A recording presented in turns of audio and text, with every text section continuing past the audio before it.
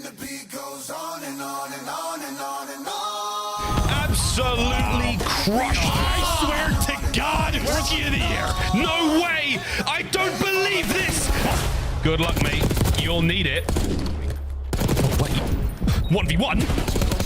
Oh, same moment. The greatest of all in time, you'll believe it. Greatest don't evolve. Happens in the feet. See my gritted jaws. Wonder who gon' feed us. Hungry to win, hard pressed to beat us. Hundreds and tens, hard fresh to beat us. Thought I knew men, most of them was fevers. I'm more than man, I'm a natural born genius. With my medals, I don't pedal back. I'm too smart to meddle with a fellow. Keep the metal at me. They pedal for the stats. I'm making benefactors, landlords. Without the pot, they call the kettles black. Hello, I know you feeling mellow. You thinking life is gonna be cinematic as these cellos. But that's just the rumble for the build up like a bellow. If they gon' need these boards, time to let go.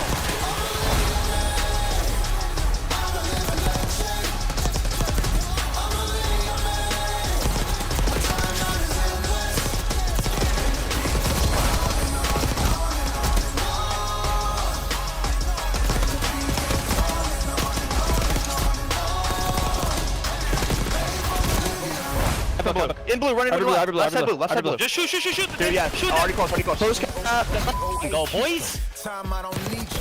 Lifespan forever, Jesus. Said we never, beat us. Death will never see us. Backflip out, caskets, pieces. Black boots and black switch with creases. With no committee, they give us pennies to tease us. We cause vibrations, give us sedatives to seize us. Render the season what it seasons. This ain't my kingdom, this my teaser. They say I'm cocky, pointing fingers. They say my life is That's what we do. just a dream. Everything I dream up is something I achieve. You are underachieved. I'm Kakarot, I surpass you, Vegeta. Standing by God, pull your seat up.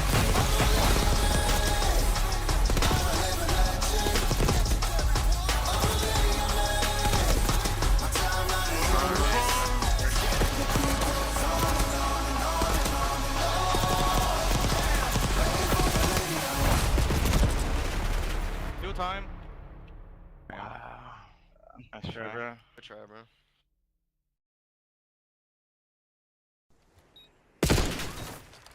$15. I love this. Not getting that. But You got it. No, bro. where's bro? Good Wow. Good mate. Wow. That was the perfect hop. It was the perfect hop. No, literally the perfect. Because it's still 50-50 for him. I didn't think. Dude, why does he just like slide out in here, bro? Good. So brain dead. Bro, my timing's map insane, dude. We're good. Wow. Before you can be a legend, you have to survive Dallas. It's the final checkpoint before champs. Welcome to Major 4.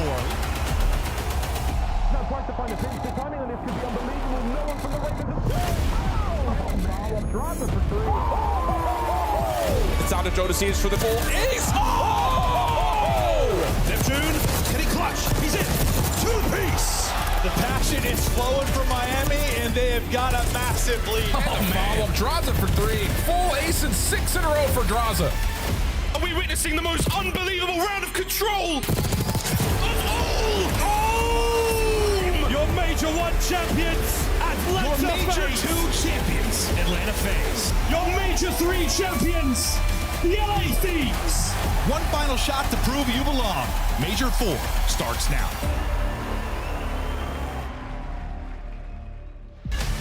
What's up, boys and girls? Welcome, one and all, to DreamHack Dallas. It is host of Major 4, the fourth and final major of the 2025 Call of Duty League season. We're live in the Key Bailey Hutchinson Convention Center, downtown Dallas. I'm the one and only Chris Puckett, joined at the desk. We got Rosalie Parker, we got Anthony Wheeler, and a very special guest to start the day.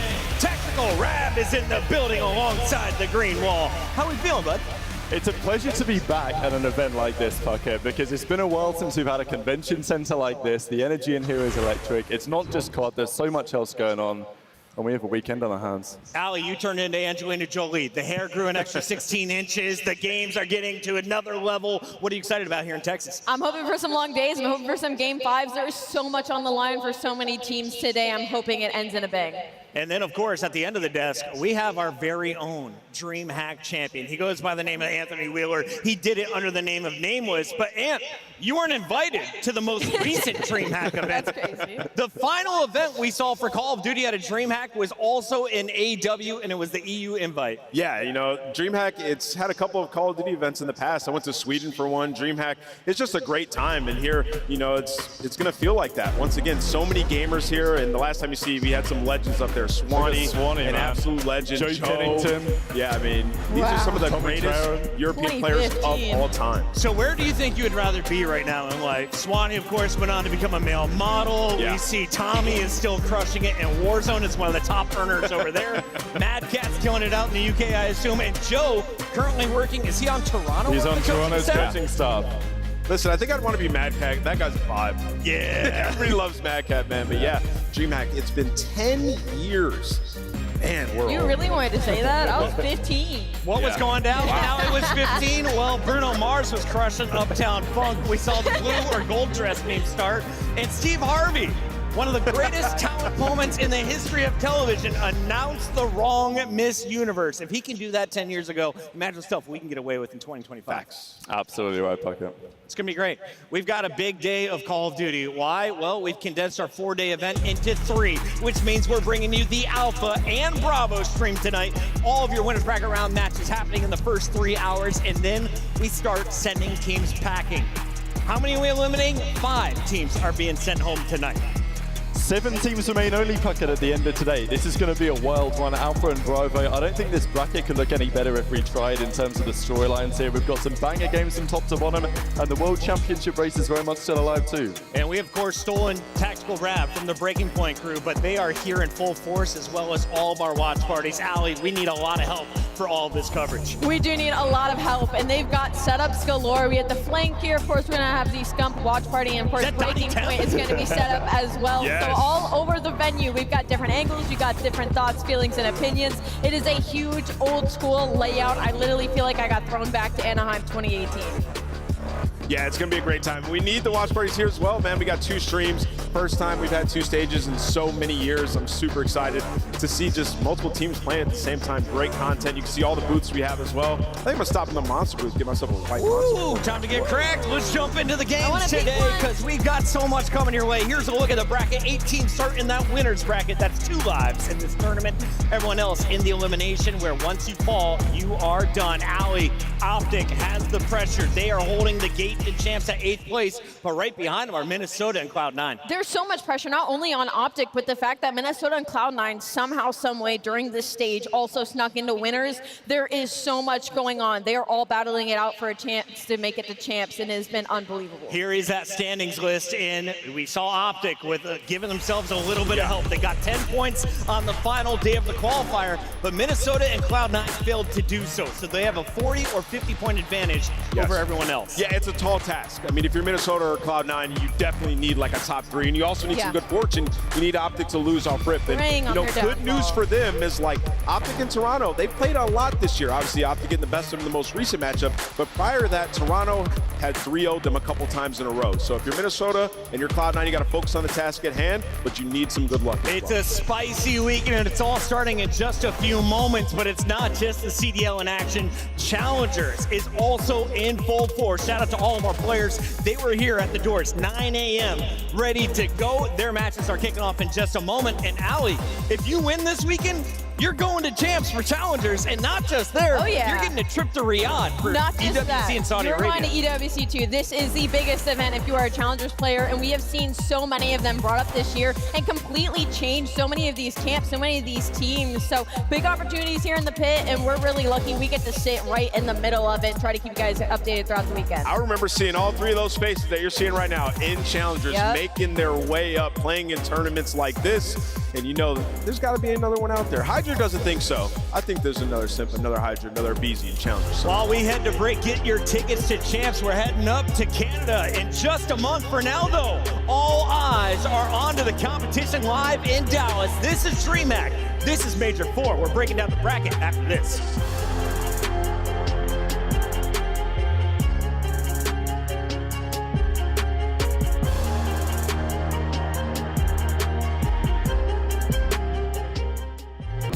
The Scuff Call of Duty collection is $30 off this weekend only. Visit scuff.co/CDL to upgrade your game with a Scuff, the official controller of the Call of Duty League. The Call of Duty League is brought to you by Monster Energy, the official energy drink of the CDL. The Esports World Cup is an official partner of the Call of Duty League.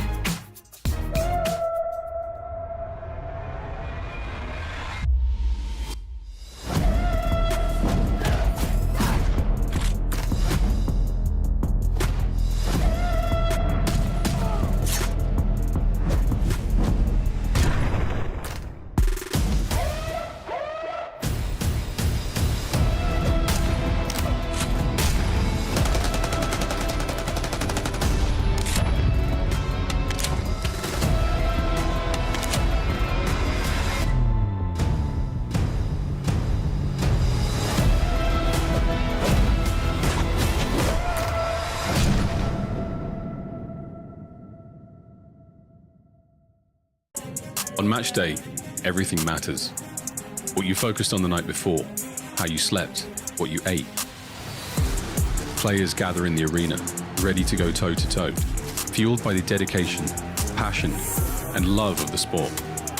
The mind has to be focused, clear, locked in.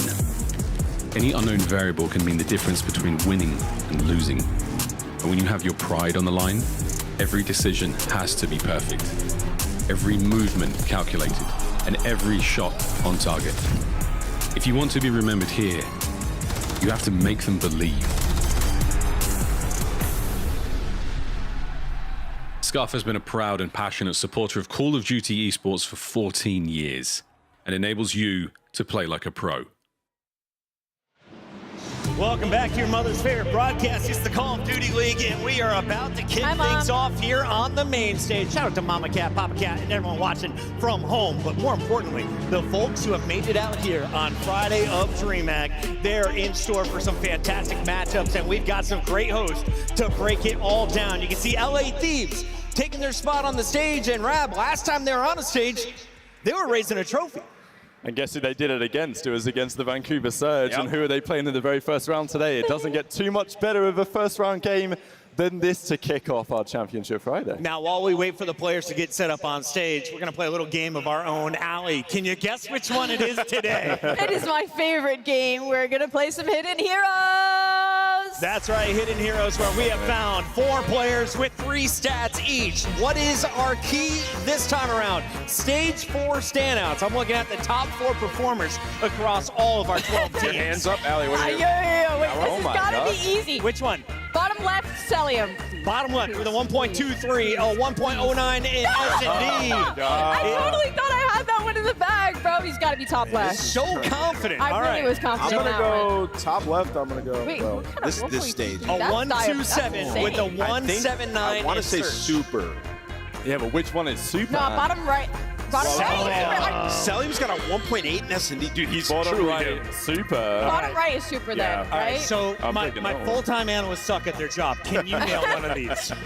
I mean, I got to go bottom right super. There's surely no one who has a Surge KD like that. Yeah. It was a 50-50. I said that so well. Respawn 1.19, S&D of a 1.22, Slayer rating 9.6.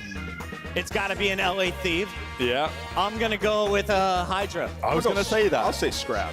I was going to say that. Oh! So we're just going 2 Optic. That's crazy. Wow. Wow, Optic Bias is crazy. Young man, I didn't think we'd 5 have a matches repeat team. in, and we got Hook and Mercury's already smiling for Optic and our hidden heroes. It's going to get a spicy weekend here, Nameless. It is, yeah. And also, Mercury's has been insane in control, so the guy's balling out in all 3 game modes. Now, why is Mercury such a fun player to watch? He didn't exist in the CDL before Major 3. 48 hours before that, he gets the call up. Today, he is playing for Optic Texas against the Toronto squad that gave him his first shot.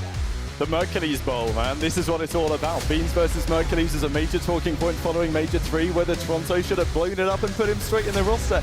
They didn't do it. They gave Optic the chance to go and get him, and the rest is history since then. They beat them online a few days ago, but now they've got to do it online again when it really matters, Pucker. Yeah, absolutely. And as you take a look at some of these highlights, what I think everybody has appreciated, the wall banks. They're putting in the time behind the scenes, but when it's in-game, Hook was telling us sometimes we're kind of missing that leadership. Yeah. Everybody needs to start stepping up in that role. And you can definitely see it in their gameplay, right? Because that's what happens when they get super inconsistent, beating teams that they shouldn't be beating and then losing to teams that they shouldn't. But the shining light for the side of the green wall is that their control has been unreal. And for me, that's been the difference maker throughout the entirety of the season between the good teams and the bad. Optic needs to outpace Minnesota and Cloud9 to secure their spot at champs, and they can look at this guy to put up numbers consistently. God. He has done a fantastic job. Yeah, as we know, control is extremely important. As Ali mentioned, most of the top teams dominate that. And for them, they went undefeated in that game mode throughout the split, even in the matches they've lost. And Mercules, you can see that's his best game mode. So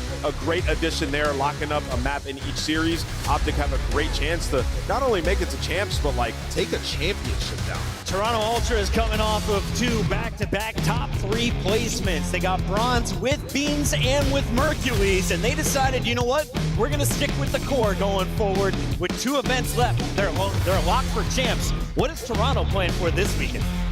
It's a big weekend for them because the finish of their qualifiers was far from ideal, and Toronto really need to prove that they made the right call, sticking with Beans over Mercules. They went into Major 3 saying that they thought they would have won it if Beans was there. Well, here we go.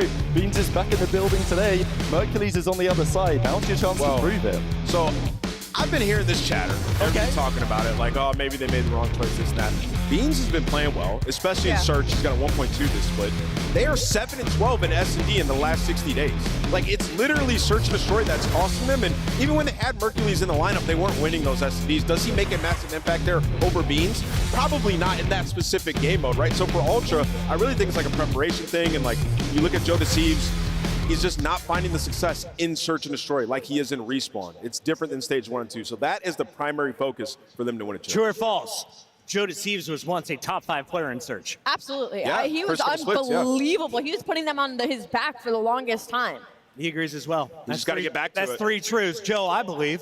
Just get back to it. It's happening this week. Right now, though, we got to talk about the real matchup because it's happening at the start with Miami coming in with the #1 seed. Why is this one important? They're taking on Minnesota, who actually snuck into that winner's bracket with the 8th seed. So Minnesota, if you can get this upset over Miami, you are paving your path to potentially outplace Optic. Every single win in the winner's bracket starting from round 1 is a 30-point guarantee on the board. If you take down Miami Heretics, and look, they could well be beatable. I think Rocker have got to be happy with their draw here. That's 30 points on the board. You win the second round, that's another 30 points on the board. That's overtaken Optic if they don't get any points this weekend. So Rocker have done well getting to the winner's bracket. That's all they could do at the end of the day, and the challenge is now ahead. But Heretics, 5-0, what can you say about that? Kenny posted up a record. 0 deaths. The first time all season in a Search and Destroy. They won that game, they lost all the other. The thing about Minnesota Rocker is, again, I talk about the statistics, like they're doing fine statistically, it's just no ice, right? But their biggest issue right now is hardpoint has not been great. And the problem is, if Minnesota likes to go to game 5 so often, they're putting themselves in a terrible spot going 0-1 early in these series. And their road to champs, it hasn't been easy. They need to outplace every single placing that they have had for even a sliver of a chance to hope to make that chance. So you need your best placing of the year, and you need to outplace Optic by 3 rounds. I mean, dude, listen, you make the bed you lay in, and you look at these guys, they've lost so many game 5s, and even in this split recently lost the game 5 to the Vegas Falcons, right? So they're going to need a heroic effort to make it, an ice that we just have not seen from this team all year. It would be a Cinderella story. Wait for the Nero tweak game. We don't know when it's going to happen. But it's happening. We just know it's going to happen. They're hoping it happens in match #1 because you're playing against Miami Heretics with the #1 seed, the Spaniards, breaking CDL history here, a new record as we have an all-European lineup with a top seed coming into a major. The question with these guys has always been, okay, can they do it on LAN? Historically, that's been the talking point. But this season, they've had 3 events. They've made 2 championship Sundays. Yep. Top 3 at the start of the season, 4th last major, whichever way around it was. This is potentially the event they could go even further because they've been looking unbelievable online. They had their qualifier run. They had some easier matches, but they still took down a top dog against the Thieves in the first round. The thing that makes Miami so terrifying is the pace that they play in Respawn, which captures a lot of the teams below them off guard, but also 16-3 in Search and Destroy in the last 60 days. They have been unbelievable in that game mode since adding Super. He has a 1.38 right now in that game mode alone, and across the board, it's just freed up so much pressure for Real and for Metals to hit his ceiling more often than not, because that was the conversation. Metals had a very high ceiling, but unfortunately his average was sitting at below. So for him to have this consistency of Super in the roster, it has made Miami unbelievable, 5-0, undefeated, #1 seed heading into the stage. And there's a bit of a curse here in CDL history. If you have gone perfect in a qualifier, you will not raise the trophy. But top 3, I think Miami would be happy to join these guys on that list. 100%, Chris. And you look at this also, though. Those are 7 matches. This was 5, right? So the Thunder hasn't left them yet. But yeah, I mean, Miami, they're electric. I love their game. You know, they play like no other team, super aggressive in the retakes and search. And in the respawn, they're willing to give up the backspawn. They don't care. They're going to fly at you, and it makes for electricity again. Ali, we've had a lot of fun this season, and unlike last year, I am in the lead when it comes to our Scuff pick'ems. Would you like to start the party today with a little bit of Bravo pick'ems? Ooh. Or do you want me to go first here? Because I'm happy to show you. I got it. I'm going to go Miami Heretics. You're going to copy my homework. It's cool. I think people remember Rancor and Super on the team, but they forget that Real was an original member of this Miami Heretics. I got Miami getting it done in 4. I got to take Miami as well. I'm expecting Super to finally put together on LAN in the Search and Destroy, which has been a question. Heretics in 4. Nameless, do you love Kenny as much as Maven does? I do love Kenny, but Miami have just been lights out, man. I believe in this team. I got Miami taking this. Miami taking it. That is the desk prediction. That is going down on the Bravo stream. Keep in mind, we have 2 streams going live. Shout out to Enigma joining us for the first time here on the CDL scene. He'll be over there with Brycey and friends. And of course, on the main stage, it's the casters you're used to. Nameless, if they're just joining the stream, why is everyone tuned into DreamHack right now? Because we got 2 matches going on at the same time. It's all these teams' last chance to make it to champs. This is Major 4. It's electric. We're going to learn a lot about these teams headed into the big one at the end of the year. I can't wait to kick things off. Now, 2 teams that are locked in for champs. Well, at least one of them is Atlanta FaZe. Yep. Another team on that bubble is Cloud9, and that is a huge matchup in the opening round because historically you'd look at this and say, oh, FaZe has got it. A first-round matchup. They've got the higher seed. They're the easy favorites. But FaZe has had some bumps recently. They have fallen victim to teams that they should cleanly beat, and Cloud9 has the potential to play spoiler. This is one of the teams that beat Atlanta FaZe, right? Cloud9, and you know, in specific, it was Kremp who took over in that series with like a 1.2. For Cloud9, though, the hardpoint's been great. They're starting off series phenomenal, Chris. They're 4-1 in their map 1s, right? So they're getting that momentum, but they're not able to keep that momentum going forward because search has been an issue. When I looked at this team, though, on paper, I thought they'd be one of the better search teams in the world. They've just needed time. They've had that time now. If they can combo their map 1 success into search, they can make the run. I think it would be a total different story if they were able to beat Miami following that FaZe win. Instead, they lose to Miami, they lose to LA Thieves. It's a bitter taste in everyone's mouth coming into the major, but this team is definitely a threat. On the other side, though, you have a squad that is proven. They won 3 straight lands starting at EWC, into Major 1, into Major 2. They fell off at Major 3. They got bopped a little bit early by Vancouver. Is FaZe a favorite to wear gold at the end of this week? Every time FaZe don't make the grand finals of the tournament, 99% of the time, they're in the grand finals of the next tournament. This is what Atlanta FaZe do. According to my sources, their scrims are going pretty well behind the scenes. Yes, they're wild scrims on the Wednesday. And that's hardpoint. You've got to remember, scrims are hardpoint, right? That's the key talking point. It's not been their search and destroy that's been an issue. They've been great in that all year, as with the control as well. It's the hardpoint which has been causing them issues as of late. And if that's getting better, then they're back to form. Dude, they're 29-7 in search and control the last 2 months. Like, that's ridiculous. But, you know, I'd be remiss if I didn't mention how bad their hardpoint has truly been. Right? Like, it's not been great. It's been one of the worst in the league that we've had, 12 and 15 there. Like, this is a star-studded lineup. They have been able to figure out, like, on rotation, how they want to play those situations, and they've been losing the hardpoints to top teams. So for Atlanta, I don't think they can win a chip here unless they figure that out somewhere in the bracket. But they can do that, right? This is Atlanta FaZe. They can literally do anything. You saw they won the first 2 majors, so can never count them out.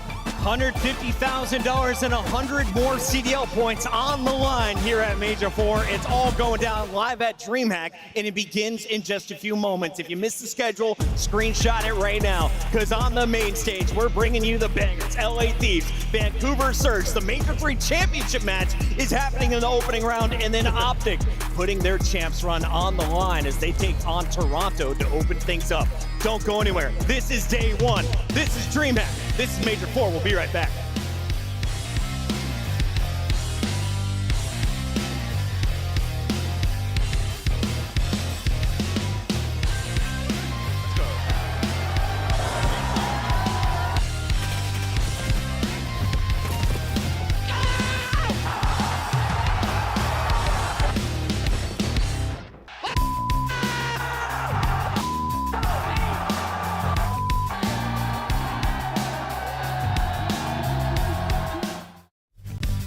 Major 4 is your last chance to win the Scuff Road to Champs giveaway and join us at CDL Champs.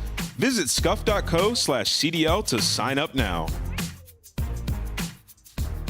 The Arcade Wiz Tracer Pack is available now.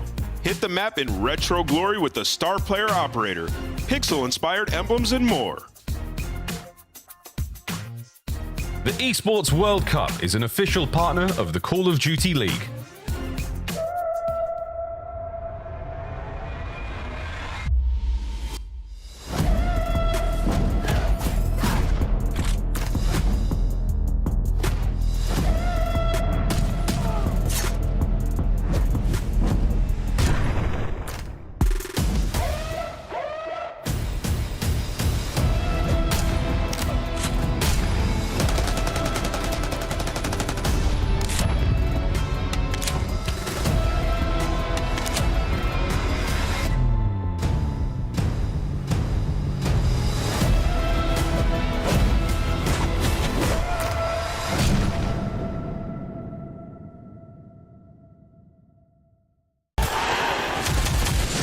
It's more than a game.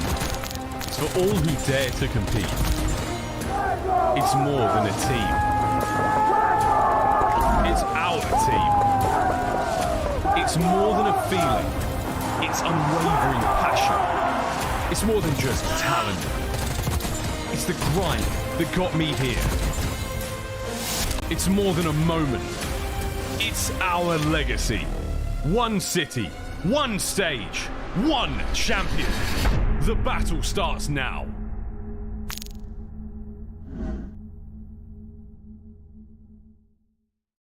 The 2025 LA Thieves Team Pack is available now. Each pack includes home and away operators, as well as this spray, which is perfect. So get it, meow. Next time you boot up, suit up at the in-game shop. Their side. Okay. Load him. You catch up. Nice. That's what I'm talking about. What the f*** are you doing? Hey, I hope you clowns.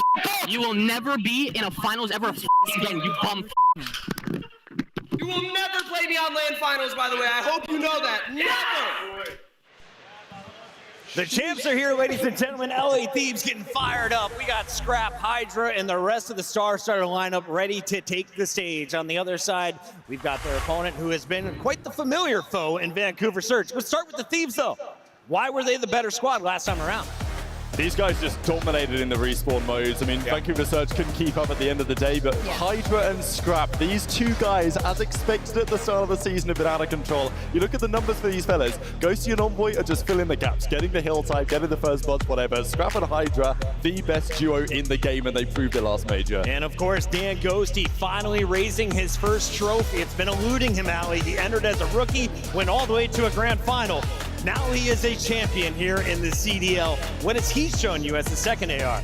Just a lot of like calmness. I feel like with such a crazy team that is LA Thieves, what's funny about Dan is like, we saw it at the last major in the finals, right? Like he was double neg while the rest of his team was slaying out. We were like, Dan's getting carried through a chip. He locked in like at no other. He went on like a 6-3 to close it out. So he's just been, I feel like, a light for them in this team. He's just been a veteran, a calming voice for the craziness that can be Scrap and Hydra at times. Yeah. Now we all know it was a 4-0, but people forget this was a round 11. It was a 22-point hard point. It was very close in the opening half of this series, but Vancouver let it get away from them. How do they come out hot today against LA Thieves? Yeah, I mean, you got to think they've made a little bit of improvement in control. That's been the massive difference in these series that they've had against them. They have not won a control against the LA Thieves. And then Search also. Like, LA Thieves have been a solid Search team, but they've been beatable by other squads there. Vancouver have not had success in Search up against Thieves. So in those two game modes, I think they need to find a success. 04 was brought in from last year. He's alongside Nasty, Abuza, but most importantly, they found Neptune from Challengers, a guy who's been in the CDL, floating around in the amateur level, gets called back up. As soon as he does, it turns the tides up in Vancouver. What has the Search shown you lately? Neptune's been a complete difference maker, but Nasty has been maybe the standout for me this season in many respects. The AR duo, I think, has been flying under the radar big time. Nasty in Game 4 is a guaranteed 1.4 KD if they can get there, and Abuza's been out of control as well this year. Yeah, Abuza, is he in the MVP discussion? Who are you guys liking as the stars of Vancouver? I'd say he's definitely in the conversation, but when you think about what Neptune's done, yeah, it's hard because you like lay out Neptune is the reason this team has gone from hitting close to beating to actually contending for grand final. I'm just Any surprises here? I mean, I know that they cooked them on Dealership in that match, but when you look at this split for Vancouver, like Dealership and Rewind were the only two Search and Destroys that they were able to win in this split, right? So Thieves just kind of squaring up with them on this one. Thieves just feel comfortable. They're feeling confident, feeling comfortable. Remember, the 2 times they've gone to a Game 5 between these two squads, Vancouver struck first. They need a Game 1 to open things up, but we're out of time to talk about it. Let's lock in our Scuff Pick'ems. Tactical Rab, I will do the honors first. I will go with the Major 3 champions, the LA Thieves, for a 6-win over Search this year. I've been a big LA Thieves supporter before the start of the season. I expected this team to win the World Championship before the year even started. I can't change my mind here in a first-round game. I think they've got this whole tourney. They're taking Ice Crew rolling deep so far in Dallas. How we feeling? Oh, this one might be tough. Do I go for my first upset of the day? You're trying to mess with my vibe right now. I'm actually genuinely going Vancouver Surge. I think they finally stopped the 5-0. To Allie's credit, if there's a time to catch Thieves, it's this round. It's right now. I love this map set for Vancouver Surge. I think this will be good. I mean, we've seen Boston take them down in the same spot, but that being said, I'm still going with LA Thieves. I think they get it done. It's just a matchup thing, man. It's been tough. All right, I got to hear from the crowd before we go to the stage. Is this your first DreamHack? If so, make some noise, crowd. Oh, yeah. Hell yeah. Major 4, back at DreamHack. We are live in Dallas. This is match number 1 as we go to the stage with Guy Blaze. Thank you so much, Puckett. Wow, what a crowd do we have.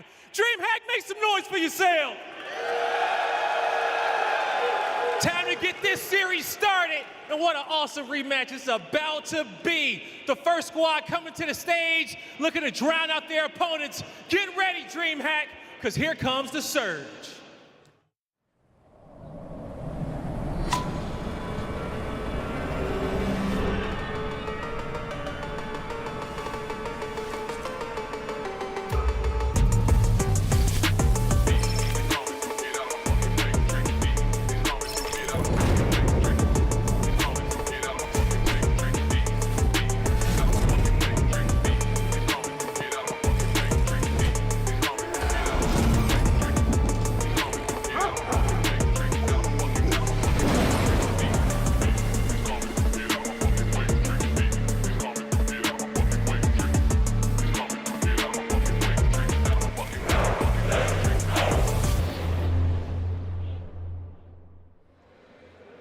DreamHack, get loud for the Vancouver Surge!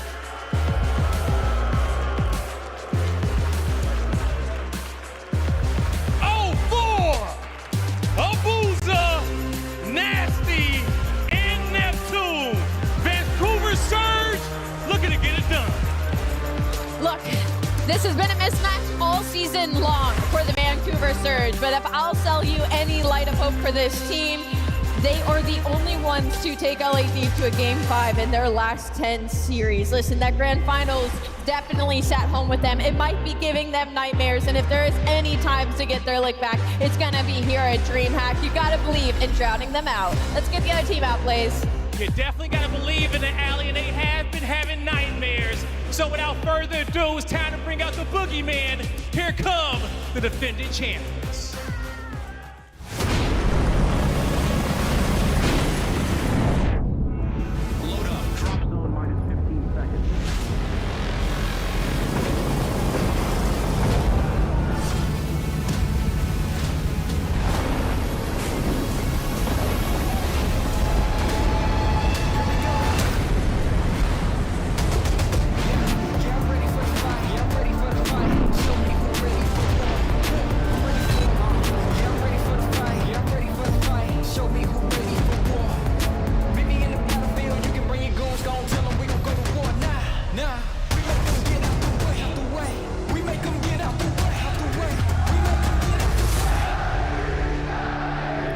Spawns, make sure we're counting names, listening to each other. Listen. This time, we take everything.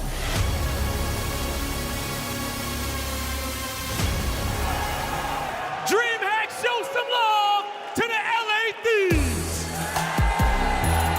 Scrap, Hydra, Envoy, and Ghosty. The Major 3 champions in the building and ready to go back to back.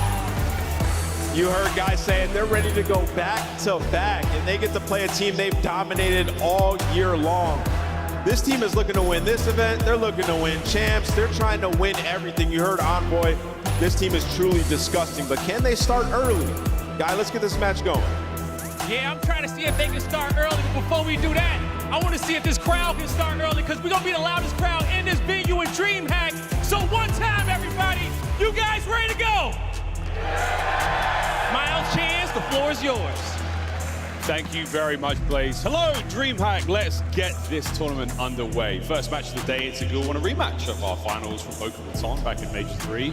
And it's going to be, is it going to be the same thing, Chance? That's what I'm trying to ask. Almost certainly. That is the expectation. Again, a 5-0 record, completely dominant in the one game mode that they have just been, well, Thieves have been teeing off of Vancouver control. Surge have made improvements, but LA Thieves is still at the top of the world. That being said, they do have the occasional slow start in Surge. If there's a time you want to play them, you get it out of the way early. Nice and early here in Dallas. That's what you want to play first and foremost. Bravo taking place as well just over here. If you're in the event, you can catch those matches as well. Bravo stream here on Alpha. It's going to be an absolute banger. Big old rematch. We'll see what's forward in our tournament. The last chance for all of our teams here to get points before champs. Don't have to worry about it, though. These two teams, they're going to be going to Kitchener, are going to be fighting for an opportunity in the ring and the greatest prize in the Call of Duty World Champs. I can't wait, mate. But until then, map number 1, let's get it. Yeah, got it. Some out to the, or get out to the jump as quick as you can, come out hot, and really just make amends. LA Thieves, it feels like they've settled into themselves, right? They've got their tournament win, they figured things out, and they understood earlier in the year that they have started slow. Well, here we are, first match of a 3-day tournament, and we're kicking off with the Skyline, a map where if you start slow, you will get obliterated. It's gonna hurt. It's gonna hurt real bad, but we're gonna get warmed up fast. One of the smaller maps we have in Black Ops 6 and play hardpoint on it. Both our teams perfectly adept. Let's put their records to the test. Let's get this tournament underway. Map number 1, here we go. And you heard the Death touch on it. If Vancouver Surge want this series to go the distance, they are going to need this map 1, and Ghosty isn't going to give it to him. A 3-piece in the Dolphin dives. How about the movement? That would have hurt real bad. That man had to put his shoulder back into his socket after that 3-piece to start things off. Great work there from Ghosty. The rest of the squad now making their way across towards that P2 side. So left-hand side of the minimap, that's where the Thieves are going to be for as long as they can. No strangers to a Skyline. Oh, this is perfect, too. I mean, you might have got Ghosty out the hill, and, well, maybe you get Envoy out the hill, too, but they have not flipped those spawns, and Ghosty shooting his gun. This is a new champion in this CDL, Ghosty, and he is looking mighty fine. Oh, dear. 4 to his name in a row. 7-1 overall. And look at this man, trying to get himself back into the highlight reel with another big dive play. Over to P2 we go. Thieves in control. They do not have top control, so you have all those players running it down. Scraps, great tags coming in through everybody. However, they still get the pierce. They've made it to white steps, but Envoy drops them, and that is all 4 dead. LA Thieves cold, calculated, and killing them on this P2. And look at the pressure. Envoy straight off the damage, straight off the 3 down, in towards the front line. On the goes D. They're lining up for him as Dan gets a couple more tags in. 2-piece on time, and he is hounded for these kills. I mean, double digits. This man is locked in. Even in the player cams you see, he is the man making sure no slow starts from this team. Not anymore. Oh, merciless attack here. 25 seconds to go on P2. P3's up for grabs any second now, but what an opener here from the Thieves. And look at the set they have on the minimap. Scrap is just posted over towards bottom. You have 2 players like what, taking up top routes again. You've had to chalk up so much of this P2 time in Vancouver. Finally get the break. It's for final 10 seconds. It doesn't matter, and they lost the spawns long term to make that happen. This is triage decisions being made by Vancouver. It's a painful start. Well, they've got the numbers here towards time. Can they get into it? Abuza, he and Neptune find their respective kills. Oh, but no more. Scrap finds a way through. Trades are good for the Thieves. Can Nasty hold it down? Another dive there, but a 2-piece to his name. That's going to be the hard point going to Vancouver. I mean, finally doing something. A couple players getting at least small sprees out. The ARs as well for Vancouver, heating up. Abuza on a 4 in the meantime. So good lockdown at P3. AR shooting their guns is nice, because obviously contending with Ghosty early on was a problem. Left-hand side of the minimap now is Surge. That's where they're coming from. They're going to lose control of the hard point now. It's going to come down to a man-on-man 1v1 fight that 04 walks away from. Spawn's flipped as well. So, Surge, a good opportunity to get right back into this. You just love the restabilization, a nice little balance back. You're able to take a breath and try to get the ball rolling. That is another destructive kill feed from LA Thieves, but every single player for Vancouver, at least the first 3 are going to spawn towards the new time, but they're losing the pressure. You win a massive gunfight there on Hydra, but nonetheless, the back spawns are blocked. Vancouver have problems to solve. Sneaky Nasty on step might help out. Trade's going to be there. And Surge from up high. Find a couple more. Now looking towards that time. Get yourselves into the bathroom, boys, and wash off how bad the start of this hard point was. Surge, alive and kicking. Yeah, and see the man that's suffering as well. 04 is 5 in 12, and that's going to continue. That is Scrap sliding in with an AR and bodying a sub-player. Instantaneous break on P4, and a moment right now where the AR players of LA, they just continue to roll through. Getting caught. Neptune, can he start to catch fire? No, another 3 dead Thieves. 25 seconds to go here in the bathroom, and they're going to go back over to P1 as well. Nasty, you've got to finish that kill! Scrap wins an insane fight. Yeah, and that is a confidence boost for Scrap, and it is confidence that that young man does not need. But you give it to him, he'll take it. 04 slides in and takes a little bit of time right back, but ultimately, the story of the first set of rotations, Ghosty and Scrap are piecing him up. Yeah, big work. Back to P1 we go. Gosh, time flies, doesn't it? You're absolutely gunning. Thieves, great start. Boozer here in our second set, finding himself a nice 2-piece to open time and get his boys in there. I mean, I love when Abuza shoots his gun. Fun name to say. And now Neptune in sort of prime position on the P1. It's a much sort of slower setup right now rolling for Vancouver, and LA Thieves able to take their time to work the map, but you don't want to waste too much. This has been a good chunk of P1. We're holding on. A lot of teams find great success here on P1, but Hydra now on the hunt. Nasty down as well. Can he get 3? Sure can.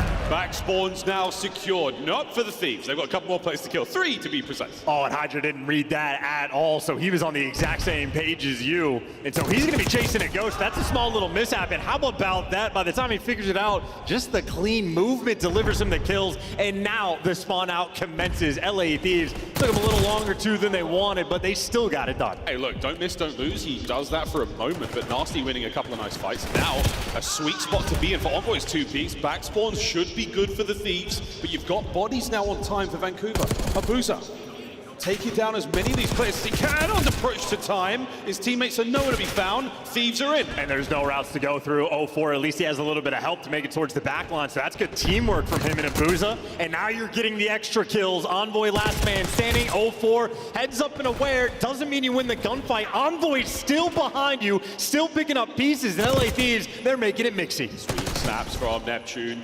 2-man attack now from Surge towards time. Now all down to Nasty. A sub in hand and great movement. 19 and 14. He's doing what he can to battle into this one. Still got a Semtex to work with there. Hold those members of the Thieves back. Now to the next avenue. Down low left. Can he get anything? No! Envoy again! What a run! Onto time against Thieves. LA Thieves, yeah, they are just battling. That was like a very well orchestrated effort by Vancouver to actually make it towards the time. The teamwork on point, and then just somebody on LA Thieves always gives you something extra and just make it annoying. So even a clean rotation isn't ideal. And now for LA Thieves, it's the clean rotation at P3. Clean indeed. They will be passing all kinds of health and safety standards in that kitchen. Oh my word. Envoy with another ridiculous kill. Neptune on the approach finds one alongside a Boozer. Can you keep this going? No, you cannot. Envoy, backline again. The Thieves in control. Yeah, and they might not have wanted to flip the spawns, but they read it instantly anyway. So a clean 4 down, the clean 4 down, oh, no. and Vancouver Surge run into the ghosty blender. Oh no, 24 and 15. Great work out of Ghosty. A 6-3 now for Envoy, looking to find his 7th. As what a run from the LA Thieves. This map 1 has been another 3 dead. Looking for the 4th man. A Boozer though. He doesn't go down without a fight. Yeah, but that fight isn't gonna matter. Those are just kills that you're still spawning out across the map. So look at how LA Thieves perfectly handling these spawns. Every single hill in another clean rotation. That is a P3 that they just virtually got a full 60 on, and they're set up for new. Through the top.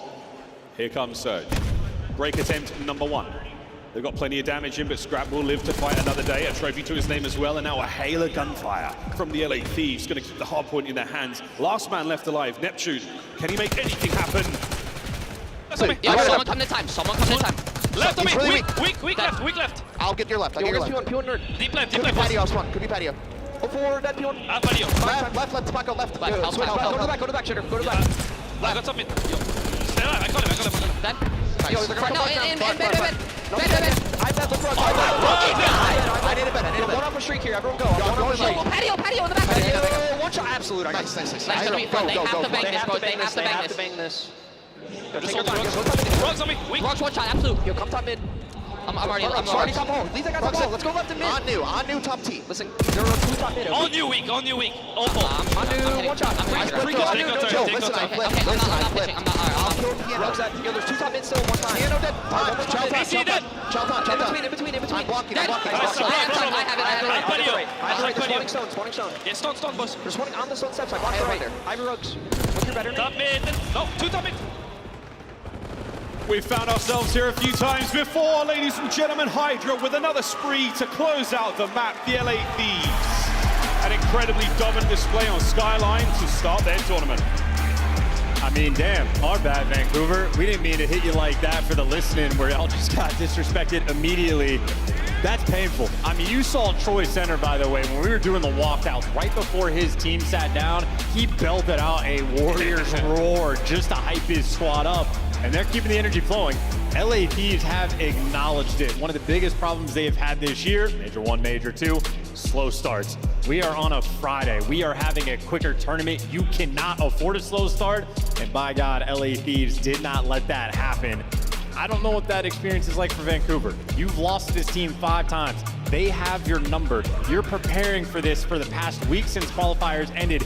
This is all you're thinking about on the travel days, on the plane, in scrims. You're building yourself up to get beat down like that. And that's a tough one. 250, 103, a quick Skyline there. A tough stat line for the Vancouver Surge players, and maybe an even tougher one for the fans. Your old rivals, the Thieves, you have yet to get a lick in.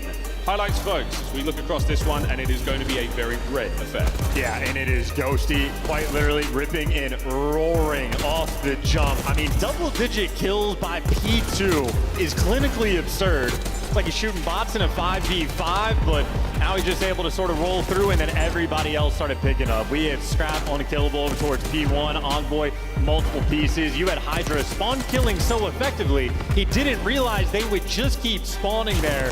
I mean, yeah, that is a well-oiled machine. And look at the score here, 129 and 91. It was a close game until it absolutely wasn't. Even with a minor mishap of Hydra, maybe Messi respawns a little too much, the team still managed to bounce back so quickly. You had one wave of players to deal with from Surge, and they couldn't get anything going whatsoever. 1v1 fights being won in a dramatic fashion. The Thieves seemingly unkillable as these final moments from Hydra again.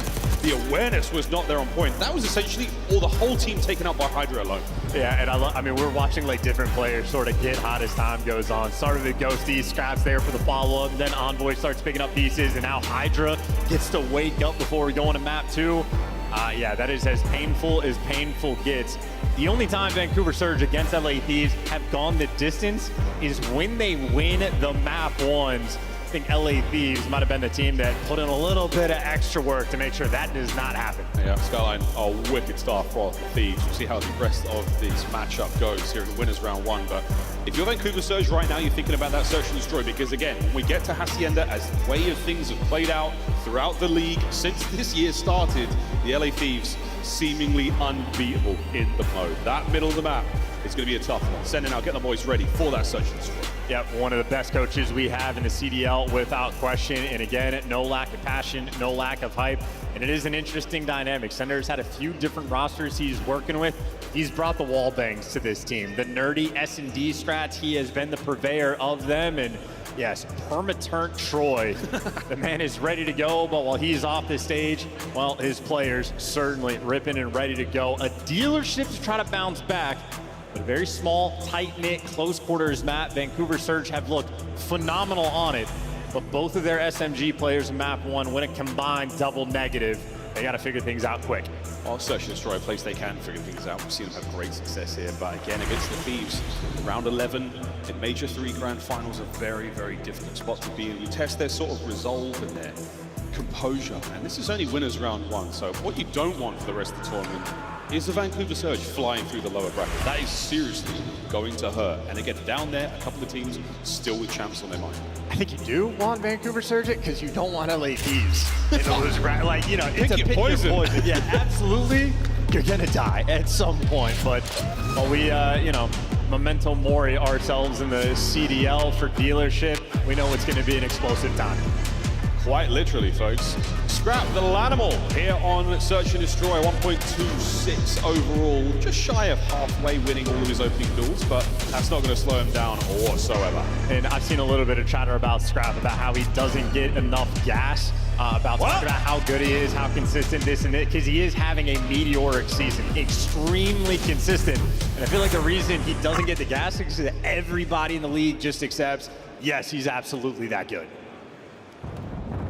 In about 2, we fly, and Abuza's going to make his way over towards the A-bomb site, where he will be met with trouble. Envoy, another first blood. The bomb now identified. Neptune's going to keep that place well and alive, and that bomb will be recovered, and we will be on the move once again. Thieves moving in for the kill. Everywhere you go, you die. And Abuza, we know, is the lethal threat over towards A. For him to get eliminated is a massive tool Surge no longer have, and now they're reading the setup. They've cleared out the B site. You got Scrap rotating over to cover mid, and they know the only thing open is A. Vancouver Surge, that's exactly where they are. And Scrap has multiple options how he wants to attack this A site. He's in the inside of the vent for now. That's a problem. You do not look both ways. Nasty slide. Not able to get a second though. Thieves start fast. Close it out quick. And again, mentioned Vancouver Surge, love dealership, Abuza, the prime guy over towards A. On the offensive and defensive end, he has been ridiculously consistent on the map. He gets eliminated 5 seconds into the round, and then we jump over to the action on the flip side. Envoy shuts it down over towards B. Everybody for LA Thieves right now delivering. Yeah, it feels like the Thieves individual fights, there's not a huge amount of contest in them. It's more like catching these members of Surge unaware on the rotation, out of the threshold, maybe from a bad angle. If they slow their game down a tiny bit, they might be able to catch up, but so far, so good for the LA Thieves. See if they have something cooked up for Abuza. You know what spot he's going to be playing. And here come the nades. We'll see if they connect. I don't see any trophies. It looks like they just missed, and that'll give Neptune the first blood. That's a nice first blood, but it's not going to stop the bomb plant. Envoy getting that one down. Pop checks there, enough to pass the intel for Scrap to find the kill on the Nasty. The trade's now flying over. Ghosty finds himself in a great spot, but Envoy plants the bomb, finds the final kill. Thieves, 2 in a row. Yeah, in a round that took less than 30 seconds. These are blink and you miss it. And once again, I mean, Abuza, lethal threat on that section of the map. The pre-nades don't connect with them. Ghosty still gets the drop. So even when you dodge the initial strat rolling through from LA Thieves and you get the first blood, for Vancouver, the round collapses either way. Nervous tension starting to kick in here for the Vancouver Surge players, because again, had a tough run at this matchup so far, unable to find any success in this search and destroy so far. Back over towards A we go. Not a huge amount of force shown here from the LA Thieves, but plenty of time yet for that. Here come the nades. Still got to worry about the vent though. Hydra, he is prowling, waiting in position. The bomb does get planted, and he is peeking his head out for the first blood. A dangerous game, but he finds it. Oh, and he's going to get away with his life as well. The backpedal safely away, the health regen, a man advantage, and now a perfect flank. A literally perfect flank. Another round where Surge have fallen prey to the vent hit. Thieves are speed running the search and destroy. Yes, we are at exactly 2 minutes of in-game time right now for the dealership, and we might be halfway to completion. This is as quick gets, and every single round for LA Thieves dialed in, calculated, and a moment for Hydra in the vent where you feel like if you're Vancouver, you have to trade him out. There was no hope of it. Ghosty had him covered. Got the kill on 04 over by the vehicles, and I mean, this is everything going right. Yeah, you've pulled all the attention as well, so no one is even there. You've lost a man in the initial gunfight, and then you don't have anyone to help watch that. So much noise coming from the spawn. Vancouver have yet to get themselves any kind of footing here. Can we get a little bit of purchase here in round 4? The Thieves, and Ghosty is yet to die. I mean, he had a great map 1, and he is sending it all the way into this. And there is his 4th in a row. Good try. I mean, that was the strat LA Thieves use against you. You try to steal a play out of their book, and you get cooked. Hydra on the dance, still roaming around. There isn't going to be a whole lot shown here. Again, Vancouver Surge. Retreat back over towards B, the lone man on A. We'll see where the fight takes place. 04 gets the trades through. Nasty now maneuvering in a position, but Hydra, are we winding up for the haymaker? The bomb planted now. Vancouver Surge, 3 members to take down and the defuse. And they're so trapped in. Scrap is taking all the space. They're just in a kill box, and there they go. Demoralizing and devastating is this map in this series right now for Vancouver. If you lose in this kind of fashion, it might be hopeless in the matchup for the rest of the year. And this is as good as it could possibly get right now for the LA Thieves, folks. They certainly had a good sleep last night. They've woken up on the right side of the bed. Vancouver Surge, we might see their tournament start in losers round 1. I mean, yeah, by the looks of it, this is not remotely close. This is just testing LA Thieves' ability to play perfect Call of Duty. And honestly, even on the skyline, so far so good. It's pretty perfect.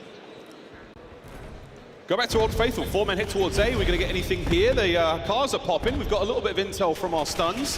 Hydra. Go, 4 just holds it down. A trade. Oh, and a team kill. Wait a minute. A gift from the COD gods. Envoy left alone. Welcome back, Vancouver Surge. There we go, baby. Fight back. Love to see it. And all what it took was a teammate rolling through from LA Thieves. Just help them out a little bit. There you go. Be good friends. Yeah, Ghosty a little too voracious towards that A-bomb site. A little bit of friendly fire in the form of a grenade. Again, all those cars explode for the new viewers at home. Yeah, very, very dangerous indeed. And now, with that 1 round under your belt, can you get another? And just in case, you know, COD fans, we exist in a sort of different speed than the rest of the world at times. I feel like this has only been 3 minutes and 12 seconds of in-game time. We're 5 rounds deep. So this has been blink and you miss it. And LA Thieves not wasting any time, back to attacking the A site. Neptune and Abuza here for defense. One of the fastest rounds of games of Search and Destroy we may see, but right now, Surge have yet to be blooded. This is typically what happens. It's a lot quicker than this prior, so you've already got yourself a little moment for the Thieves to possibly make a mistake. And will put their resolve to the test. Here come the Surge reinforcements through the middle of the map. Hydra watching the flank. And they're forcing it through, and they're getting it. Another first blood for LA. And that is still Envoy holding this position.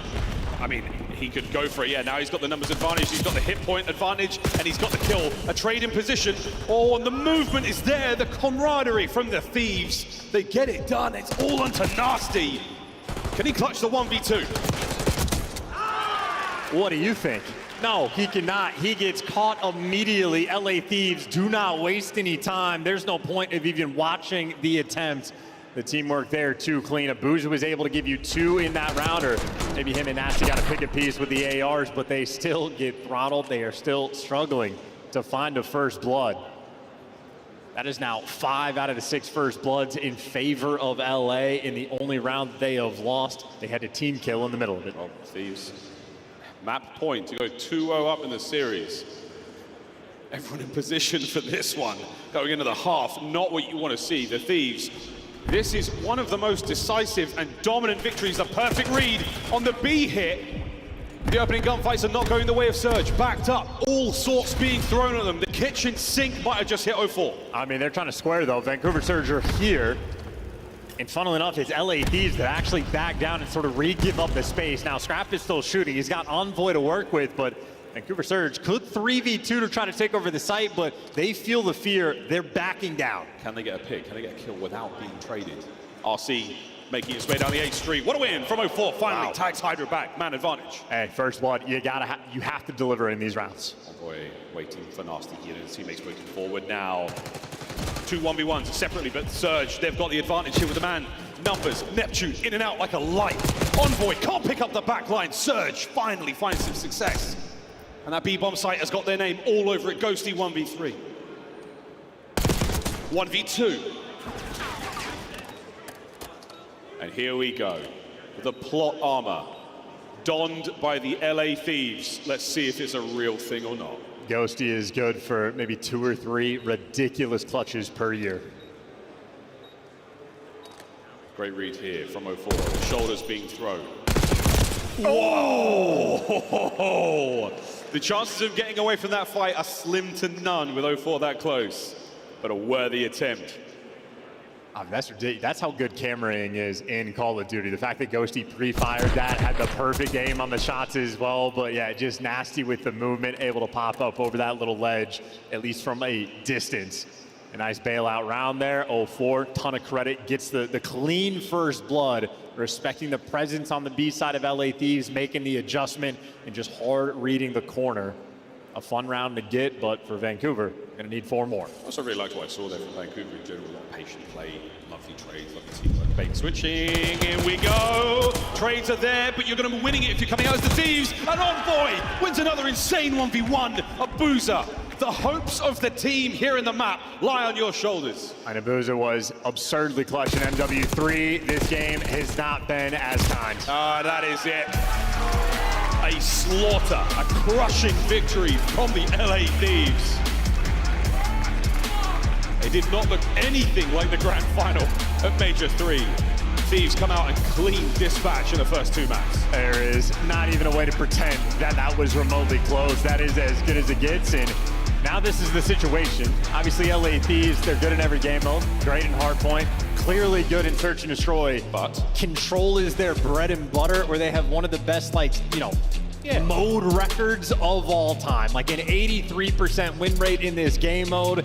If you're down 2-0 to LA, I mean, you're playing that third map just because you have to. It's a guarantee. It's one the map win. It's the rules. I mean, that's the way it's played out all year long. Statistically, nothing insane there from the LA Thieves. Nice work out. Ghosty, the non-traded, 7, aka every kill he got. Beautiful work from them in their first bloods. Nearly perfect. So 6-2, the final score of Search and Destroy. 2-0. And the LA Thieves have absolutely ripped Vancouver a new one. And we're tipping it to Ghosty again, a brand new champion to this scene. He finally got over that hump, and 5 assists as well. So he gets to see the 12-3 with the EKA at the end of the scoreboard. He has been completely dominant in this series, as has the team. Quite literally all 4 players on their best. Absolutely disgusting work going into the half. Thieves 2-0. If you just joined us, you can scrub back through YouTube pretty quick. That was a fast one. Now it's quick over the desk. They're throwing us off our game. What a great start to this show. Ali, I was like, what is the Vancouver pick? You're getting slopped around on dealership so far. Yeah, no, honestly, I was hoping more for a Skyline steal from the side of Vancouver Surge. These are 2 very strong map 1 teams, and Surge has found a lot of success when it comes to Skyline, but that dealership certainly was clinical. Now, Joe, you said that this is kind of familiar footage because you witnessed it back at the last championship matchup. So why does this team have Vancouver's number? What is it about Thieves' playstyle, or is it an issue for Vancouver's playstyle against the Thieves? I think it's a map pool thing, right? Okay. With how strong their Skyline is. It's just so tough to take that hard point versus LA Thieves. You're going back and forth. Do we play Vault? Do we play Skyline? Yeah. Asi, right? They just don't have a choice. And what is Surge's strength? It is the hard point. Okay. And then a dealership Search and Destroy. I mean, we've seen a round 11 between these two, but we've also seen some dominance out of LA Thieves. Another one right here. I think also like the sub-duo 04 Neptune just gets shut down against this team. I mean, you look at the historical matchups as well. Like Neptune hasn't had the same amount of success that he's had versus the rest of the league. And you look at the map one there, both of them double negative, right? And on the flip side of that, Hydra has dominated this matchup, like a 1.25 in the 5 times they've squared away. So yeah, the sub-duo needs to get going on the side of Vancouver if they're to come back. But the problem that you face is you're headed into Control. Yep. Who's the best Control team in the world, Chris? I think it might be that team there wearing the red-black jerseys. With the handshakes and stuff and all the good vibes. It's one of the red or black teams. Yeah, pretty much. Yeah. Taking a look at our maps moving forward, we got Hacienda, and Rewind. If we get to a game 5, Tack Grab, by the way, said if they get to a game 4, Neptune is good for a 1.4. Allie, I don't know if you're getting that far. I mean, that's tough because you go back to the first respawn, and this is where I thought Vancouver Surge might be able to keep it a little bit scrappy, but Dan opens 10-2, right? And that's a situation where Dan doesn't do this very often, so obviously it catches Vancouver Surge off guard. They get a little bit behind, and LA Thieves are just running with the momentum when it comes to this map number 1. So they're set for success here. You know, looking forward to that control. I will say for the side of Vancouver Surge, their control has gotten better. That has been their main focus since after like stage 2 is control has been their biggest pain point, adding Hossie and Proto into their map pool. So opportunity for Surge to maybe switch momentum in this map number 3, but you're talking about LA Thieves' best control team in the game. Yeah, and even if we were to go to a game 5, LA Thieves 5-1 on Rewind S&D. On the flip side of that, Vancouver have struggled on Rewind, haven't been able to add it to the map pool yet. So yeah, truly gonna have to do the impossible if you're Surge. Joe, I just saw the score, 120-95, and then it jumped about an hour forward and it was 220-95. Just 8 points. I mean, this is just LA Thieves. Wow. They play so fundamentally correct. We saw at the major in the last map, right? That 4-0. Like, once they get going, they are so hard to stop. Championship caliber footage being displayed on the main stage right now, but that's not the only stage in action. We have 2 streams going on, and over on the side stage, Minnesota and Miami are in a slobber knocker. I'm told it was a pretty good map number 1. Let's take a look at the numbers. 250 to 210, a 40-point difference. But guess how many kills Nero dropped for Minnesota? So many. He tried. 40 for the L. He goes plus tried. 11. On the other side, Real is 35 and 25, the positive 10 from the SMGs. And I'm sure you guys talked about it, but like, this is it for Mini. Like, they drop down, and you are going to be having such a tough match on the top side of the losers bracket. That is the first Minnesota Search and Destroy round win. We are joining live, I'm told by our producer. So here we go. Round 5 of S&D. Talk to me about these 2 teams vaguely, because I don't know if they can hear us. Yeah, I mean, Miami Heretics have been ridiculous in Search and Destroy, and particularly on this map, on Dealership, right?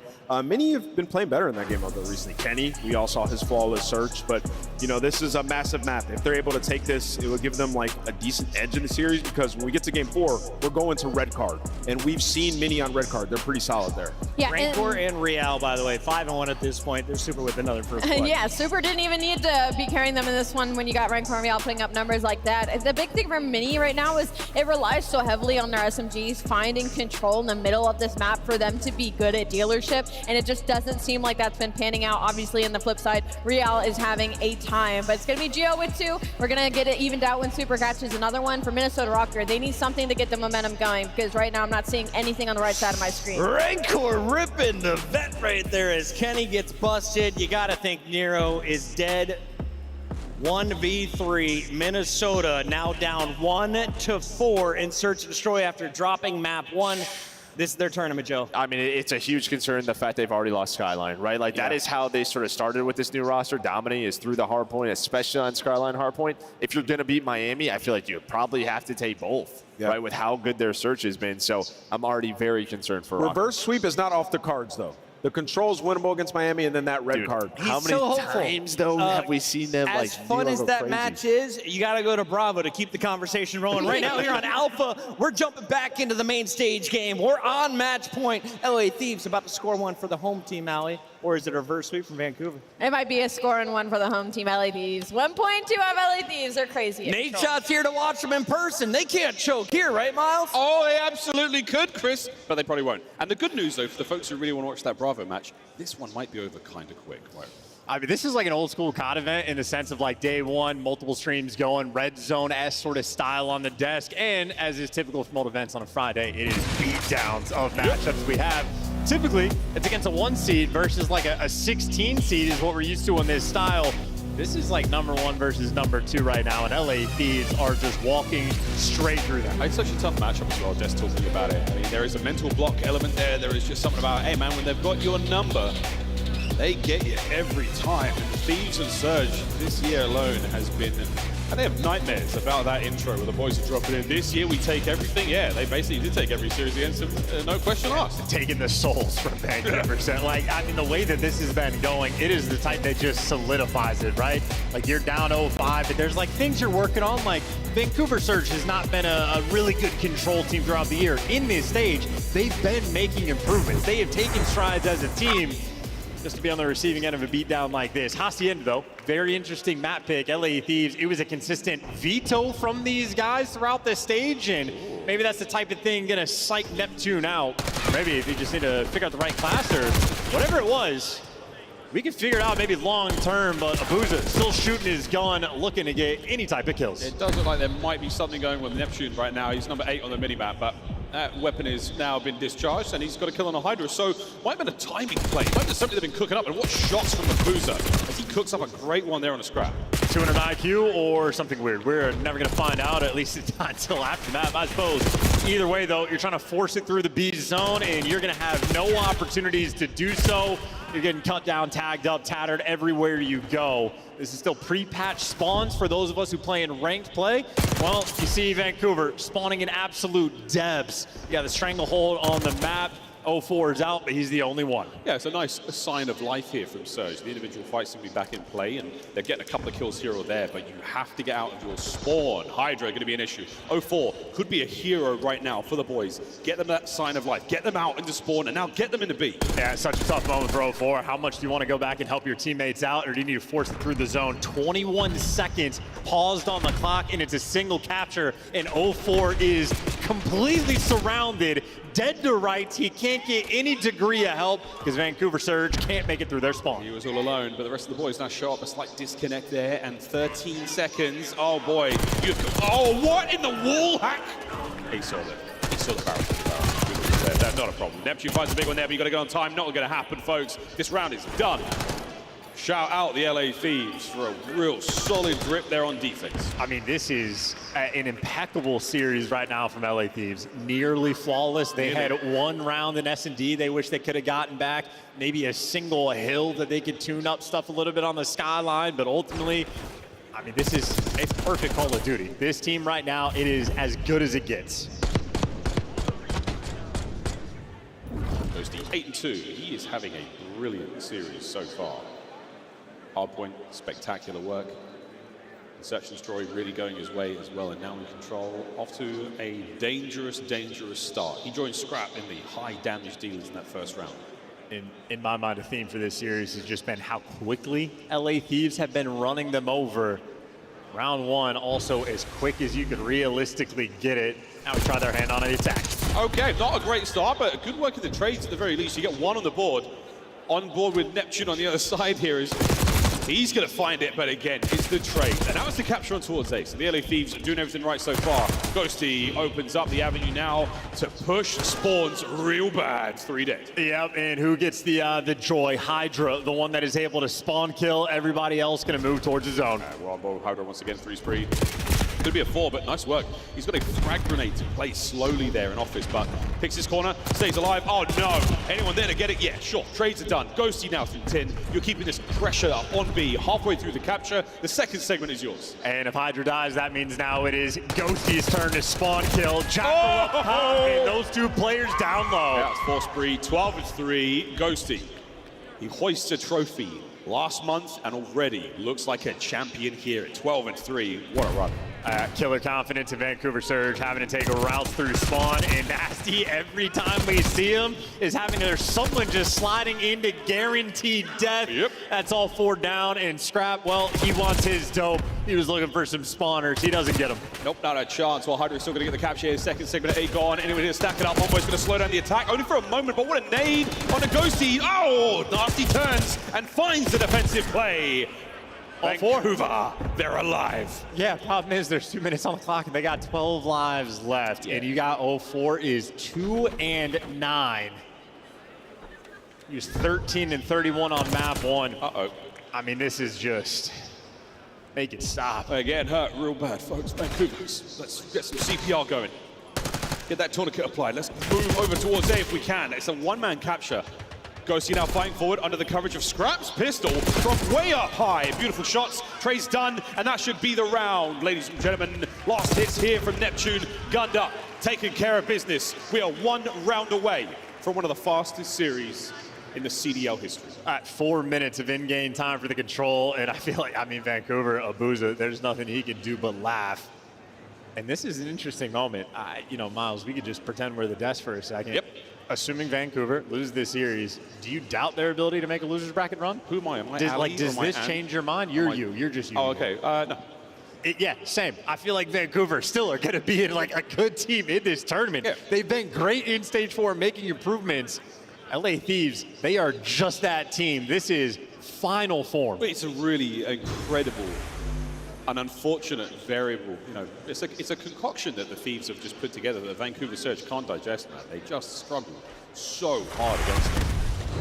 2-2 off the rip. They've lost every gunfight. That's what I'm talking about. It's almost as if it's scripted, ladies and gentlemen. Let me tell you, if it was, it'd be more engaging than that round was. My good God. Well, force free for Hydra as he fights his way forward. That comes to an end. Neptune now battling in, and the 3-man hit through Lambo.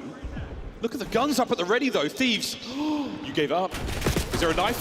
There is a hip fire. Neptune trying to drag the boys forward. This is just such a slow crawl out of your spawn, though. Like, these are great reads and plays from Neptune. Ooh. But the way Thieves are playing it, they're still just controlling the pace. Half of the round's game clock has been burnt out. Vancouver Surge have just now made it past the 50-yard line. Being perfectly read in nearly every situation.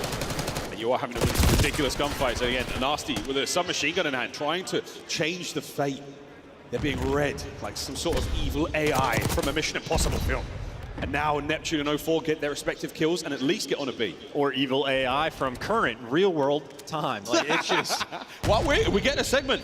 We're getting a segment, Vancouver. This is not over yet, boys. Here comes the counterattack Envoy. Oh, red, but dealt with. Instant trade. In a moment for LA Thieves where we see how good their comms are. Envoy's full sending it because he gets the one-shot comm, kills the right guy. They are completely dialed in. Listen, when we were sort of at the start of the year talking about Super Team pushing that narrative, you go to a Game 7, Round 11 phase, like your first tournament, and we go, yeah, this is the type of thing we meant. This team's looking great. Bottom out of Stage 2, and we go, okay, maybe the narrative was too far. This is what we meant when we were describing Super Team. This is all 4 players completely dialed in, and this might be the most perfect series we have had all year, and it's against Vancouver Surge, who have been back-to-back in grand finals, obliterated. Perfect. Is one way to describe that series from the LA Thieves. They're walking around too, feeling pretty good about themselves, but I would wager that the next opponent they face, they might not have as perfect a game plan against. A mental block. A little bit of just bad aura. What is it? This matchup continues to be so one-sided here in the league. I mean, that genuinely has to be, in terms of like 2 top teams in any given game, one of the hardest blowouts we have ever seen in call. I mean, that is ridiculous. What did they do wrong? Honestly, you could see Vancouver Surge make it all the way through low bracket to get back to a grand final. For sure, That could absolutely happen. They've been an elite team, yes. You've just got the most unbelievable hold upon this matchup, making Vancouver Surge back-to-back grand finalists go down in 5 minutes and 57 seconds in a game of control. I mean, honestly, I think there are people still waiting for their food in like a line outside. You could have gone to the restroom, come back, and it's already round 2. Insane work. Insane work from the Thieves. Yeah, 6 minutes or underneath that in the control. It was one of the fastest S&Ds we've seen that I think was underneath 5 minutes. And then Skyline is not a map that takes very long, and it was a near 100-point club. I mean, listen, we can let everybody else talk with that, but this is LA Thieves. If they're starting their tournament like this, they are hungry for another championship trophy. They're actually coming for everything. Absolutely, folks. Well, that is how this series went. And if you just joined us, you did miss an incredibly impressive display. Vancouver Surge will be seeing them later on in the lower bracket. Their tournament is not quite done here at DreamHack Major 4, but for the Thieves, how great are you feeling? Pretty good? Let's find out from Ghosty himself on stage, please. Thank you so much, Miles and Chance. DreamHack, make some noise for the LA Thieves. I got Ghosty with me on the main stage, and man, what a quick hit that was, okay? How you feeling with that 3-0? We're feeling good. That was obviously a bit quicker than expected, but we came out and handled business. Definitely did handle business in and out for the Thieves today, okay? You know, picking up where you left off on those last grand finals, like, you know that these guys were trying to take you guys down, get a lick. So did you prepare any differently against them coming to this matchup? I wouldn't say we prepared any differently, just making sure that we're keeping that same level of intensity for anyone that we play. Okay, love that, love that. Now, you know, to talk about one of the maps in this series, the dealership, okay? Like last time you played them, it was 6-1 in their favor, okay? What was something that you guys changed on that map? Because lately you look way more consistent than some of the last few reps on there. Just making sure that we're actually watching VOD of what they're doing, making sure we design some good strats to counter them, and then also just make sure we're playing our own game. Hey, there you go. That'll get it done right there, okay? And, you know, lastly, let me ask you this, though, okay? You know, your last two matches, you guys are looking real good, real hot. Most dominant team here. How do you guys not get complacent there, knowing that everybody want to take your heads off? Just making sure that we come in every day with the same intensity, even if you feel a little tired, a little lethargic, making sure you drink some caffeine, get turned. Make sure you're just trying every day, 110%. Hey, caffeine to get it done, but more important, stay hydrated, everybody, okay? Because water will do it too. What do you want to say to these fans out there who's been cheering for you guys and supporting you so far? Oh, yeah. I appreciate y'all. Y'all are the GOATs. Y'all are so damn loud. We appreciate it. And please check out the 100T booth down yonder over there. Please. Thank you. You heard it here from Ghosty. Check out the booth, and that's going to do it for us on the stage. Chris, take us away. That's right. If you want your signed Dan Ghosty gear, come see me. $100 per pop. I'll get you signed whatever you need. We got a legend here at the desk, a winner of our very first $1 million tournament in Call of Duty. He goes by the name of Merc, and Merc, you saw this one coming. Mental battle. I think, honestly, on two sides. For one, we're seeing a much, more confident Yossi. I think getting that first win under his belt is just going to smooth it out for him, right? That pressure Saturday, Sunday, he's going to only get better. And then on the other side for Surge, I just think you see these names in the lobby, who they're going against, and it's just over. If they don't win the first hard point, it just feels like they know they're going to lose. Allie, I know you were trying to catch up. It was a bold pick on Vancouver, but history repeats itself. 7 maps in a row for LA Thieves. Let's take a look at their scuff play of the game, because this one came from map number 1. How many multi-kills, Nameless? All of them. I mean, yeah, Ghosty kicked things off with this play right here. I mean, the kid was unbelievable. And to Joe's point, sometimes when you get that first championship, you just get this extra confidence, and it just validates everything that you've been doing and the way that you play Call of Duty. And you can see it for Ghosty, like, he's just free out there now finally, just making huge plays. And when he plays like that, they're going to thunderously beat anybody that's in front of them, and that's the result in this series. Surge is one of the better teams that we have in this league. They have been competing at a high level, and they just got cooked all 3 maps. So now that Surge, they've been to back-to-back grand finals, right? They've done it through the winner's bracket both times. With them now starting in elimination round 1, what are expectations for this squad? Do they bounce back? Do they have enough in the tank to make it to a championship Sunday? Yeah, I think no doubt. They're going to go down. I think they play Falcons. Like, they should be able to take care of that. Like, I think there's some teams they should absolutely beat. It will get, tougher around, like, losers round 3, but this is a team, I think there aren't many in our league that can beat them, especially that way. We got a lot to talk about today, but the games keep rolling, so we're jumping in. This is B-Stream Live, game number 3. We are into control with Miami up 2-0. Let's take a look here at some of the big moments.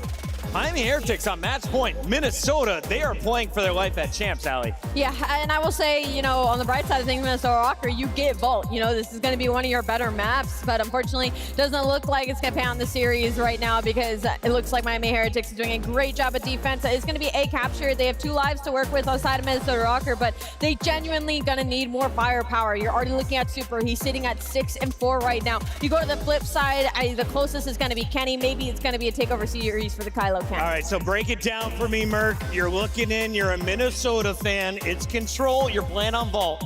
Which of those 4 players? Well, you already had like a insane map number 1 from Nero, so I think you just look elsewhere. I think you need a team effort here to really get going. And again, they know the desperation. Like, here's the problem. They go down, they play a tough round 1 versus Boston, and then you probably have to play Surge, right? Yeah. Like, this is, you have to win this if you're Rocker. Now, this series is literally everything. And, you know, if you're able to muster up enough strength and win this map, you go into a red card. They have been sensational on the map. How many times have you seen Geo just popping off on a red card hard point? So, I mean, this map is truly everything. And, you know, to Joe's point, like, you got to outplace Optic by like 2 places. And then some, maybe. Like, what are they down? 40 points? So, yeah, Minnesota. 3 places. Yeah, 3 places. Yeah, so they're in an extremely tough spot. And to me, this match is everything. Could be this round. Reverb City, ladies and gentlemen, this is game 3 in a best-of-5. Minnesota needs the reverse sweep to stay alive in that winner's bracket. Make sure you check it out over on Bravo. And a reminder, here on the opening day of action, we have 5 matches each stream, Alpha and Bravo, youtube.com/COD League. Open up 2 windows. Yeah, I mean, this is the story of Minnesota's year right here. It's like, you have a life lead, you're in a good situation, and it just gets away from you so quick. Miami is just so good at defense on Vault, dude. Especially, like, even in a hard point when it comes down to this P4, you get them on this side of the map, dude, it is so hard to work through it. All right, Minnesota is looking 2 rounds away from dropping down. Where would they face off? Well, it would be against Boston, as Joe mentioned at the top of that elimination bracket. Surge knows they will be playing Falcons in elimination bracket later tonight. For now, we go to a break. We come back. The battles continue. Is Optic locking up their spot at champs? Stay tuned to find out.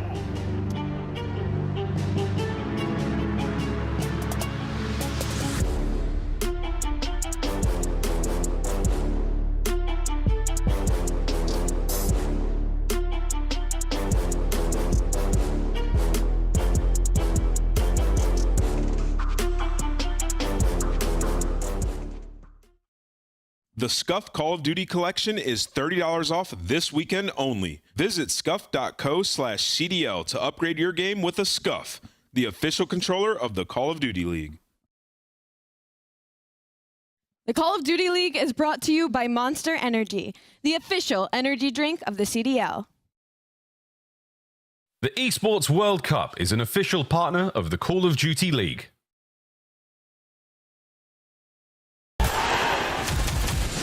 It's more than a game. It's for all who dare to compete. It's more than a team. It's our team. It's more than a feeling. It's unwavering passion. It's more than just talent. It's the grind that got me here. It's more than a moment. It's our legacy. One city, one stage, one champion. The battle starts now.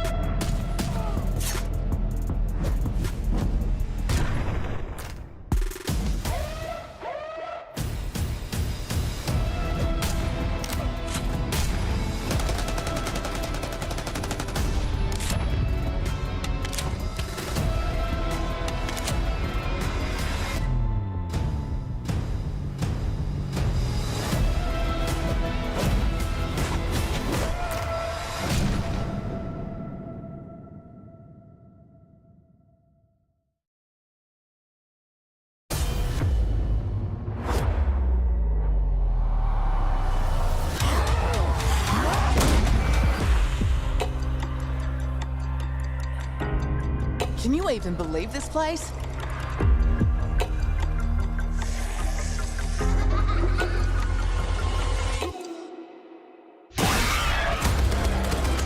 your slimy ass down.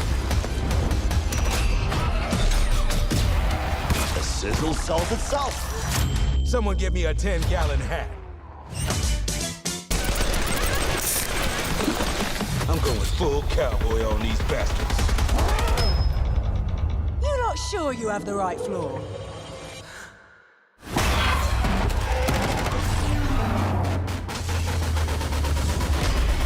It is so nice to meet you face to face, Plate.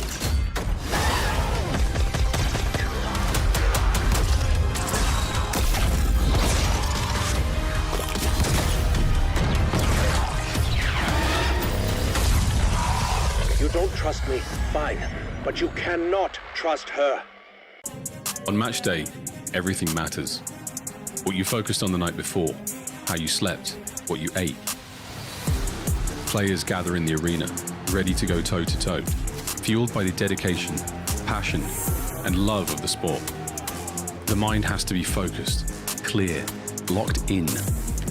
Any unknown variable can mean the difference between winning and losing. And when you have your pride on the line, every decision has to be perfect. Every movement calculated, and every shot on target. If you want to be remembered here, you have to make them believe. Scuff has been a proud and passionate supporter of Call of Duty esports for 14 years and enables you to play like a pro.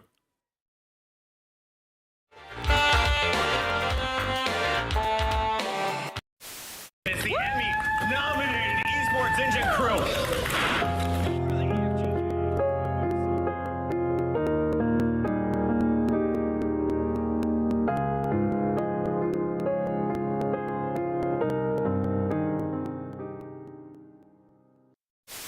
There's more than just the game on the line. It's like, you know, a lot more bragging rights. I think the very first map is the most important map. If you go down that first map to Optic, chances are you're not going to win the series. I think they have like over 90% win rate after they win the first map, so it just really comes down to that first map, I think. When you go up 2-0, it's really hard to come back, and we're really good at sealing the deal and just closing the... We've been practicing pretty hard and, you know, watching a lot of film and stuff like that, so I'm just fully confident we're going to walk away with the W. Here come the Thieves. They cannot allow this to slip now. And there is snaking going on. Octane and Envoy have broken through. Finds the second 1v1. And it's Clayster looking for the last. And he's put it out. 10 seconds, 10 points. The comeback of the CDL year. Can they do it? The Thieves are moving. Well, they are moving into the kill feed. And Legion have just made the greatest comeback in halfway.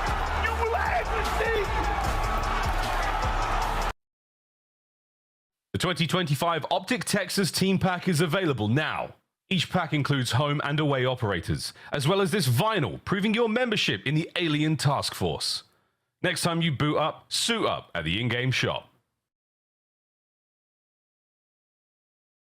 The World Series of Warzone!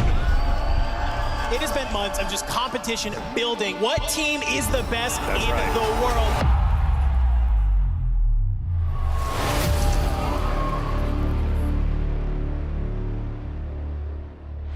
World Series of Warzone is back in 2025, ladies and gentlemen, with $1 million on the line.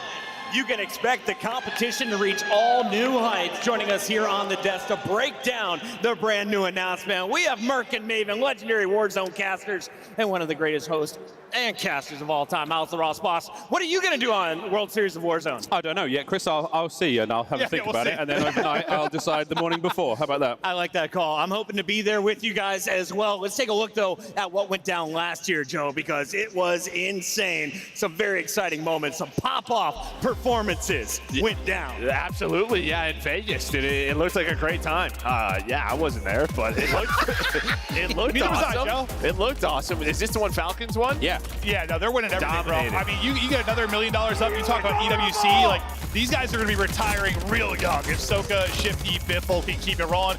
We just casted them recently, obviously, in an event, and I think they got second in that. But they're insane, especially when it comes to customs. They're stacking dollars at this point. Yeah, they won EWC. They're the fan favorites right now. They are the final boss with some of the best in-game leaders.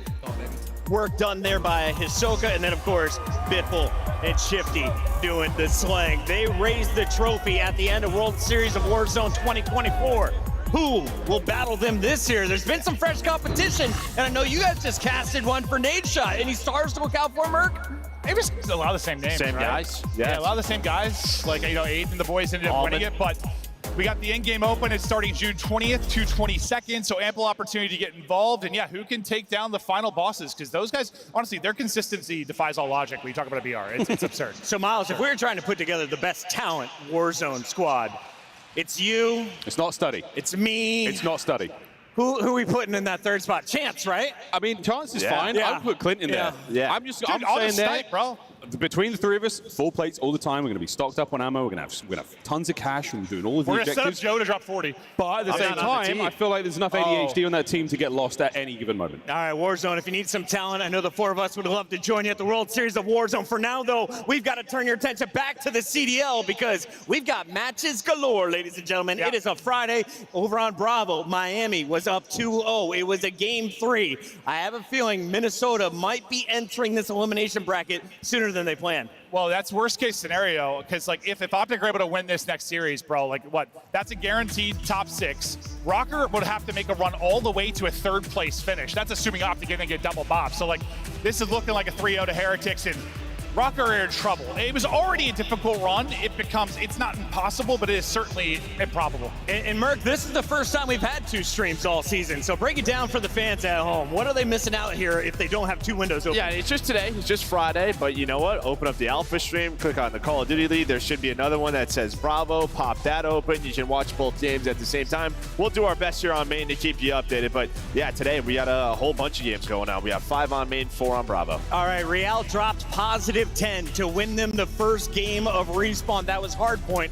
Now back on Vault. He's about to drop 30 and 18, a minute 20 to go. This one is looking all but over, Miles. This is a heartbreaker, man, for Minnesota Rocker. We really needed to see them find that sort of special run towards champs, just like we saw the subliners do in Vanguard. I mean, there is a specific scenario where they can catch up to Optic. They can take that 8th place spot, but it ain't happening here, man. This just makes everything so much harder for them. As soon as they lost the map 1, they were in trouble. Yeah. I mean, that is where Rocker were going to win this matchup.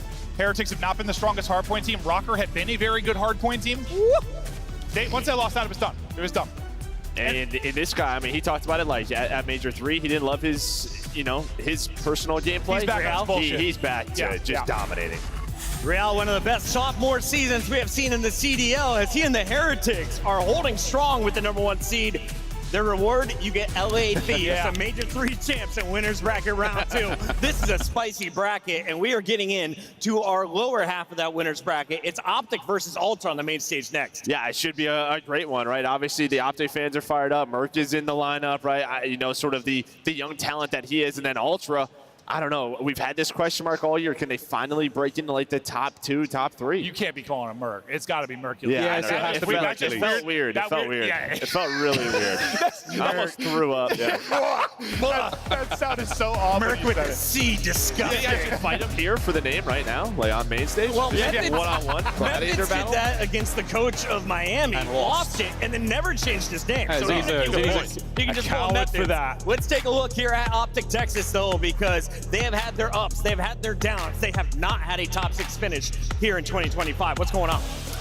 Well, that's just that. Ups and downs, right? Just feels like, well, fundamentally, first of all, the roster, lots of in and outs, right? Just really having a set 4 and then comfortable 4 in their positions. Now you finally have that with Mercury's at Flex. On the other side, you got Toronto Ultra, who's been to back-to-back podium placements. They're wearing bronze twice with Mercury's as a fill-in. Some of the best comms in the game, that was highlighted down in Miami. And crazy enough to talk about, the roster moves, Joe. Weirdly enough, this like strange incestuous situation that Mercury's finds himself in because of an unfortunate spot. All of a sudden, Mercury's becomes the hottest free agent on the market, and then Toronto have to let him go. He goes to Optic. Now you get a chance to go back against the one. The last time they played 3-0 online, it wasn't pretty. It was not nice. Ultra still, they typically turn up on LAN. This is a squad that have proven they can make solid runs, and they got the fire, baby. I'm really surprised Toronto didn't just throw the bag at Mercury's to keep him off of Optic. I don't think they needed the bag. Make your competition a little bit easier. I don't think they needed the bag at all. I think they probably could have offered him the spot, but they trust in Beans and Insight. Yeah. and they're just hoping to turn it into a win. Well, and let's not overreact yet. Like, yes, Optic beat them online. Can they do it here? 100%. But this is the match that matters. Like, this is what matters. If they're able to beat them here, yeah, you're second guessing stuff 100%. That might be interesting if Ultra go down early in the series. You go down 0-1, you go down 0-2. Maybe the guys start thinking a little bit, but I think you have a mentally tough team. This should be a different matchup than it was online. It should. It's going to be a great matchup, and we got our maps and modes locked and loaded. Let's dive into this best of 5 as we are here on Winners Bracket Round 1. First to 3 moves into your guaranteed top 8 finish. Yeah, same exact set. The only difference is that Hacienda Search and Destroy is out, Dealership is in, which I think you're happy with if you're Optic, because I mean, Ultra's Dealership's 1-5 on the year, and well, with Mercury's in the lineup, I think they're 2-0. And these hard points will be interesting because there's been 7 hard points that have gone to time on the year. Ultra and Optic are part of like 5 of them. You're playing the 2 maps that it happens on, Vault and Red Card. So I would be shocked if you're coming down to the play clock in this. Again, and it's Vault as well. Every single time. Ultra have got like 3 Vaults in a row now where they have had those like photo finishes. And it's going to be the same case today. No doubt about it. This series is going to roll. All right, it's time for your Scuff Pick'ems. Rosalie is not on the table. Do we have her answer? She's my threat when it comes to the race. I'm going to go ahead and lock in the team that has the higher seed, Toronto Ultra. They've been to back-to-back championship Sundays. You do it through the winners bracket. I think they start there with a win today. I want to have a fun event, you know. Let's just switch it up a little bit. Let's see Optic FaZe in winners round 2. I'm going to go with Optic today. Going Optic Texas is Merc. I picked Optic on Sunday. They'll beat them 3-0. I'm sticking with Optic. Let's see if they can make a run. Optic Texas. I want a dramatic finish for 8th seed. I want Toronto. Storyline guy. Storyline guy. Storylines, keep them alive. Remember, Cloud9 got to get through FaZe, but right now, Optic trying to get through the Ultra. We go to the stage with Guy Blaze. Oh, man, Chris, this is going to be a banger. DreamHack, you guys ready to go? Got a lot of great matchups today and plenty of storylines, but this next series is about to be insane. So arise, Green Wall, because here comes the hometown heroes, Optic Texas. Who? Shotzi, Mercules, and Dashy. Ready to do it for the Green Wall. Optic Texas is here.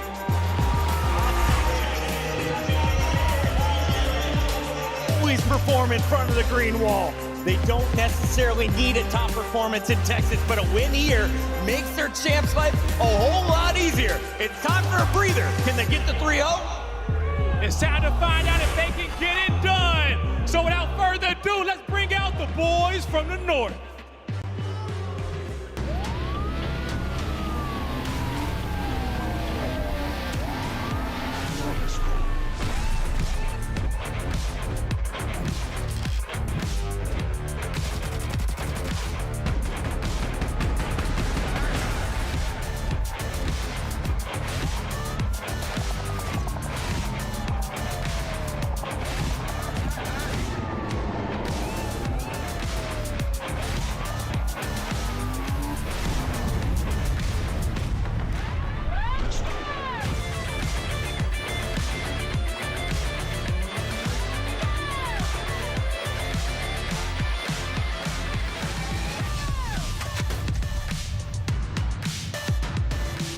DreamHack, show some love to the Toronto Ultra.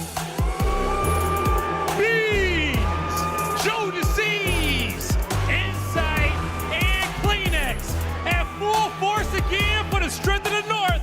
Ultra ready to get it done.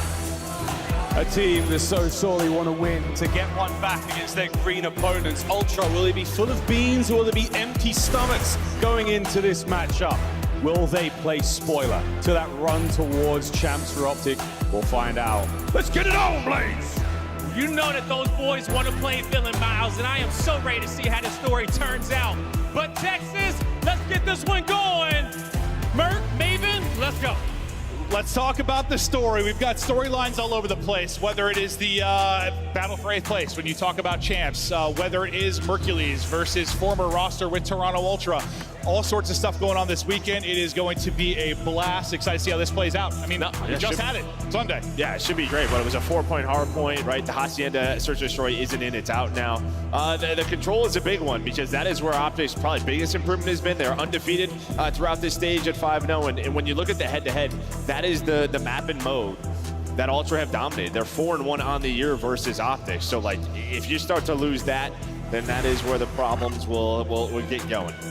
Well, this Optic Texas roster has struggled on land this year, really just struggled, I mean, outside of really your opening qualifier stretch of matches. It has been all over the place. Looking to find some consistency. You find great improvements with Hercules. Yes, a couple of tough Game 5 losses, but your control gameplay has been fantastic. He's been terrific there. Can he be the backbone of this team? Because, I mean, the question is, I mean, especially with players like Hook in the roster, like he'll put up insane performances online. He can be a great LAN player, but will he match what he had? Like, for instance, map 1 in that pre-up dropped 41. Can he replicate that? Now, does he need to? No, but like, the game plays differently when you're not getting 41 out of it. No, that's just it. Yeah, that's been the question, right? You have your SMGs, a couple of good online splits, but bringing it here now to the majors. Seen them do it before in their career, but not much this year. Let's get it going. Chance starting in the venue. It is early here at Major 4 at DreamHack. It is the final stretch of the 2025 CDL season. Teams trying to make some noise, but Optic just trying to make this year maybe end on a positive note. It has been catastrophic when you compare it to last year, but is there time to turn it around? I mean, you could get a win here, somehow maybe a win at Champs, somehow at EWC, something positive out of this. That's a win, bro. Yeah, I mean, I think there's a hope, right, with Hercules in the lineup. They see the potential. It's just, yeah, is there enough time to bring it all together? Maybe they'll be looking at Champs for that moment.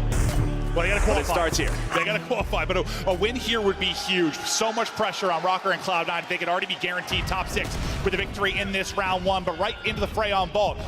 They just played this on Sunday. Goes down to the clock. Well, like a 20-point game. It's an insane one, but off the rip, it is all Optic Texas. P1 control early. And this has been the problem with Ultra, right? They've had some maps that have slipped at this stage. 0-2 on Vault Hardpoint throughout this stage. It's been a good one for them throughout the year. It hasn't been the same Ultra that we really started to see in Stage 3 qualifiers. No, I know. I mean, before what went down with like Beans and the Beast, I know they made a run to top 3, but they were one of our favorites going into Major, if not like the favorite. The form they were playing at. They would have been, what, 1 or 2 for you, probably going into Major 3. Still, you'll take a 3rd place finish with Hercules, but they're trying to get back to what they are able to do, show that they are a top contender to maybe win an event, and not just be looking at a bronze. Yeah, on this rotation now, both teams, you had 16 for Optic, 13 for Ultra, but on rotation towards first P2, you had a close spawn if you are Kleenex, but a couple of players around the hill are ready for Optic. Dashy gonna get traded out, and there's one player towards the back. That is Hercules just playing his life, but Joe Deceives with a big trade. The trades are on point for Ultra. They've got numbers here for a moment. Hook, though, a chance to play spoiler. Gets it done with a pistol, a little slide and dive in. The Omni movement's on, and Optic Texas are in. Lead change looming if they can hold. They'll lose a player on the next push that comes in from Ultra. Hercules just trying to play his life. Trophy out for coverage, utility to use, and relying on his teammates to buy him some space. Shotzzy doing exactly that. Taking fights deeper out palm side. But you lose your player inside of the point, so it's where you see the play clock starting to tick. But a spawn out now for Optic Texas. And this is what they want. There's only 15 seconds left, so they're going to take these free P3 and P4 spawns all day. You have to find Beans, though. He's starting to lurch up the road. Shotzzy going to play his life. So you'll take this if you are Optic. Now you're in a great position on our next 2 hills. In a great spot, but can they hold? I mean, this is a long P3 where you have to be focused on multiple things. You don't want Ultra to just, put up 50 seconds on the P3. A split spawn is going to come in for Optic Texas. Now everybody forward for Ultra. Are they going to pick this up? They've got no idea. Insight going to be shot in the back. Maybe a little too forward for Ultra. Or if that's what you're trying to get done, but you want to push off of that. If you can, find an opening to get the kills and spawn everybody out, but instead, might end up falling apart. You're going to lose the time at P3, and Optic are still holding. Yeah, I just don't even know if they were ready for that, right? No, not at all. The splits come in, and they just don't know. They were soaking up a lot of time. But you see on the mini-map, down low, Beans, Joe Deceives starting to make some plays, but it's all Dashy and Hook. All the ARs are out, and well, this is what we were talking about if you are Optic, setting up this P4. The split spawn breaks up the P3, and now can you get a great hold at the P4? Hook wins a massive one-on-one to get out in 9 and 5. Remember, he dropped 41 in the Vault Hardpoint map 1 last time they faced off. He'll be super soaking inside. He's got the help there, and still cutting it out through mid will be Dashy. and he's got a chance to disrupt this. We'll see how it influences spawns for now. There's a one-on-one going to be at the hard point, though. It's going to be on Hook to clutch up again if he's able to do it, battling against Kleenex. We hop over to him, Hook, able to win another big one as he gets out for 3 straight. And I like this, right? Pulling out the 4th AR. I mean, we see that often, but especially to him, right? I feel like that'll just naturally slow him down, allow the game to come to him. That's why he's sitting at 11-5. Well, we saw the spawn out at the end of P2. We know that's where the payoff could happen. You're able to cash in here, and that's exactly what Optic are doing. Now their biggest lead. The lead just keeps on growing. You have absolutely won it through the first set of hard points. This doesn't look to be one that's going to be going to the clay block. It's been a lot cleaner. Shotzzy now on 6 straight. Close to maybe earning a Hellstorm. We'll see if he's able to lock that in just behind the objective points, or if he'll need to get one more kill as he battles towards the P1. Still spawning out old will be Optic. Now Ultra have got to hit another gear. If they're down 60, time to fight back. And you see Jodeci's a slow start. You know, when you saw stage 3 qualifiers, really what it was the sub-duo that was setting them up, that was putting them on, but you haven't had that same success throughout this stage from Kleenex and Joe. So can they continue to bring it while you're looking at Jodeci to step up here? Well, Hook already invests 1 Hellstorm and you earn another now on Shotzzy. Streak to 7. Optic are streaking and dominating. Hoping we have some fights here early today, like the last series. Well, the first 2 series on Alpha and Bravo, absolute blowouts. Optic looking to blow them out, but a break back in for Toronto Ultra. Can they be better this time at the P2? But there's still 20 seconds remaining. Most of Optic coming off the spawn and trying to fight back, but it's going to be a triple on the feed, maybe a quad. Now for Hook, has to pop the reload, but buying his teammates time to battle back at the point and fight for spawns. Yeah, staying very patient. Mercules is going on a route. He's going to find one with this sub. There is a quick trade. Ultra need this to be a clean P2, but it might not be. You're going to have early pressure here and maybe some spawn outs. One's going to spawn back team P2. Jodeci is going to be out towards Palms, so he's going to fly to his team. Here we go. Big moment in the P2. Shotzzy looking to open things up. Maybe it's a dead slide. Might be a little bit awkward, but he's got help there. Him and Mercules able to pinch. They have the back spawn, and it is perfect once again for Optic Texas. 60 points up. Have the advantage. They just need... Ultra got to avoid what happened last time. Like a late break in, they spawn out for Texas, and they run away with the game. This is a crucial moment. Ultra have got to get something positive going here early. Yeah, they got to bring up some of this time, right? Just that lead is just continuing to grow. And slaying-wise, they are just getting fried on the Ultra side as well. Hoop 20-8, also making the heads-up play, going on this long route. Now can set his team up, spawn out Ultra. Beans is going to spawn deep, though, so still in play, but the rest of Ultra already out of this. We were wondering if who could replicate his online performance. He's doing just that. Put up 41, already on 21. Up 50 is Optic Texas and dominating. They're in control of the P3 and they're trying to hold. Let's go to elicit him with Optic Texas. What was middle also? You guys do. Top art in time. Top art in time. He's weak. Watch your mid. They can be mid. No, we're not. I have a trophy on myself. Get my mid. It's going you. First guy, Joe. Where's Joe's going you. Top art beats. Top art, one shot. Dead. Behind us. I tell the guy. Yeah, top ammo inside. He's going to time. Nice. Just keep going. Wait, one guy should be art though. Recon. Watch it, Con. Con didn't push you. Yay. Nothing top art. I killed top art. Go single. 1 HP. Absolute art. Time. One shot time. Beans. Lower on me. All right, Beans really weak on time. Hold Make sure you hold these spawns. Yo, we're missing 2. They're out. They're through. Alright, last guy inside. He's gonna be here. He's somewhere. Inside somewhere. Yeah, he's deep art. Just don't even challenge. He's deep art. I got him. Sit down. I have your right cross. Okay, get time. I have right cross. Yo, he's already out. Front art. Okay, I'm helping you. You could cross right. He's really weak. Bottom art. Luna's van. He's trying to cross right, I think. Crossing right inside. I'm one shot. I have it.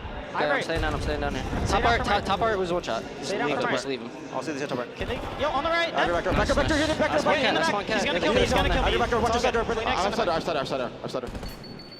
Out here, bombs on me, dead. Watch out, back there. Just 2 back there. 1. Okay, I have your help. Back there. Yo, side door in front. Side door in front. Team kill. Back there. Yo, that's two. Put up. He's showing off front door. That guy Jeep, by the way. Okay, top P4 as well. Top P4. Yo, inside's trying to get up left. I have right. Huge first kill. Make sure we block It's probably like, yeah. Yo, he's outer T1. T2. Yo, I have all of our. Yo, he's P2. T1 on P2. Just leave that kid. He's on you. Yo, which guy? Top guy right now. Comms are on point. It's another solid P4 for Optic Texas. Great stuff there. Pushed the lead out to, what, 60, 70 points, in control. But no, the listening was solid. Yeah, it was great. I mean, who putting up the numbers he is, plus kind of being the vocal one.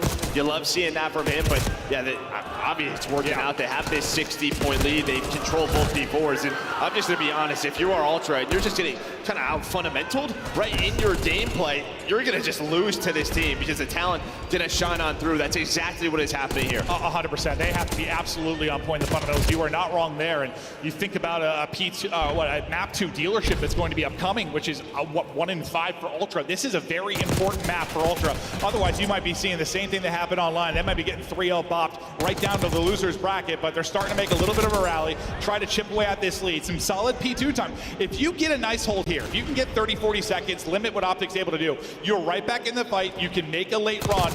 And well, that's kind of been the recipe for Ultra or Optic wins on this particular map. Yeah, much better setup here early. You still have the streak, though, I believe, on Shotzzy. So probably going to have a missile trying to land on your face. And yeah, laptop was out.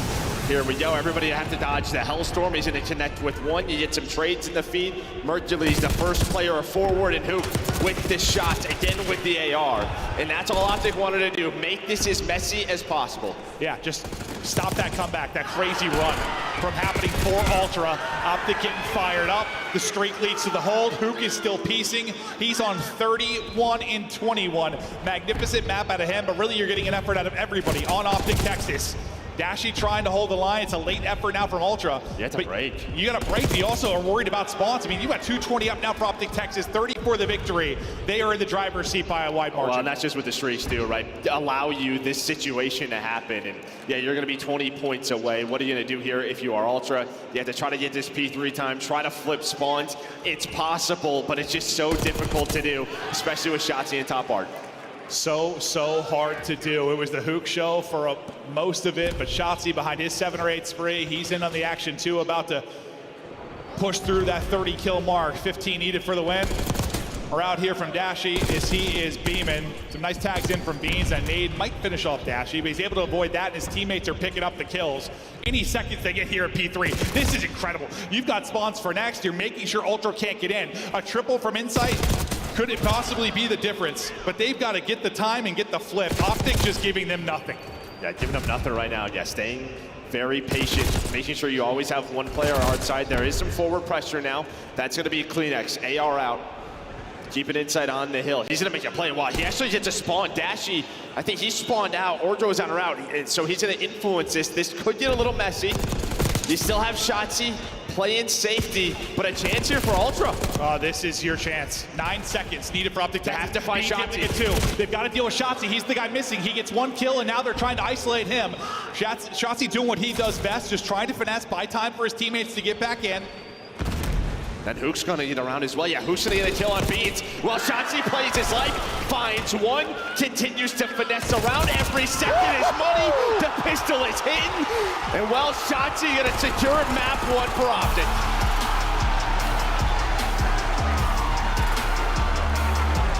Brilliant play there from Optic. Shotzzy, the lone man, gets some help from his teammates at the P4, but they're able to close it out.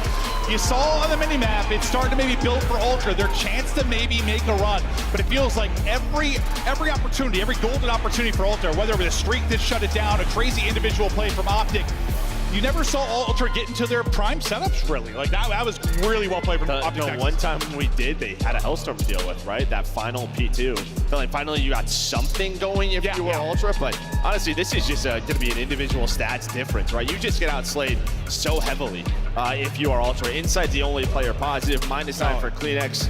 Again, almost another 40 bomb. It's almost a miracle as close as it was. Yeah, you have Hook plus 16, plus 13 for Shotzzy, and the other guy's right flirting around even.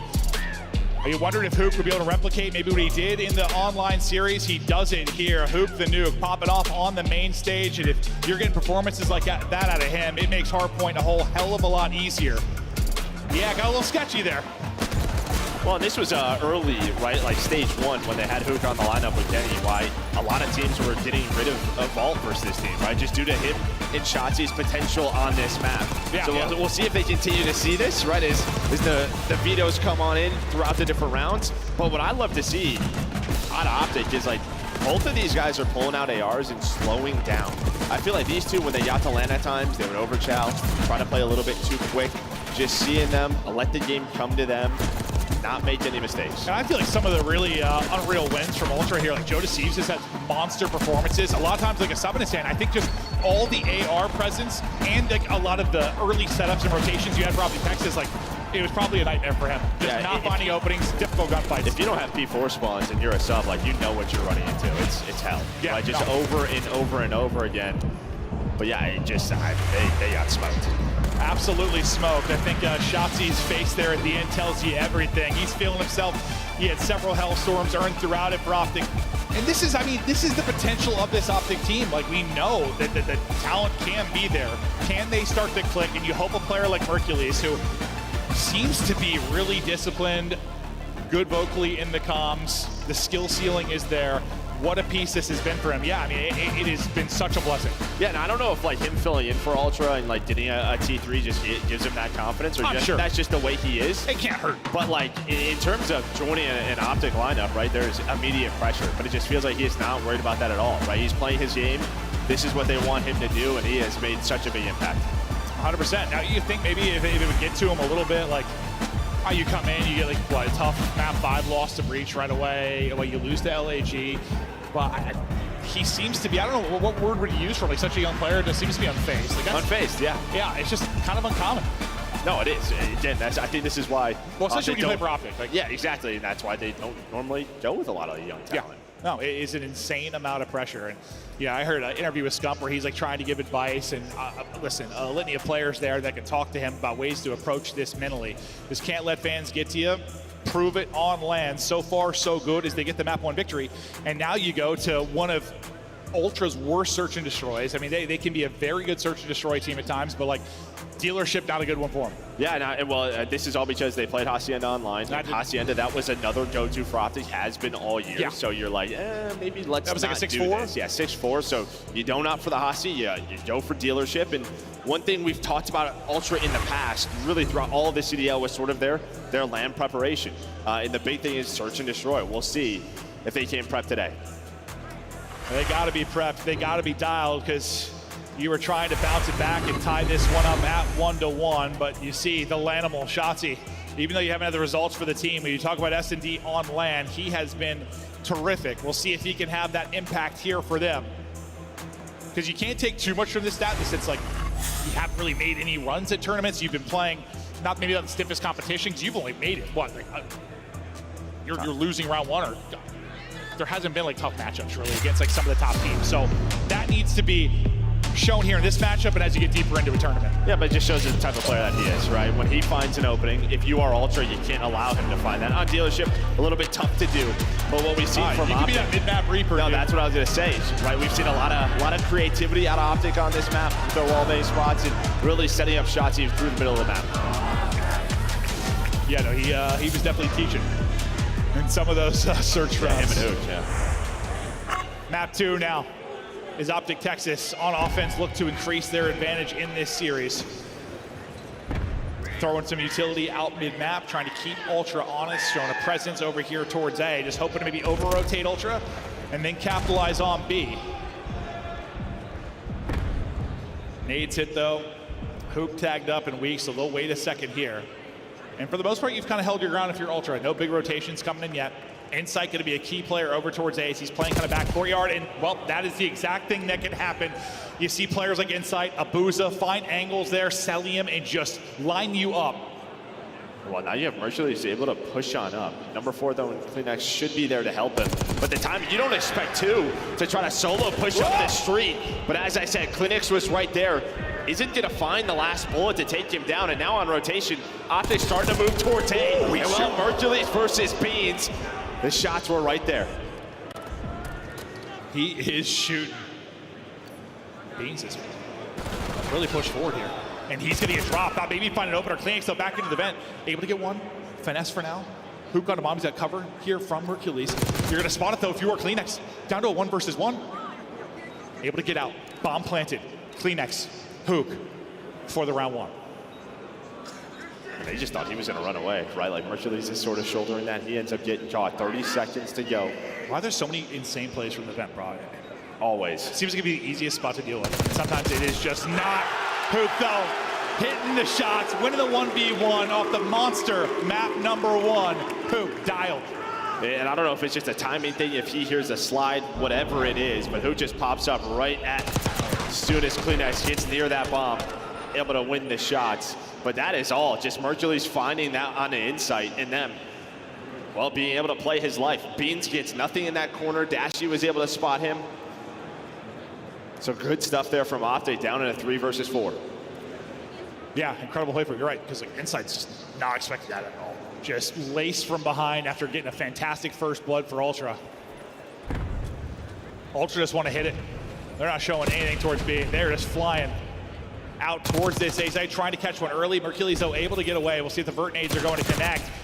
Big gunfight win there from Kleenex, not allowing any funny business from the vent, and he's just going to slide on through. Wrecking ball is Kleenex.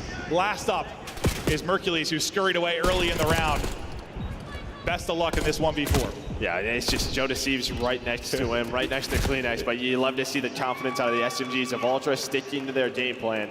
And yeah, maybe just deal with Kleenex inside of the vent, man. Don't let him get there. Apparently he is the vent reaper. Poor Mercules, like just trying to get back to full HP and maybe have an actual chance to chow, but every time he tried to wiggle away, took more damage, never actually got to 100 HP to give himself a square one-on-one. Would have been so difficult to do, period, but incredible round there behind the aggressive play from Ultra. I'll see how things change now. If there's any early adaptations with Optic back to their offense. Well, let's say it's going to be an 8-hit, so it should just be on inside, just playing his life. You do have Kleenex vent again. Shots are going to open that up. He's just going to go for it with the slide, but doesn't matter. The Vent Reaper wins it again. Yeah. Oh, that is Kleenex's vent. Oh, well, that's going to be painful for the Optic push. The team kill comes in as Nade hits car hits human. Human goes bye-bye. 2 versus 2, though. Down to a 1 versus 2. Dashy, the man with the ice, not going to give opportunity to make the play. Gets shut down. That's back-to-back rounds for Ultra. Yeah, you lose forward progress, and then obviously the car blowing up doesn't help you It certainly does not. Dashy almost brings it back with the shots, but yeah, the first blood there from Kleenex on a Shotzzy gives them everything that they need to secure the round. So how do you improve your vent play on both sides? Maybe just avoid it. Maybe try the other side of the map, I guess. No, I'm sure they'll deal with him at some point. But 5-2 start for Kleenex. He has 2 first bloods through 3 rounds. It is Ultra with all 3 first bloods. They lead this 2-1. Optic need to try and improve in the opening. Granted, they got a round bringing it back into 3 versus 4, which will always be possible, but they need to stop this trend and find some early kills. Yeah, we might have, put a little stats curse there for Shotzzy, right? 0-3 right now, just trying to get going after showing off that graphic and what he's been doing on land. Oh, hello there. Well, there you go. You talked him right back into it, Joe. Shotzzy does get traded out. Same can be said for Kleenex after he gets that trade. So numbers stay with Optic Texas. Bomb planted, though. Insight and Beans. Uriel is trying to hold this off in the 2v3. Optic Texas flying together. I say they're clearing this, so they're going to have an idea of what Optic are doing. They're not going to retake from their side. It's just that they go from middle, so they go all the way through here. And well, Hook and Mercules and Dash, they're pretty split. So it's a 2-1 split right now here for Optic. Yeah, I mean, Insight should have got a ton of info. That shot's in from Beans. He's actually able to get a kill after the tags into Hook. Hook sends it, Beans gets another one. That is ludicrous from Beans, but it's a 1 versus 1. Mercules, Beans, 10 seconds to go. Beans plays it beautifully. Beans takes the round. What a magnificent play from Beans at the back shack. He's enjoying that one. Yeah, now you're getting individual moments from Kleenex. Now you're getting it from Beans. Hopefully some momentum to keep it going here for Ultra. But yeah, beautiful stuff in the 2 versus 3. And I just think the fact that they take the risk and push on forward gives them so much info on what Optic are doing. And then they just have to try to find you. And well, not able to get the trade on the Beans, right? You have sort of a 2-1 split. It turns into 2 1-on-1s. That is not what you want if you're Optic. And Beans has had some brilliant doubles, triples lately in Search and Destroy. Western here, well, not here as much, but Rewind. Even some moments here where they've lost, he's had some terrific plays. He's on 5 straight after dying first. It's been nothing but glory for Beans. See if he can work forward for a streak. Shotzi's either been caught early or finding the first blood in the last round. Car in play. And he'll just basically stop this push towards B. This looks similar to the round one.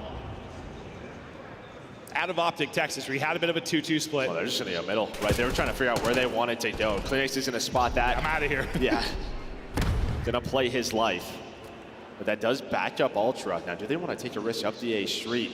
Could have early pressure towards Shotzi. We'll see how it develops for Ultra on the A side, but it will be B side control for Optic Texas. Plant getting in, looking like a 4-on-4 retake, but yeah, Shotzi is going to be crucial. All the way back. He's so far deep. Can we see where he is right now? Well, he's gonna get a first blood. Insight trying to trade, and well, it's so difficult to trade that man. Not to expect a second though. 3 versus 3, you still have to retake if you're Ultra. Yeah, not a ton of time. It is ticking here quickly, under 30 seconds to go. Joe Thieves gets some info, gets some tags. That's going to be the go for Beans to fly on board. He's going to lose that fight though. Dashy not able to change into a second. Trade is in, now 2 versus 2. Time ticking, 15 seconds now to work with. Now to another 1 versus 1. Info on the player. Joe Thieves trying to dance. How fast can he dance? Chasing it down. No time to get back to it. Hook. Shoulders for the win. Again, just another great play out of Hook. Very disciplined from him. Just takes his time, plays his life. His teammates are letting him know 1 more second. Gets very close if you are Joe Thieves, but just not able to find him. Shoulders on point. Yeah, and you thought it might come to time when you think about it, like that first engagement, with Shotzi on the flank goes down. There's like, 30 seconds left really at that point, or 22.5 to actually work with for Ultra. And they still had a lot of map to actually cover. Honestly, a great retake, just needed a few more seconds. Yeah, and I think, the first one from Dashy on a Bean just really slows things down, right? Because you're hoping Beans can help out Joe Thieves, but that never happens. And after Shotzi struggles, he is 2-5, but he's got back-to-back first bloods for Optic and starting to maybe be the difference in some of these rounds. Aggressive from Ultra towards A, but now quickly wrapping it out, and while Bomb has been this side. Mercules will be the first to get an angle here from the back shack where we saw Beans make the incredible play. Well, if they wrap back towards A, and that's going to be the play call. This could be down to Hooj. You see him. They had a lot of early A aggression from Optic, but they left Hooj inside of office. You have to find him quickly, and well, you do not. Where is the trade? Not there. The man is locking it down himself. You got to trade that out. 16 HP, and he turns that into 2. Unbelievable. From Hook the Nuke, the clutch in the last round calls game here early in the next. Hell of a series out of him so far. Yeah, a couple rounds in a row now for Optic, but that was all off the early A aggression. Then you leave him in there. We've seen a little bit for time, from teams from time to time, but then you have to find that player. But as you said, he's 16 HP. You just get caught sprinting on the slide here if you're inside. And it's just, he repositions. You think he's in the corner. It's a great play from Hook, but that has to be traded. It's just got to be traded. I know you die quickly in Call of Duty, but no, he's a bull. It's got to be traded. And I'm sure the timing was probably just sick for him. He just is trying to slide and catch him in the corner. Not trying to discredit the play from Hook, but it's just got to be a trade. 3-3 now. Lone man on the offsite is Dashy for now. Insight looking real active. He's trying to get back to courtyard. He got a pick early in this game, but Mercules able to get forward. Now you gotta dodge all these nades. Yeah, best of luck. Insight gets back in the courtyard. The nades hit. Mercules gonna get caught. That's one where you're hoping to get a clean kill and maybe get away with your life. Just not able to find the kill, well, or extend his life. So blood to Ultra. Still gonna have to retake though. Bomb being planted. I'm not sure what you have left utility-wise. Yeah, maybe some stunts, because I think you threw all your nades to find that 1 kill.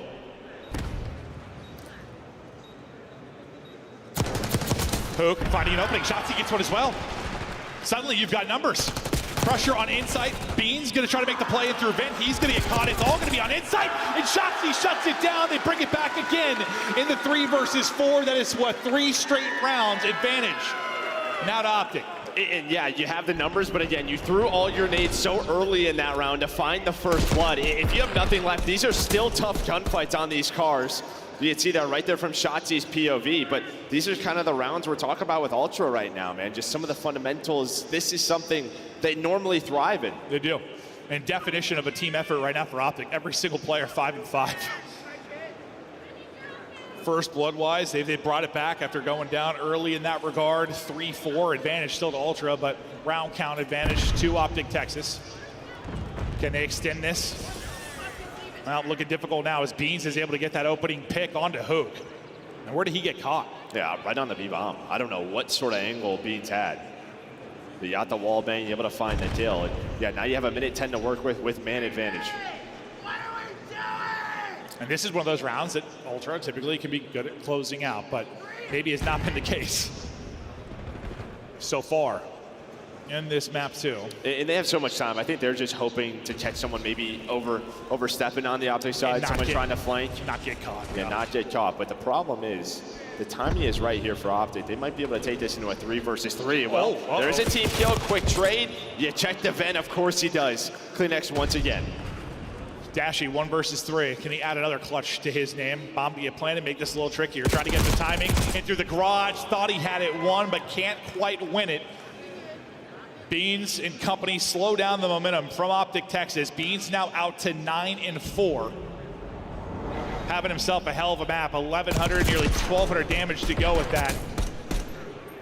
Beans is everything right now for this Ultra roster, and they're going to need him late as we're tied up 4-4. Yeah, I mean, we're hyping up Hoop, but somehow he gets caught there on that B-bomb just 10 seconds into the round. I wasn't even thinking about gunfights at that point. Honestly, when I was looking at the map, like, it wasn't even crossing my mind. Well, he's like, disguised into the B-bomb on the mini-map, so you don't even see where the gunfight is.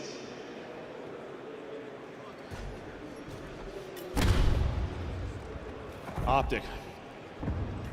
Back to this kind of 2-2 setup, but not really that 2-2 setup where they're getting aggressive over towards A. You just have Shotzi and Mercules kind of playing deep, watching the push through, watching mid-map, and they're kind of grouped up mid, maybe trying to isolate CleanX if they can find an opening there. Or, yeah, that's exactly what they were trying to do, but CleanX gets the angle, nearly takes out Shotzi, so not able to find anything up the gut.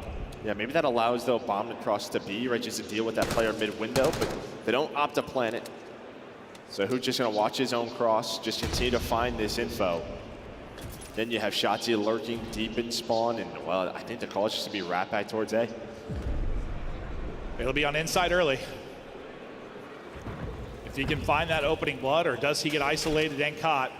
Look at eyes in his position. They're going to try and chow him with utility, chow him with a couple of ARs, but it's sort of the subs in position so far. Haven't been able to get an AR on it. Shotzi going to get some info and back down for now. Plant is going down and nearly secured. There it is, plant in. 4-on-4 retake now for Ultra, the first blood. Going to be through for who? CleanX going to get slammed as he opens the garage. Can they make a play through the vent? Show to Thieves trying to find it. Be able to find one and back up and play his life. Goes to reach out and drops. Now just to insight, 1 versus 2. Plenty of time to work with, but heavy tags from Dashy from deep. Shotzi gets across front. Beautiful from inside. Hold up now. Just time. Yeah. And where did he go? Where did this guy go? He is so fast on his feet. Gonna have to shoulder it. Are you going to read this? If you're inside, but it doesn't matter. The SMG wins it. Woo. Almost an insane clutch out of insight, but Shotzi takes the round. Yeah, just enough time passed that he's thinking, Shotzi. He probably took a route, but you got the advantage here with the SMG when you get to a position like this. Garage opens. CleanX will see you later. Allow him to stop making plays from vent, from garage door, and then just catches it. That nearly is real awkward. He gets hit down to 31. Inside has a sub there, probably wins it, but you got the sub advantage. You put him down. Big clutch there from Shotzi. Match point now. I mean, in the game too. We're talking, this Optic team, they have not lost their control in a long time. So this is a almost must win here for Ultra. It's feeling that way.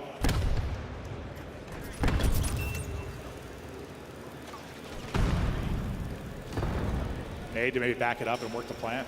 Hoping he's got coverage here. He's got to be one of the more terrifying spots to work in Search and Destroy. Especially with if you the have nobody mid. Yeah, absolutely horrifying. Trying to work the plant now. Does Shotzi get the peek, or does the plant get in? Kanjo just seems to get away with his life. He's okay for now. Just tucked in. He's got help. I think it's Insight that sort of got the angle, trying to put tags in through the window, and he's able to back out. So brilliant plant in. First blood, though, again to Optic. It's Dashy that is able to find one deep with the shots. They got numbers, huge win for Kleenex, but he is traded out. Hercules, enough damage in that he sets up Hook.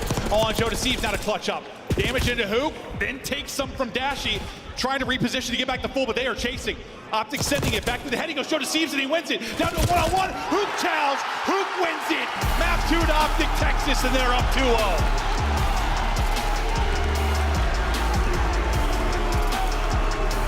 And again, every single fight, though, is a 2 versus 1 for Optic, right? They're not giving up any 1 versus 1s. If they are, they're putting some shots in for the trades. Just great stuff from them, fundamentally. We saw in map 1. You're seeing it again here in map number 2. They have a great read on Kleenex as soon as they get that first blood. Now for Ultra, it is panic mode. And yeah, I mean, for Optic Texas, like, listen, it was going to take me a little time to be a believer just because the year that it's been, right? And, well, you know, you lost to an LG. You lost to Breach when you first had Hercules get in, but I started to sort of believe with that victory over Ultra Online. I just wanted to see it here on LAN, and slowly but surely, it's feeling like this is a team that can make a run of the tournament. That aren't going to be a dark horse. They're going to be an actual contender to at least get into a top 4. Who knows, make a run to a final. Brilliant stuff, despite the fact that you get double digits out of Beans, and you win the first blood margin early on. Ultra come up short. I mean, yeah, 2 players, you have 1 player 5 and 8, another 7 and 8, like, and you're winning these rounds, right? Yeah. Just some great stuff over on the A Street where they're winning 3 versus 4s. If you're Ultra, your A retakes have to be better. It felt like if it wasn't for Kleenex through the vent, they had nothing else. Well, we thought that was going to be a tough one when you just talk about how they've been. Like, Ultra, what, 1-5 on that particular map? You didn't feel great about it. They really wanted to get that Vault 1 win, weren't able to do it. They're down 0-2. They've got to pull off the reverse sweep against who's been maybe the best control team as of late. Optic Texas will look to put it away, but before we get to the map 3, let's break down the first map 1 and 2. That was fun. A little faster than I wanted. Yeah. Unfortunately, my Toronto pick and Miles' Toronto pick is down 0-2 right now. Yeah? Allie's all smiles over here. Why is that, Allie? Because our producer came and asked me for my prediction, and I went, Optic Texas. Mine was instant Optic. You guys are welcome that Hook is taking over right now, but we still have a second half. Before we get to everything that we saw, though, in games 1 and 2, we got to give a shout out to Hook's former teammate, a world champion from Dallas Empire, is hanging up the controller. Nameless, walk me through this. Yeah, I mean, a world champion, obviously won a championship in his time on Optic as well. One of the greatest search and destroy players of all time and beloved by the community. I mean, Illy came up from the search community, man, and, you know, is one of the players that when he came in, you knew he was going to be a beast. Instantly translated that into success in the league. So shout out to Illy, and I hope he has good fortune whatever comes next. Yeah, if you're here in DreamHack, we'll buy you a beer after the show. Great stuff from you, great highlights throughout your career. To take a look at some of the highlights from this series, though, there is a throbbing poner on Optic Texas. He goes by the name of Hook, and he is just bobbing, weaving, popping. He's doing it all, Miles. Ali, you're too young to understand what that even means. Yeah. It's totally fine. It's a classic here at DreamHack, but PWN, Ali, get a grip. I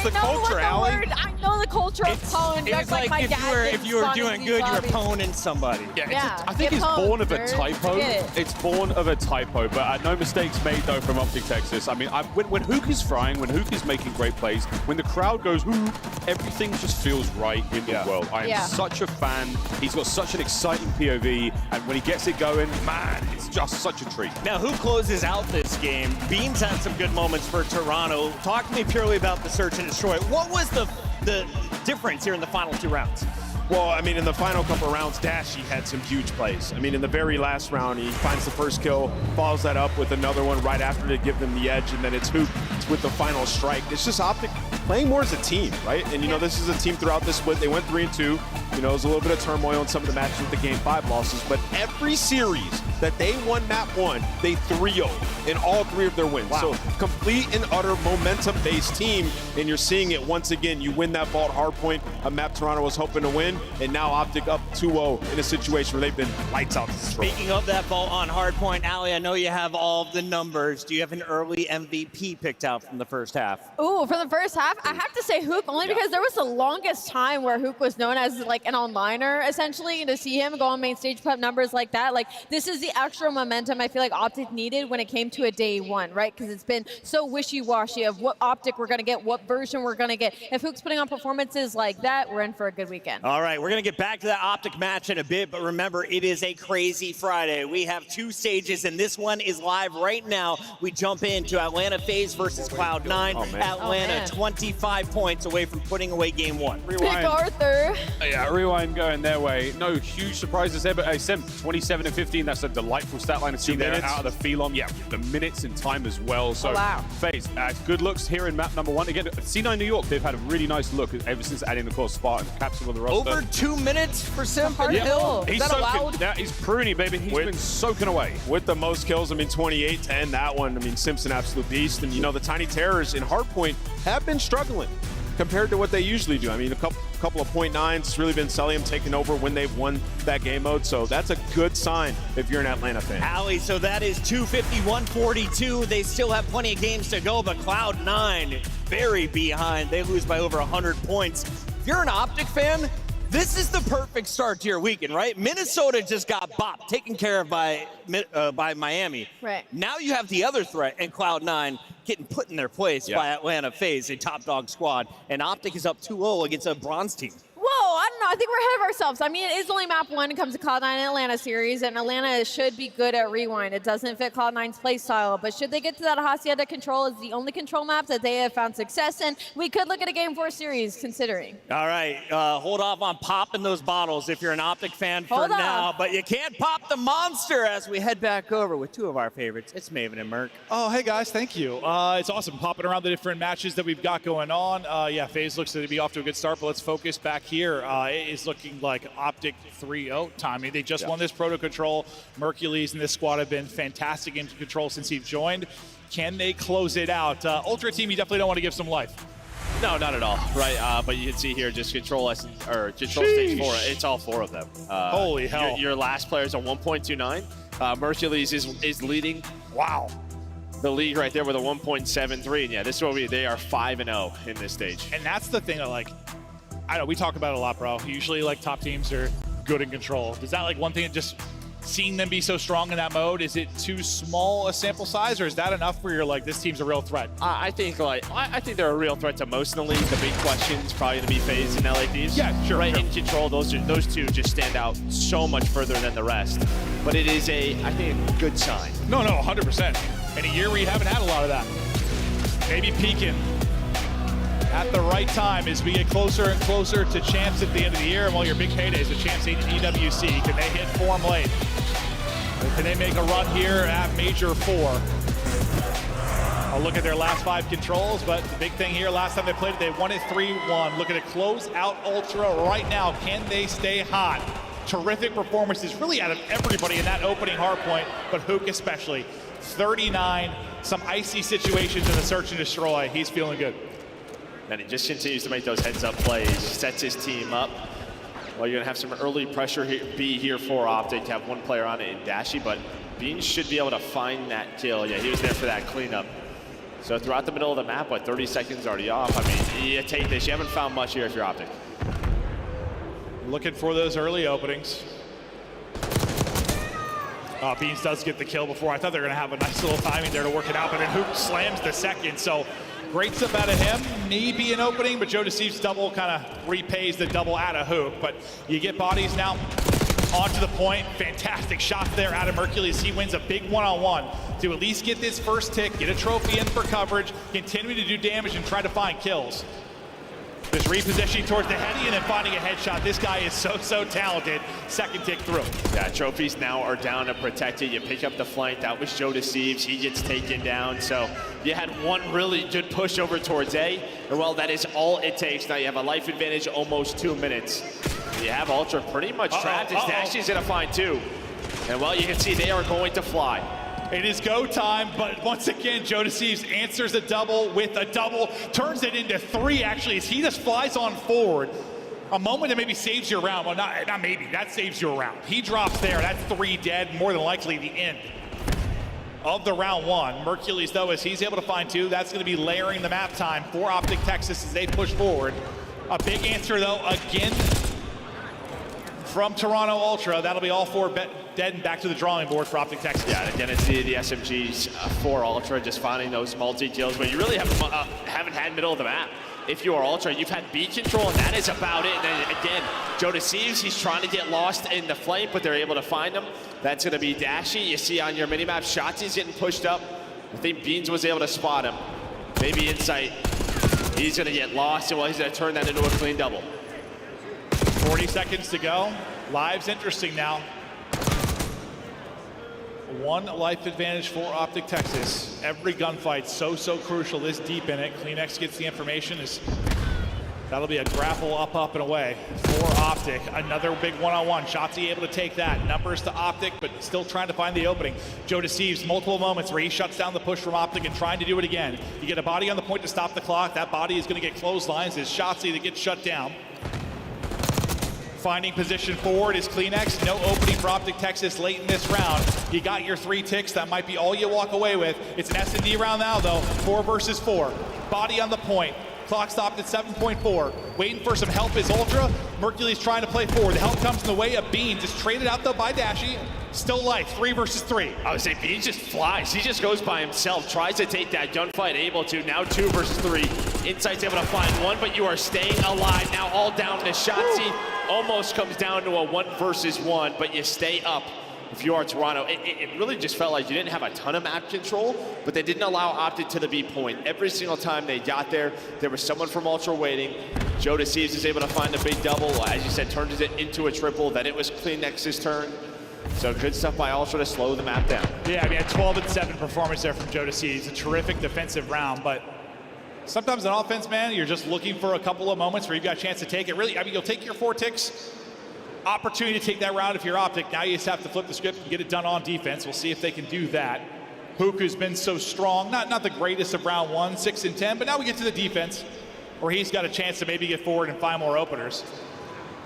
The break's so crucial. We'll see how it plays out. And well, yeah, now can Huk get lost sort of in the spawn? Change that scoreboard around as well. A great start here for Optic. They're able to find 3. Beans the last player alive. That is all 4 dead, and now you're in the trap. Yeah, this is where Optic live and thrive. Toronto Ultra in hell immediately. How clean can they get out of this? You've gotten so far pushed up. You've got all the map control in the world. Just creating chaos. A great play there from Thieves. I mean, just baits him in, has the knife ready. Able to get his teammates out. He's just trying to pause this clock. Already 45 seconds off, and you have nothing. Even when you finally get out of your base in the middle of the map, the AR is starting to find some kills for Optic. So it's really just down to Joe. And well, he's going to get taken out. You are just so staggered here if you're Ultra. They just got the mid-map height and position. The subs in hell, just no openings whatsoever. Sub 30 seconds now to work with. You get 2 dead, now it's time to go. 1 player remains, going to be Shotzi. What can he walk away with? It's only going to be 1. Now you try to get bodies stacking the point. Trophy there for coverage. Thieves gets loose, but, well, not loose for too long. Down in lives, so what can you do in the ticks department? Well, you might have 1 chance here if you are Optic. Shotzi's going to find 1 on the flank. Does that allow his team to go, though? None of the nades are going to connect. The trophy is in it. Well, you just give it up. So minute extension is there. So Optic, they were just playing for map control. Yeah. I mean, they're a team, I think, on this map that's been guilty of letting things kind of get away from them. Take 1 last crack at a point, and then things fall apart. They've been far more disciplined over this qualifier stretch. They play for map control here, and now can they turn this into a round win? CleanX's double, though. This could be an opening on the point. Optic trying to go huge. Dashy not able to find it. Everybody coming off the spawn and trying to battle back. First tick is going to be done. Optic trying to fight back, but Toronto, like a lightning strike, might walk away with this round 2. It is close and it is done. That is textbook out of Toronto Ultra. I mean, you didn't find a kill there. No, like that's why I don't hate how Optic Texas play. Like, all right, let's give it up and set up for the kills. They just didn't get the kills. Yeah, I don't know. I think they probably go back and take 1 more crack at I think you go 1 more time after Shotzi's kill. Yeah, because CleanX died, Shotzi got another one. You know there's only 2 on that point. At least try to put a body on it, but maybe with Shotzi dying, they didn't want to. But as you said, that transition over to B was just so perfect for Ultra. He didn't get on the board at all. I mean, the spiral or transition you were trying to avoid is exactly what happened. Like that, I think that's what they feared would happen if they took another crack at it, and just, it happened regardless. So props to Ultra with a couple gunfight wins. Get a 2 and 3 dead scenario and able to take advantage onto the objective at B. Might be a 2-0 advantage for Optic Texas in the series, but it's Ultra up 2-0 in the control.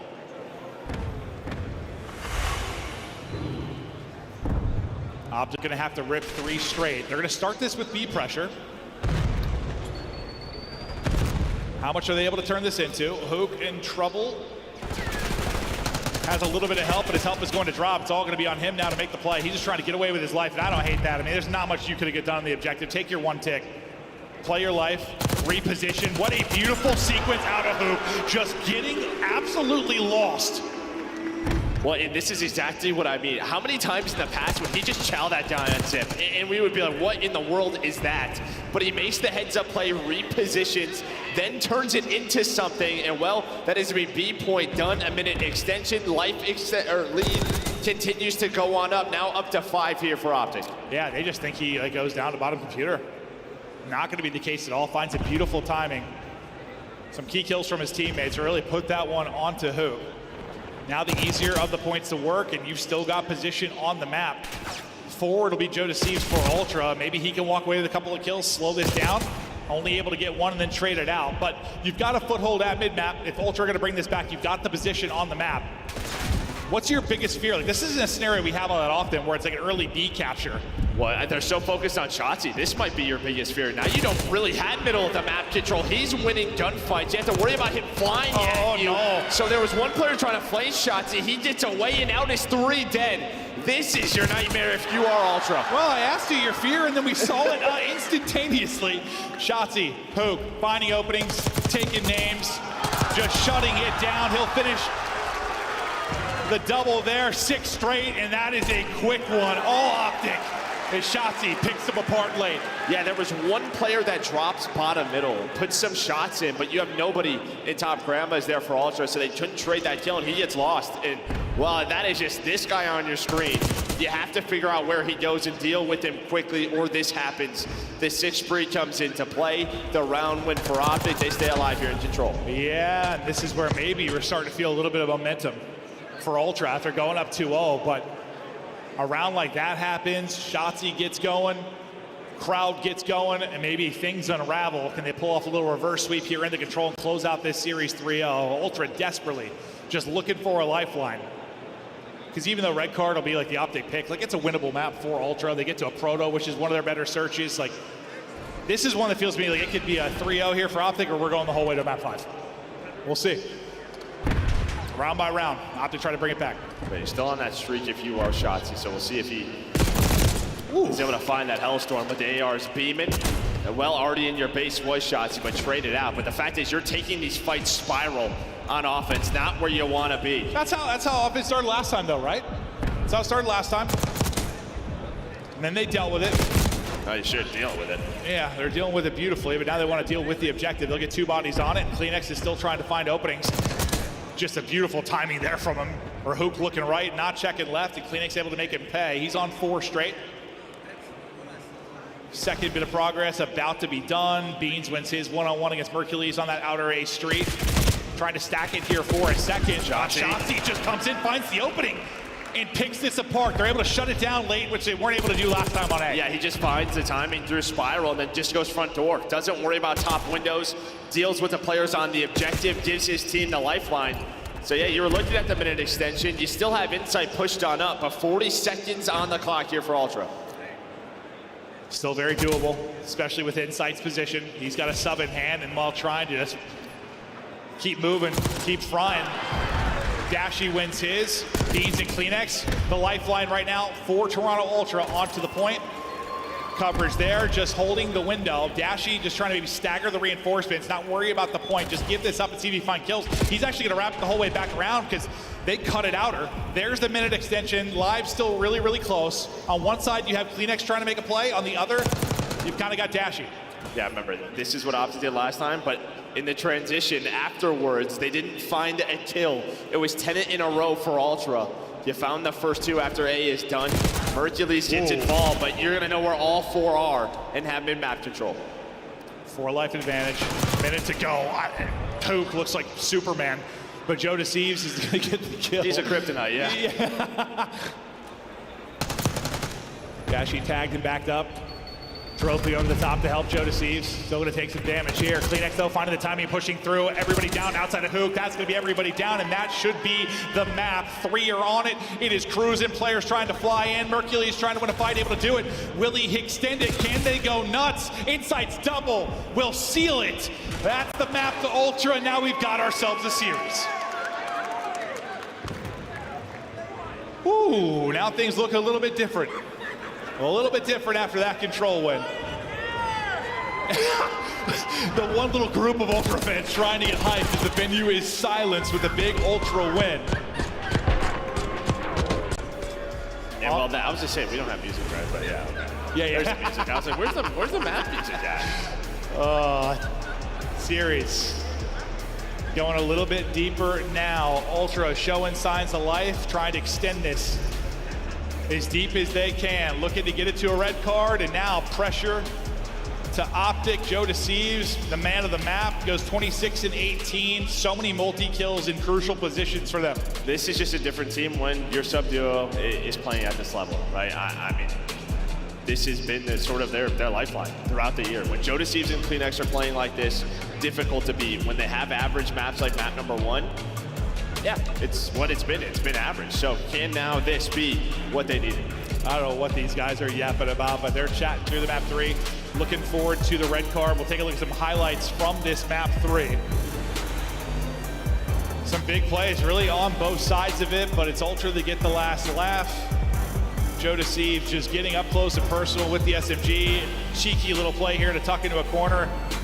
Be the Reaper there with the knife. And that's on the Shotzi. Normally he's the one doing plays like that in those sort of situations, getting creative. And I think the single most impressive thing probably for Ultra, on both your offensive round wins, you were in hell early. Like, you lost the break, and Optic Texas had 2 or 3 people forward, like in your house, applying pressure. Both times, you deal with it well enough that you have what, like, I don't know, 45 seconds or so left to get out from then on forward. It was really efficient. It did look good early.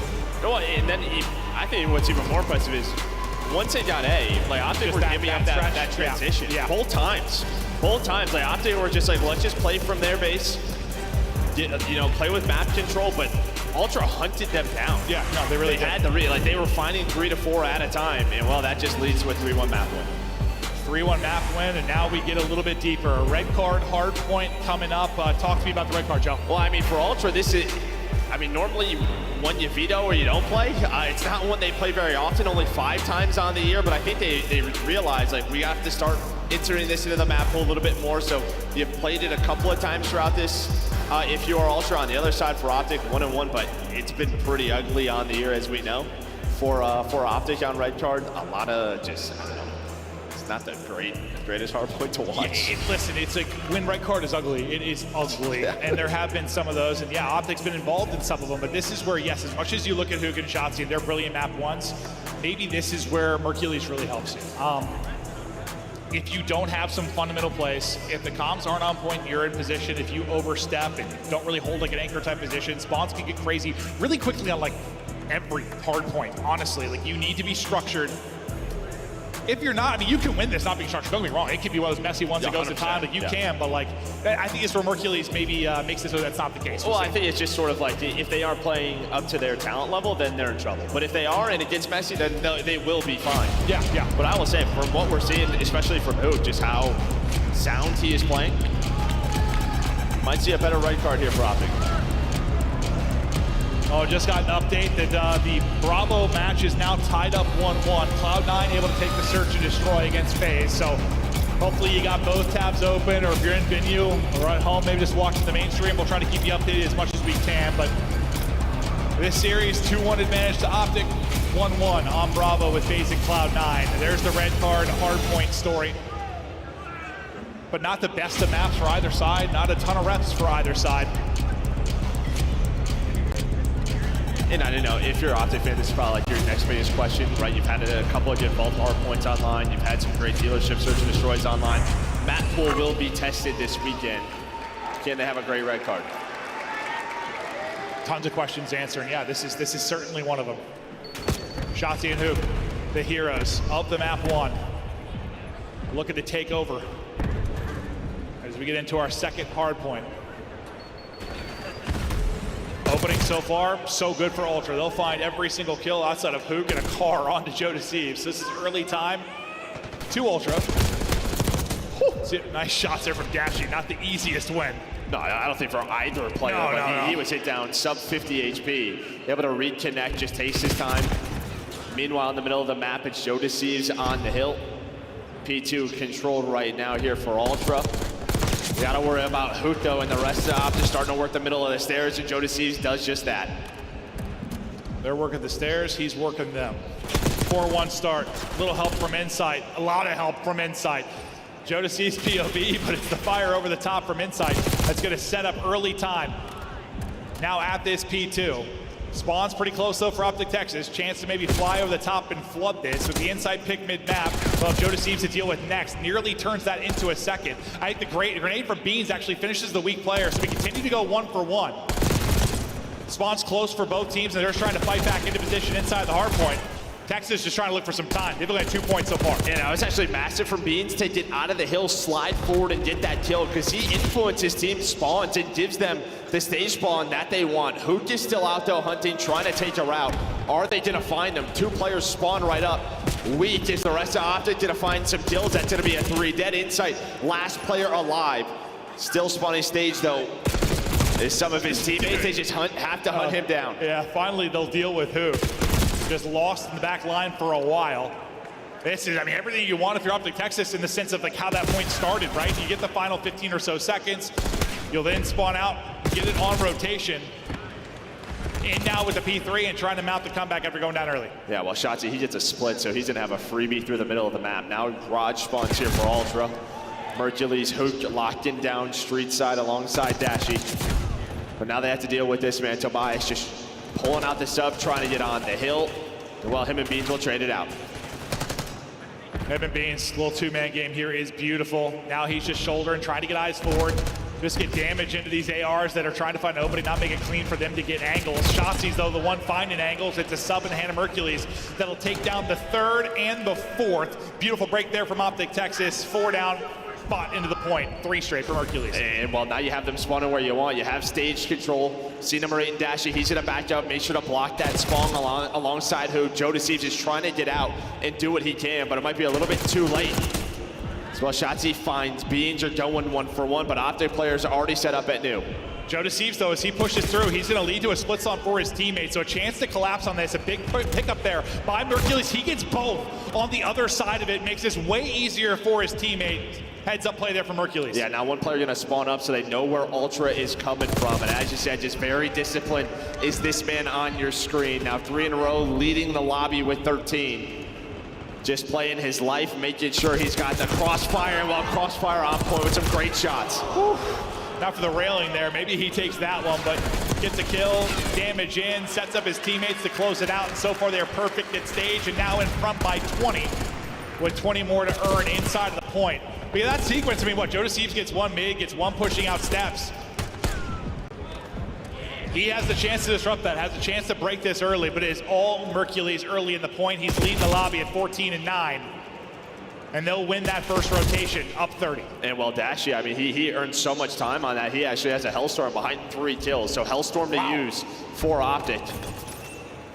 And well, he's going to use it right away at this P5. So we did a lot of discipline. This was a hill, that stage hill, where, I mean, they would let some spawn slip on through, screw it up. That time, much cleaner. And well, they're going to find a 4 dead behind the Hellstorm.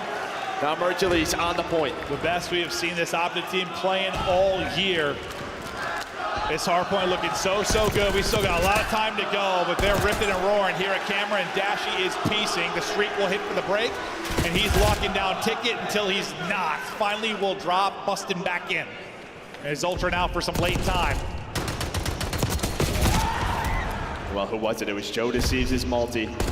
That's been the key to the success, the small amount that they have had throughout this match. It's been Kleenex and Joe. If they find some doubles, that's our opportunity to get going. But the way this started, you're thinking Ultra is going to be very much in control, but a great P4, and just like that, Optic are up around 30. I mean, they went up like 40-1 or whatever it was. Since then, you're outscored like 120 to 30, 40, whatever it is. And in control early in this second set of hard points. Shotzi, AR in hand, locking it down from Hedges, holding the angle, winning the gunfight. Beautiful there on to Beans. 5 HP and just trying to play his life. Hey, did you see that? He cooked an 8. Maybe he was listening to you. Yeah, I swear, it's rare you see him do it. He's just tossing those things, I swear. Nobody in the point for now, and Hook will be tagged up and backed up to reposition. Well, all of Ultra, they are just flying stage side. Just trying to get in that spot for P2. Well, it's still 20 seconds left. In the middle of the map is Beans and Kleenex. They're going to find that timer, at least try to. A lot of pressure to deal with, but that's going to be all 4 dead here for Optic. One player does split out, but Mercules reads it. Great stuff from him, and now you're up 60. You have P2 control. Optic Texas looking to close this out. Mercules, some key spots where he's picking up spawns. It's been incredible to see. It's going to be a split again, and they're picking it up on both sides of it. Tracking back into the point will be Mercules. Extending this lead. 3 gonna spawn close in the back. Ultra trying to fight back into the point. They need some time, and they need it badly. Just seems like it's been this lull, this dead spot over the last several hard points. As Dashy gets incredible damage in, I think it's Jodeci's barely staying alive in the back, but it's still gonna be Optic Texas in the point. Winning it from the front, everything you could want on rotation. This is textbook from Optic Texas. Lead, growing and growing. They're doing everything right. This is what the Greenwall fans have wanted to see all year. I mean, I'm going to sound like a broken record, but like this is legitimately the cleanest hard point we have seen from them. I don't know. Just a lot of the time, it is so chaotic. You mean on red card? Well, in general, it just feels like they're finally putting it all together. Putting it together, but trying to put down Jodeci. Able to do that. 100-point advantage, so close to walking away with a round 1 win and get them into the top 6. They'll continue to fight on this weekend. Dashy continuing to put the pressure forward, just trying to deal with insight in the back, able to shoot off his toes as the pistol connects under the Jeep. They'll get 3 through on the feed. Only 1 player really fighting up forward. It'll be Jodeci again. He's gonna get slammed. Hardpoint control again to Optic Texas, and they are just firing. Here, maybe your one last chance if you are Ultra. You have to get P4. They're going to find 3 kills. There are going to be some split spawns. Hook and Dash here trying to lock down this position. They knew where Hook is. I don't know if they know that Dashy's out. Okay, they do. Beans just trying to get to the double. Great shots from him. He's on 4 in a row, trying to do what he can, trying to will his team onto this map 5. You see Joe and Insight starting to play stage. So can they find a full 60? Yeah, I mean, a perfect hold here, and we've got a conversation now for this map. A break from Optic, and well, that might just be the map. Hook dealing with Beans, that old. Kleenex, just a sliver HP, trying to stay up. He's gonna get dropped, and now here comes the green wall. They're flying out swarming. They are absolutely swarming. Pressure, Joda seems to make the play. He's gonna get dropped. That's gonna be an early break in, and that might decide it. They can't win it here on this hard point, but what a beautiful break from Optic Texas, dominating here in the map. What am I watching here? Just such clean hard point from these guys. Where has this been all year? This is what JP and Karma are talking about in the scrims. And now the individual skill is showing. Shotzi on 5 in a row, but what a break. That is so difficult to do. They took their time, they win it as 4. They found the opening picks, and now they are 20 points away from moving on. I mean, out fundamentaling Mr. Fundamental in Toronto Ultra. This has been just class from Optic Texas. One more break to close it out, and while it's a camera hard point that could be all about the breaks. First kill through for Shotzi. The writing is on the wall. The round 1 win is just moments away with a break here. It's the last stand for Toronto Ultra. Dashi nearly gets through over the top, but the ARs do hit for Ultra. Extending this one for now. Okay.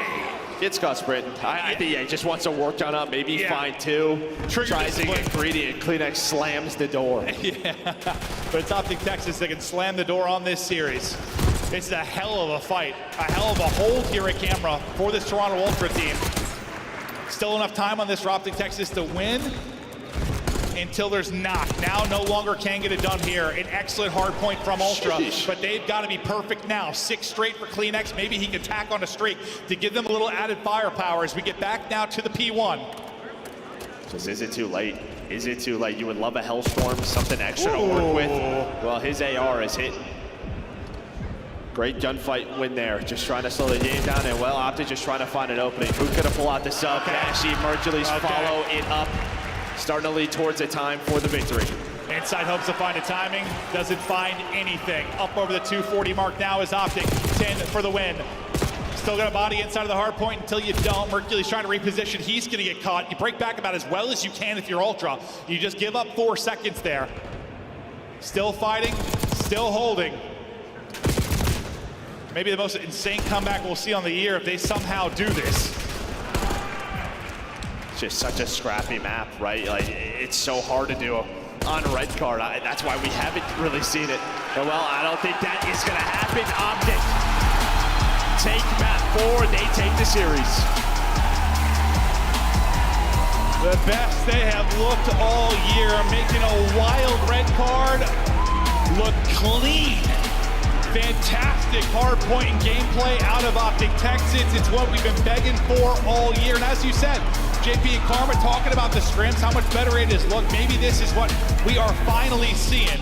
These guys showing up on land, already guaranteeing themselves the top 6. And on the other side for Ultra, I mean, you're not that unfamiliar with round 1 losses and having to make a run through losers. They're gonna have to do it again. Yeah, well, probably most importantly here for Optic is sort of, getting top 6 for champs, right? Yeah, I assume now it's pretty much done with that conversation. It would be so tough for Minnesota, but especially after them losing. They'd have to pull like an Ultra or a Thieves, so you'd have to make a run to a top 3. Well, you have to hope they don't and lose. just to hope Optic basically double opt out of it. So yeah, it's not done yet for Optic, but it's feeling like it might be. Hoop, sensational in both hard points, puts up, what, 39 or whatever it was in the map 1, 32 and 23 here. I know you're impressed. Just not just with Hoop, but with this Optic Texas team. No, legitimately, this is one of the better matches they have on here. Just like, in terms of the way they're actually approaching the game, do we have an idea of what we're doing? Nobody's over-challenging. We're not trying to make these spectacular plays, and in the meantime, sort of like ruining the map, allowing, I don't know, both vaults, they control all the P4s. Right there, I mean, they win the early stage and they find a break at stage. It's just these little things that you kind of look for, and sort of, you're seeing that here from Optic. Yeah, like you've seen like a moment in a map sometimes, like in the online stages of it. Yeah, but then they do something dumb. Yes, you'll see a moment, but like as far as like a cohesive bit of gameplay or a map or a series, however you want to state it, yes, just phenomenal. And I can't understate the fact that that's usually what we're saying from Toronto Ultra. We're talking about their fundamentals. We're talking about how they're ahead on so many rotations. Optic just outdoing them and what they're best at. Plus you have maybe the talent gap when you're firing, and this is what the series looks like. And again, like stage 3, I felt was a little bit more SMG centric, and that allowed Joe DeCease and CleanX to kind of do whatever the hell they want. If we're going to sort of a 3-4 AR on some of these maps, they might be in trouble, because you see, if it is not Joe DeCease and CleanX, they are not getting much in respawn from the ARs. It's not like those two are leading the way. No, absolutely the case. And even when listen, it's a different Optic roster, but you talk about the game last year when it came a little more AR heavy. That's when they start to take over and be phenomenal. But listen, Hoop, he did it online. He's doing it on land. Hoop the Nuke is dominant right now, leading the way for Optic and hoping to make a run. Let's hear what he has to say about that match 1. DreamHack, make some noise for Hoop and Optic Texas as they continue on in this tournament, the hometown heroes. Hoop, we watched you guys 3-0 them online this past weekend. You come to land.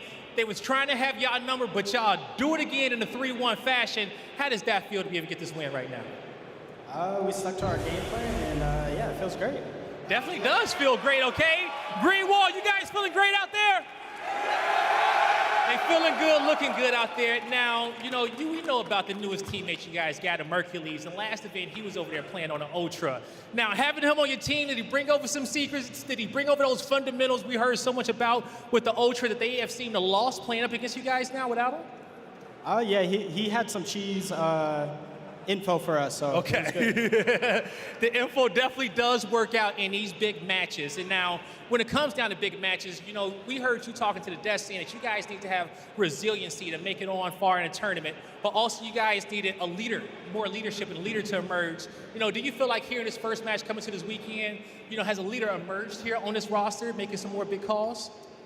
I think we've all been taking like baby steps towards that. So especially like me and Brandon. Okay. So, all right, definitely. And it's paying off and it's working out. We have seen you guys really hit that form, okay? And in hitting that form, you know, you have had this be one of the loudest venues throughout the entire DreamHack convention. Got these Greenwall fans on their feet. What you want to say to them, Hoop? Appreciate everyone here, and shout out the Green Wall, man. Yeah, you heard it here from me and Hoop. That's going to do it for us on the stage. Chris, take us away. I knew it was Optic all along. The Toronto pick was bait. Why? Toronto has lost in the opening round of Major 2, Major 3, and now Major 4. Now at Major 2 and 3, they went on to finish on the podium.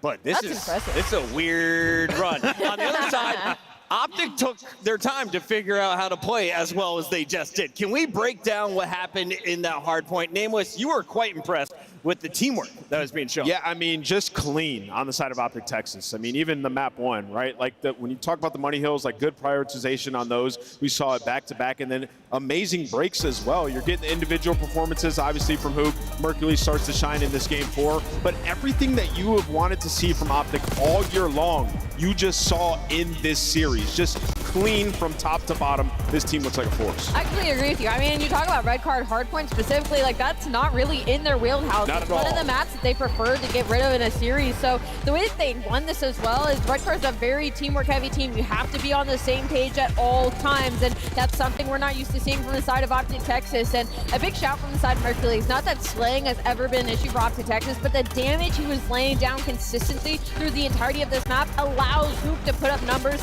like he does, allows him to drop the damage that he does. So clearly, some stuff gelling from the side of Optic Texas when it comes to respawn. For me, it's the 3 C's, Chris. It's cohesion, confidence, and chemistry right now for It was Texas. chemistry, the third one. And it's all 3 of those things, man. I mean, really, right now, everything's going great for them. Really, really great spot to be in. And I think they know that their history will look very poorly on them if they don't make champs. So it's pull your socks up now, boys, or get a real egg on your face. It's not fair to call out one player, but in the first half, we said Hoop was in the early running for MVP. Was there a standout in the second half going into that control and then the fourth hard point?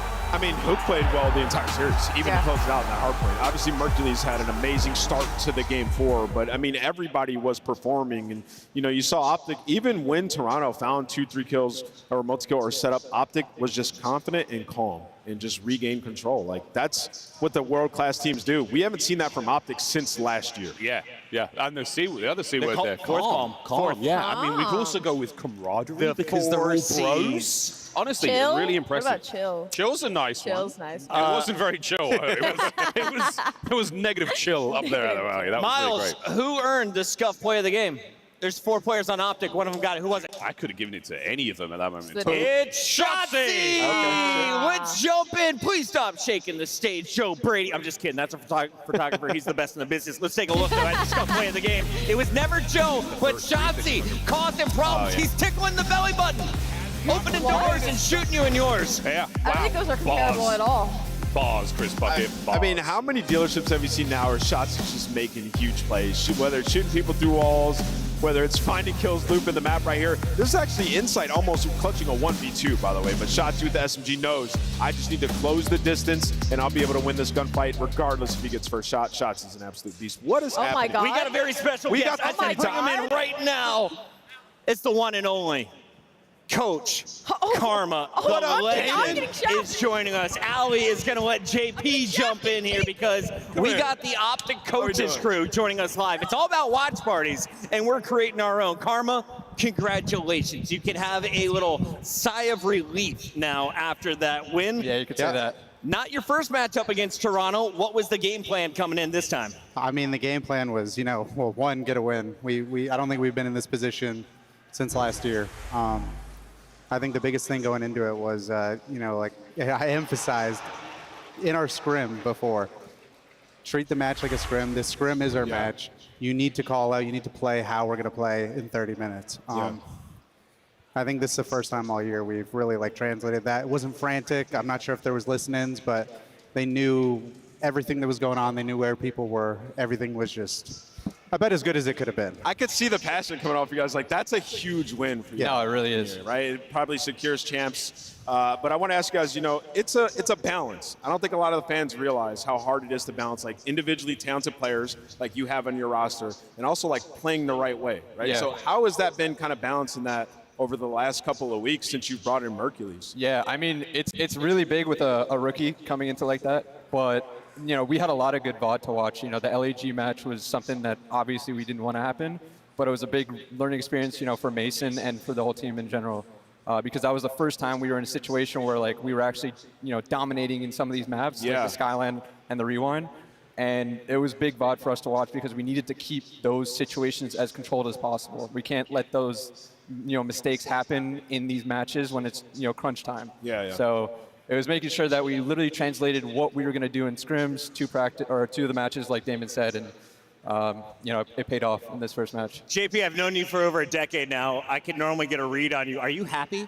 You just got it done, bro. Happy. Hey, job not finished though. Okay. I mean, we came here to win the tournament, not to make champs. Stone cold killers when they walked up on this set. Well, they're locked. Damon, I want to ask another follow-up to that. Who stepped up to be the leader? You know, we've heard, you know, with you guys, like somebody's had to step up. In the Hook interview, he said, like, yeah, we were lacking that at times. So who's it been? Kyler. Yeah, really? I mean, I'd say it's Kyler, and I mean, as a whole, it's just a really big team effort right now.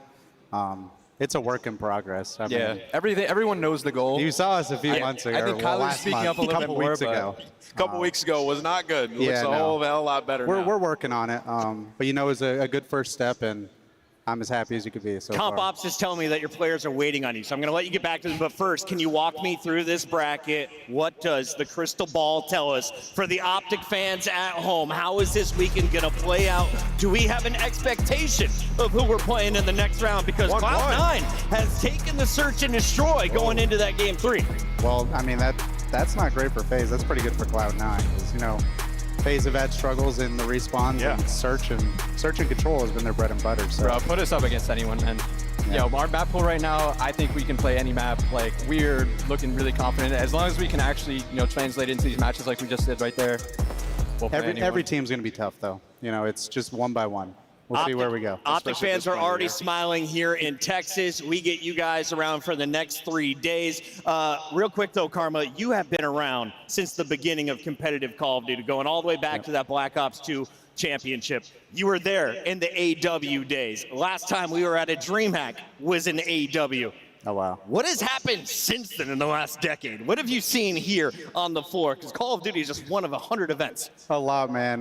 Dude, this is crazy. You know, seeing an event like this, there's so many people you can run into here that we haven't experienced that in, I mean, 8 years maybe. I could be a little off with that, but Damon, this is like how you used to be back when we were competing. This is true electricity. Multiple matches going on. Yeah, it's definitely a treat for all of us. Gentlemen, we're going to jump in live real quick. You're welcome to bounce or hang out with us because this is your next opponent. It's either Atlanta FaZe or Cloud9. This is Game 3, Round 5. We are in control of this swing game. Nameless, how crucial is this? I mean, this is massive. And I believe Cloud9, when they beat Atlanta, they were able to take the control, which was a huge surprise to everybody. So if they're able to win this round, it gives them a great chance to take the series, as Atlanta have been struggling in hardpoint. They just truly have.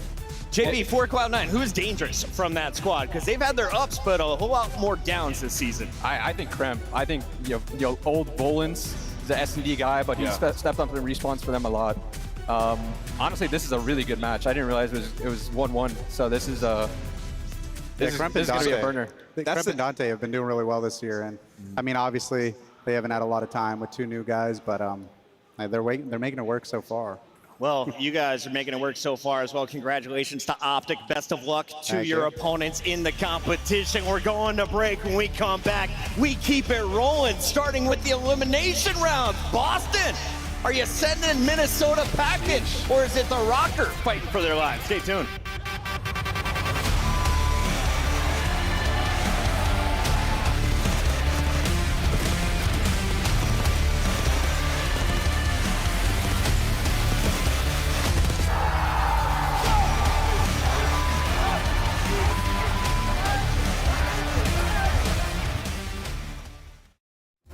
Major Major 4 is your last chance to win the Scuff Road to Champs giveaway and join us at CDL Champs. Visit scuff.co/CDL to sign up now. The Arcade Wiz Tracer Pack is available now. Hit the map in retro glory with the Star Player Operator, pixel-inspired emblems, and more. The Esports World Cup is an official partner of the Call of Duty League.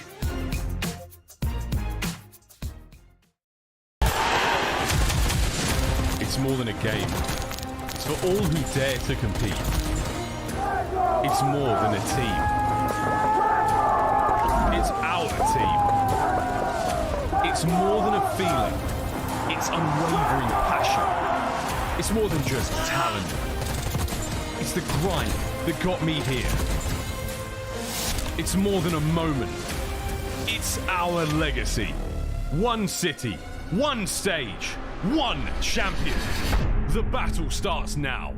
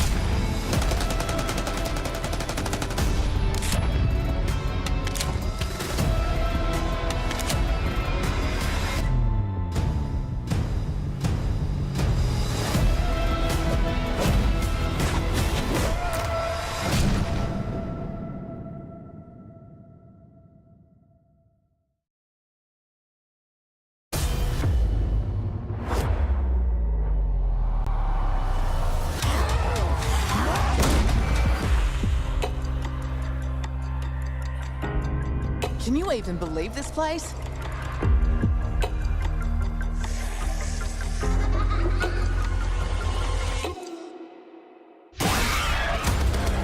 Sit your slimy ass down. The sizzle sells itself. Someone give me a 10-gallon hat. I'm going full cowboy on these bastards. You're not sure you have the right floor?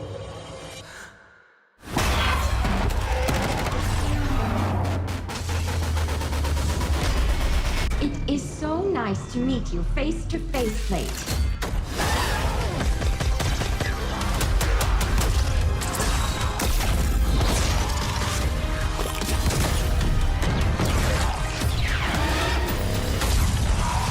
You don't trust me, fine.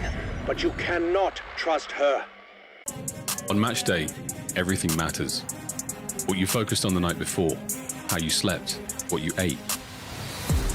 Players gather in the arena, ready to go toe-to-toe, fueled by the dedication, passion, and love of the sport. The mind has to be focused, clear, locked in. Any unknown variable can mean the difference between winning and losing. And when you have your pride on the line, every decision has to be perfect. Every movement calculated, and every shot on target. If you want to be remembered here, you have to make them believe.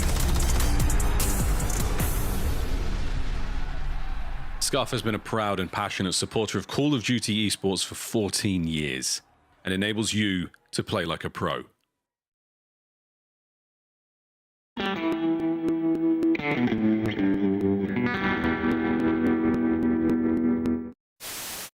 Nice, good shit. I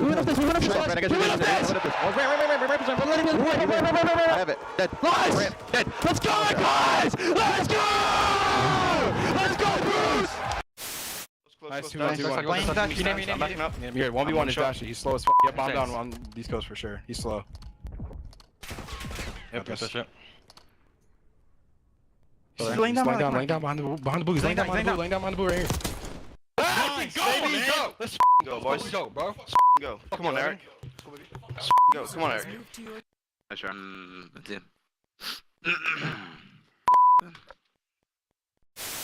Oh my God, here we go. They got the stack. Second tick is done. FaZe trying to go. It's moving so quickly. Can they get in and contest? They're soaring through. It's just about done. The contest is in. Shotzi kills everybody in front of him, but FaZe are able to get in. Getting a point, man. Here we go. Gotta hold with no respawns. They're holding for now. They win one. Nobody left. FaZe hold with no respawns remaining.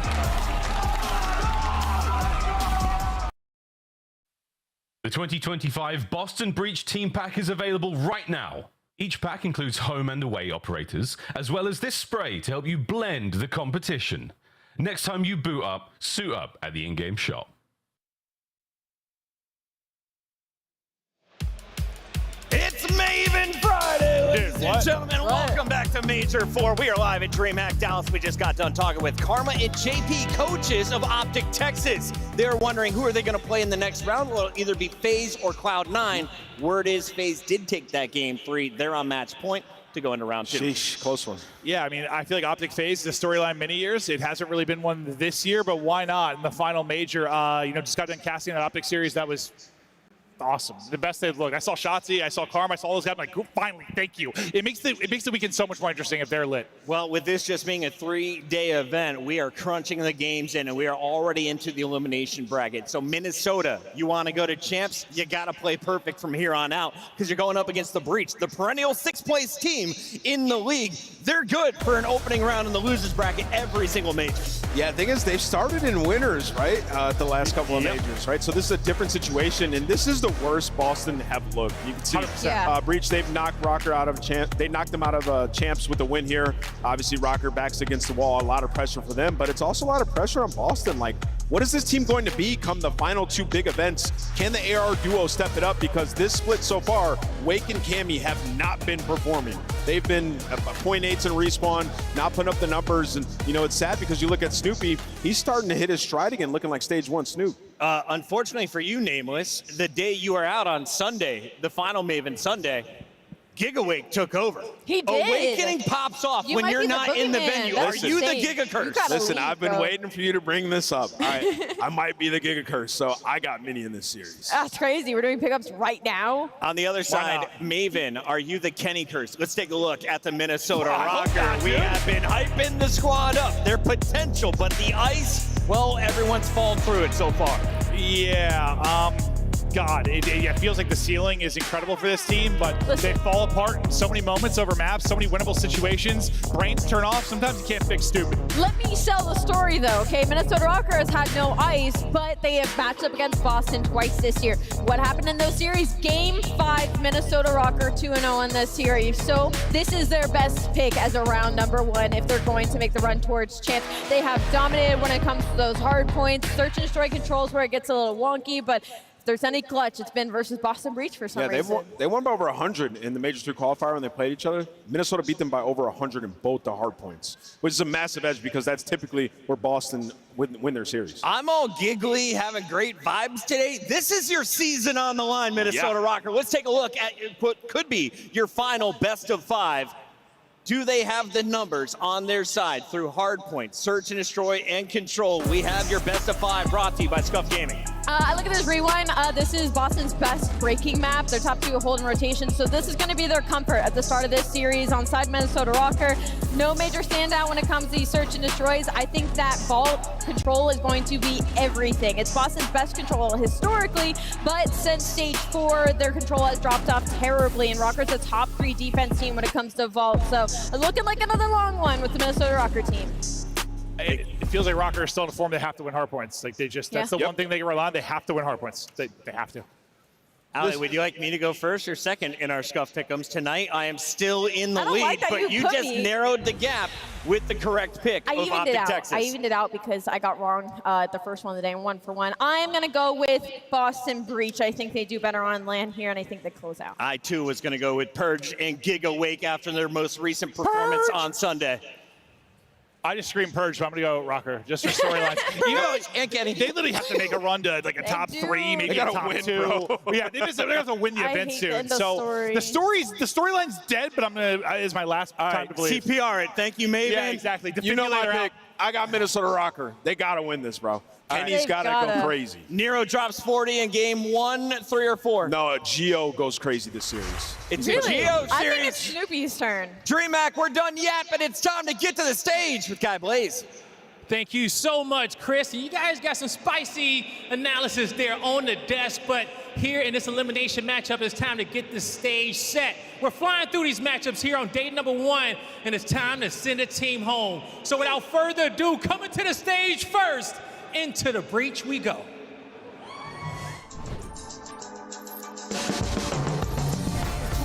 I was wide awake and laughing. The doctor didn't even have to slap me. Cut the cord 10 years later, I'm a prodigy. Got more letters on my name than the Ivy League. Now I'm an MVP, CEO, VIP. All the youngest want to be like me. Cause I walk like a champion. Double helix, twist pedigree. Call me Red One, everybody gaga. For me, fame monster. Sand squad posture. Big footsteps to follow, so use caution. Never duplicated, imitated so often. Feast on opposition, that's why I stay flossing. If you want the noise, I can bring it.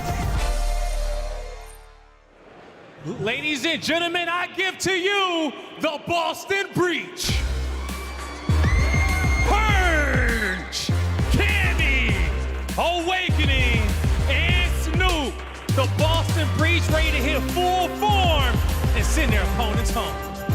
I think it's obvious what side of this stage has a lot more riding on this match, but for the Boston Breach, I mean, you are a proper dark horse team. You take out LA Thieves in one of our last majors in day number 1, so the expectation is incredibly high, as well as the momentum needed from a team sliding just slightly as we head into champs. It's time for Into the Breach to take on the Minnesota Rocker Blaze. And I'm ready to bring those boys out, coming out to rock the stage. Get ready, because here comes Minnesota.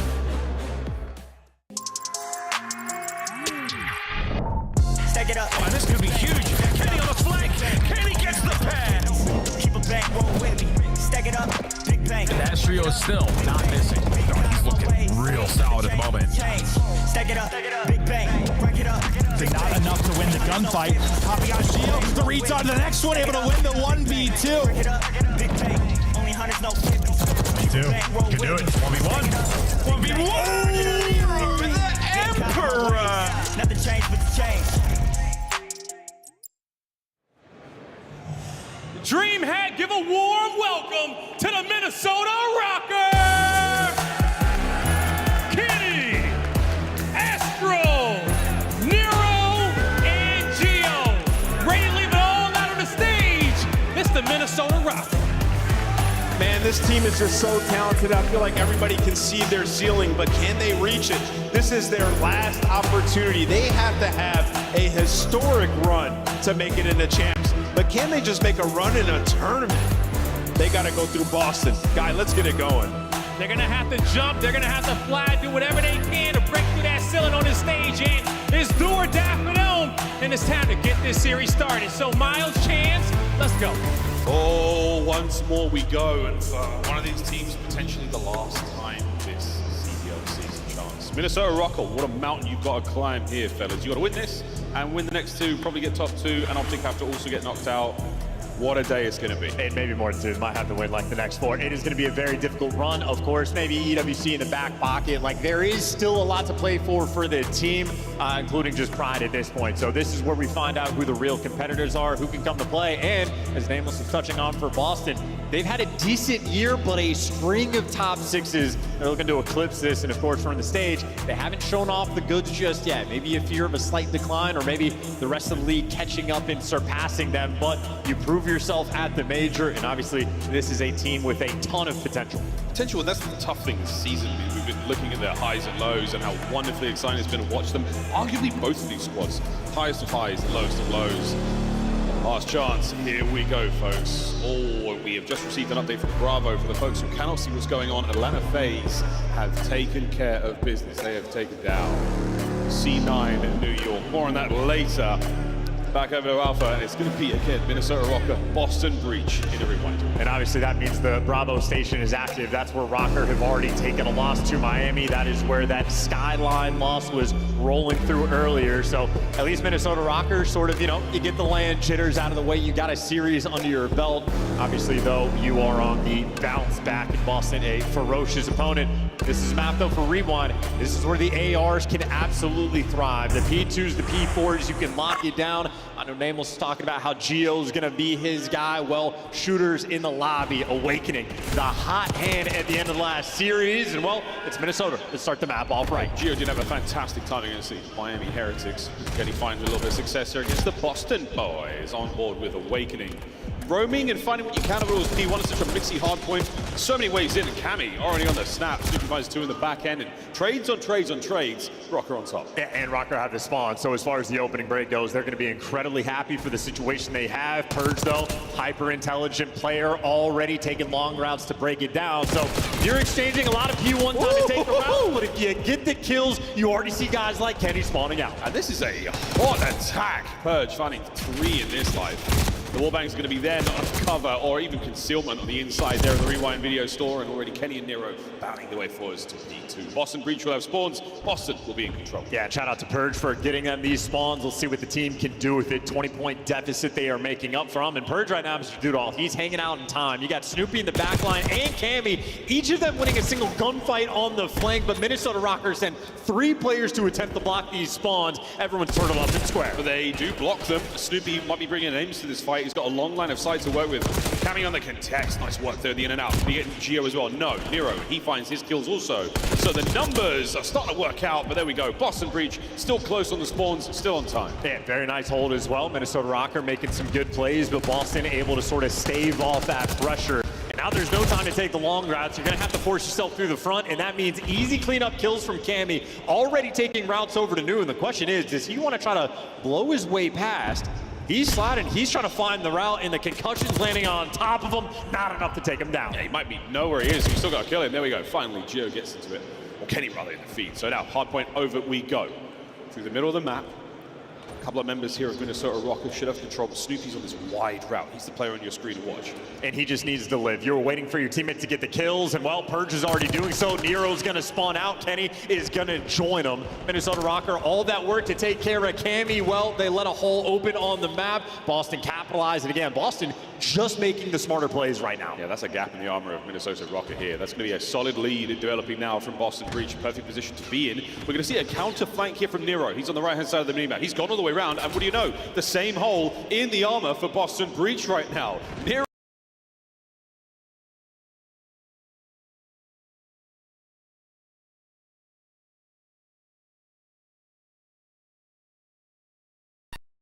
main stage.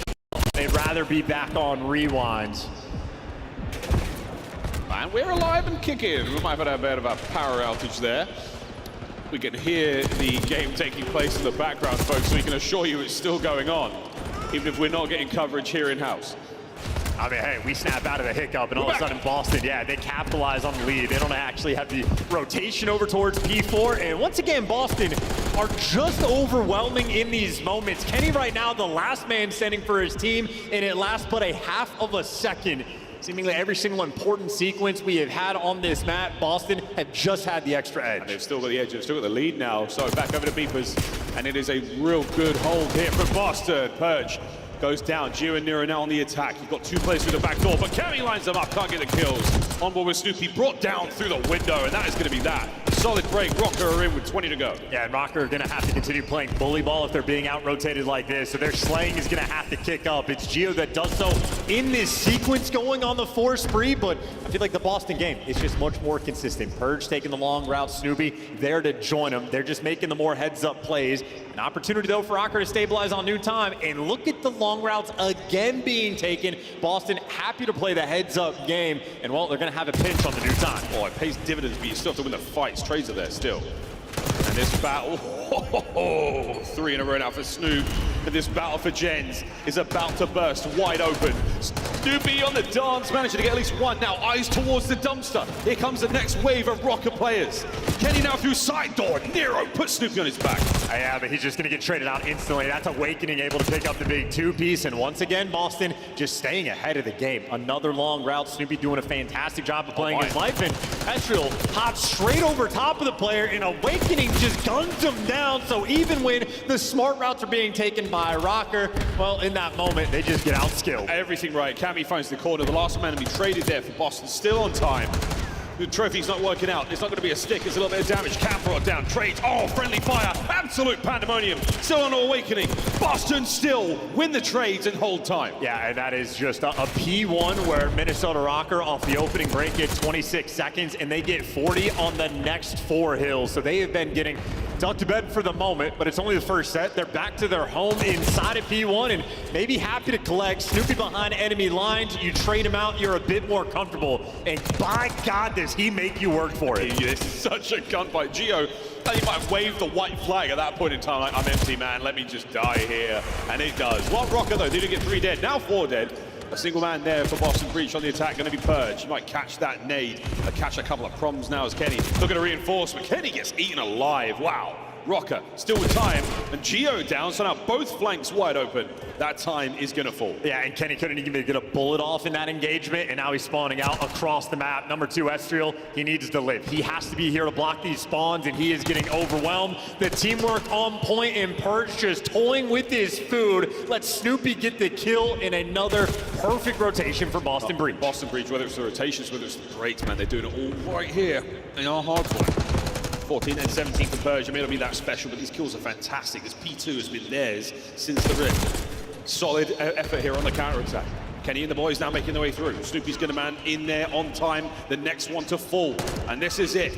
Purge finds the 3. That's your point. Yeah, they're getting stuffed out and slaughtered. The SMGs for Boston right now playing an incredibly well orchestrated game. Snoopy's been doing a great job of playing his life, and that is the setup for guys like Awakening to slam you to bed. The awareness and comms clearly on point. Boston hyper aware, and this is not even a game. Minnesota Rocker looking like a collapse. Yeah, 100-point plus now. You're starting to walk away with it. Final 15 on 2. Go towards 3. Rocker in position this time round. We'll see one of those classic Boston Breach long routes taking place as Purge, the man who typically gets it done, under fire right now, not able to get things moving.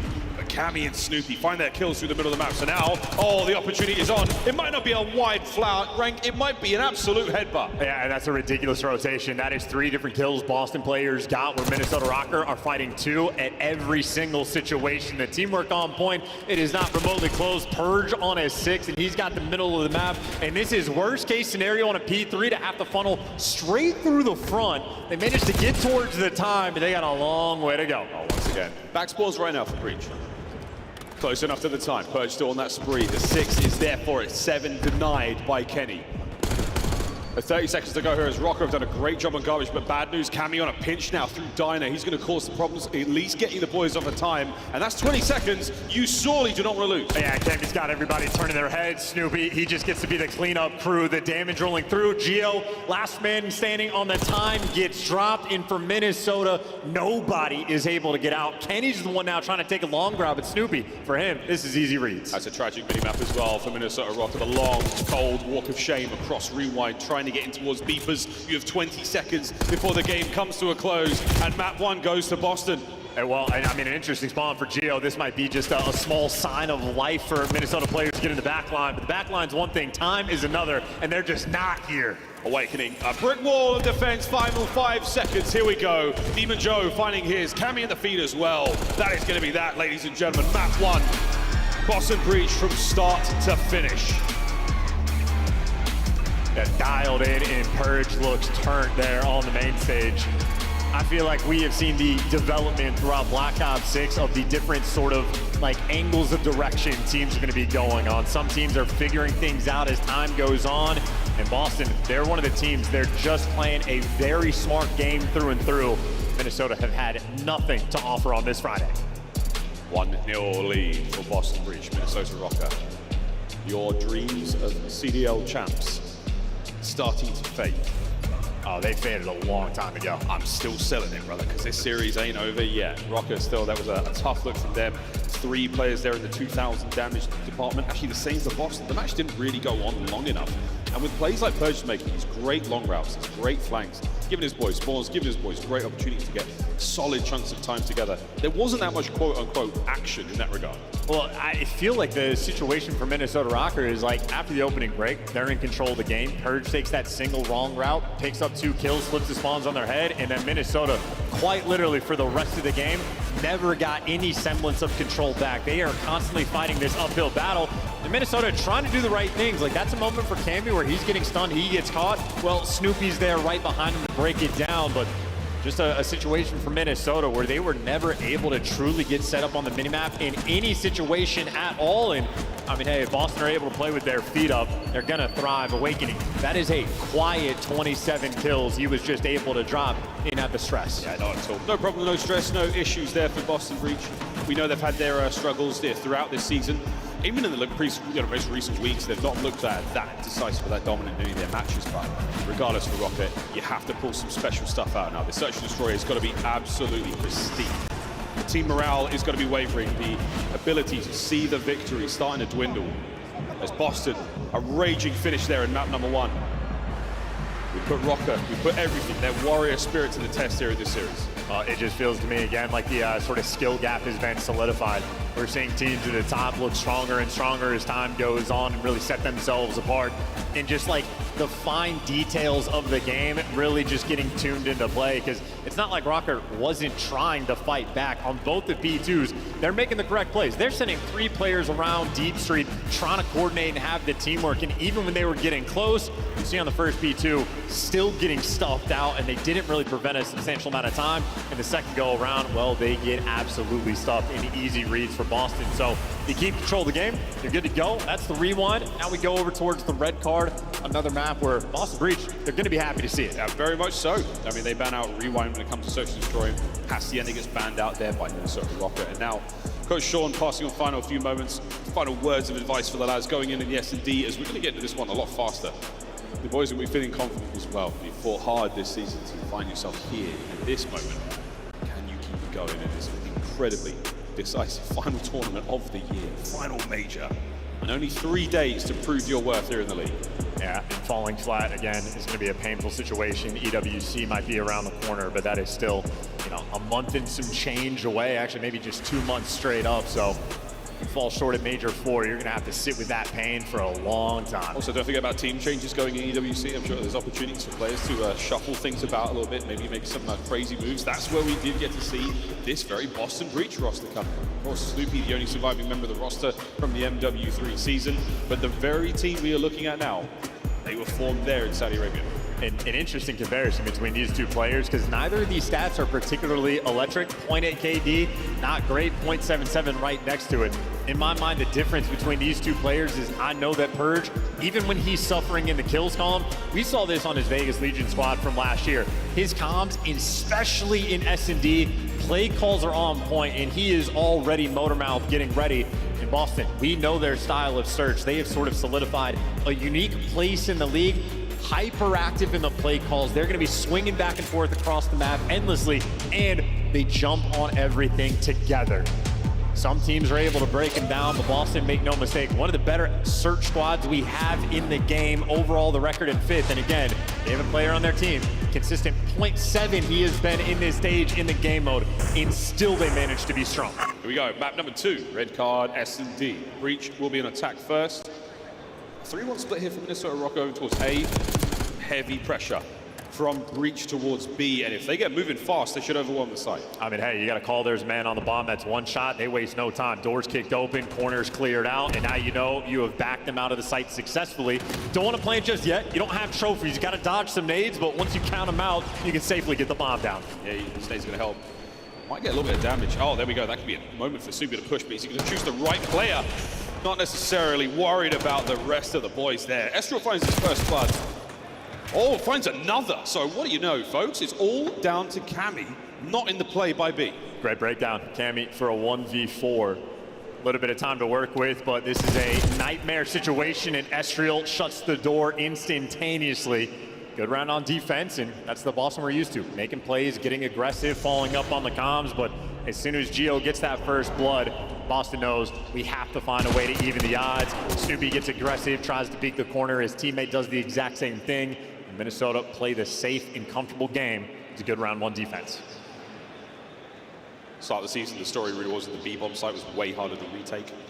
This time around, no trophy system certainly helped get all those throwables through the windows, through those tiny little doorways, eliminate those players in those close corners, those hard to reach areas, man. It's like a back scratcher. It really gets the job done.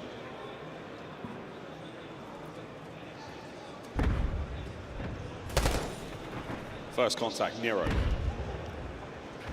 Trying to play this as slow and as sensibly as possible. His teammates now watching over him.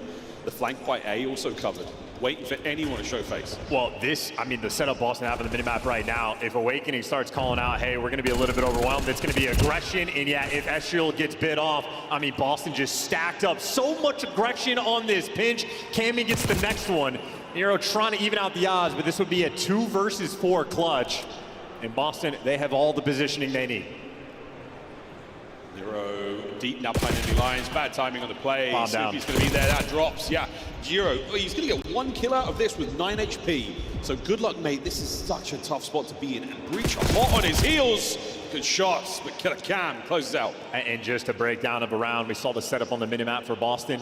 2 players aggressive over towards the bleachers side of the map. They had a third AR as the backup man over towards Ticket. So they stacked up there on the defensive end, and it's a great setup. That is trusting Awakening over towards the A site just to not die. He's just there for information. And of course, once there's a slight overcommitment, the trades are easy. Boston breaking out some good strats. You can't take it with you into the next game. Last thing you want to do is give anything here to Minnesota Rocket. They're a sort of team that once they get the spark, once they get that big play moment, it's hard for them to look back. They catch fire, and they burn real bright. Snoopy, our bomb carrier, over towards B we go. And Estriel, the lone defender of the site, he's going to be very one shot, and Snoopy, he knows that's the go button. Open the doors, and a difference in this round, they will have trophies, so maybe able to get the bomb down just a little bit quicker. So many stuns just landed in their face. A lot of maybes, though. Yeah, you've got to worry about all those players above you. Purge, watching flank. Oh, don't say a word. Don't even check it. Wow, Nero. What a first blood. Unbelievable. Maybe the door just didn't open up all the way, and it sort of tipped the hand. But the reason Boston lost round 1 is because Purge got blooded. He does so again, and they get aggressive. Works out better this time. Minnesota completely unprepared. Nero needs an ace. He can still get it. The gunshots are there. Awakening. Oh my, Nero! What an ace! The double back on the escalator. I cannot believe he made that call. Yeah, that's former teammate too that he just took down. Nero and Awakening. Well, they've been around the block together, and Nero just took them on a tour. You needed a Nero snap round, and he gives it to you. That is a top 5 play of the week. Make no mistake. That is an unbelievable round. The pistol kill onto the third player was impressive enough, but the immediate read, he knew what Awakening was going to do. He knows he's an aggressive player. A little bit of magic, but you still have to get the gunfight. Wow, great stuff, Nero there. Gives Rocket the lead. Yeah, hey, he's trying to pick his team up. They need to make sure they follow suit. 3 players right now on the attack, and they are running straight into the Boston defense. Oh, hello, chaps. All out the outdoors we go. Estriel starts things off with a good kill. Snoopy finds 2. The third not going to be there. It's Gio into the feed. And now Awakening finds himself alone by the plat. Big moment here for Gio to fight his way forward. He had a tough first series. Awakening pinned down, but that's 2 red dots on the minimap to play with. It's a pure AR battle, and Gio's checking the pinch because they have never seen Cammy. They have no idea where he is on the map. They know Awakening is in depths, and they're not playing for the isolation, not looking for the gunfight. They're going to play for the bomb down. Awakening and Cammy have him in a pinch. I wonder if they still will commit, though. Yeah, you've got no intel whatsoever. Fight your way forward. What a win. Gio, that is magnificent. Cammy has still yet to play his hand. And surprise, surprise, he's got a Jackal. Now he's been identified. Heavy pockets, though. Opportunity to maybe catch a player, but no, Rocker. Close ranks, take care of business. That's interesting. I don't know if Cammy picked up the Jackal off the ground or if he had that from the jump, but he had that weapon in hand and still takes the world route to try to help his friend out, but he just gets there way too late. And again, for Minnesota, I don't know if they just wanted to hunt down Awakening before the bomb plant, but they were still afforded so much time to play with, and they make the correct call. I don't know if I'm looking at things for Boston. Purge has been blooded 3 out of the 4 rounds. He just needs to stay alive. It's easier said than done, but we'll see the difference he can make if he isn't the first player to be taken care of there for Boston Breach. A big playmaker when it comes to search. Sitting there at 0-4 on the other side, Kenny 0-2. Yeah, and you got Nero driving a car this round, so he's going to be able to give you a little bit of free information over towards the A site. You see Snoopy already having to pump the brakes, and they're looking to take it down. Wait. By nade or by bullets. You don't want to be near a car. At least the RC's out of the picture. That's also 30 seconds now burned from this round. Boston going to have to, you know, speed things up just a touch. It really was a solo play. It really was a one-man army there with that RC card. Don't want to follow up whatsoever with any nade stuns or anything in between. So now over we go. The foot race is on. Here come the Minnesota Rocker reinforcements. The bomb planted. Nero up close and personal. Snoopy's going to strike first. Saw that red dot, wanted that kill, ends up falling. And now 2 AR players trying to break into this site. Not ideal. Estriel, he'll be leading the charge. He's first man back over towards site. Kenny gets himself his first. Awkward gunfight to make his way into this one. And Kenny overwhelms the bomb site now. Boston show a tremendous amount of numbers. They're positioning wide open. Estriel finds a huge kill. Geo's flank done. 1v1, 15 seconds. Cammy is set up to win the round for Breach. Yeah, there's just no time. You're going to have to shred him with the Jackal in this moment, but not a hope, not a prayer. Cammy gets it done, and they get the first blood, and they execute. Boston battle back. You got Purge and Awakening combined 2 and 10. All things considered, they might be happy they're only down a round. Yeah, not bad at all. 3-2 now, Rocket in the lead. RCXD's come to play. Been and gone. 2 sprees, all that Rocket taken in this next round. Yeah, and obviously mentioning Awakening at 1 and 5, but you know, angle responsibility, a big topic of conversation in the competitive Call of Duty world. But how about just your angle knowledge from Awakening? Kenny can't kill him from that angle. He's going to have to slide out, and he knows his teammates have him covered. So at least on a positioning front, Awakening on point. Awakening, whether it's his angles or his demons, he is something. Another classic RC spot. This time Nero though, perfect nade. He read that one a mile away. Perfect cook, perfect nade, gets the job done. No RC, no intel. Slow round though, and now look at number 2 on the mini map, by the way. Estriel is having to check every single corner over towards bleachers because of the previous setup. So Minnesota Rocker, they've been slowed down just because of the different presence that Boston have shown on the map. Boston, if it wants to get going, it's going to be solid. Cammy and Awakening are shooting quite hot so far. The damage they should be able to output over those players like Nero up through street might be enough to deter the whole Rocket play. No one showing anything yet. Well, Minnesota Rocker right back. Estriel's here now on the pinch. He's getting control of the top window, and that's the go button for Nero. Everybody in position, but Nero doesn't have the timing just yet. 30 seconds on the round, and yeah, a double pinch rolling through. Minnesota Rocker so slow. Boston, they're everywhere in the right positions. Gio on the back line, him and Kenny looking for the clutch. They managed to open a lane now to flood through the bomb site, maybe get the plant down, but the time's ticking. Here comes Boston. They're looking for the counterattack. Oh, but the time is ticking. Boston cover themselves up. No one's going to die just yet. The round will end if you don't kill these players. And Kenny just doesn't have any help by the site. It's a 1v2, but you kill him off bomb. Now he's gone, and now Snoopy just has to dance. Wait for it. Oh, no hope. Boston run the clock down. Find the equalizer in a tense moment, but a veteran play from young Snoopy. Yeah, and this is one of the, this is the type of round you expect in stage 1. It is stage 4. This is the most important time of the year, and Minnesota Rocker just not able to solve this puzzle in too much time expended before they make the play, and then again, just a double flank rolling through. 2 different rounds on the defensive end. Boston, the pressure they have through bleachers has been winning them these rounds. Yeah, it's all fire superiority. You're not losing these gunfights, but you're not necessarily winning them. You're just getting more damage into the enemy team right now, and that is showing statistically. Keep them at bay. Find your way into the play on your terms. That is the name of the game right now, and Rocker have had enough of this. They're going straight towards the B bomb site, or rather Boston are. Rocker on the swarm. Yeah, notice how Purge is with him now. He's gotten blooded in these situations in ticket every single time. So he says, you know what, I'll let someone else worry about the pinch. I'll just be here with the team. So Purge making the adjustments on the fly, and now you're successfully able to get the bomb down. Minnesota Rocker also adjusting. They're sending Gio on the deepest pinch you can. Other 3 players squaring up. See his timing wins out. It looks like Gio's timing a little bit better. Wait, Cammy's here as well. So the battle on the flank is still going down. The site is a bloodbath as well. Cammy opens up this lane. Back over towards site we go. All down to Estriel.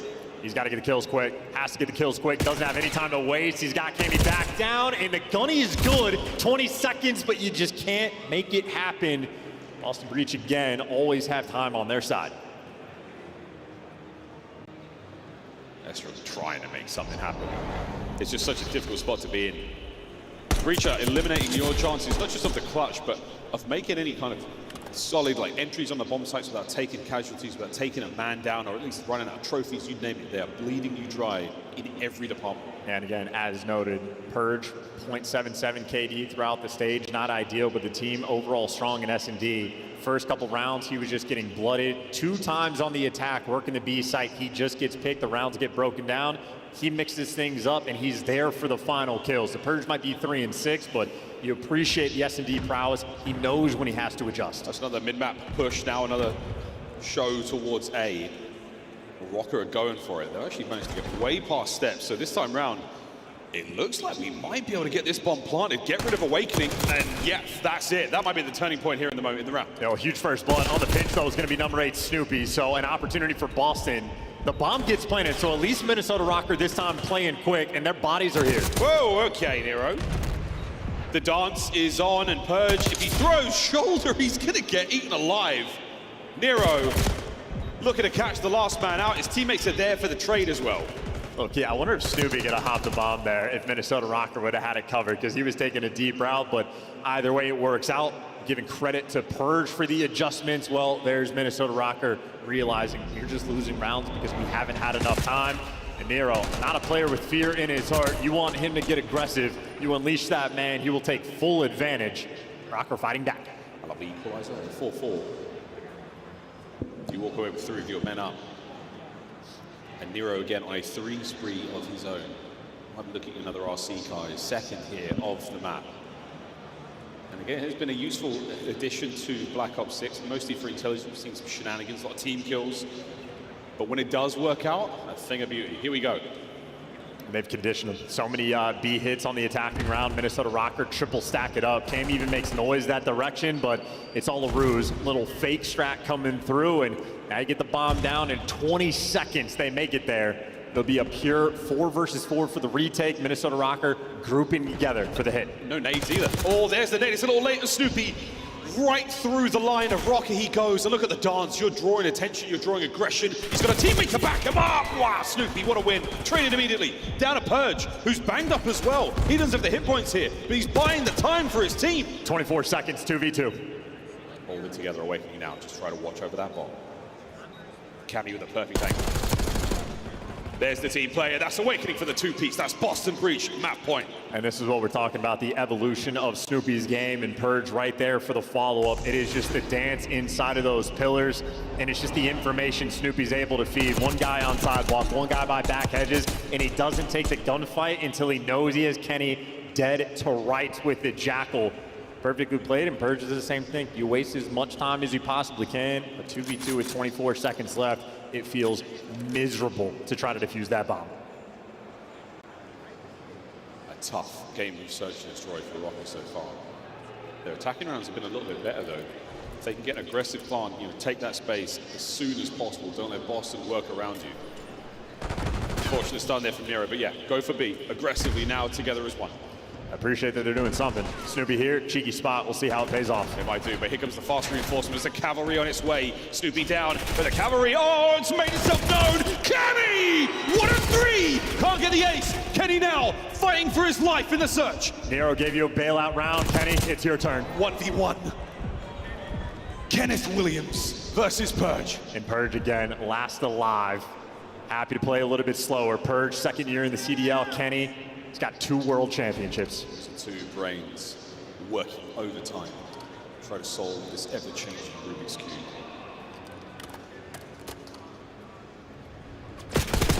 Kenny! Damn! What a win! Dude, when he chows, he has some unbelievable snaps. And by the way, we mentioned how Nero had the ace bailout round. That made it look like an ace from Kenny as well. Only at 6 and 6 right now, but hey, he got him to the round 11. Is that 2 top plays of the week from the same map? Yeah, possibly. It possibly is. Wow. And people forget Kenny is an absolute shooter. Yeah, Kami gives you 3, he loses the round, and looks and goes, boys, what are we doing? Round 11? Okay, lock in. You can't ask for more.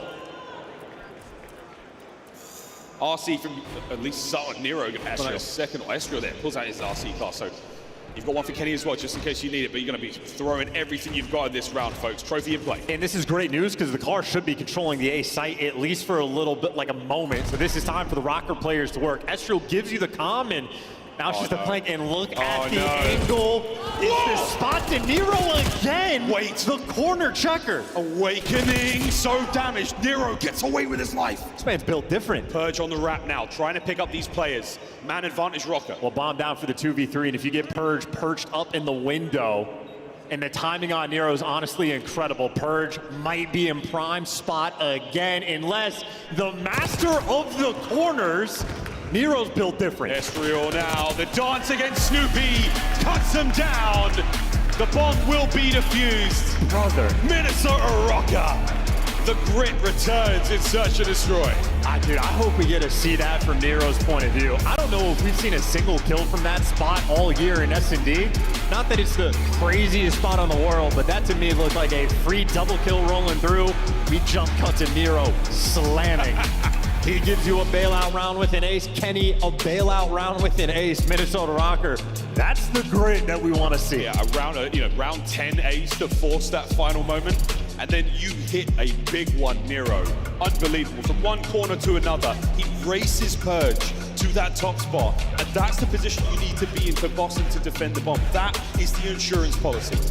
Fantastic work. Yeah, and Kami and Snoopy have to look around. Snoopy's like, guys, I give you 11 kills. I planted the bomb 4 times and gave you 4 first bloods. Kami's like, boys, I give you a 3-piece in a round of S&D. What do we got to do? Well, shut down guys like Nero. 13 and 7, 4 of them, or 4 to 6, excuse me. So 17 EKIA, not too shabby, and 4 first bloods as well.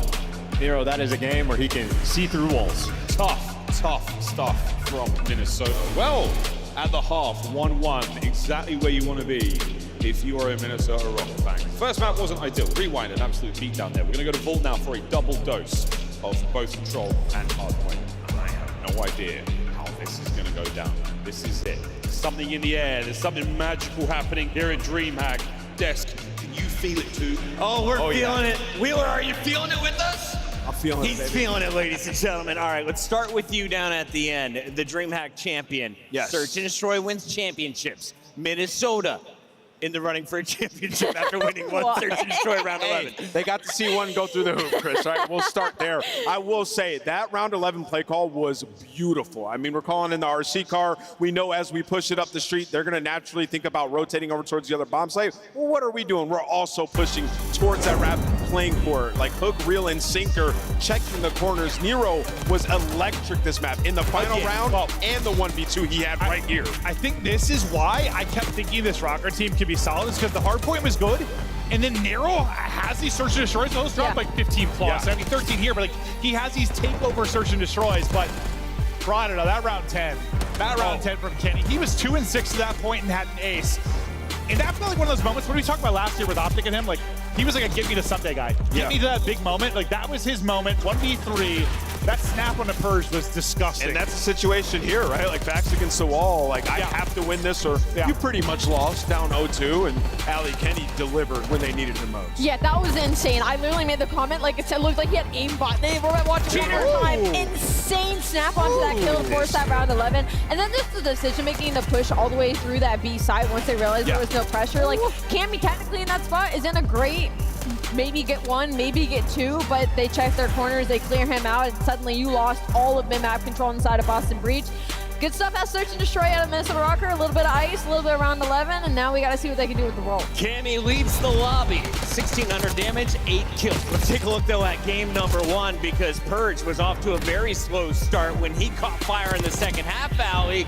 Boston takes the lead in our first respawn. I think you explained it really well there. It just felt like a slower start from the side of Boston Breach, at least on the side of slaying, but once you hit like that 100-point mark, the structure just really came through. Minnesota Rocker, they were not playing their breaks well at all. They were not waiting for each other. It was a lot of solo chalice, and from the side of Boston Breach, you're allowing Kami to get 2s and 3 pieces, which we do not see often. So that's gonna mess with you, especially for the side of Boston. Yeah, Gigawig is in this lobby today.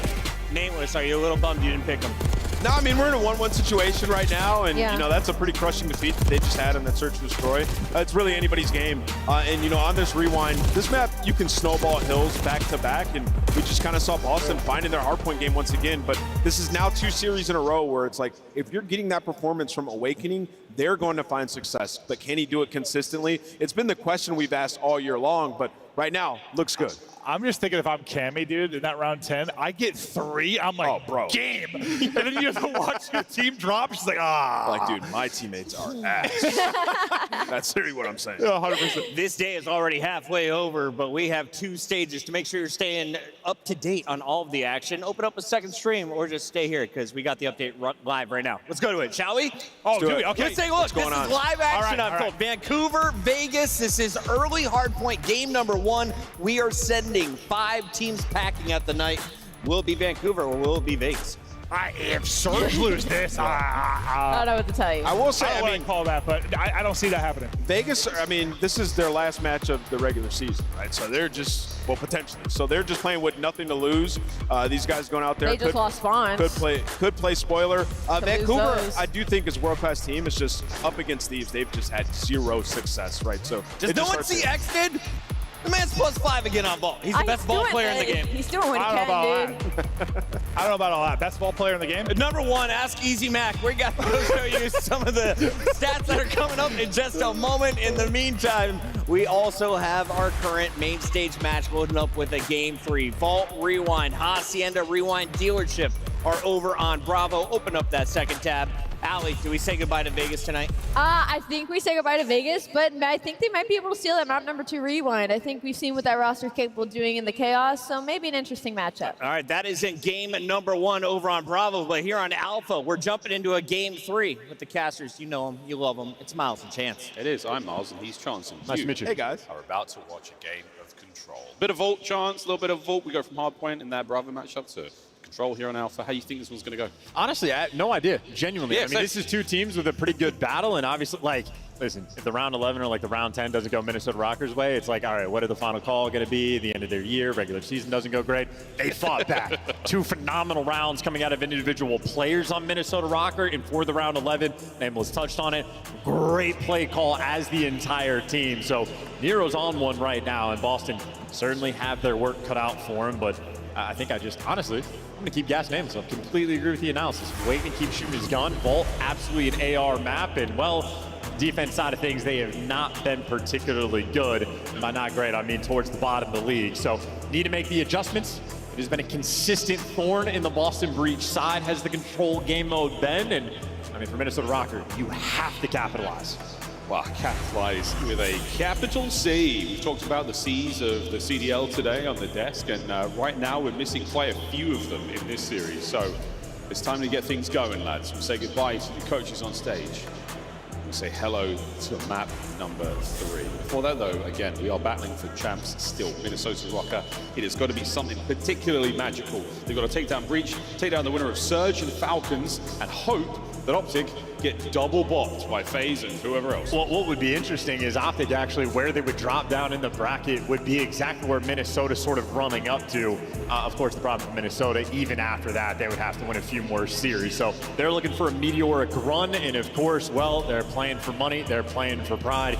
You want to place as high as you can anyway. It's tournament, it's how it works. But we're here, tied up 1-1 against Boston Breach, and the flip side, instead of settling the champ story, Boston Breach, they just want to eclipse top 6.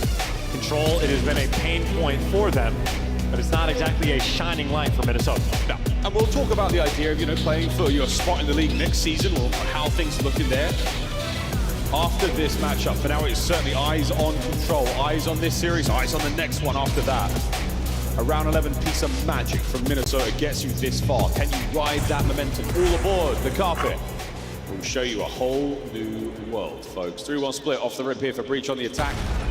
And what a bang that was. Yeah, these are the deep depth series where you want to dig the deepest well you possibly can. See who's the real competitor in Purge. Great moves, and Geo just a little bit better on the gunny. Not too shabby there on the defensive end, but Snoopy gives you 2, and that means Boston Breach have space purchased over towards A. Yeah, they space purchased, but they weren't able to actually do too much. So they got themselves into A, they don't manage to overshoot. Snoopy, the furthest man forward, gets at least 1 out of that life. Nero's going to get the trade, Purge, right back to it. Up doors. Oh, Geo finds his home.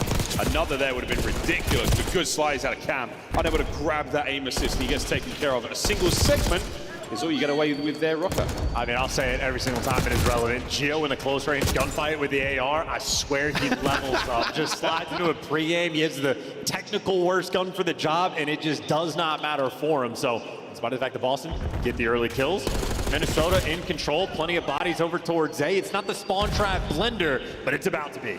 We'll see if that works in the next game. Woohoo! Shots from Snoopy. No trades there as Kenny gets involved. Kenny looking for the 2-piece there. Purge down to 31. Worthy attempt. But at this point in time, Rocker feeling good. 30 seconds left in the clock. Going to get in towards A, and there's a man or 2, maybe 3 in there. Yeah, good stack rolling through. And just to remind the viewers at home, if you're playing ranked, well, this is old patch. The current one is broken, so can't use that. So it'll still be the old spawns. And while the A zone does not get captured, Kenny there for 2. Minnesota clean house. Now Boston down 5 lives. Got to reposition. A desperation effort to win this round. Yeah, they dot the I's, they cross the T's, they get rid of that segment that was being worked there by A. Snoopy finds a kill out of spawn, but again, at this point in time, the round should go to Rocker. You've got them pinned in. There's no way they surely get towards A, stop that clock and keep this one going. But a worthy attempt, Purge. He could make something happen here. A close corner from Estriel. Wait a minute, gets the kill. A 1.7 on the B. Dance battle by Estriel wins it. And well, everybody in the right positions for Minnesota Rocker. No cheeky B hit rolling through. And Nero in the middle of just an MVP caliber series, at least for this individual one. 9 kills he was able to collect in round 1. Not bad at all. Round 3. Good look there on the defense.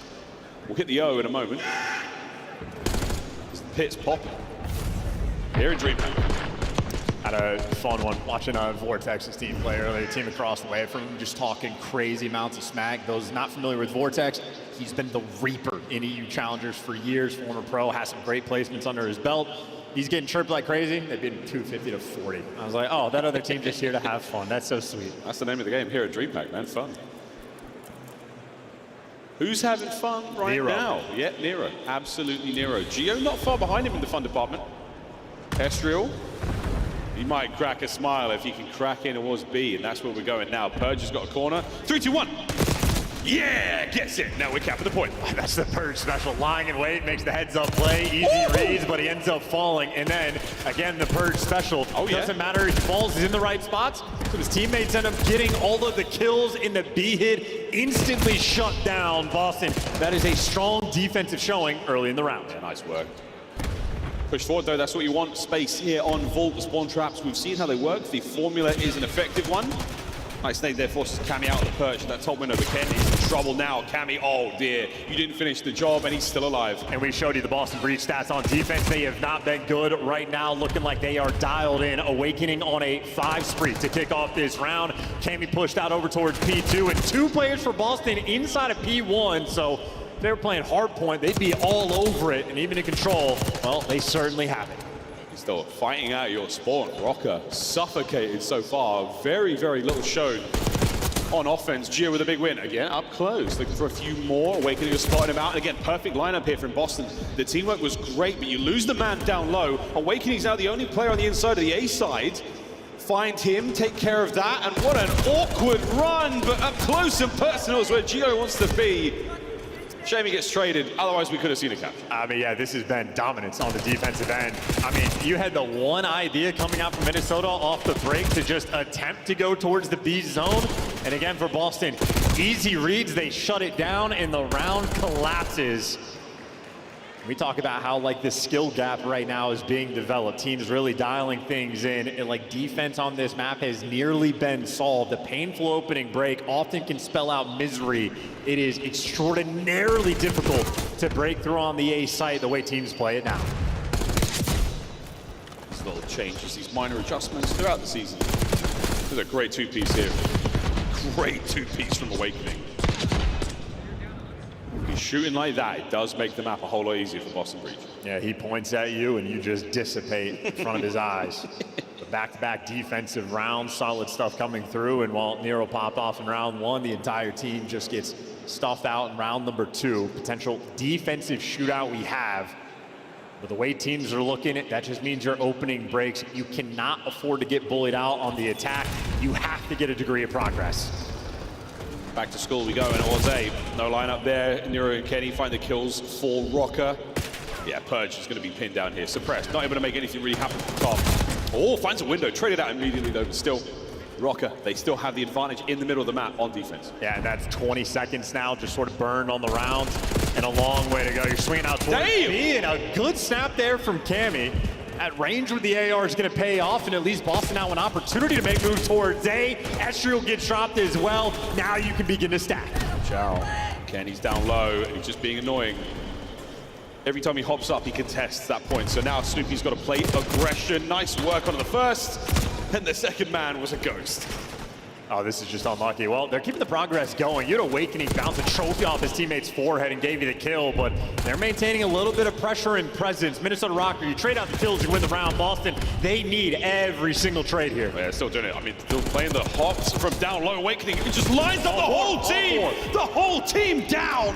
Boston, that's going to be A captured, and the immediate transition to B. Well, he didn't get art control, but at least you got presence on time. You got a man over outer art as well, so you got everything covered. It's going to be a long round. Yeah, it's the first man in. He's trying to do as much damage as he can, and the damage is dealt to him. Estriel there on the kill. Purge, gets right through. Unable to stop any more out of that, but Purge, great play. 2 kills to his name. The boys are still on B. I mean, he was stuck in war. Well, Kenny's going to be taking a long route. Gio wins a gunfight, but he gets traded. Kenny just got insane timing through the middle of the map. I don't know who it's going to benefit more. A single tick of progress has gone through, so Boston happy for the round so far. An opportunity to make something happy, but Kenny on the pinch makes the big play. Minnesota Rocker have stabilized the round. He starts to bleed quickly there in the life count. Boston pump the brakes. El Rapido. Ain't no way, Snoop, not at that range. Come on. Well, he knows Gio's weakness, even with the names. Nero's got an important gunfight. He gets one. Minnesota Rocker trying to keep pressure over towards Art. Good trades rolling through, but once again, Nero on the minimap, as long as he's behind you, a massive problem for Boston. Snoopy trying to do the exact same thing from the other side. Yeah, they pulled 2 players now to deal with Nero. Snoop guarantees himself 1. Gio, the slow buy.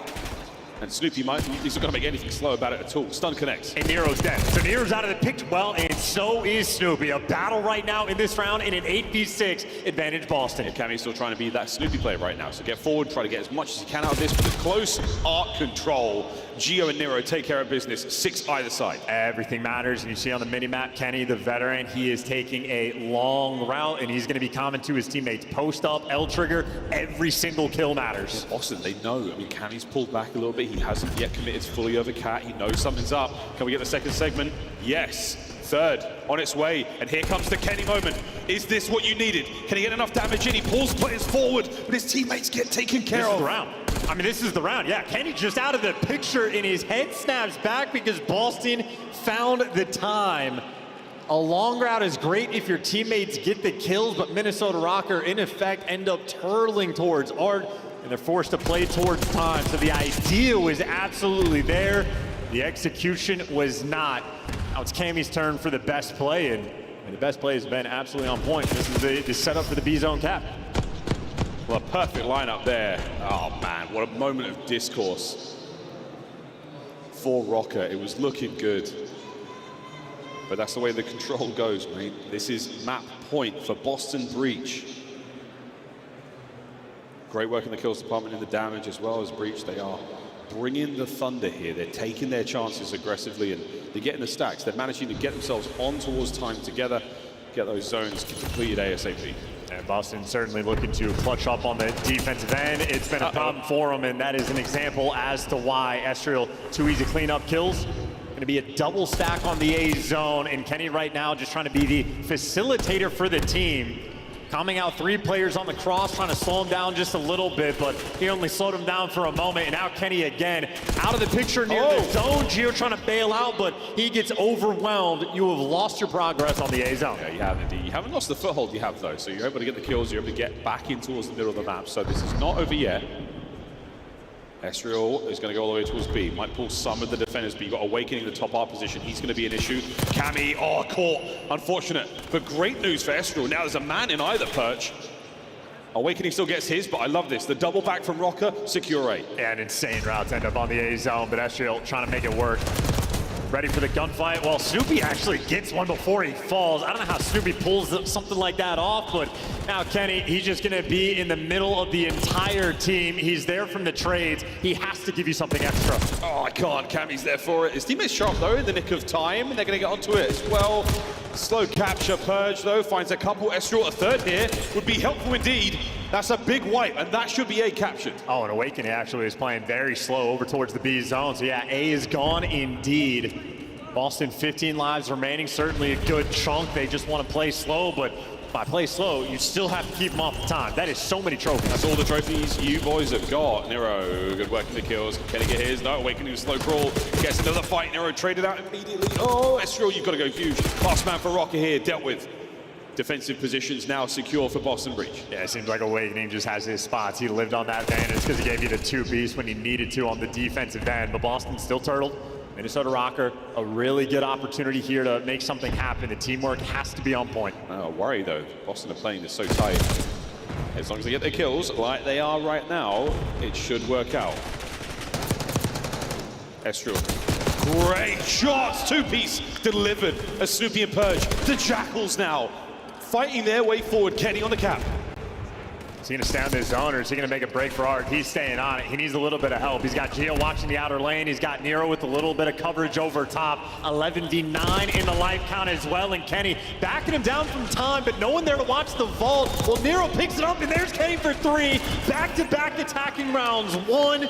We're going to a round 5. And Kenny just dives on towards the zone. He just takes all that heat alone, waits for the boys to show up, and Boston overcommit. They leave those positions of power. They leave the cover, and they get picked by those members of Rocker from spawn. What a turn. And that's the first time we've seen a zone get captured in that effect. Everyone tries to do the usual affair, get into arc, play from there, wait for the conveyor belt system, but no one is able to effectively do that. No, not at all. And you had Esriel as well, the best play. That was to help capture the A zone. He got the 2-piece by line to kick off the capture towards the B zone as well, but I think Kenny making the adjustments. He's trying to be that facilitator man, playing on the wings, taking all these routes, feeding his team the comms, but the execution has been struggling, so Kenny says, you know what, I'll just be on the zone. I'll let my shooter shoot over the top of it. It's a weird thing, it's like, keep it simple. Doesn't have to be too flashy, just get the job done. And absolutely space. Rocker with a nice bit of work once again. Just find those kills, dive on the zone. Nice and simple, easy does it. Getting active. Triple stack, it's going to go quick, and Boston Breach, they get the first 2 kills, and they're going to be able to dive out from Cat and get the trades. Another moment of a snap. Minnesota Rocker back in spawn. Save A, very close to the finish line. What a win from Nero. Thank me later, boys. That means that this side of the map is all clear. Cammy now alone. What looks like a 1v2 situation, and Nero has decided to no longer miss a bullet. The sniper with the jackal in hand. Those shots are not easy to hit. He's making it work, and Kenny hoping for the trade to be there in the background. He was sliding straight in, and well, Gio, close range, can't get it done. Awakening with the leg up, and Awakening the dance moves is the bailout. The A-zone defense right now for Boston remains on point. Yeah, this is great. Life count still relatively even. Oh no, Snoopy's gone. He's still at large now, making his way around the backside of your spawns. Nero's trying to commit to this fight, and an awkward fight it is. And that's a submachine gun that you want on the front lines. You want him to get towards A, but Snoopy still pulls those aggression. There we go. Finally, he dies, but Snoopy again, his movement and ability to stay alive is such a massive problem. Now the clock is ticking down. Minnesota Rocker a little bit desperate. Good coverage on the mini-map, and they're at least able to get to the A zone. And Awakening, once again, he's happy to be posted up B Street.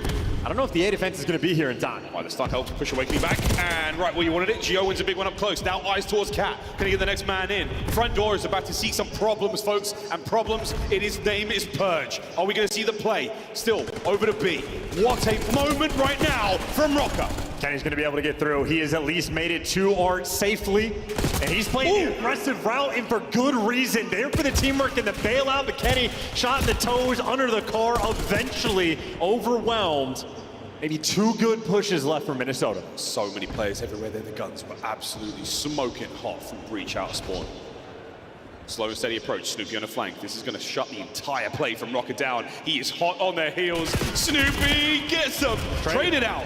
Still on towards the B zone we go, and this is it. A big capture. 1 of 2 attempts. They got the trophy, and they got a little bit of help. 3 players looking over, but Camden wins the intro. Gunfight, you're a man down. Trades rolling through. Boston the extra edge, and Nero desperate for some help that he is not going to get in time. Boston alive for the moment. Junior gets 2. You've still got the front line now. You've got 1 life separation. Estriel, can he cut down the reinforcements? Play with confidence and play with absolute precision. Great shots. The second man upstairs is going to be a problem, and now from spawn, he's keeping these players at bay. No one able to get through the front street, though, onto the zone. And Snoopy just route all the way from the B zone back there just to kill him.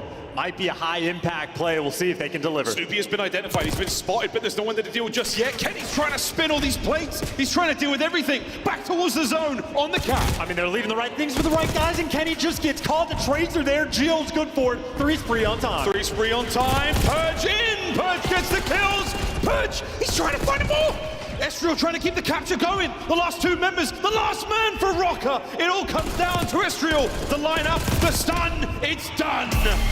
Vault, part 1 of 2, goes to Boston Breach. And a bitter and crushing defeat on the vault as well. How close Minnesota Rocker was and how hard they fall. A painful moment there is Boston Breach on the defensive end, able to clutch up, and I mean, a map with a little bit of insanity. Snoopy just taking ridiculous routes. I don't know how many times we've seen a player go from near line or like towards the B zone, wrapping back through R, back through his own P4 to shoot a player in the back, hit the down low route. And I mean, Minnesota, as you come, tracking the entire way, still finding the kills, but ultimately, I think a couple players just getting caught, like the first bloods on these types of engagements, Awakening picking Kenny on that van, and then the series of trades that happen after the fact. I mean, they're just on point. Boston Breach, I mean, listen, it is nail biter. They get outslayed by maybe, what, 2 kills combined overall, so an absolute nail biter. They had the extra edge. It really was the edge, and the tiniest of edges that give them the win. Highlights, what a map. And another devastating moment here from Rocker. They managed to walk away with the clutch in the round 11. The round 5 in control goes the other way, which does give us another opportunity to play a hard point. So hard point here on Vault as well. Your hearts are in your throat, Rocker fans. This is the first of many steps towards champs that you have got. The final march towards Kitchener. And it really does feel like on the side of Minnesota Rocker, this entire stage has been plagued just by situations of like, you have to win this map.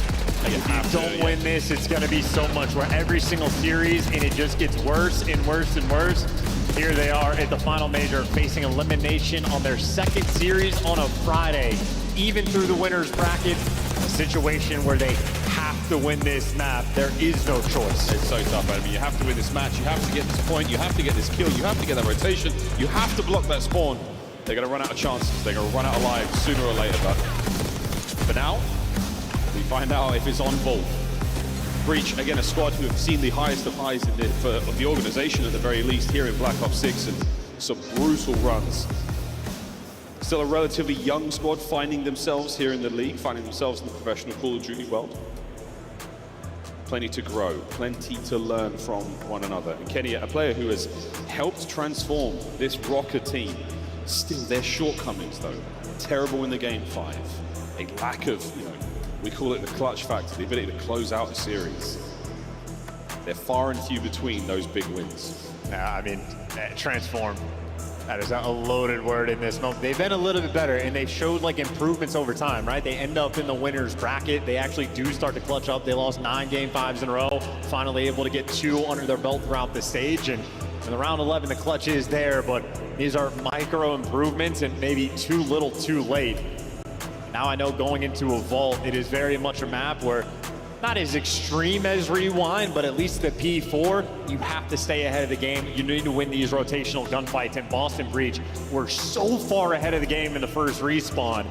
I mean, someone on the side of Minnesota Rocker has to be the route man to sort of pick things up. Kenny, time to time, has attempted to be that guy, but I just know for Boston, if we're talking about their successes instead of the lack of that from Minnesota Rocker, they've had a really good series. We've taken turns where we've seen all the goods. Purge making the adjustments in S&D, even if the KD's not there. Snoopy's had some phenomenal moments of great routes, ability to stay alive, fantastic like timing of certain gunfights, and Awakening Cammy, they've had their moments to shine as well. Want to deliver here on the Vault, a map Boston have loved all year long, and Snoopy on this map, when he's at his best, is one of the best on this map. An explosive and very dynamic player to watch. One of the crazier perspectives we have in the league when he's on fire. Can be said for a few of the players here in this matchup. Nero has had some astonishing moments of gameplay throughout this year. Estriel as well, a favorite of analysts the world over in the COD scene. And Awakening, who made a very big splash back in the NW19 year. Can he help fight his boys towards a win today? Well, I just like your acknowledgement of Nero when he has those moments of slamming. That's when Minnesota Rocker are barely winning games, when they have these pop-off moments. For Boston, they haven't needed that to have that success, but this is the interesting moment, right? On the rotational front, both of these teams on the year have been on point. Maybe even the extra edge towards Minnesota Rocker, but it is two nail-biter squads. My favorite stat, though, is as good as Minnesota Rocker, those stats look, the plus-minus is still only +11. The number of games, especially at the start of the year, they're winning 250 to 248, 250 to 244. They've had to squeak some wins through. Well, no squeaking this time, please, lads. You don't necessarily need that. Opening salvo. It's good in terms of the 3 dead there for Boston Breach. You're going to get a second out of it, but Rocker now back in towards time. A gunfight's going either way, but it's a mosh pit on P1. Hey, mosh pit, well, Snoopy will be the wall of death for this one, right? You're going to have to get past him to get towards the time. He's letting Cammy be the collector, and he's just roaming. Great instincts, great timing, even better gunny. Estriel going to fall, and it's a couple tags in before he drops. Minnesota Rocker, nice little punch back, and talking about the rotations, right now Minnesota Rocker, right side spawns, final 10 seconds of the hill. They just have to not overcommit, and they'll be good for the rotation. Good luck, boys. Rocker, right-hand side of the minimap, all good. Purge on the quick attack. He's going to find his player in the middle in a second, but I think eyes are straight towards P2. Under the coverage of Awakening, and now on Snoopy, you're up close and personal. Estriel, good luck, mate. Whoa, luck had nothing to do with it. What a win. And then when the first two, Estriel does get traded out, and that's just to play keep away from the dive. That is gee whiz, that man. Awakening wins some crazy ones. Well, Gio picks it up with a 2-piece of his own. Good hold so far from Minnesota Rocker. Purge trying to play keep away, but as many gunfights as Minnesota won, they've just now started collecting time. Right. Nice bit of fast teamwork there from the Rocker boys. Good. Cam up close and personal, not willing to give away team fights, not giving away a lot of friendly fire. And that is it. The car, my goodness, a double for Purge. That's a caster curse if ever I've seen one.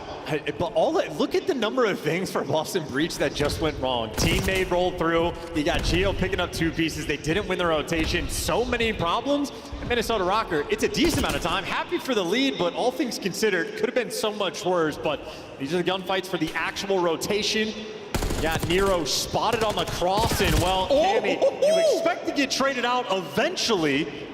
And Nero actually pumps the brakes. Cammy, right now, the hero for his team. That was a tombstone pile driver from Cammy. Don't do it. He's in there on the right, Nero, if you can hear me, which you can't. We're going around the world here, but you know Cammy is still in play. Purge was looking for a 3-piece there. This is going to pull Cammy into action. But Nero, he's playing it 50-50 here on the doors. The snap on Awakening. And here comes Kenny to fill the position up immediately. Kenny in the 2-piece there on a Cam who has locked down Art for what feels like a lifetime. Well, yeah, now he should die, right? He's getting the comp for 1 shot. Now Nero's able to just fly on in. So that is extraordinarily patient game. Nero making high IQ plays. Kenny there for the follow-up. And just like that, the ever-important rotation of P4. That was a 40-second battle to get those spawns in Minnesota. For maybe a moment. Should be all 4 players, yes, set up and ready for new. All right, here we go, Rocky. You're at the ATM. It's time to withdraw cash from this hard point. Kenny, again, it just feels like he's having to worry about so much. He's trying to do it all. He gets a couple of tags in a purge, and it would get into Geo. Can he find this kill? Yeah, sure. 1 to his name. Nero picks up the long line, and over against Awakening, who, woohoo, they trade. You love to see it. Rock a hole. Yeah, former teammates having an absolute battle. Now Geo, a lot of pressure on the outer edges. Knows the front door is open. He's trying to cover the right side, and he gets overwhelmed, and Purge makes it into the time. So Purge threads that needle. Unfortunately for him, all of his teammates died, but at least he made it up top. Shots in from Nero, but again, Cammy, who has just been a demon this whole vault long. Purge up close and personal. That's exactly where you want it. So, Boston, you've managed to slow down the money hill as much as you could here for Minnesota.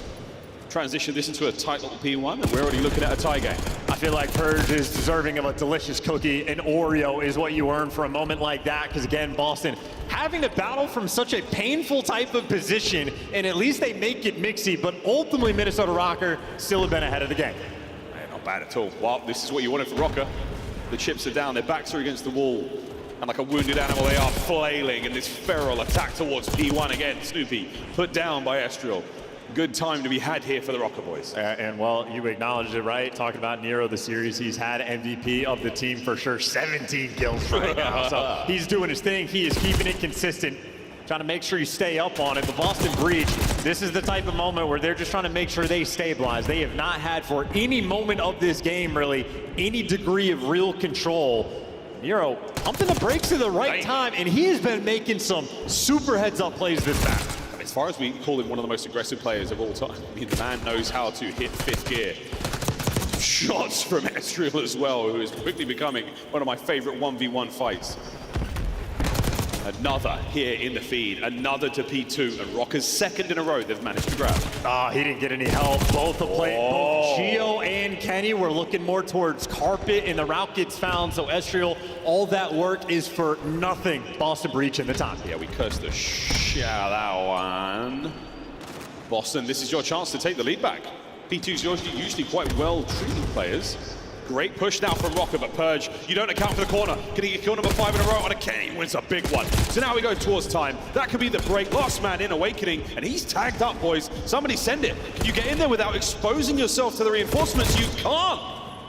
Contest is on, and Kenny and Estriel, the duo, get it done. Yeah, it's great teamwork for a little bit of extra damage. Now the man going up top, Army Truck, at least gets spotted out by Geo. He's ready for the carpet pressure, but again, poor Estriel just gets left alone and isolated on time. Of course, though, it's only for the final 10 seconds. He'll absolutely take that. You have the rotation in P4 long term. Right now, Boston, what do they want to go for? Do you try to soak up the P3 time? Do you want to play for the break? Well, at least one player trying to slip through. He gets caught. Cammy tries to take the round through secret. He gets caught. Now Purge is doing the exact same thing. He gets dropped as well. Minnesota Rocker, very stable on this map. At the very least, though, you do take your pound of flesh if you're Purge. But Estriel, here we go. What a pinch that could have been. Causing a lot of noise. Nero loses his fight as well. So, oh, man. This P3, not terribly productive from either team. But Rocker, you've committed hard to this one. If you don't let this player Purge get through, that could have been a death knell for you there. So Rocker, eyes back on the prize. They tunnel vision there a little hard. And the wild thing about this lobby, like if you're the type of player that loves the chow, right now this is the lobby for you. It's actually Nero that I feel like has been the guy to play his life the most. And even then, he's already got 44 engagements, so he's in the mix. Kenny, though, final 10 seconds on the old time means that death is perfect. He'll spawn up over towards new, where again, Minnesota Rocker have been on top of the P4 rotation, and it has been a necessity for them in this game. They're in control. They've got all the power positions. Let's go for a listen in. Volt, you play for me, Volt, Cammy. I like my back there, man. Volt already on your There's two bottom up there.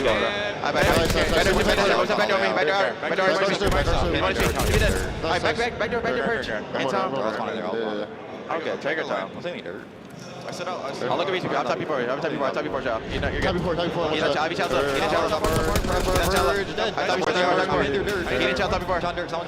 I'm here right there. Okay, and Cam it. I reach there. I get there. I'll be front of I'm on top. Seriously, we do need top. One on top. They also want to. Front. You want to jump that right? We top. We do it. Give me that. It's Snoopy. wait for y'all. Backing up. Wait, yes, Snoop got me. Snoop got me. I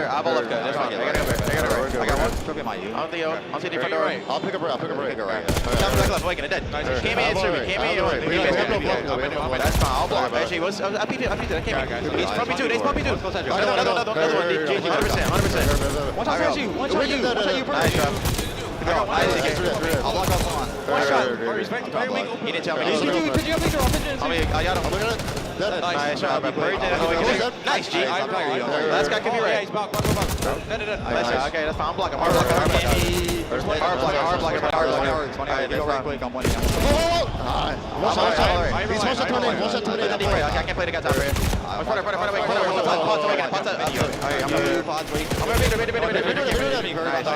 holding. Alright, nothing came bigger. They were full, I think. Alright, we playing the door, what we doing? Yeah, we should go. Alright, came in. He went line. Line came in. Alright, line came in. Play back over. I came in line. I just want it back. I'll play it back. I'm playing it back safe, bro. They can go short, that's it. I'm trying to do it. T2. I'll follow you back, bro. Bigger. Nice. I'm on. I'm blocking. I'm mid right now. Spawn the middle in front then. I'm pulling mid. Make sure no one has my pool. Make sure I'm on pool. That's fine. Does someone have it? I'm right. Go. He's up. T0, one shot. Both one. Keep it one shot. Last guy T0. I'll get it big down. Look at hold your charge. I'm sure. They go front, that's it. Something bigger. I know we hold. No. I'll see you mid. I got one.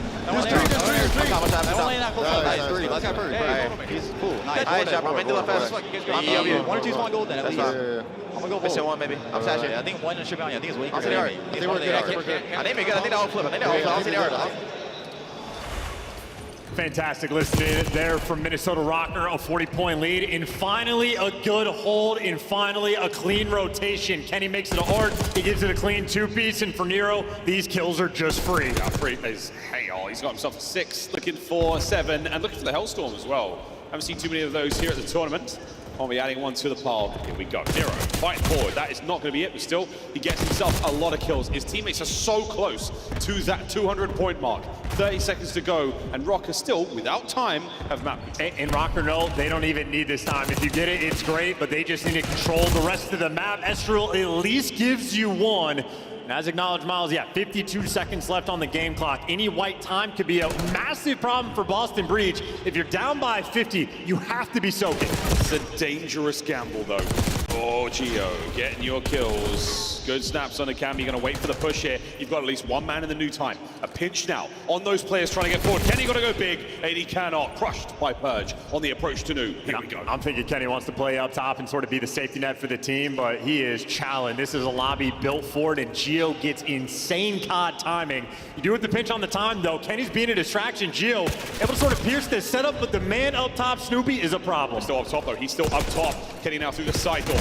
Can't get anyone now. The Chow is there in Awakening, happy for it. Snoopy wins a big kill on the stairs, and this 35-second game clock just got dangerous. And it's just another moment for Minnesota Rocker where they had the P4 rotation and they just get bullied out and die at the worst possible time. Nero has 44, and it's going to be a close game. It's going to be real close. 20 seconds to go. Contest. Snoopy from behind, trying to clear point. Oh my word, they're shoulder to shoulder on the inside. No friendly fire. Nero involved. Over the top. Rocker down. Rocker out. Over to P1. And this is elimination game right now. You lose this, you go home. Your stage 4 is done. And for Minnesota Rocker, it would mean no champs. A 27-point gap and 27 seconds left on the game clock. Boston, they're fighting back. The clock goes red. The hard point goes green. 6 free now. 7 for Snoop. This counterattack from Rocker has been identified and dealt with nearly at every possible moment. The lead change is on its way. Boston hold. And that, dude, and you're going to go into a P2 where it is as mixy as it could possibly be, and both teams are going to have to juggle time like this. This is where your comms have to be perfect. Oh my, Snoopy is on a run here, man. This is it. Looking for the 10th, not going to happen. You don't have time for a second. You're so close to this. Minnesota getting for a second or two. They're trying to buy a little bit more time, a little bit more space. On the purge, dealt with. Nero finds kill number 48. Hey, Minnesota Rocker, they're deciding to stay in the hill. They're trying to play for the 250 in this moment. They do it the rotations, but now it's back to white time. And now for Boston, you are going to have to be scorching away to new time. And Cammy and Snoopy are in the back. Minnesota did not block. 7 seconds. 5 seconds. Purge is going to go. Can't stop the clock. His teammates do. The hard point open. Snoopy, stay alive. Stay down. Hellstorm. Here it comes. Survival of the fittest. Boston might just get this done. They are still holding. Once they turn the lead, they will vacate the point. Can we keep them back? Hard point changes hands. Rocker are in. Yo. Game 5. I'd be smiling too. I'm gonna need a replay here in DreamHack. Oh my goodness, in the look you're seeing in Kenny's face, the effort it just took. Nero just dropped 50 to win by a single point, dude. A sloppy game of Vault where they had no interest in holding down a P4 for any substantial amount of time. Miles, I'll let you talk so I can just do the quick math on this. All right, well, all right, folks. If you've just joined us, there's something about Vault. It likes to give us these very close moments. I mean, 16 seconds here. Minnesota Rocker arguably could leave P1 and let that time run down. What don't they do, Chance? Well, we're going to take a look at it. I mean, I think it's literally they do leave the time, and I think it's Nero that just scooches his way in the final moment. They outslayed by 22 kills, plus 22 in the kills column to win by a single second. They had every single rotation to Money Hill and P4, and they only win by a single second. Snoopy with the Hellstorm call, it is literally dialed into perfection. Every single kill in these moments are massive, and then the second they hop out of time, here's Nero. It's 50 kills that he breaks, and he makes it into the time. Absolutely perfect. Snoopy leaves, has to come back in, and decisions like that costly. It is impossible to orchestrate these moments, but plus 22 for a single point win. There's a very interesting piece of the user interface that we, I don't think I've ever seen, which was next team to score a point wins appears on screen. That was a rarity, folks. Yeah, a time extension, by the way, as well, I believe. Unbelievable. A single second on Vault.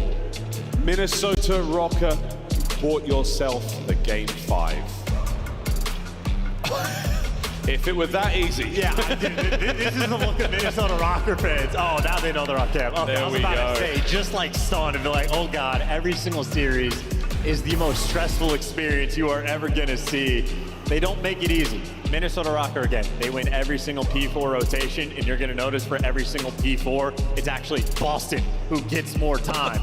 Like, rotations don't matter, and that means Nero just has to run it down and play bully ball.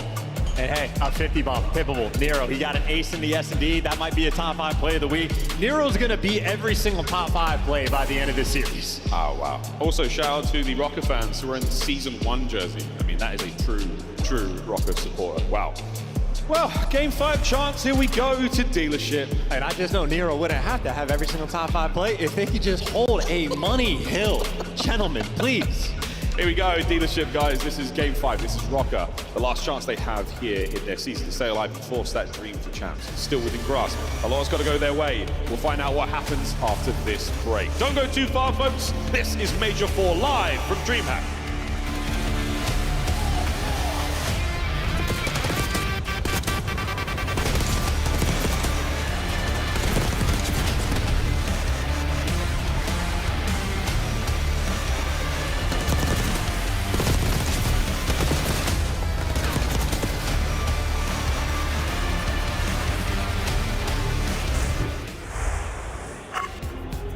The Scuff Call of Duty collection is $30 off this weekend only. Visit scuff.co/CDL to upgrade your game with a Scuff, the official controller of the Call of Duty League.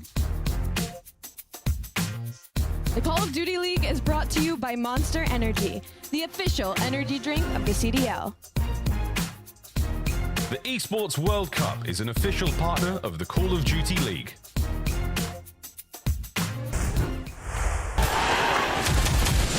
It's more than a game. It's for all who dare to compete. It's more than a team. It's our team. It's more than a feeling. It's unwavering passion. It's more than just talent. It's the grind that got me here. It's more than a moment. It's our legacy. One city, one stage, one champion. The battle starts now.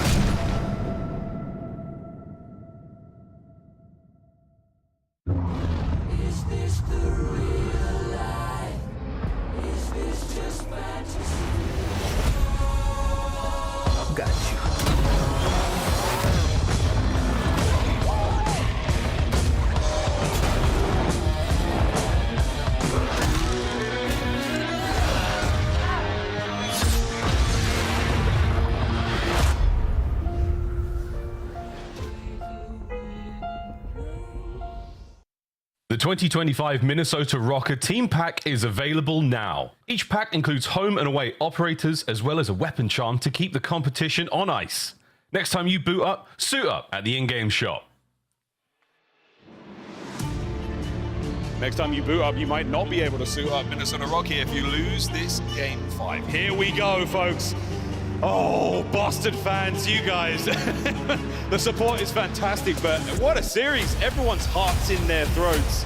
A nervous and tense finish to an insane series. Game 5, our first in the tournament, and it is bound to be electric. I mean, low-key one of the best series of the year, right? Like round 11, multiple aces coming through, great plays. A game like that for the Vault Hardpoint. In my understanding of the way it works, in case there's confusion, if everybody is out of a hill in a tie game, the game will end. But if someone is actually on the zone with the ability to capture the point, that's where the game extends and say, hey, the next person just live in this moment, you get the dub.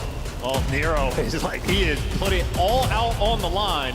They can't hold a P4, so you'd rather not have to drop 50, but hey, whatever it takes in this moment to keep the run going. Now, what if Nero, the hero, comes into this one a little too hot?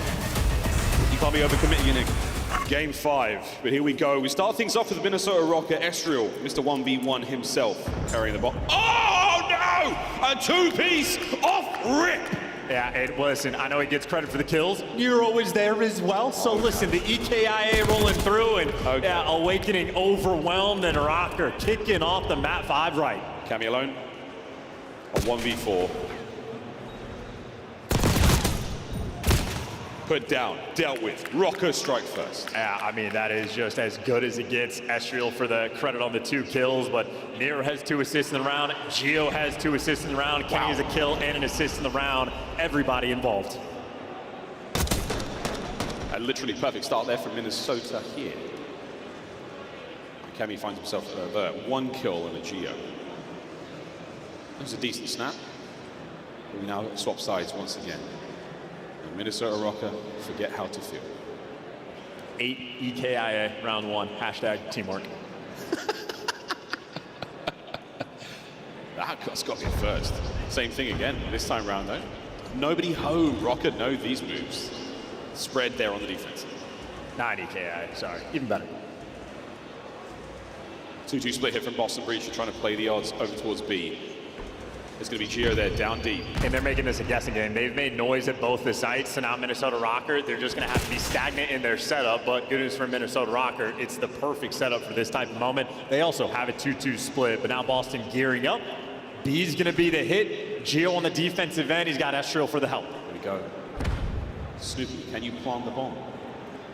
He's got coverage. It's a bit of a stretch, and Purge, oh, wonderful first blood. This is enough to pull 2 members of Rocker forward. Oh, and here we go, Nero through the window, and he's gone. 2v4, 3v2 now as Boston lose a man. They're just letting him make mistakes. They're not even trying to plant the bomb. They know the time is not yet going to be crucial. Just now you're under the 30-second margin, but they're not in a hurry. They're waiting to get the intel on the next 2 players. You find Gio, but now you're wanting Kenny from up top. There's 1, there's 2, and maybe they did wait too long. Cammy again, last alive. Cammy, you plant bomb. You hold square on your control. Just get that thing down. Gio's going to check this one potentially, worrying about the close play. Or Cammy jumps off it for a second, and what? Unbelievable Rocker. Let's just call out the patience to contain Breach there and not let anything happen.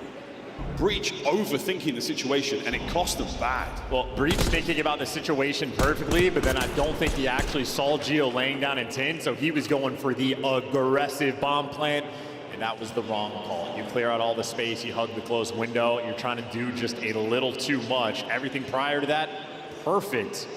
Boston maybe a little too smart for their own good. A 2-round lead here in Game 5. Kenny's 4 spree now, yet to drop. Brings a small car to a big car map, and this, nice and loud, over towards the B-bomb site, flush with players from Boston Breach. Manages to get in there for a moment and cause a bit of damage, and that's going to get you enough to get the first blood. And perfect utilization. I don't know if the trophy's not in the right spot is going to hurt him long term, but Cammy finds a pick on Gio. Now they're waiting for Kenny to make a play. Nero in perfect position, unless it gets red, but at least you trade it out, and now Kenny again swinging through the flank. Wait. Gotta know. Oh no, a big win, and we're going to send Cammy ASAP to try to pick up the trade. Fast moves, oh, Cammy, 1v1. Kenny moves in. Slide, chow, 3 rounds in a row. And that is fantastic work. I think Kenny, again, there's moments where he's getting involved in the mix right from the jump. There's times where he's the facilitator. RC car play, perfect. Gets the damage, Estriel there for the follow-up, and then after the fact, Kenny's cleared so much space being aggressive on the pinch that he's come to Estriel. There's nothing here. They're not even a mid. You need to turn around. Estriel heads up on that read, wins the first gunfight, and at least does enough damage that Kenny can get the final kill. Great duo-ship effort there out of Cannon Nest. Real. That was real. That was real. Yeah. I don't know why.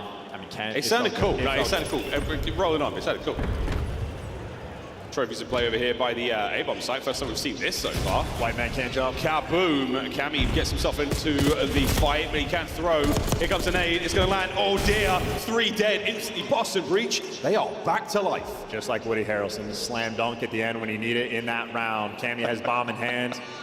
Once again, Boston, yeah, I mean, listen, their brains are working overtime. They are wrapping this out over towards B, or not even.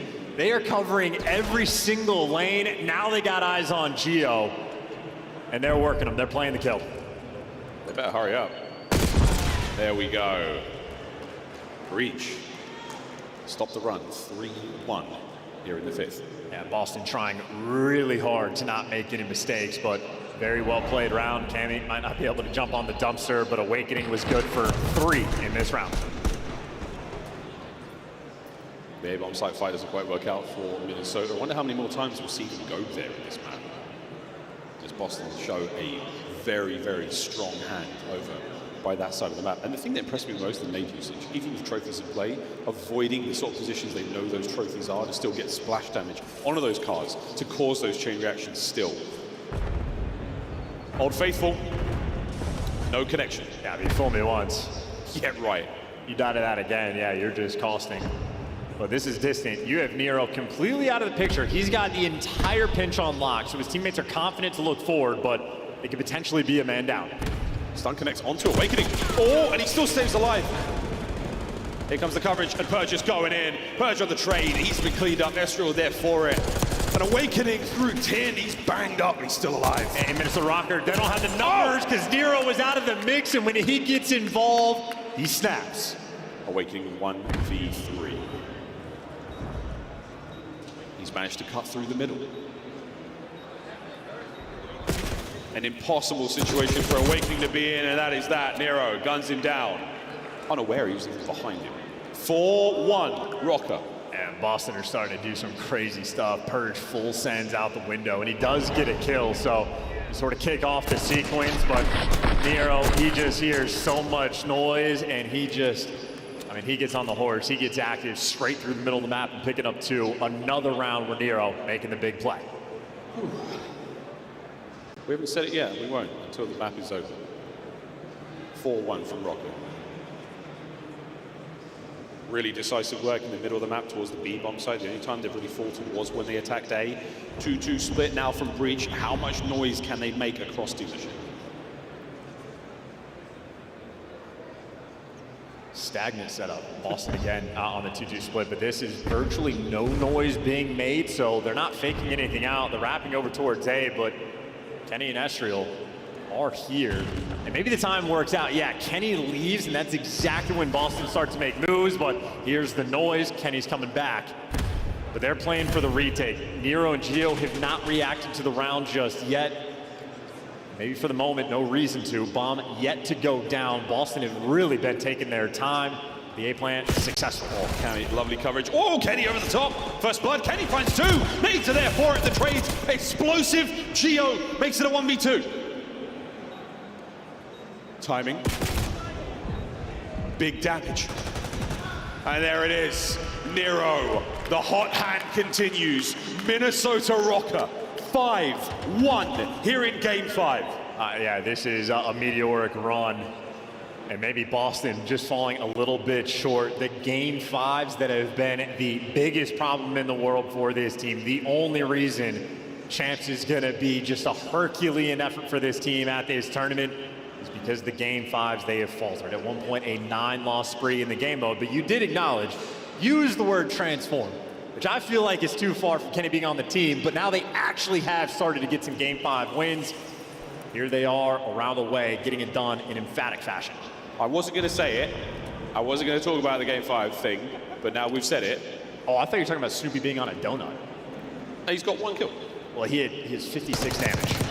Oh, Ezreal's first blood. He walks right through the dealership in the showroom. We take full control of the B-bomb site. Here comes the bomb.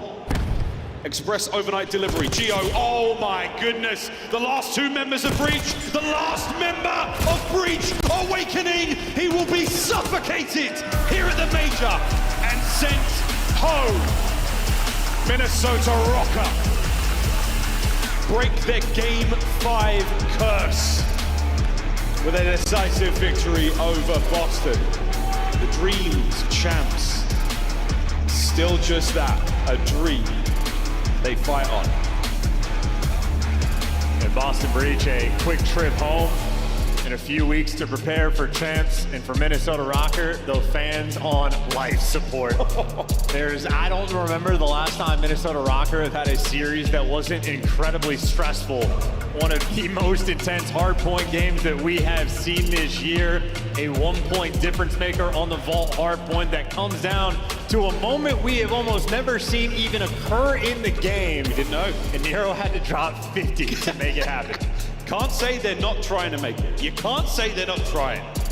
Game 5 here on this Freaky Friday comes to a close. 5:59, and again, Kenny, he has had a brilliant series. A real magic maker for Minnesota. Well, there we go. Elim round 1, our first team to depart the tournament. And we got some exciting, spicy updates from the Bravo game as well. I do believe the Vegas Falcons are up over Vancouver, but more on that later. No shot. Yeah, bro. 6-1, the final score there on dealership. Unbelievable. Just when you thought that red card, was it a taste of things to come? No, it was a ruse, it was a rube, it was a bamboozle, and it fooled all of us. Dealership, the real deal right there for Rock. That's correct. I mean, listen, even for the vault control to falter like that, Minnesota Rocker, all things considered, I think that's a pretty impressive win, right? The two different clutches they had to have, both Nero and Ken getting aced out just to make sure you get to the round 11 where they showed off the ice, and then ice in the round 5s, as cool as it gets. So a very interesting moment now from Rocker.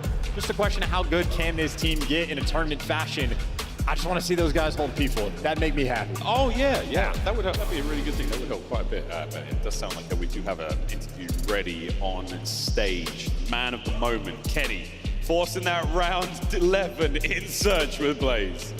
Thank you so much, Miles. DreamHack, make some noise for the Minnesota Rocker as they fought for their lives up there on the main stage. Yeah. Kenny, I tweeted out, man, like you was fighting demons up there. Bro, you guys go down to map number 1. Yep. And map number 2, you have to go in and you got to clutch up on a round 10 just to get it to a round 11.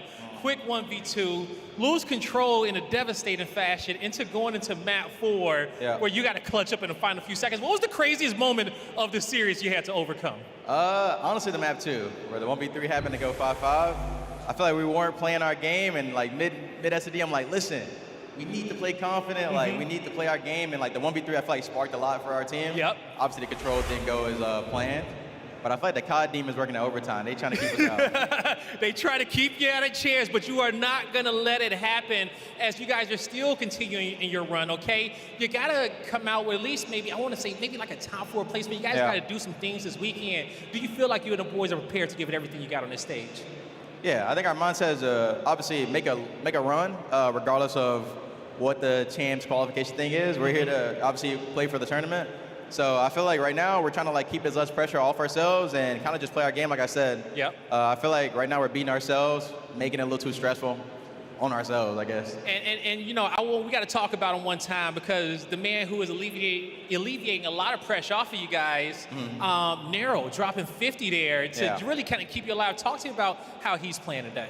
Yeah, I mean, one guy that plays with a lot of confidence. I feel like we just got to keep up with his pace. Obviously, he's putting in a lot of ways. Yep.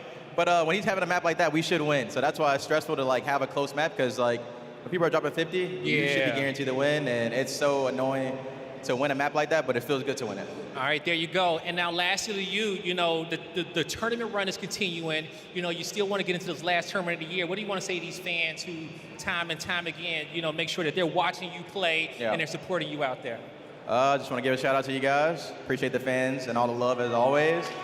We're trying to make this run, and I'm hoping we can show out. So thank you guys again. All right, everybody, that's going to do it for me and Kitty and the Minnesota Rocket here on the stage. Chris, take us away. Thank you very much, Blaze. And shout out to the Minnesota bros. They drove in. A few of them met me on the first day of rehearsal. They're saying, we're so excited for this tournament. I said, why? Aren't you ready to get shouted? They're like, no, we're making it to champs. Trey, welcome to the desk. The Breaking Point crew is here as well. We got the flank, the Scump Watch Party, and you are joining the big show. What have you seen so far in Dallas? Well, the event is fantastic. Let me just start off by saying that DreamHack is by far one of the best events we've had in the CDO. I think by far. Gameplay-wise, fantastic. Quick series today, let me tell you honestly. I walked up. Yeah. I was walking around, I went to the Scuff booth, said hi, came back, and Thieves 3-0'd their opponent. I was like, bro, we're in for a long, we're in for a short day. So it's been nice, though. That's what went down in the winners bracket. But here in the elimination bracket, we already have a sample of a Game 5. And I'm told the Falcons are up 2-1 over Vancouver over on Bravo. Let's take a look at some of these highlights from Search and Destroy because Kenny's crew, they win by 1 point in a Game 4 to get here. And then they put the exclamation point on this series. They sent Boston packing quick. This was unbelievable, and I think the biggest thing is like if you're Boston Breach, you're punching the air when it comes to these hard points. On the flip side of Minnesota Rocker, thank God you finally closed out at game number 5. But I said it heading into this, like the 2 times these 2 teams have matched up, it went to a game 5, and Minnesota Rocker won both of those game 5s. So this is another case for matchup. They ice up versus the Boston Breach, and hopefully they can take this momentum throughout the rest of the weekend and what they've learned in this game 5 and apply it into their series moving forward. Yeah, I think it's like a mirror opposite of what we've seen from Rock over the last 2 months. Like losing their game 5s. Every single clutch you get in that situation, losing it. When we get down to the end of that ball hard point, they would lose it. In this series, all of those little COD moments went their way. Just a different story for them. They have to be feeling good. And it looks like all the strides that they tried to work on mentally, it was successful on that stage. Minnesota had control all of Game 4, but Boston took us down to the wire. This is the final moment of that Game 4 that allowed for a Game 5 Minnesota win. This was Walk insane. me through the finish here, because it's not often that the timer buzzes down. Yeah, this was nuts. So, I mean, prior to this, they're up like 60 points, and they're outslaying them by 30. You're sitting here like, okay, Rocker are going to close this out, but Snoopy just gets lost, and he's finding so many kills. And in this situation, you're like, all right, Rocker, we need to figure something out. So what happens is Boston are in time. You have to break from the front if you're the Minnesota Rocker, and a streak's coming down from Snoopy. It gets so mixy. When we get to the very end, you'll see they get out of the time if you're Boston Breeze. They're jumping out like the game is over. We have a lead, but Nero sneaks in with 0.1 seconds left on the clock. This is one of the craziest endings we've had on the year, if not the craziest that we've had. Yeah, the priority from the side of Boston Breach is insane too, because you watch Cammy, he's like, all right, I'm going to try and play stuff in the front, but the time is awful. Nero slides in, he gets that single second, and then it's Estriel that pops the final 2 to get that last second. That is absurd. They should have lost. Even though they outplayed by 30, they should have lost. So just a different story for Mini, man. Fundamentally unsound Call of Duty, but I was talking to my buddy Nistic, who's been in the venue. He was a former Halo pro, Fortnite pro, and he was saying, you know, I get all the numbers and stuff, but at the end of the day, isn't it all about just walking away with the dub, Trey? Yeah, I mean, we've seen this so many times from Rocker over the past weeks or so. They're so close to winning matches. But it goes the other team's way. Always the other team's way. I've been rooting for Rocker since this team formed, and I have been so depressed every single match I watch for these guys. You know, they got a group of 4 guys that you just want to see win, and they just can't quite close it your up. hair white, Trey. I hope y'all like Game 5s Every here, single time. Dallas, because they are flowing over on the Bravo stream. I'm told we have the finish to Game 4. Is a Game 5 coming? Let's load it up. Vancouver, driver's seat, 250, 138. Falcons, despite some heroics from Exnid, phenomenal performance back on Vault. Falcons are going to a Game 5 search and destroy, Nameless. Yeah, the Game 2 search and destroy was electric. You know, it's a map that Vancouver haven't loved, and they got exposed. A big 1v1 win by Priesta in the swing round to give them the edge there. And then the Hacienda control. You know, Vancouver has been struggling in that game mode. It's been the difference between them, Atlanta, and LA Thieves. And you saw it once again here, right? Like a 3-0. Exton was getting lost. Pred was getting lost. Game 5 is kind of spicy. I don't know. Do you call the Minnesota win over Boston an upset? Because by the seeds, it wasn't. Nah, not really. Any team that's like they're fighting right now, I don't really call them, you know, upsets or anything like that. It's just pure passion, pure grit. That's all it is right now. So, Ali, will we see an upset in our bracket here as we take a look at the elimination? We are sending 5 teams packing. Rocker just said Breach. 4 more about to join them. Any chance Falcons take down Surge here when we see Falcons versus Rocker in the next round? I mean, you're talking about a Falcons roster that has some star-studded S&D players on it. I'm looking at Alec maybe to have a takeover series. It seems like Fred is getting going, that rewind search and destroy. So we've got a banger on our hands over there. Dealership. Plenty more games live in Dallas when we come back. Hashtag for Rosalie. Gorilla Mates taking the stage for the first time in Dallas.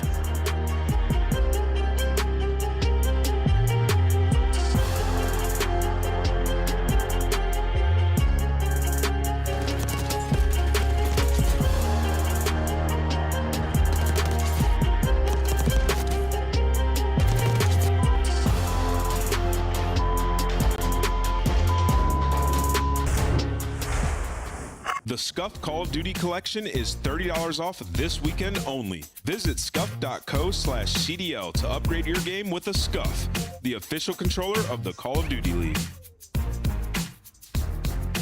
The Call of Duty League is brought to you by Monster Energy, the official energy drink of the CDL. The Esports World Cup is an official partner of the Call of Duty League.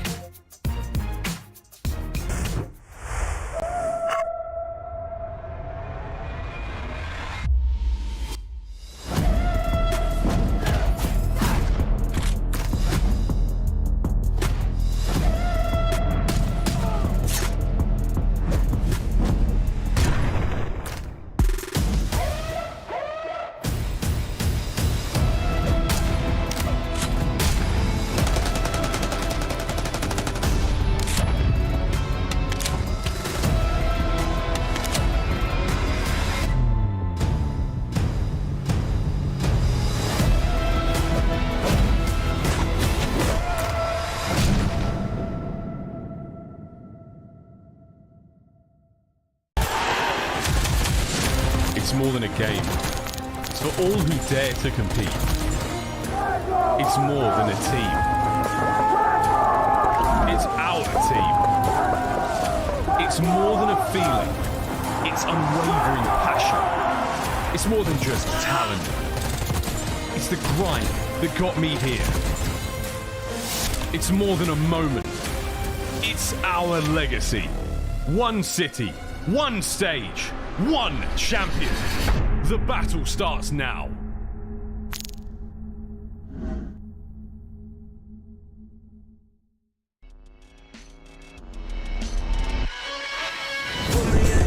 I'm ready to fly by now. You should know I got that crown on my mind. Top it, get on your feet, feel the passion. Big bang coming through, blast like a cannon. Blast like a cannon. Big bang coming through, blast like a cannon.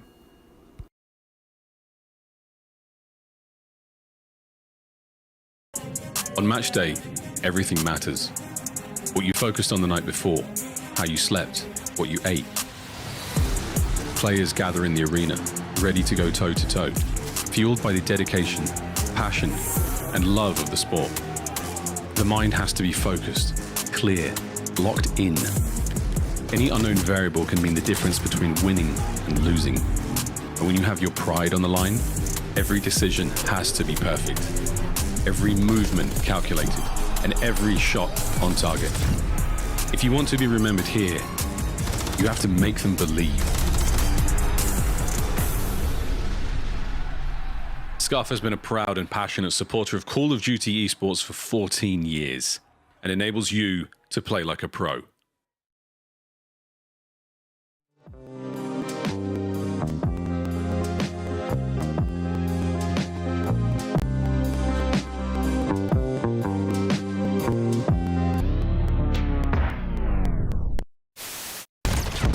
Nice, I have eight. Guarantee that kill. Oh my god! Let's go. They got one tick on me.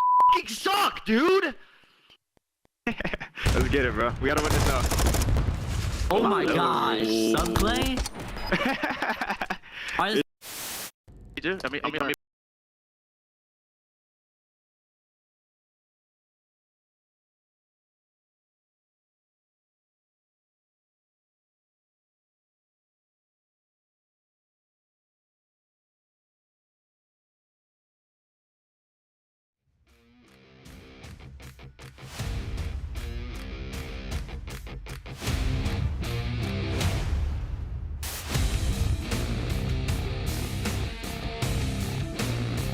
Get a fucking RC car, you do not call it in, bro. Ignore the thing. Do not call that goddamn car in. Scrap sitting back.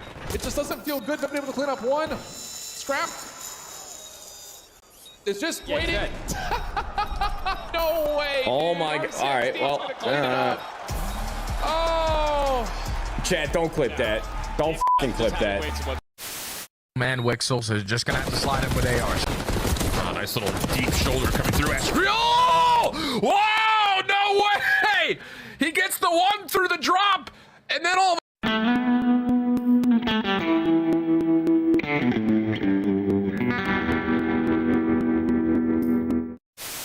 Now, as hot as the game may seem, I know one thing that won't be that crazy, and that's the comms of Toronto Ultra.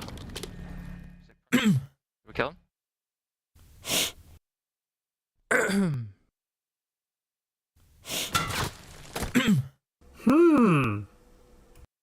Calm as ever, Toronto Ultra, now to the other side of the stage. The 2025 LAG Team Pack is available right now. Each pack includes home and away operators, as well as this weapon camo to assert your royal will in the lobby. Next time you boot up, suit up at the in-game shop. We already said one team packing. Now it's time to put two more in our sights. Welcome to the elimination bracket, day one. DreamHack Dallas. It is the fourth and final major of the 2025 Black Ops 6 season. I'm your host, Chris Bucket, alongside Nameless and Rosalie. For the first time in our elimination bracket, we have the great Chance. Chance, how do you feel about this so far? Because we've had a game 5 after a whole day of 3-0s and 3-1s in the winners bracket. This might be another game 5, to be honest. I think LAG, obviously, in terms of like going to champs, it's not ideal, but they've showed a little bit of fight throughout the stage 4 qualifiers, and I'd say the exact same thing from C9. Been a phenomenal, like a sort of hard point team, and they got to have players like that are S&D superstars. That's the one mode they haven't really brought it together, and that's the mode I expect them to fry. LAG has missed out on 3 of the last 5 years at COD Champs. This could be a 4th if they don't win the event. They've got to be perfect here, and it's not looking good for the crew. Yeah, it's not looking good. I will say we've seen some individual bright moments. Johnny had a couple of good series after a slower start. Kismet and Hardpoint has been sensational, and that's been their best game mode. I mean, you look back at the split, they won 2 Hardpoints versus Miami, 2 versus Texas, actually beat Texas, right? So, you know, for LAG, they're still showing fight, and they're trying to play spoiler, and who they want to spoiler here is obviously Kismet's ex-teammate in Civ. They need to make a run to make it to champs, and it has to start here versus LAG. Kismet has been very consistent recently. I've looked at him as trying to lead the team, not just on the comms, but in game. Johnny's pop-off performance, though, won them a surprise upset throughout this qualifier. They didn't make it into the winners bracket, so what are the goals for LAG tonight? Treat this like your champs, obviously. Just try to go as far as you can and make some noise. And for these individual players, I mean, you talk about Kismet's been putting on some shows. Johnny's fighting for a spot back into the league, and Lunar's trying to keep his spot. Same with Fellow. So there's a lot riding on their shoulders right now, considering this might be their last event. On the other side, you have Cloud9 that was very loyal to their roster. They ran with the same crew through 3 majors. Now they make the switch up, but is it too little too late? As soon as they put Capsule in the mix, the man helped lead them to an online win. They haven't found success after playing up against FaZe. Yeah, see, that's the problem, right? It's like they come in and they got better at hardpoint. You know, solid hardpoint team throughout this split. They were 4-1 in map 1s, right? So they're starting series out. Everything's going well. But they have not been able to win Search, and it's unfortunate because it just looks like they need time, right? You're not gonna be able to figure out Search immediately every time with a 2-man change. 100%. I mean, this is what Toronto was talking about when they had to make the swap for Beans from Merc. They were like, listen, our hardpoint's still gonna be elite, but by God, we just need more time to figure out the game mode. And we watched a little bit of progress. And again, for C9, they have the tools. Cap has had some lights out map performances in S&D. Sparks and S&D kid, like through and through, they just haven't brought it together yet. Well, versus FaZe they did, right? So maybe they put some work in over the week, so maybe they can figure it out here for LAG. I will say for EWC, we saw that Cloud9 posted those 4 players on their Twitter mentions that they're going. It's a threatening team. I feel like you got to perform, though. If you're on this roster, you might not make it to champs, but you want to stick together in the coming months. Ali, walk me through this series. How do you see it playing out? We got a best of 5 loading up. Cloud9 the underdog here? No. I think LA is still the underdog. I mean, you look at series versus Atlanta, my biggest worry right now is like Hardpoint isn't looking that great, especially Rewind on the side of Cloud9. You've lost 2 Rewinds in the last 5, and they were not close. So no map pool really on either side of this. I'm looking at that Hacienda, maybe some opportunities for LA Gorilla mates because Lunars and Fellow prefer to play that one, but maybe. Yeah, I mean, they just lost like 10 controls in a row if you're LAG, right? So for them, they have to start out hot. I'm thinking back to the Rewind where Kismet, and at the end, it was one of the most miraculous comebacks that we've had versus Optic. They need that same special performance here. It is currently a game 5 over on Bravo Nameless. We're jumping over there right now. Thank you, Danny, our producer. He asked, do you want this? I said, absolutely. Give the fans what they deserve. A 3-1 lead for Vancouver Surge as Falcons could be playing in their last map of 2025. This is a good map for side of Vancouver Surge, especially when you got 0-4 comfy like this right now. He's already on a 5, sitting at 6-2 on the flip side. Nasty is also incredibly comfortable on a 3 spree. Their setups are just so difficult to break through when you're not nading your teammates from the side of Vancouver Surge. All right, we're all tied up after that. Arseny's fun up. You think Falcons are coming back, right, Chance? They gotta come at here. You're giving them first 2. I'm shocked to see that they're in a game 5 against Vancouver. I would expect Surge to 3-0 walk all over them. So while you're casting that, we're watching this, you know, we got both on in the back. Like, this is shocking. Fred in the game 2 goes crazy. He has like 11 plus. Gets a Hellstorm, right? Priesta with a massive 1v1.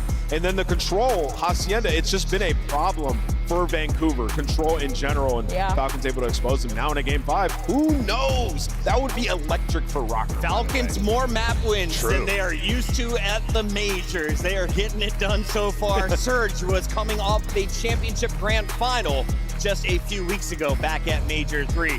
Rocker plays the winner of that one, but we are going down to the bottom half of the elimination bracket where Cloud9, Gorillas fighting for their lives. We also have Ultra and Royal Ravens loading up. Let's jump back into Bravo, dude. Let's just sit up here and just red zone it all day. Ant's loving it, but I think the stage is ready. Danny, are we ready to rock this one? Should we do some scuff pick'ems? I'm ready for it. Rosalie, would you like me to go first?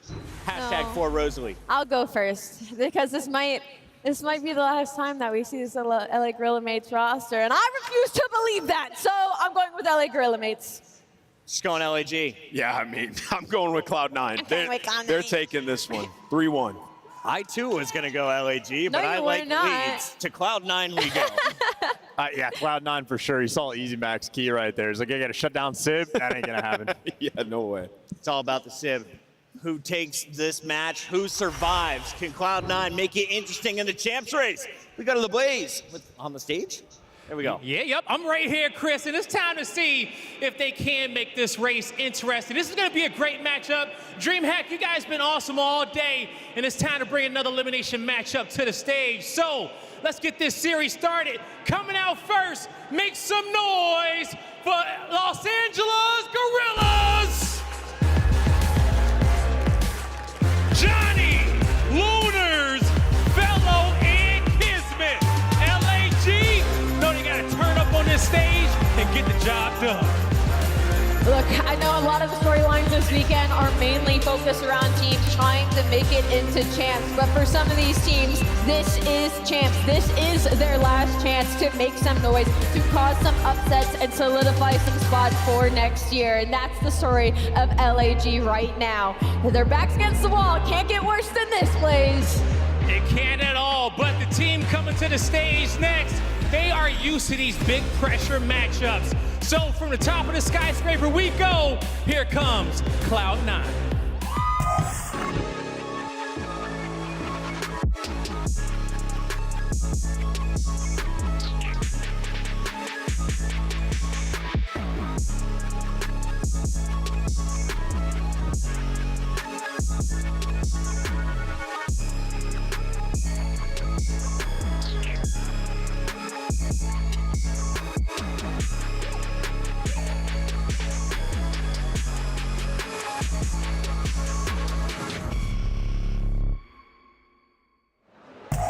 DreamHack, get loud for Cloud9 New York!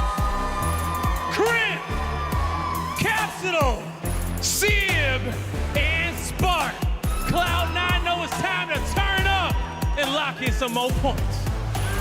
Their backs are against the wall, but man, they got some serious looks on their faces. They know that they can make this run. And there's one player that I'm looking at, and it's Sib. Champs wouldn't be the same without him. One of the best shots that we have in the league and one of the best slayers in the CDL. Can he take over and give them the extra push that they need, guys?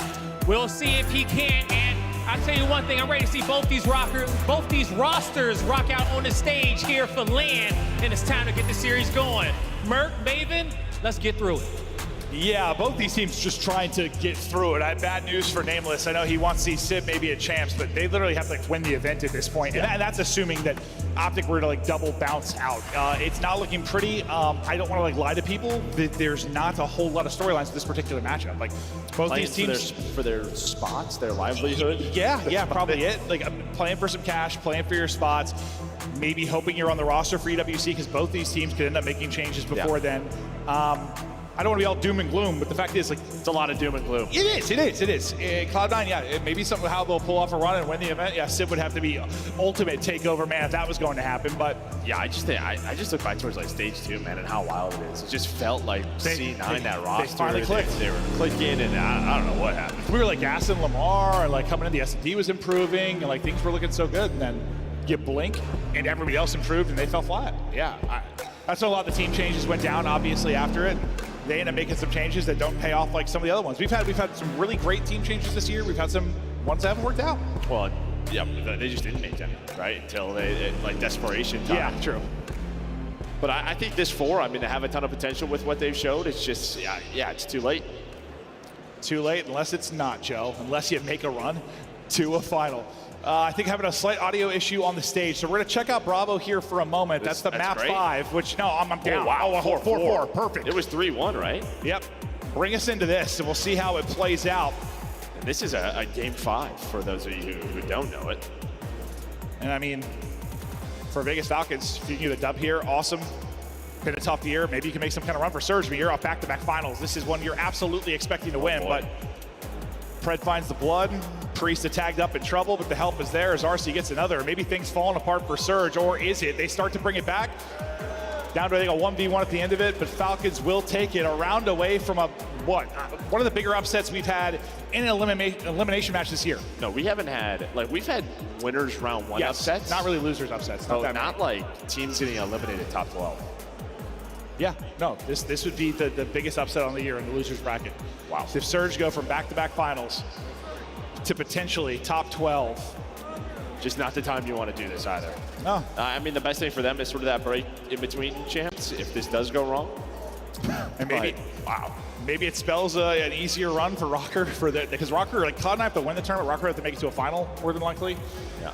If they're somehow going to make it happen, but not done yet, as we'll focus on the round 10 before we get into our alpha match. We'll let you know as soon as that's ready to go. Again, just resolving some audio issues on the main stage.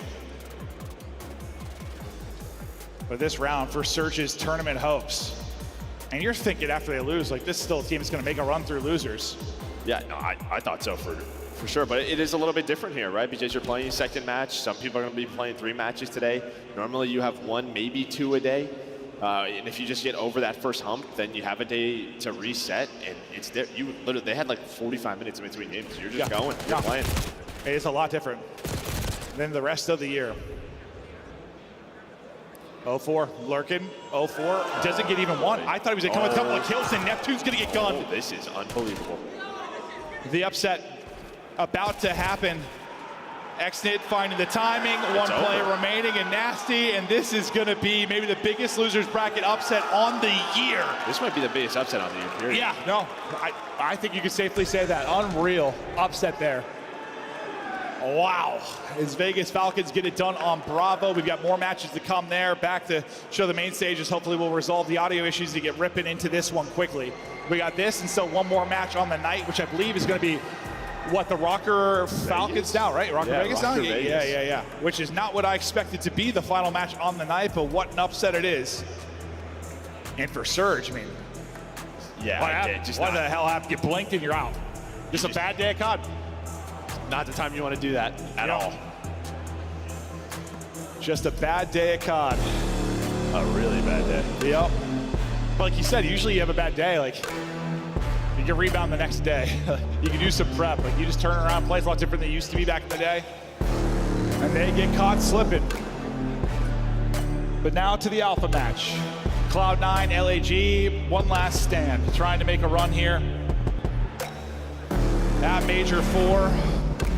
Cloud9's hopes of champs minimal, but still technically alive. They'd have to hit some incredible run. Okay, unfortunately, a quick restart here. I'm not sure if it's still the audio issue or maybe wrong sides. Wrong sides. Okay. Quick little reset. All right, well, we didn't get too much time to talk about this because we had the audio issues, then we hopped right into Bravo. Thoughts on this? I mean, obviously, Cloud9 going to be favored. Where are they going to find the openings? I think probably the hard point, right? But I mean, for LAG, this is where you maybe look the strongest, right? You heard the Desk talk about it with Kismet and what he's done. But I think as a squad, that has been their strength. On the other side for LAG, just a question of can you finally get a couple of Surge games under your belt? Yeah, and I feel like some of their series wins, well, they haven't had many, but most recently, it's an incredible performance from Johnny. That guy seems to have the stuff it takes to be a part of the CDL long-term. At least I'm hoping that's the case for him, but this bracket looks... I mean, everybody's bracket is busted at home. Yeah, I mean, the top side looks normal. Top side makes a whole lot of sense. And now we're just in it now. Rocker or Breach, I think is 50-50 for a lot of people. Sure, but I mean, technically an upset, but not a crazy one. Yeah, Falcons over Surge. It's tough to call it the biggest upset of the year because I guess you think about Boston over Thieves or something like that. But was in winners. Yeah, no, I hear you. This is back-to-back finalists. Vegas haven't won a match. Oh no, you're right. I guess I just keep thinking back to how shocking that 3-0 was over over Thieves, but like it's a much different story when it's knocking somebody out of a tournament like this. And Falcons have won a couple series on the entire year. They get a LAN series victory. They just won their first LAN map today. That was their first LAN map. Yeah, no, you're right. You're right. I mean, honestly, they're thinking like, wake me up from this nightmare if I'm Surge. Like, I cannot believe this just happened. No, I mean, thankfully, you solidified your spot of champs. Yeah. And you're good to go with the position there, but whew. Rambo and the boys going to have a lot to talk through and some things to fix after that series. I think we're ready to load in a second here, so thanks for your patience at home and in the venue. Had a couple issues, but I think the guy's about to be ready to go. We'll see if 99 Kids takes an appearance. Yeah, and then for C9, I mean, listen, like they already played today, had a really tough matchup versus FaZe in winners round 1, lost both hard points, able to win They won the Surge, right? Yeah. But I tell you what, Capsule, who had some great series early when he was first added to this roster, really had a tough one today. He was like negative 30 or 40 or something, right? Like he got smacked, yeah. So trying to bounce back.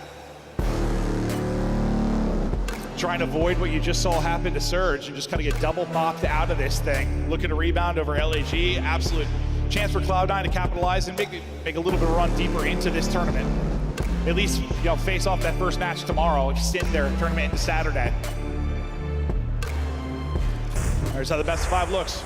Starting off on Rewind. LAG is Ansa and the Death. They had that insane comeback versus Optic. When they were clicking, they rip off 3 straight hard points. It is so impressive, but need to avoid those holes. But sometimes, regardless of the team for LAG, I swear to God, they're like, let's just go down 80 to 100 hard points, see if we can bring it back. Yeah, same old story with LAG. I mean, and again, like they've had some really close matches, some searches they should have won. Their year could look a lot differently, but this is a situation that they're in, so they're just trying to all put it together. Now maybe have one final tournament run, and yeah, as you said, EWC, maybe they'll have the same roster, but I doubt it. I don't know if either of these teams will. Maybe we'll see who's got kind of the keys to the ship or the car or whatever. I don't know if ships have keys. I guess you have to have a motorized one. Yeah. Yeah, that's true. I was picturing like an old school, like 1600. I was thinking like a submarine, because we just watched Mission Impossible. Dude, that was crazy. That whole sub. If you haven't seen it, go see it. Tom Cruise is insane. Absolutely insane. Well, let's get to the P2 now. Because LAG have got the early setup. Spart's been pinned down for now. Trying to pinch and look for an opening will be Kremp, and they're waiting for Capsule to get involved off spawn. Pinch falls apart as Kremp drops. LAG continue to hold. Sib walks away with 1, but that is all you're going to find out of Capsule. He's still going to keep a presence here for a moment, but yeah, it's real staggered now. Yeah, I like this out of Kremp. Just take your time, wait for your teammates off spawn, but even then you're going in by yourself, 1 by 1. This is just not a map that you could do this on Rewind. Plays more traditional. You have some close spawns, so you have to wait for one another, and you're just not getting that at all if you are Cloud9 New York.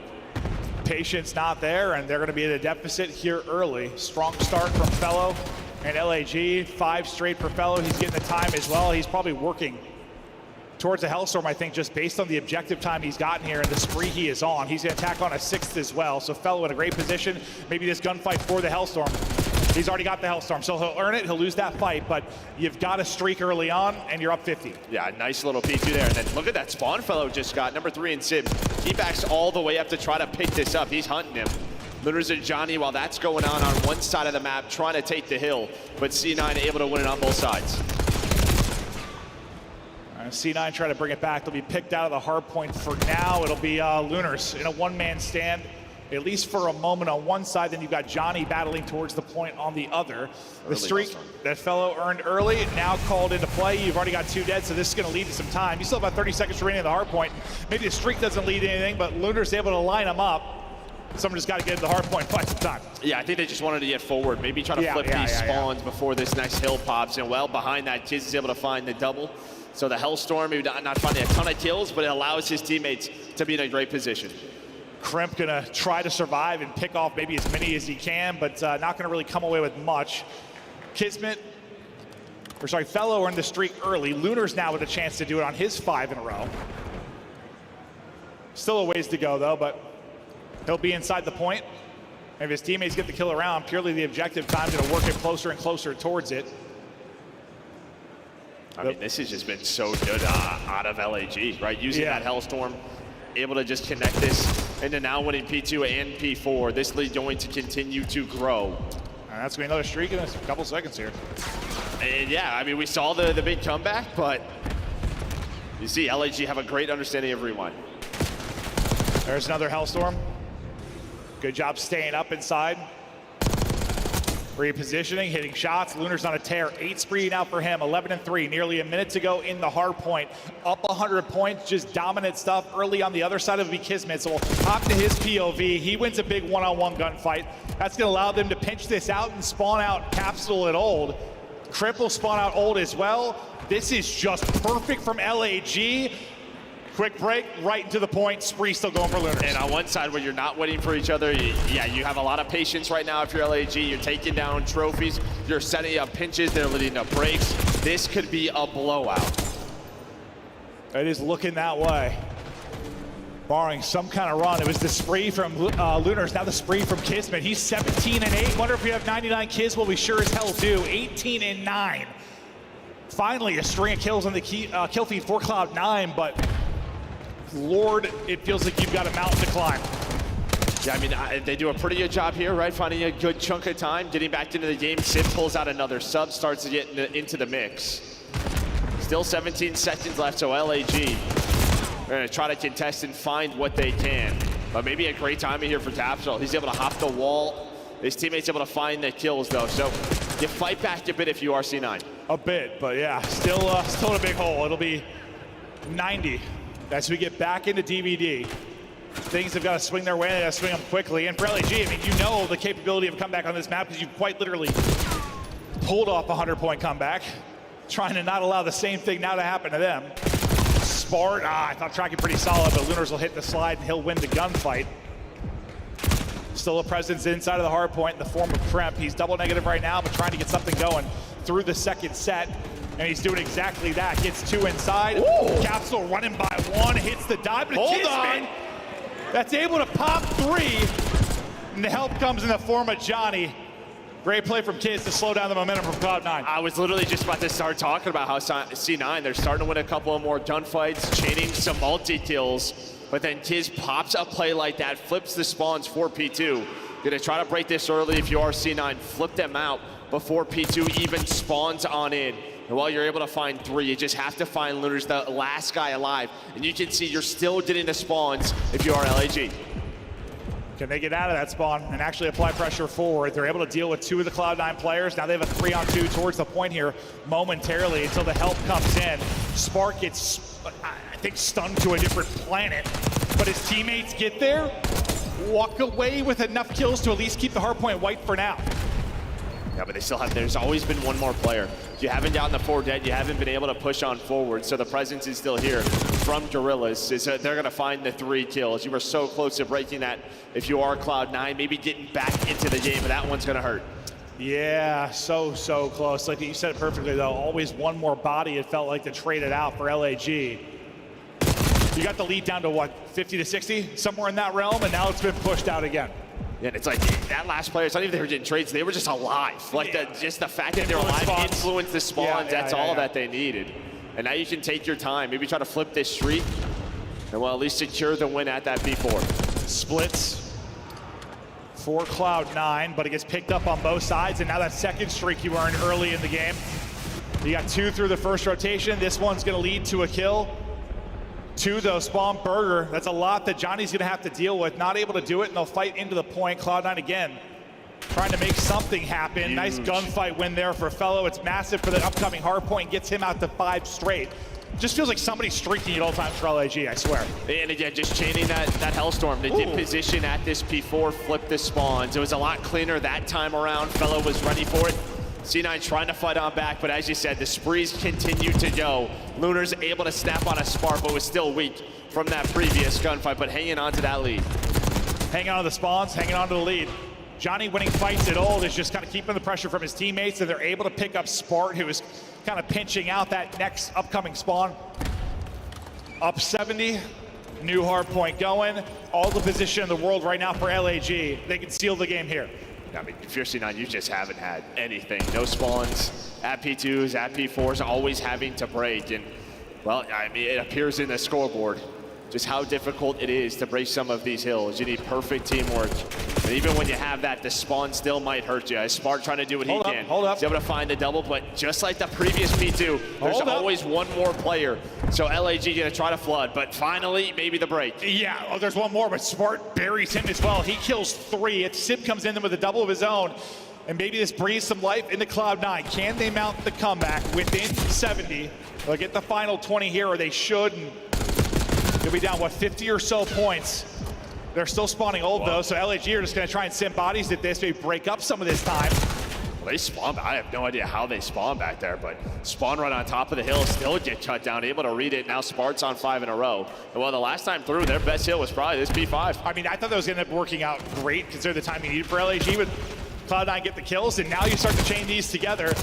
Johnny, though, is chaining kills together, looking for his 3rd capsule, though, able to seal it and hold on. Cloud9 making a run. LAG have been the comeback kings on rewind, but Cloud9 trying to give them a taste of their own medicine. They haven't had a lot of sprees. Sip, though, on 1 as he battles back to even. Can they mount the hold here? What a heroic comeback it would be for Cloud9, who have been in a bad position for what feels like the entire map until this sequence. And every time Sip pulls out that sub, he's able to get a double. That swings momentum towards his team's way. And yeah, now you're within 30. They were picking up on the pinch. They're going to have to do it again. This time it's Lunars. He's able to find 1, but numbers still going towards New York. They are very much alive in map 1. What is it with comebacks on rewind?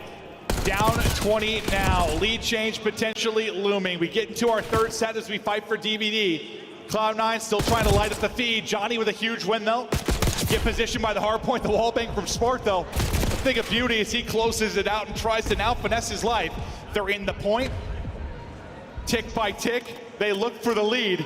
They continue to hold. They continue to find kills. Sport going massive.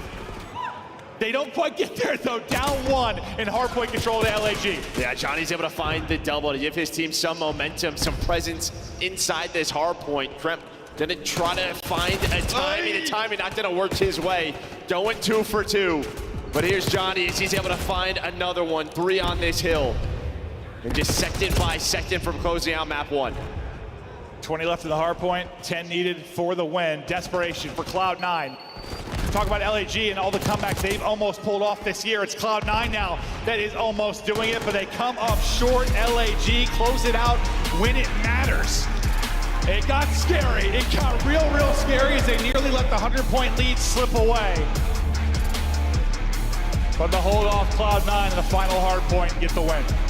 Yeah, and I mean, it was just such an ugly start for Cloud9, right? You give up 2 streaks. I mean, you don't win either P2s or P4s. The fact that that was a 25-point game, props to them. I mean, it was, what, 130 to 30 or something. They got to the 100-point advantage, and then I think they brought it within like 50 once, but they kept getting down, I don't know, around 80 throughout a lot of it until the final couple of hard points.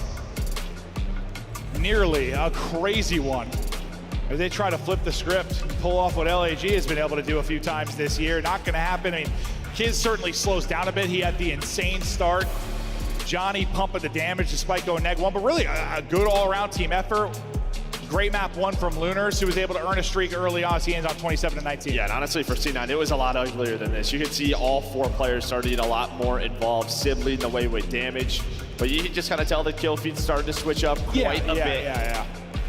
But it's a little too late. Yeah, I don't know what the sling advantage was at its highest for LAG, but I mean, it had to be 15 plus at some point.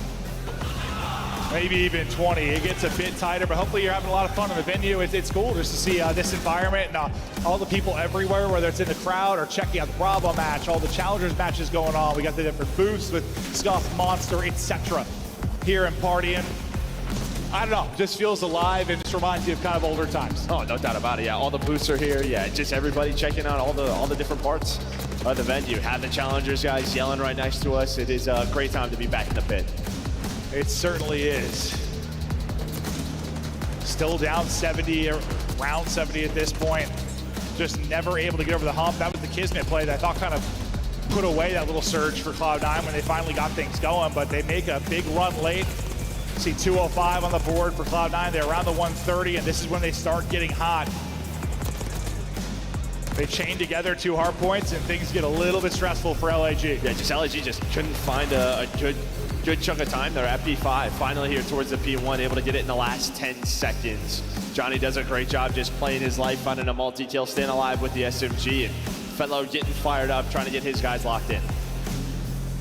Capsule trying to bounce back in the map 2, had a tough series earlier today, trying to turn things around. There's the overall game flow, and you can see, like, outside of the final moments and the beginning moments, where obviously it's close, there's a lot of separation throughout that hard point. Yeah, I mean, really just that P5 and the second P1. I mean, C9 do a really good job to get themselves back into the game, only down 70. But yeah, 136 to 29 through the first 4 is not how you want to start. Nope, can't have that happen.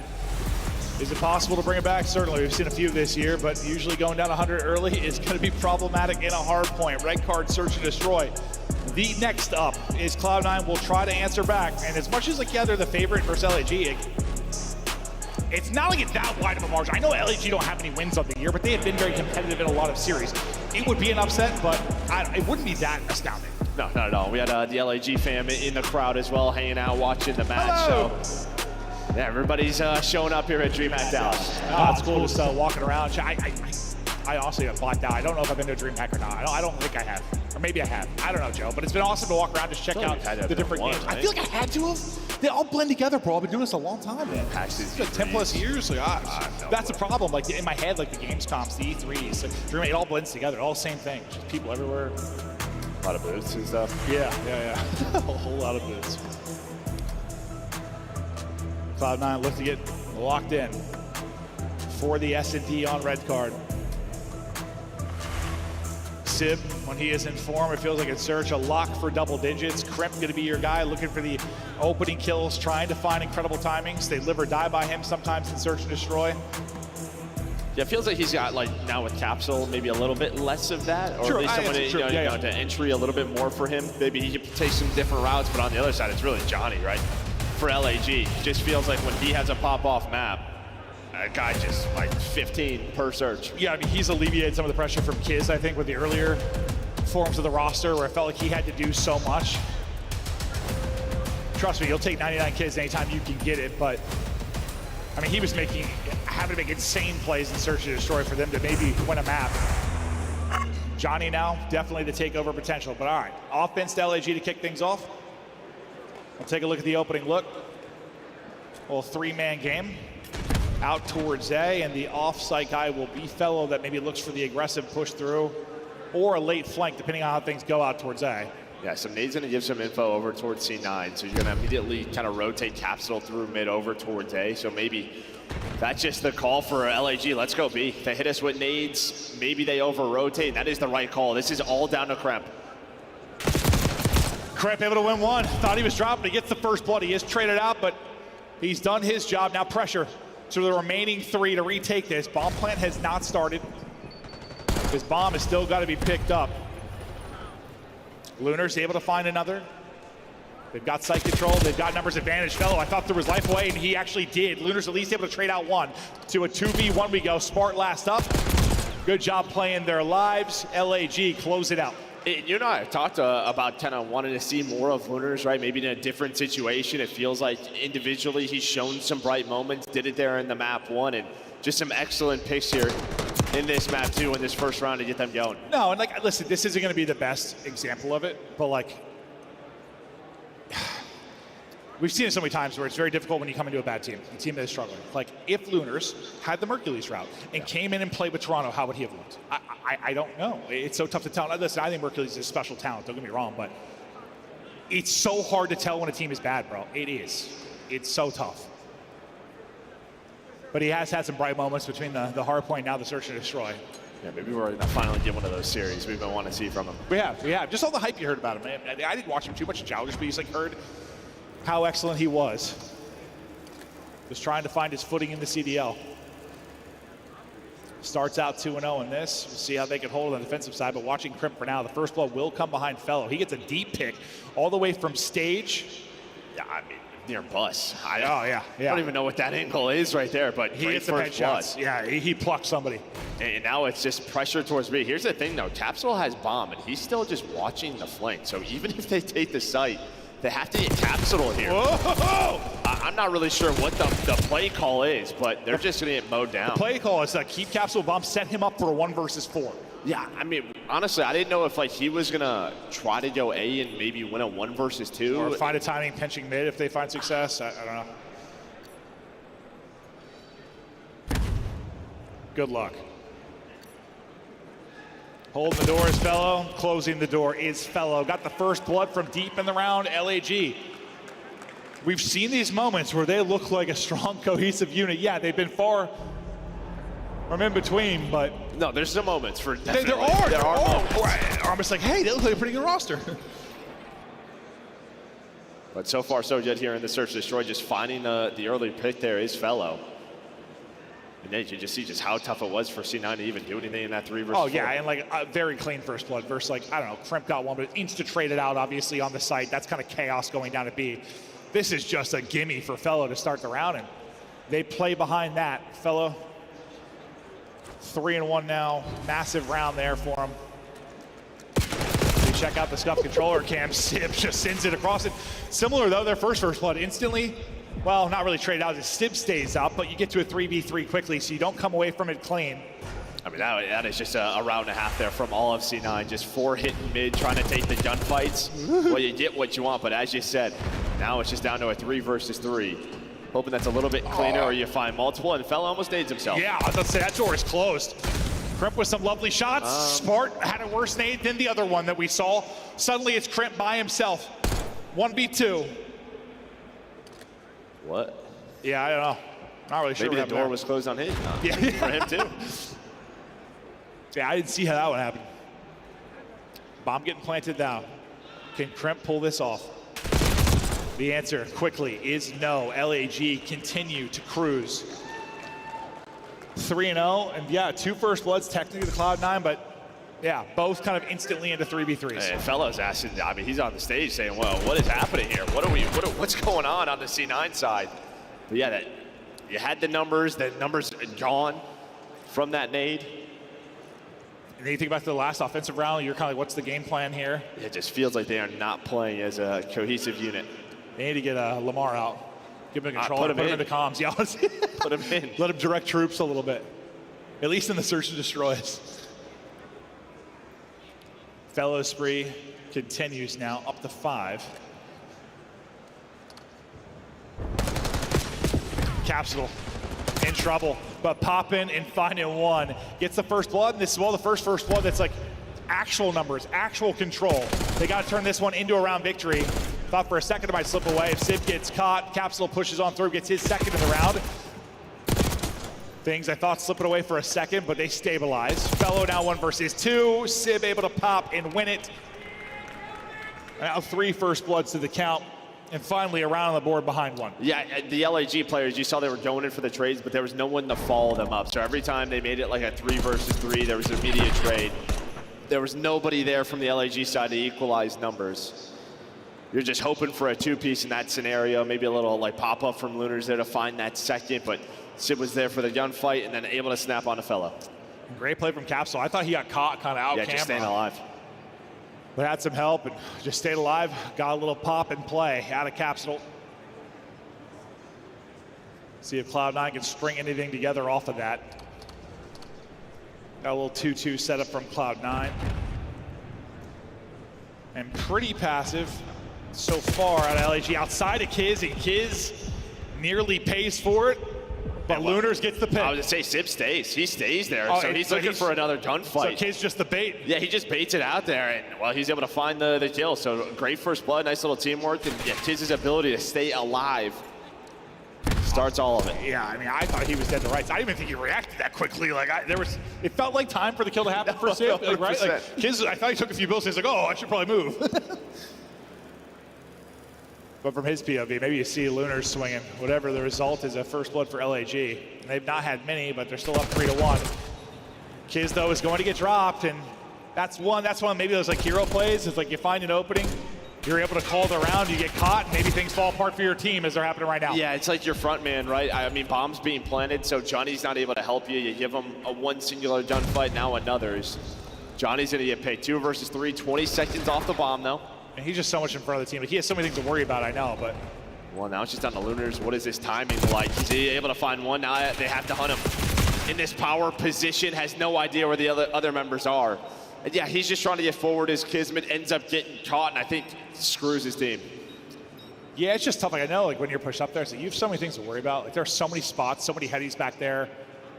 You can get picked up from everywhere. I know there's like a sense of urgency sometimes, but like, there's got to be a spot you can pick to just rat. Well, I just think if Johnny's not planning, I think if he's not planning, then you're okay. And then this wallbang too. Like, Johnny thinks he's going to get out. If Johnny gets out and lives here, it's not the end of the world that Kiz throws his life away, because you get some info. Yes, you lose your front man, but like, you're still in a pretty good position. As much as Kiz dying hurts you, like, that pick from Spart was massive. Yeah, nice little wallbang spot there from Spart. But yeah, I mean, 4 versus 3, you probably don't need much more map control other than bomb being planted. Yeah. Johnny. Finding the opener. Capsule in a world of trouble. He is. I just looked up and I was like, how is he here? Yeah, he is aggressive up through mid, and he is in no man's land. There was no opportunity for help. Again, just these hero plays getting caught right now by C9. Nice shot from Sif. Can't get out though. That'll be bombed down. Pressure is Spart. 1 versus 3. Can he get anything clean? Nope. He is a bullet. Just gets back to full and able to actually find one. He turned that into something.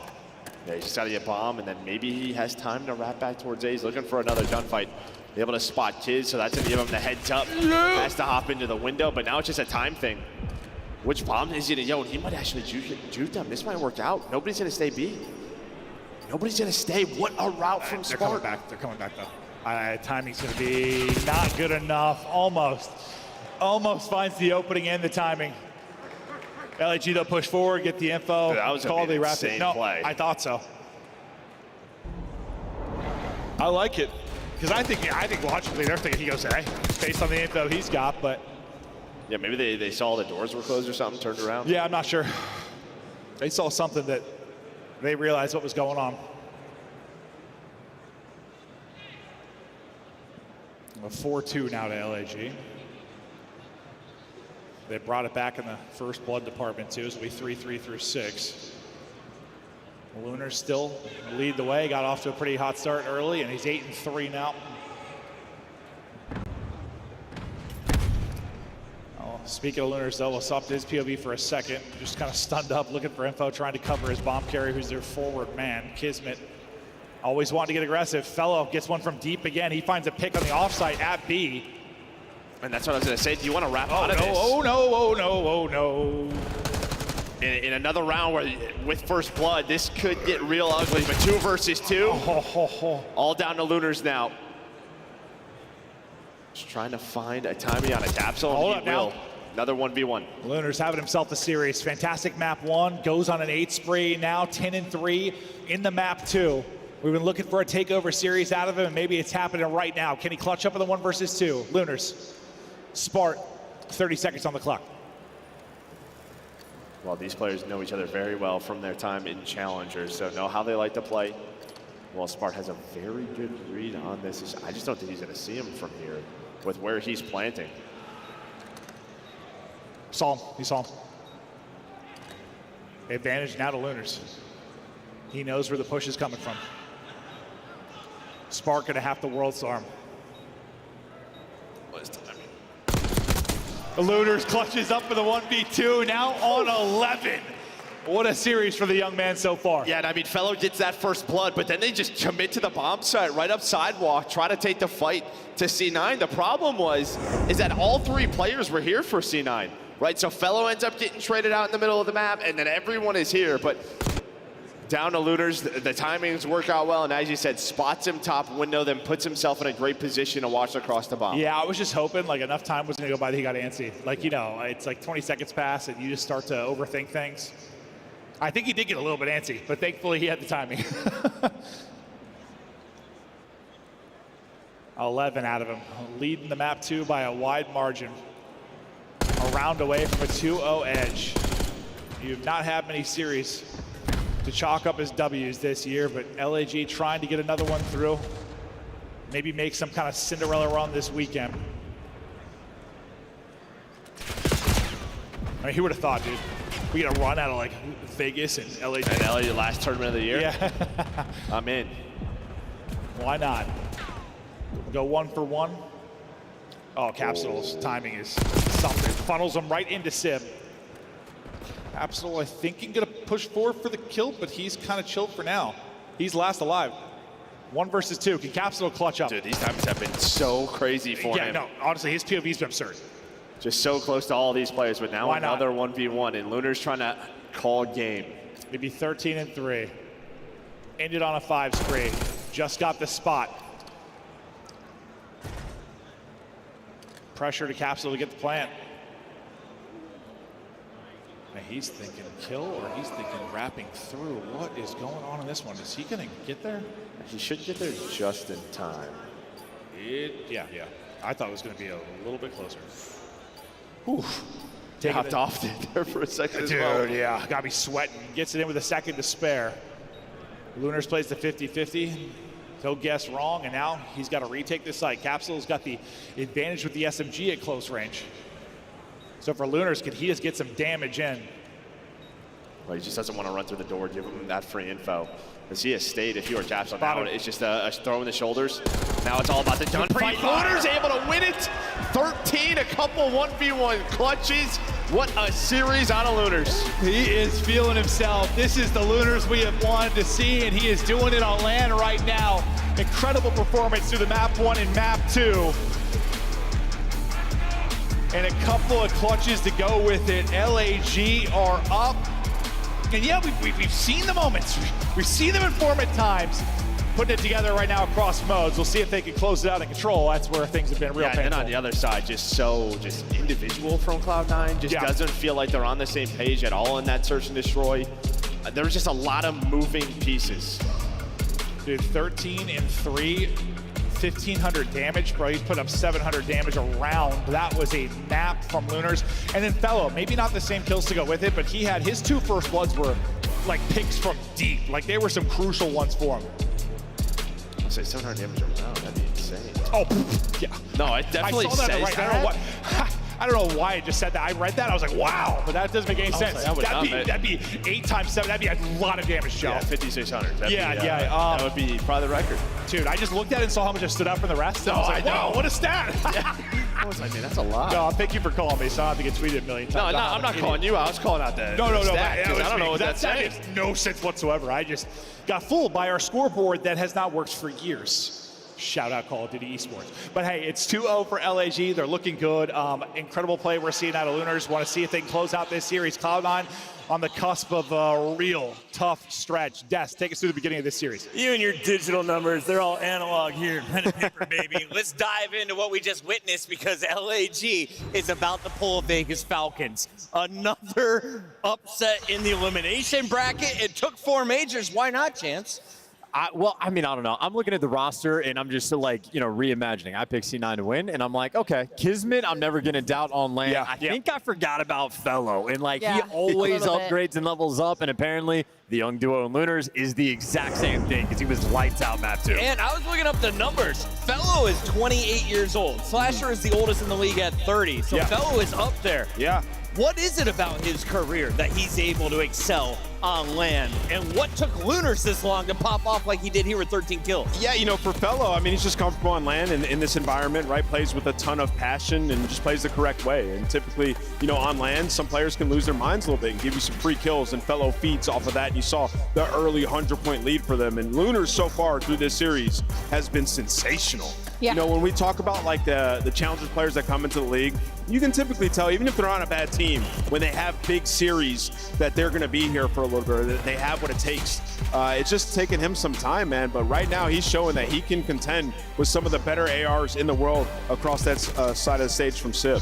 I think you made a big point about Fellow, and like we all are kind of talking about this event that is reminiscent of years past, right? It's reminiscent of CBWL, and you look at the vets, they thrive in this environment. They thrive with 2-stage. They thrive with jam-packed days and upsets, so maybe we're seeing a little bit of that out of Kismet. LAG on match point with Hacienda, red card and rewind still to go.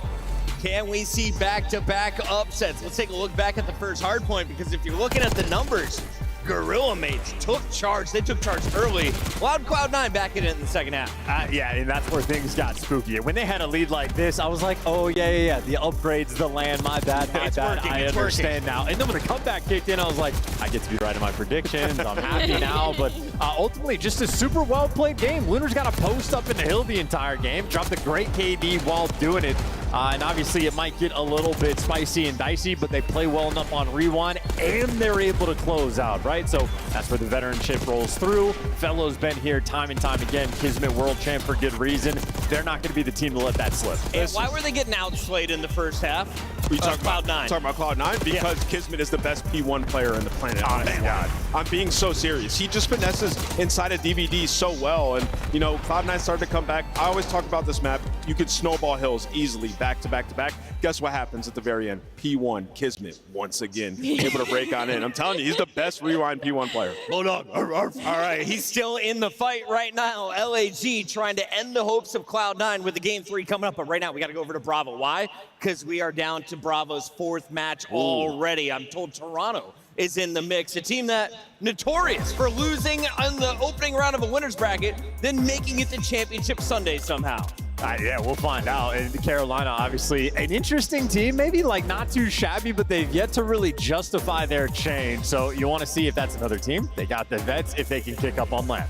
All right, get the predictions in early. These are unofficial, Allie, so no stress. Are you going Toronto or Carolina here? I'm going Toronto for sure. I think they show up. I mean, this is a team that is fighting to be in the top 4 conversation, right? Like they've been battling all year. They've been kind of left, kind of either right on that 4th spot or outside of it. So for them, this is do or die. And on the flip side, Carolina Roll Ravens, it's been a steep decline, and they need to find something special. Quinn's +8 right now, Nameless. I know the numbers are kind of small from there, but that's what he's crushing. That's what I was about to say. 13-5. My boy Gwyn's frying right now. It's a tight game, but something that I'm noticing that's just grinding my gears. Chris, can you guess what it is? Slasher no Rex, time or Dylan Rex no time? It's Dylan Rex with 0 seconds. How about both of them? Your ARs are combining for 12 seconds. It's not Get good. in the hill. Yes. Why even say combined? Slasher has all 12. Well, because combined, there's 2 players. It sounds still better. 14 seconds. It sounds like they've split it, but they're not. Good comps, good comps. 85-85. We're going to leave that tied. How do you find out what happens? You open up the Bravo tab because we got to get back over to A for the alpha action. What do you got for me? I was going to say it's a good situation. If Carolina are able to take this map 1, dealership has been a pain point for the Toronto Ultra. Maybe some life if you're a Carolina fan. American Maven, Chaos. It's DreamHack Dallas. It's the final major. It's Cloud9 making it the champs. No. Don't think so. But no, listen, there is some chaos. We've already had some big upsets. This has been, listen, it's been a stretch. I've done this a long time, but like these past couple majors, like just the number of 3-0s we've had, the grand finals have been ass. Like you've got back-to-back like 4-0s. Well, after major 1, it was tough. Major 1 was incredible. Yeah, but I feel like we deserve some chaos and some wild stuff to go down at this one or at champs. Like it's just been some round 1 matchups that have led to like losers bracket reapers over these last couple it's of setting majors. up that way. I mean, you know, you got Thieves FaZe Thieves Miami tomorrow. You got Optic FaZe tomorrow. So setting up to be some great games. I feel like it's the first time like our winners round 2 looks normal. Looks normal? Yeah, or someone like didn't slip up. Someone didn't slip up, or you know there wasn't a weird matchup. Yeah. Well, I guess you still have that, and that's maybe Surge are the ones that end up falling. Because what was the real crazy one? Oh, it's a FaZe Surge, right? Is the round 1? Surge has had some tough round 1 matchups. They really, really have. But God, for LAG, can Lunars keep it hot? Fellow has been the hype man. He has been the Energizer Bunny for this team. I know he's toned it down from his old days, but you see him on stage. Just he is animated, he's fired up, he's dialing it back. Yeah, maybe it's just one of those scenarios where he feels like I got to bring a little bit more energy to these guys, right? Just bring some confidence to them, and maybe that's helping out the younger players like Lunars and Johnny. But the problem is they have not want to control this stage. So we'll see if we can turn this around. I don't think they won many this year, Joe. They haven't. I haven't won many series though either, and they're on the cusp of doing it here. Trying to make one final run here at Major 4. Lunar's trying to keep the hot streak he's had in this series. I think the takeover guy that really, for the most part, it's been either Kiz or it's been Johnny. In a series that really has gone dominant. It's Lunar's time to maybe do it, but it's Johnny's POV for now as he's trying to find openings here in the control. I mean, he's doing a great job staying alive, plus that is still very close to being done. He's on 4 in a row. He's able to get that tick. So, I mean, he is just pulling so much, though, back towards him, allowing his teammates to get out. Yeah, they'll trade out the kill on Sib and then get out towards the B point. Kiz tagged up on the cross, but gets back to full. Gets Katho on the out-of-the-map route there from Crimp. His teammates, I thought, going huge. They do go huge. I thought it was even cleaner, though, for a second after you lost Kiz. You only lose one more player, and you keep 2 players forward.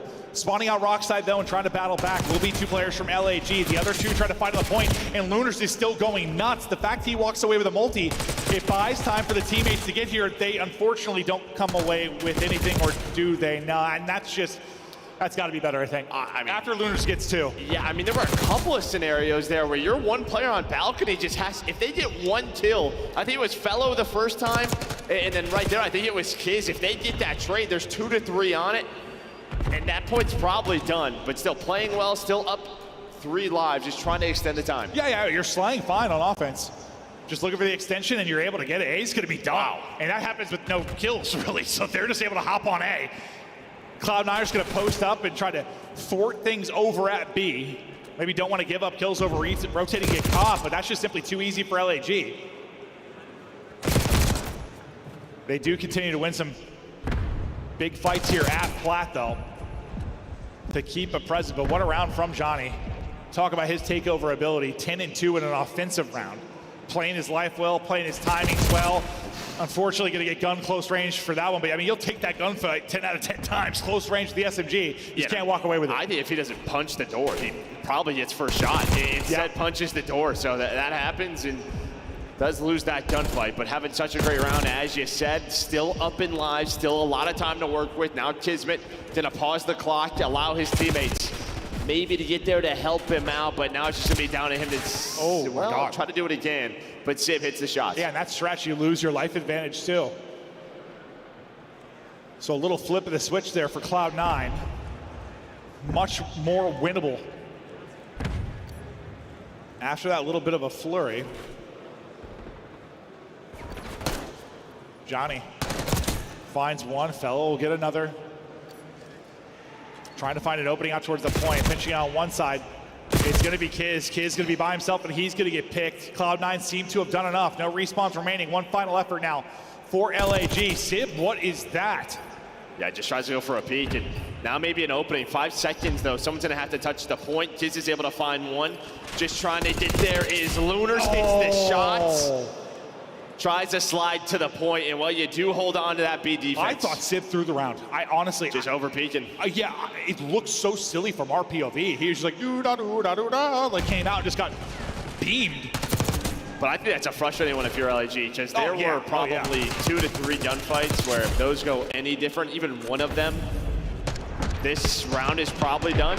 But C9 clutch up and do just enough. Yeah, I don't really understand what happened today.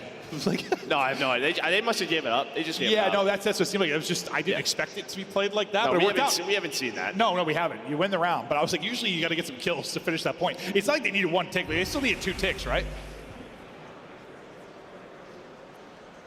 But Cloud9 do hold. Now let's see what they can do here on offense. Johnny is end up with 11, leads it on the offense. Won't be a round one, but we'll see if the ticks will end up being the story. The break fight, so far edge to LAG. Spartan just dancing with death. Yeah, best of luck. He's just going to get triangulated and dropped. Yeah, and then Fellow right there just does an excellent job staying alive. Doesn't overpeak, try to take a gunfight, waits for his teammates to reposition, but right off a spawn, Tapsula is just running forward. He's going to get right back down to this point. So I think LAG were thinking maybe they're going to try to push through rock, maybe get top halls control, and, well, Cloud9 right off spawn just run towards the B point. Rapid defenses and get on the objective. First bit of progress is through. You win 2 fights, you're in a good spot. You don't have plat control though, so still gonna have some stressful situations. Or are you? Second bit of progress done. Lunars finds a pick. Fellow able to go over the top and drop 1, so looks like you've held here for now if you're LAG. They have plat control and they turn it into a stop. Fellow gets the final player, I think, over at B, and then wraps out to clear the player off of B as well. Time is still a ticking, 40 seconds to go. Fellow just on a 5 spree with a quickness. Yeah, does a great job just playing his life, taking his time, and then winning some gunfights, which did not happen for him in round number 1. They do have to react to this quickly, though. 2 players on it. Lunars with some great shots. Capsule hits the nade, and that is going to be all 4 dead. As LAG trying to hang out 25 seconds left. They have the 5 life advantage. Oh, no, no, no. And I mean, Johnny just fries him. You take some shots, and then you get turned and burned. Off to the races, we go towards B. Will they pick up Johnny? 2 trying to deal with him, 2 trying to win it out towards well. I'm not sure the timing's gonna be like Johnny on the flank. They are gonna pick him up. It's gonna be Sib with sub out that deals with that. Looking for the extension now onto the point. The problem is, you're running out of lives to maybe do this. You still have 12. Will you get the extension? Contest is, no, it's not gonna be there. So the minute is through. Down 5 lives. How do you not just drop down there? I feel like someone has to drop down. And I did another scenario where if you're LAG, and now things starting to click here for Cloud9. How does Kremp walk away with 3 in that? He's on 4 straight, and they're about to steal this round. Very reminiscent of round number 1. Starting to fight back, though, is LAG. They at least get the 4 ticks if you are Cloud9. Kremp on that streak. Well, he is starting to eat on up. Someone take him down. Finally, it happens. No, yeah, that stretch from Kremp was disgusting. Still, though, the lives might not be there for Cloud9. It is going to feel a little bit maybe like the round 1, as you said. Opposite sides of it when it comes to the points, but going to be a similar result here. All on Sib. He's talented, but 1v9, here we go. Yeah, with 28 seconds left, I don't know about that talented. All right, traded out and dropped. What was the ticks in the first one? Was it 5? 4-4. Was it 4-4? No, they got 5, didn't they? Oh, 4, you're right, 4-4. I should have trusted you, that's on me. I paid attention to it this time. You know, sometimes it's one of those things where I'm real locked, it's like the easiest thing. When I'm not real locked, I'm like, I forget what they had. Well, I thought they were going to stop them from getting that B point, but if you're C9, yeah, at least you tied up in that. Well, maybe you get Kremp going in that round. Oh no, that stretch was disgusting. Omni movement out the wazoo. Finding kills and making plays. Huge round from Kremp. I mean, similar as kind of Johnny's opening round, he had a really sensational one from the LAG side. Again, LAG now back on offense. Looking for a great break. Little 2-1-1. Off the break for LAG. And you got to think, they've gotten some kills over towards B. It should set up the teammates with some openings, with some freedom in through mid, but that's not going to be the case. Capsule's going to hold it. Johnny won't find the timing. Still looking for progress here. Will the first tick finish for the contestant? Will not. Fellow taking fire from everywhere, trying to pop. Great job playing his life. He did such a brilliant job. And now Kiz is here. Kiz gets off the 8-point. Fellow's able to play his life and get the kill. They were all swarming Fellow. All 4 were here for Cloud9. Then there's a transition, and Nate is going to connect, That's a huge nade, though. That's a huge nade. Yeah, it gets 1 off of it. Yeah, that point might be done if that nade doesn't hit. Slows big time with only 1 player there, and then they're able to clear it. But yeah, I thought Fellow hit like 13 HP or something at the very beginning. Everyone was there for Cloud9. Yeah, I think he got shot by every one of them to start that. Sib, though, staggering the push from LAG. The longer these fights go on, the better it seems to be for Cloud9. And you're right. I mean, this all sort of stretches from that nade, right? It all just starts from there. Yeah, no, I thought that was the point, and I just saw the nade hit. I'm like, okay, well, never mind. And maybe they would have got back if 2 were on it, but I don't know. It would have been close. 1 nade, 1 second could be the difference in Call of Duty, and seeming to be the case here. Still need a tick. If LAG get the extension. Starting to go down big time in the lives department. They're all backed up off spawn at the worst possible time. Gonna need a hero play. Gonna need a hero route. Kids trying to be the hero. They're gonna get 3 dead. Like that, all 4 dead. Oh my God, from the depths. Go LAG. Thought they were in hell, and now suddenly they're going to be looking at a minute extension, and the lives are going to disappear. Avoid the nades. That's all they're trying to do. Kid's able to hit the nade up top in office. They are down 4, though, but yeah, able to get another extension. Have some time to work with. Yeah, at least give yourself a chance around that timing. Not great. It can always be awkward on the stairwells. Well, last time they had a battle off spawn, they did it perfectly. Can they do it again? Cloud9 really, really spread out. Taking a route is going to be Crimp. Crimp could disrupt this push if he gets there in time. Lunars wins one, but the rest of his teammates going to get dropped. Crimp's going to continue to push out the spawn on one side. Lunars is doing everything to keep some sort of presence out towards mid-map and make sure they don't get locked in. Crimp, though, who's been loose on the other end, is going to find one of his own. Lunars has help now behind Johnny. Under 30 seconds to go. 4 versus 9, and I mean, it's control. You got 4 players up, you got a shot. Yeah, I mean, they just all have to get together, and while they're able to, Johnny's gonna push on up. He's gonna try to take a gunfight, is able to win 1. He has to play his life. Somehow he gets 2, but there's only 3 players remaining, and they go 2 for 2, which is a win for Cloud9. Well, looks like it's gonna be the story of 4 ticks over and over again. Johnny's spree comes to an end. Cloud9 hold on. We'll see how this round plays out for who gets the defense, who gets the offense going into the final round, if that's even the case. Yeah, much cleaner there from Cloud9. At least, like, obviously, they go 4 dead. Well, if it wasn't for that, that would have been a dominant round, yeah. But they did a great job with map control, just staying pushed up, playing their life, and catching LAG off spawn. Because what Kid's got to pick, and then, oh yeah, it was like the other 3 died like right after that. If it wasn't for that little sequence, they would have held them to 2 clicks, and that would have been amazing. I think I said 2 clicks and clicks. I know what you meant. Ticks. I was going to get there eventually, I swear. You're like sometimes I hear the echo. I hear the echo of my own voice in the video. Sometimes it throws my brain for a bit. I'm trying my best, Joe. No, it's weird. I'm 100 years old. I'm right behind you at 80.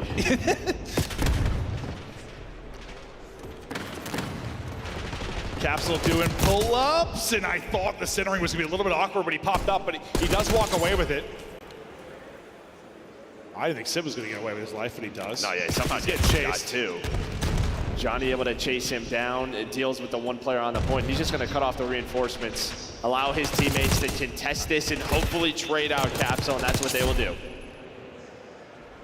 Don't quite finish the first tick. Sib still forward, because Johnny ends up pushing all the way up on the other side of it. And everyone's going to wrap out like rock slides. I don't know if Johnny's going to end up... Johnny is going to end up taking 1 fight. He's going to get caught. That looked like, on the minimap, that looked like sick timing for Johnny. And how many times have they found, that 1 player sort of lurking in the spawn has Cloud9, just doing a great job, calling out names, picking up those players lurking. Well, a number of times it has been Johnny. Progress, still working. You get 3 down. Let's continue. That second tick was nearly done. They're going to try and get on it. Fellow's got to be a maniac, and Fellow is a maniac. Will that 2 be the difference? Nope, there's still 1 body here. I mean, that's going to be the reason they don't get the point. But they'll still get the second tick. A double from Lunars, a double from Fellow. Keeps the defense alive and well. And I feel like a lot of the times that's when we see that the last couple of players today maybe transition towards B, but it doesn't happen. They try to get the A point with as much progress as possible. The issue now is 30 seconds. Don't have a lot of map control. It's just Capsule who's out. Where do they want to go? I'm sure that's the conversation right now in the Cloud9 camp, because you have 2 ticks on A. You'd love to finish that. Can they kind of just run up and close it out like you saw LAG do in that opening round 1? Well, they're not going to, no, they're going to go 4 dead, so no opening. And this is that worst case scenario. Like, you just get a little bit of progress on both points. You're just never actually able to work the extension. And now you're just getting fried on spawn. The crossfire trap is up. No opening anywhere for Cloud9. They never get out. They only get 2 ticks there, so it'll be defense again for LAG. And again, just another respawn where you are getting heavily outslayed on the C9 side. I mean, Johnny's +10, getting a solid map out of Fellow. Well, it's really just Johnny who's positive, but it's such a large number. And even, dude, look at Lunars, bro. He's having a series. Dude, he is 23 and 24. He has 18 assists, and he's leading the lobby in damage. Wait, 18 assists is absurd compared to everyone else, by the way. Yeah, he's looking at his EKA like, yeah. Yeah. I'm cooking. Yeah, absolutely. What the hell? He's seeing 40 plus. Like, I'm having a game. Probably no idea he's 18 assists.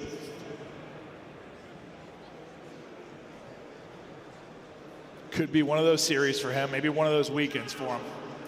But to round 5 we go. Cloud9's tournament hopes hinge on this round 5. They're trying to pull off the reverse sweep. They got to get a nice break off here and get some progress early.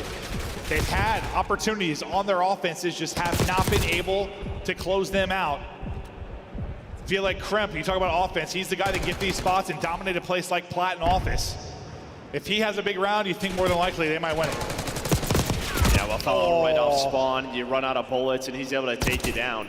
But yeah, that's just kind of, you haven't had a great break off if you are C9, but well, maybe this is it. 3 gonna go down. Sib, what does he want to do? Does he want to get on the point with his teammate or just leave Capsule? He's just gonna leave him, try to deal with the players off spawn. Kiz gets one on the other side, so staggers this a bit. It's just only one on it, it's going so slow. And Fellow just reads the corner. Sib put I down. think he should get on that with him, right? Yeah, in hindsight, yeah. You hope he gets some kind of progress. It's just you are waiting for your 2 players to help. It's only 2 of you. I mean, if they don't pick the corner and Sib gets a kill or 2, that's obviously very different. Well, I think they just see it going so slow. They take their time. They check all their corners. Yeah. Feels like you could just play the fences with that AR. At least you go 2 for 2 or something along those lines. We've seen so many crazy stands defenses. Like, it's not the easiest fight, but we've seen insane plays. Like, Fellows had several. Because now it's just a question of what other opportunities do you even get to capture this? It's only Sib. Fellows had so many multi-kills throughout this map. Capsule's just trying to lock onto anybody and maybe a chance behind the teammate. Yeah, no, I was about to say, like, he got such great damage into 2 players, but didn't get any kills. And finally he's able to close out one. I think the player he tagged up originally gets killed by the teammate. So that turns out a lot better than I thought it would for Capsule. That would be one of those situations where you just damage everyone and walk away with nothing. Second big chance here over at B. One more tick to go for the extension. Lives-wise, though, starting to get a little bit scary for Cloud9. You're still very much in the hunt. It's 4 dead. It's over. No, that might be it. That might be it. I don't know if you can get anywhere. There, just you see all the white arrows just sending it forward. No time to get there. LAG go back-to-back on defense and shut it down. Cloud9 out of the tournament. Maybe the best series you've seen from LAG. LAG and Vegas won a series on land. Yeah, it's hard to say maybe the best series because they just beat Optic, obviously, but like, that's it. That went to a game 5. This was like a 3-0. Like, LAG, they don't have 3-0s. That's a great win out of them. Maybe the better series we've seen from Lunars on the year. We keep it moving here at DreamHack. Didn't expect that one. I don't know what's going on, bro. This is gonna be the story of the Gorillas or the Falcons who makes the run. Cloud9 officially eliminated from champs. I mean, we've thought that's the case for a while. It's just now official because they literally would have had to win the tournament. That's not going to be happening. They are done for now. They'll hinge their hopes maybe on EWC. We'll see if this is even the same roster that will make it there. Doubt it. No, probably not. Probably not after this result. Not at all. No, not at all. It's LAG, a big match win for them. For these 4 guys, it's been through a lot, right? It's been an up and down year. Yeah. Finally, some positive momentum. No, and you just have to feel good about it. I mean, everyone loves like an underdog story. Listen, it's been a nightmare year for Gorillas, a nightmare year for the Falcons. Maybe they make something special happen. They're playing with nothing to lose. It's their last chance to get something done. We'll see if they can make the run any further, but there's the final scoreboard and breakdown. Yeah, so what did he end up with? 21 assists for Lunars. That number looks insane on the scoreboard. Great Absolutely looks stuff from him. insane. Yeah, I mean, he was a beast, a monster this series. Absolute monster mode out of Lunars. But Johnny, I mean, he sends it with the 35 in that final map, and this is how it breaks down. Listen, the series like looks pretty close. It wasn't. But it wasn't. It just doesn't feel like it was because, yeah, it was like a 27-point hardpoint win, but they were up 100 early, and then they were up like 70, 80 throughout most of it. Yes, there was a little run from Cloud9 there late, but like the map 1 didn't feel close when we were casting it. The map 2 wasn't close at all. And yeah, I guess you'd say the map 3 was it goes to around 5, but... And there were just some chances for LAG where they could have probably won that cleaner. Could have been a 3-0 or a 3-1. Way more opportunity probably on the offense to get done if you're talking about the control. Yeah, no, 100%. But incredible stuff from LAG. Let's see if they can put together a couple of series. We've seen some really bright moments. We've liked what we've seen out of some of the younger players, but Can they keep it going? I don't know if that's the case, but listen, Lunar's had a fantastic series. We've been waiting for a kind of explosion from this guy, whether it be online or LAN. Probably the best series he's had on the air. It was terrific to watch. Young talent. We've got him on stage. Excited to see hear what he has to say. Thank you so much, Merc and Maven. DreamHack, make some noise for the Los Angeles Guerrillas as they stay in a tournament with a big win. I got the rookie with me, Lunar's on the main stage, and talk to me about how does it feel to be able to get a win in this venue, your first LAN win like this. I know it feels big. Yeah, I mean, honestly, after getting 3-0 twice on LAN in a quick fashion, you know, that wasn't a fun feeling. I feel like it was a quick series, so I didn't get to really experience LAN too much, but I mean, I'm down to 3-0. I don't mind. Hey, there you go. We love some good 3-0s in there. Now, when you lose like that in a series and you're coming to your first LAN, what are some lessons you learned in that? I mean, honestly, for us, I just feel like sometimes we don't really like slow the game down. Okay. And I feel like we kind of just get like stuck in the moment of just like head bashing. I think like we really focus like scrims in this stage on just like slowing the game down. Okay. Letting the game come to us. I mean, honestly, just working on our comms as well. It makes the game so much easier. There you go. Okay, great answer. And we saw how easy it looked in this series. You know, a solid 3-0. And then, you know, even with you and yourself, you dropping 21 assists. You let the whole game come to you, right? Did it feel like you dropped 21 assists there? Nah, honestly. I don't know. I feel like I was killing everything that series, to be honest. I feel like everything was just, anything I did, like I couldn't do no wrong. Okay, all right. Man, so your tournament is still going to continue. You still got another day to play, but, you know, I love asking everybody this. What do you want to say to the fans out there that's been supporting you, who's been cheering for you, waiting for you to be in a big moment like this on the main stage, getting a win? Yeah, I want to thank everyone in the crowd, obviously. Without you guys, without everyone watching back at home online on the YouTube stream, this esport is nothing without you guys. I want to thank my family, front row. They always come out for me. Thank you so much. And to the Gentlemates fans, I appreciate you guys for staying by our side through all the hardship, and we're going to keep this run going. You heard it here from Lunars. They're going to keep the run going.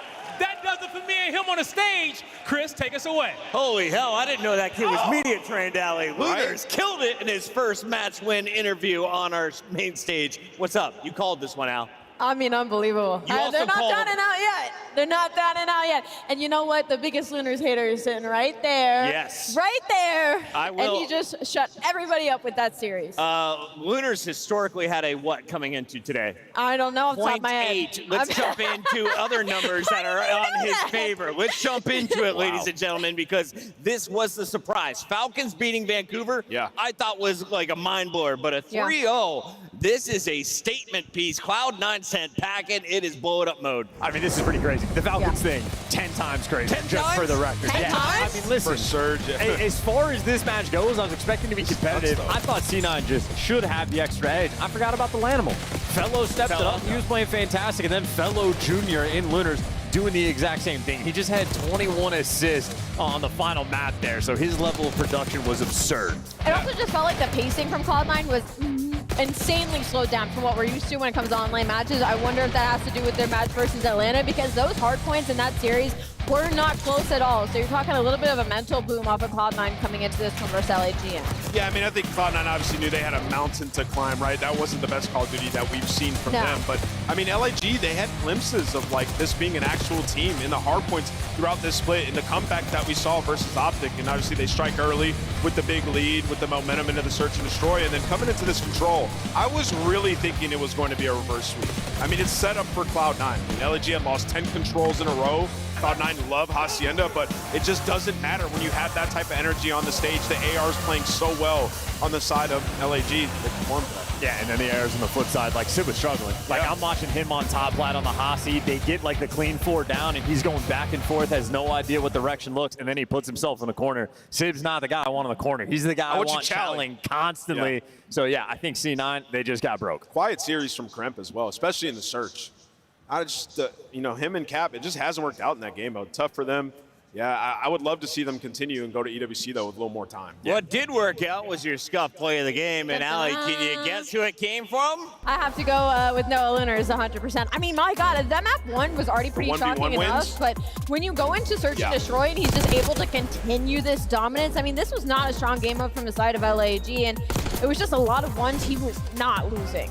Yeah, he had a couple of huge rounds. Back-to-back rounds. Yeah, back-to-back huge 1v1s. As Chris mentioned, he hadn't seen him win a 1v1, and then he wins back-to-back 1v1s to close out this game. Just excellently played, and nice also fire. played with a lot of confidence, man. Yeah, and when players come up from challengers, one of the first things we look at is in the CDL, do you fold in your 1v1s? Dylan Rex, he folded his first 1v1s that we caught on camera. Lunars today does not fold, and LAG is powering forward. What is this Challengers bracket? continues to give us more goods, and you look here, we could see all of our blue teams eliminated on day one. It's up to Royal Ravens to take down Toronto. a minute. It's a spicy match. Wait, the story is writing itself. Down That's what I was gonna say. They play Minnesota Rocker if they lose to Atlanta. And if Oh, Rocker the wins. story couldn't be better. The script could not But be then better. they'd still have to win like two series more. after that. We'll get there on Sunday. For now, we're going to a break. We've got one more match. It's DreamHack. It is Friday. Dallas, you guys have been awesome. Don't go anywhere. It's the Call of Duty League.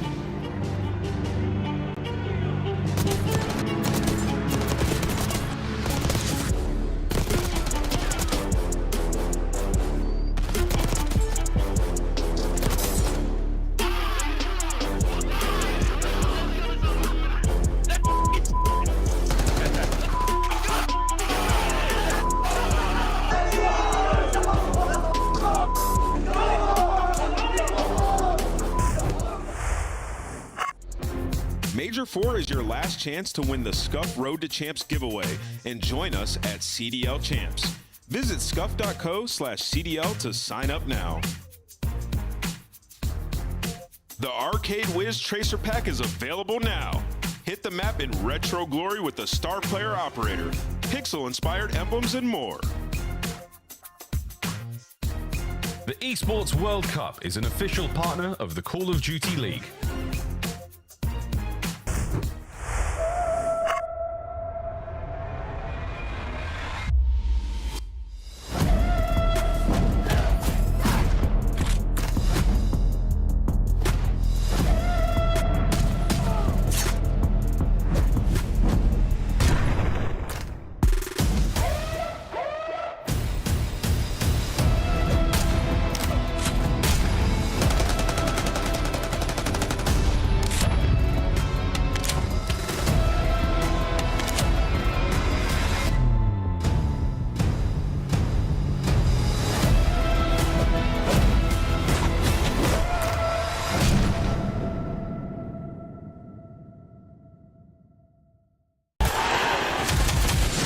It's more than a game. It's for all who dare to compete. It's more than a team. It's our team. It's more than a feeling. It's unwavering passion. It's more than just talent. It's the grind that got me here. It's more than a moment. It's our legacy. One city, one stage, one champion. The battle starts now.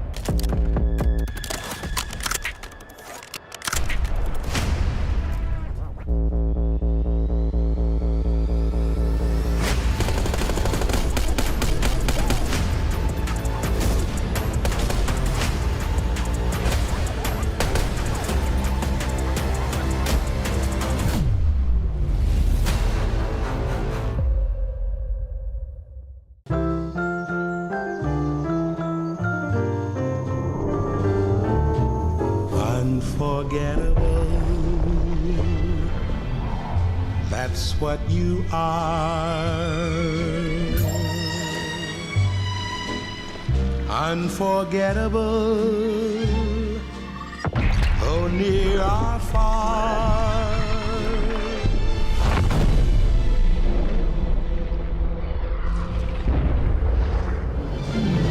That's why, darling, it's incredible so unforgettable, thinks that I am unforgettable too.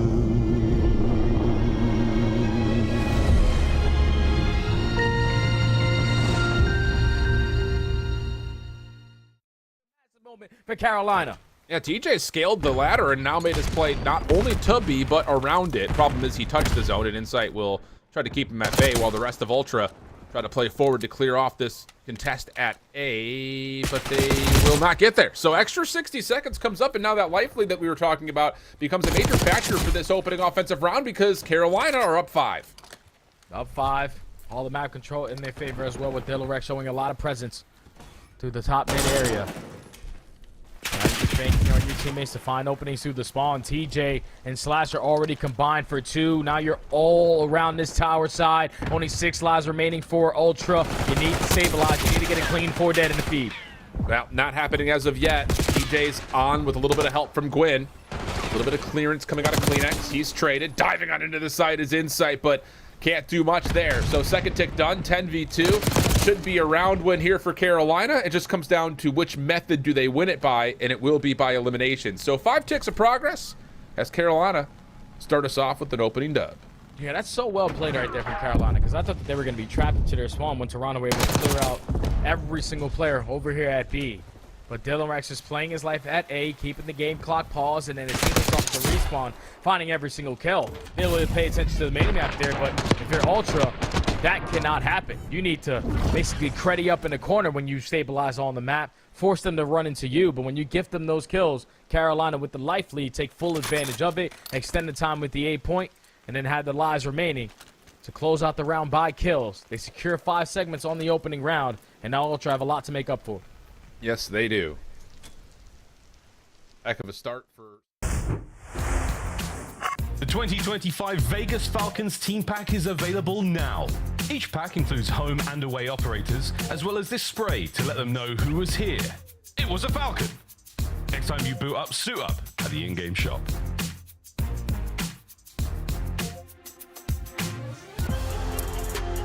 Welcome home, everybody. It's Major 4. The night is getting near. The final match begins in just a few moments. And yes, that team on the right is accurate. That is the Vegas Falcons coming off their first ever major win. They did it over on the Bravo stream, and they did it against a team that just went to back-to-back grand finals in the Vancouver Surge. The surprise of the weekend so far. Yeah, electric in that match, too. I mean, Pred going off in the search and destroy. You saw a phenomenal control, a 3-0 victory there. Everybody in good spirits. And now a huge matchup up against Minnesota, who, guess what? You beat 2 weeks ago. As we welcome Merc to the desk, Merc, on the other side of this, we've got Minnesota, who's truly the only threat to Optic now. With Cloud9 losing, it's only Minnesota in the hunt for champs. Yeah, and then, I mean, if Optic lose to FaZe, they would drop down and they would play. It would still, Minnesota would still have to get to the final. Like, it would be an insane run, but the storyline is there. It's alive. All right, Allie, we are starting to send teams home. We just saw Boston sent packing. Cloud9 is gone. What is going to happen next? Let's break down our teams and what you expect to see from the team reigning from Minnesota. Well, from the side of Minnesota, right? Like, you're leaning so much on Nero right now. He had to drop 50 for you to slip by with a hard point win. So you need to make those leads mean a little bit more, and those kills mean a little bit more on the side of Minnesota Rocker. But we've seen some insane ice. We've seen it from Estriel getting the 2-piece in that final hard point. You saw it in Kenny in the search and destroy. So Minnesota Rocker, maybe they found it. Maybe it's perfect the right time, but they need to find that consistency, because it's the Vegas Falcons on that stage that just beat a Vancouver Surge, and it's not a team they can take lightly. Nero showcasing his skills. You mentioned that he's dropping the numbers, but Minnesota wants to make it to champs. It's not an individual race right now for this team. So if they want to get there, what do you need to see from the Rocker tonight? Yeah, I mean, they got to do a better job this time around of stopping Exnid. I mean, he had 14 in the game 5 they played against him last time. He was just running free, making massive plays. They have to play together here. If Nero's trying to sneak behind enemy lines, Exnid's going to be doing that to you. So, yeah, they're going to have to keep track of that. Let's take a look here at your Vegas Falcons, because Exnid, the only player who started the season with this roster, showcased his skills at EWC. Now he's joined by 3 world champs And Priesta, he dropped some duds in their previous series. He made up for it in the Search and Destroys. Arseny showcased his ice in a Game 5. Allie, what makes this team dangerous? They only have 3 wins all season. What makes them dangerous, especially against Minnesota Rockers? They're a 2-3-5 team. It's what they just did to Vancouver Search. That is Minnesota Rockers' nightmare because they're going to keep trying to push for these Game 5s, going up against, again, a Vegas Falcons who just able to take Search handily in both those Search and Destroys. You have players like Arseny's, like Pred, like Xnet dropping numbers of Respawn. There's ample opportunity, but those S&Ds get scary. It's chaotic here in Dallas. I love it. Let's take a look here at our maps and modes before we lock in our Scuff Pick'ems. Allie, do you have the numbers for us? They have not been good for Vegas. Does Minnesota have winning records in this best of 5? I look away to that Game 5 and already I get nervous just from the side that Vegas Falcons just won that map, but for Minnesota Rocker, they also did too. So that should be a battle. I'm looking at the vault control. I'm looking about that loss for Minnesota Rocker might be feeling it. They need to win this rewind hardpoint. It is their map pick. It is the one that they want to play. They have to be able to win their picks in this series. It's time for our Scuff Pick'ems. Would you like me to go first? Go ahead. You want me to log in? Yeah, go ahead. Do it. He's going to do it. He's going to do it. Vegas Falcons gets their 4th win of the season tonight. Minnesota is sent packing back north. You're just not a storyline guy. I am. I want to be. I'm doing Minnesota Rocker. Yeah, Wait, why not? Chris is storyline guy. Pred versus Optic. Yeah, well, no, Pred's trying to do Optic a favor here. That's what he's trying to do. One or the other. And then the other. All right, Al. Oh my God. I wish I could go up I there and opened the door for you. look in the eyes of Vegas Falcons players and be like, are you going to sell me right now? I'm going to go with Minnesota Rocker. I'm 3 behind. I swear to God. Yeah, I'm going with Minnesota Rocker in this one. I think they take this one handedly. Guy Blaze, it's time for the chaos. Let's get it started. I'm so ready to get this chaos started. This is our last series of the day. We still got to send one more team home. And what storyline we're going to get? It's time to find out because the first squad coming to the stage is ready to heat up the main stage for the first time this weekend. Get ready for Vegas.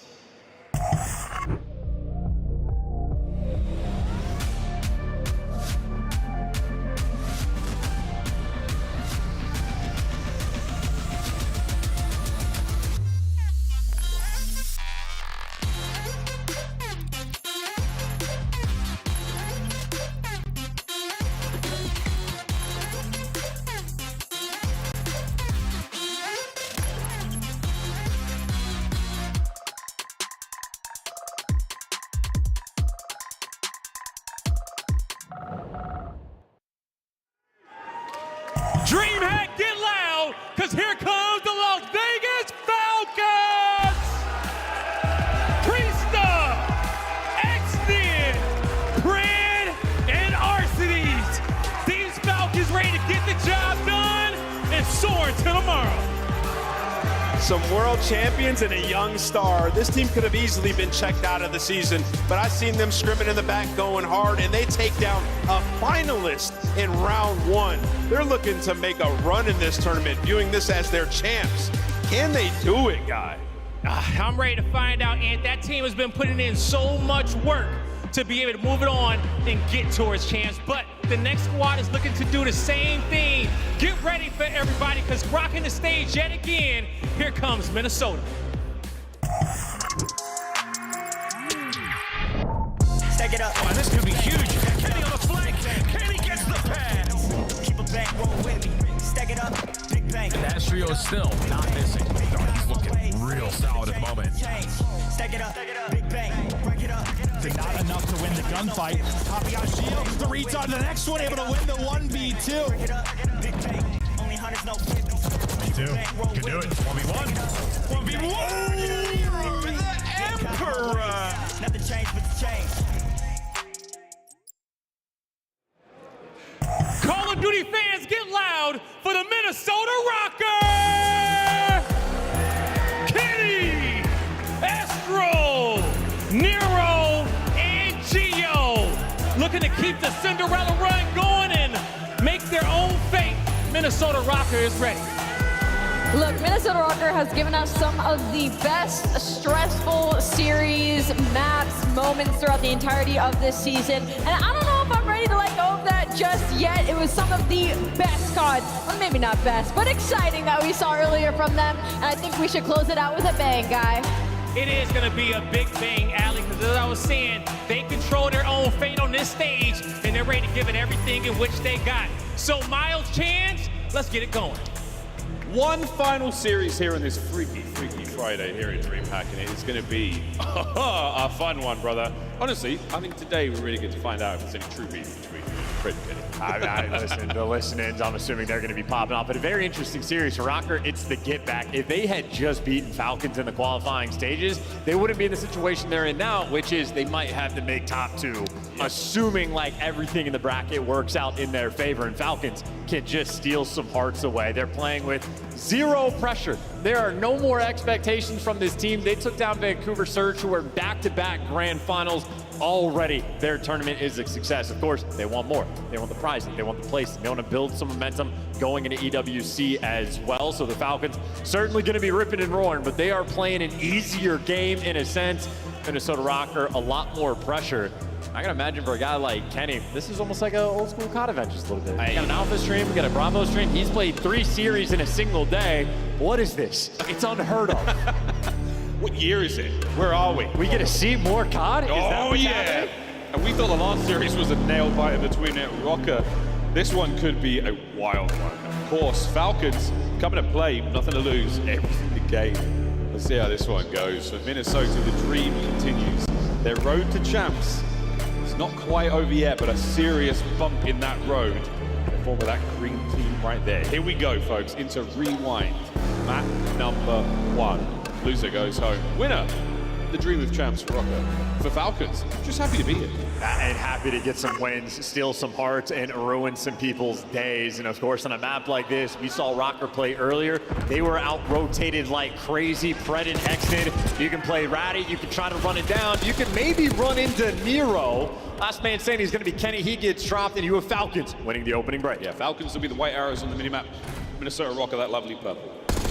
On board with Priester, who honestly has had a fantastic day. A couple of moments either way, but he keeps himself rolling and alive in that play for as long as possible. Minnesota get back in time here, 25 to go on the clock, and at this moment, you're happy to find those kills, you're happy to think about P2. And speaking of Ratty, yeah, an SMG player, L triggered on a heady inside a burger is unexpected, and he's going to slow you down just enough that Pred able to make it to the back line. They are playing depths, and I mean, that's Falcons. They had 3 players eyeing up that rotation, and they cut him down, and we watched Rocker play this map earlier. They did not win a single rotation. It felt like the entire map, and they're not winning this one. Falcons on the new time. On board with X. He and Pred now finding kills. As Pred tags the life out of that player, but just a little too turned. Can't get the second piece there of that puzzle. No, Falcons. Okay. I was about to say the hold is going good, but now a single man in the back line. Arcity's hiding amongst the trash. Springs to life. 3 dead immediately. And all a teammate is to Nero is someone to collect his time. He just got a quad feed and they get bullied out immediately. Someone help this man. Geo can start with the kill. Uh-oh. Falcons fly and finish him off. Yeah, next hill will go to that in 15. That is dude, Nero legit might have 5 of the top 5 plays of the weekend. He's done it in 2 series, and they didn't even get the time. Well, we could do a Nero top 5 alongside the tournament top 5 just to squeeze them all in. Holy Content smokes. team, are you hearing me? It's just gas, we're cooking with it. On board with Estriel now, trying to find his way to the top side of the map to join Nero, who does have time. 3 dead, all down to exit for now. Yeah, and Nero also flexing, pulling out the AR when he needs to, and they don't even block the back spawns. You don't have a kill, block the back spawns. On board with Geo now, his kills. Oh, there we go! There we go, baby. They line up for Geo. He finds 3. On a 4 spree now as well, so looking to get himself towards the Hellstorm and keep that hardpoint time ticking right now for Rocker. I mean, can we just talk about the insanity real quick? Nero's picking up quad feeds. Geo just got a triple, basically a quad feed, and they're losing. And number 5's in the back. Kenny, dude, like the conversations that have to be taking place in the background, he's gonna, I don't want to say it. It's not going to be good. Minnesota Rocket, though. They're taking the lead.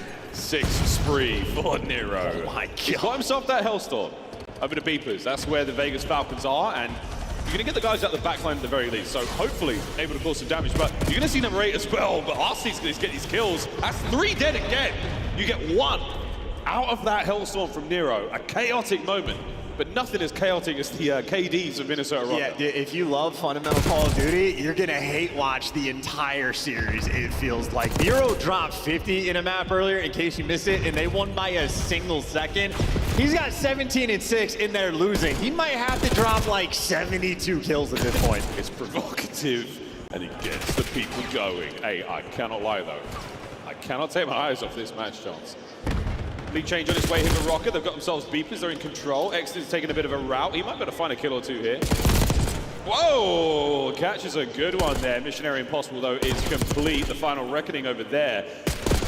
As RC's from Top Truck gets another sweet kill. And again, it's Rocket in control shot. 100 points now crossed. They're looking good going over to Jens. I mean, I'll think, considering they lost the spawns for P4 twice in a span of 30 seconds and they have the lead, maybe they're going to be happy for it. You just need to stabilize a little bit, and they're getting rid of the trophies, so I imagine might be able to overwhelm with some nades on the entrance to this time. Well, not the best start. 2 ARs, at least in the feed, able to win some gunfights, and, well, the revenge of the trophies, the only thing helping Minnesota. Woo, they strike back. Ezreal, smooth moves. Again, one of the cleanest POVs we have in the 1v1 fight. I'm going to ride this one until it goes out. Good shots in from Preset and Exton. That's going to be the hard point in the hands of the Falcons. 30 seconds to go on Jens. Yeah, Nero going to be taking a long route. Minnesota accepting their fate. They got bullied out on the first couple pushes. Now you're trying to do something as a team. Well, Nero's able to pierce through Zig. He's going to find his way towards the time. Great damage, and the teamwork is there. Took a long time to orchestrate it. Minnesota do have the break. A little bit of pinstripe feed there back and forth. You're going to get in for the next 10. Going to keep this hard point very spicy indeed, and by that I mean the entire map. Priest's final 2 there going to clean up. P1 will be next. First set, absolute furious back and forth between these 2 teams, but the Falcons still, despite Nero's efforts at 22 and 11, still a close game. That's right, he can't afford to slow down. He really can't. He's going to have to be lights out the entire time, and frankly, he's built for it. He's going to be able to do it. Well, the Emperor still fighting those kills. Lead change now, Rocker, they've got control. Ezreal, pistol in hand, and this is a shooter's lobby. The previous one, shooter's lobby. This, next level. Another 3 day. Yeah, SMG players in this one are just going to be out of control. I mean, and maybe rotations don't matter. We're going to find out. Everybody spawning on the right side. Gio at least going to be able to calm that to his teammates. And, well, Nero looking the wrong way. Doesn't quite hit this snap. And in spite of all the information he received, nearly everyone dies. Kenny, last man standing, he falls as well. And what a moment that could have been. B2 up, and we have got Rocker in position, but there's going to be a contest here. Hexted working his way down street, cut down, no cover, no concealment, no nothing. And on board with Gio still looking for these players. Middle of the map is absolutely populated, and in all this madness, we're going to take a break and go for a Vegas Falcons listing. Actually, I'm hitting the back I'm hitting top. Nothing cop card, nothing cop card, only cop card. Zero on top, guys. Yellow, 1 shot as well. In yellow, dead. Yellow, 1 shot. All around time, just say that. Nice, Alec. Kenny's cop. Kenny's cop. Yeah, hit top. I can't press it. White, he's watch out. Kenny's cop on me. Nice. Kenny, watch out, cop. I got Kenny. He's back. Back, watch out. Deep breath. Take it up. I'm nade time, slowing down yellow. Everyone nade time. I'm time zero, 1 shot. Time zero, 1 shot. We get time. Okay, nade time, guys. I don't see him back left. There's a guy blue. I don't see him. I got stuff front. They might push me. Yeah, one could be out front somewhere. Yeah, he's front. He's right. He's out of RV in type side. Yeah, one back. Kenny was front. I go left. You go left? Yeah, Kenny was left. Dead. Nice. Okay, I'm hitting left. I had the right cross. One more guys. Let's work this out. They can go through Jen. I heard you. They're playing through all guys. I don't see anything, guys. I'm 1 shot. Yeah, take your time. I can see him. Yeah, blue side. I just died. He's no way. Heat check, passion check, comms check from one side of the stage, now to the other. It's a Minnesota Rocket. Exit, I'll be mid rest. He's gonna be mid, maybe? Mid. Ivy goes in. Nice job, bro. I'm mid. He's there. I need him. I got him. I'm laying out close to you. I have the child. They're both weak. Press me. Go, dead. Press on top. There's 2 times. Alec, deep right at 2 times. Alec, deep right at 2 times. Alex, front offense at 2 times, bro. Take your time. I'm on the burger. I'm pitching forward. I'm on the bench. Left side glass. Nice, take your time. Hit it. Pick it up. They don't know. I'm down. Take your time. I'm down. AD dead. Exit right. Exit deep right out the play. He's on you somewhere. Alex, break.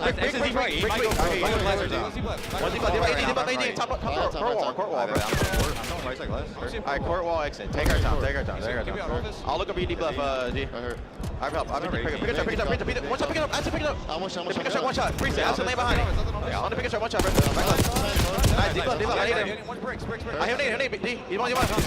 Oh, he's hanging there, bro. Just try to stabilize my car, bro. Two right. They might push out easy. I hear you, bro. I'm playing there. They're gonna go for it. I'll get. I'm I hear you. I'm deep right 18, bro. I'll take deep right. I got freeze weak as fuck back left. I'll take court wall. Exit it. I'm in the right. Take it down. Let's get down. We got time to do it. Alright. I'm deep right. I'm just holding. I'll play for a scam right, bro. I'm right in the You run me free to face. Exit it. Close door. Right door. I'm one shot, Brandy Hope. They still spawning. I'm telling. He wallbait me. Oh, you got me. I'll get it. Nero, I mean, the best thing that you can do is get out of his way. He's killing everything. Another 4 spree, 36 kills now, and over 200 points. Yeah, cool moment as well. You heard Kenny say, I'm playing for the scam, and well, the scam cam immediately, and you break into the P4. So ultimately a great hill for the Falcons, but Minnesota happy. They maintain the lead in Nero. This is prime position for Slang. He sees things differently than we do, and he gets the kills. He is in the zone tonight, folks. Geo, yeah, this is the ideal engagement range for you, but whoa, Exnit for 2. Estriel now fighting forward, a nice nade there. I do believe it might be the trophy that got the kill there, and back and forth here on Gens. Rocker, I'm trying to close it out here. You've got to get the break once again.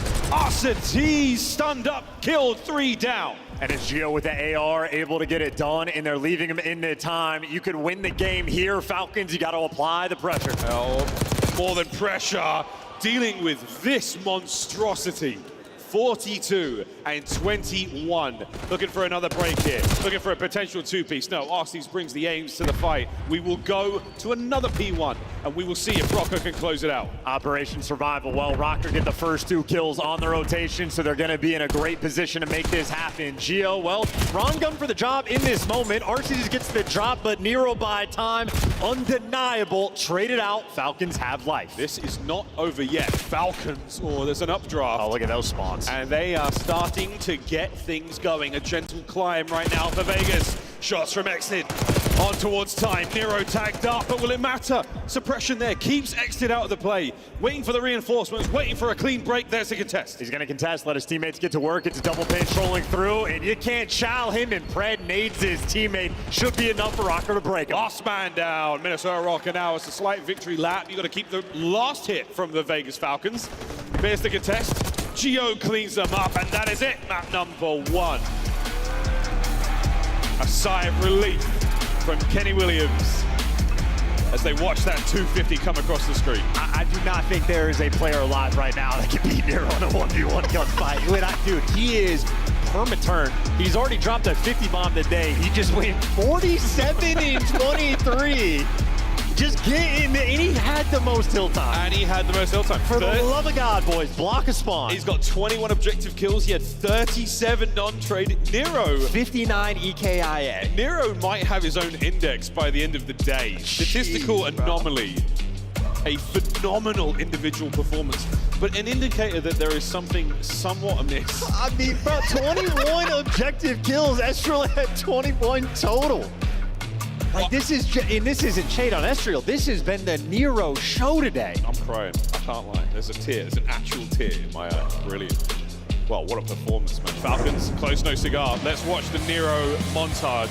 It's top 5 plays coming through. They're not shooting back. I'm not even kidding. I really do think we should just do a Nero top 5 on this Freaky Friday, because he's got like 8 of them. It blows my mind. I remember checking it coming in. He actually does not have the most 40 bombs this year, but like in this tournament alone, nah, he might have already caught up. Like, it's just been ridiculous stuff through and through.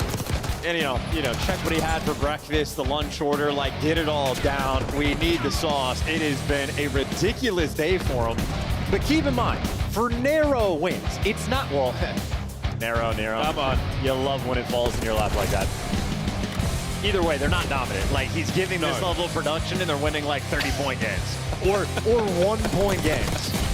Yeah, it's something. Well, this was a major turning point. This was the Vegas Falcons on the big comeback. they were definitely stunned here. The P1 was a good opportunity for them to get back in, but ultimately Nero said no, and it may have been a narrow margin. I need Nero versus Hook on the main stage right now. Just let him 1v1. Just tell him for funsies. Nah, not even for champs. Don't put any money on the line. Zero stakes. Just let him go. No, Minnesota Rocker take map number 1. And again, there is a tremendous, again, the sigh of relief across Kenny's face. What has been one of the biggest issues for this Minnesota Rocker lineup has been winning a game, getting to the very end, and then falling over at the finish line and collapsing.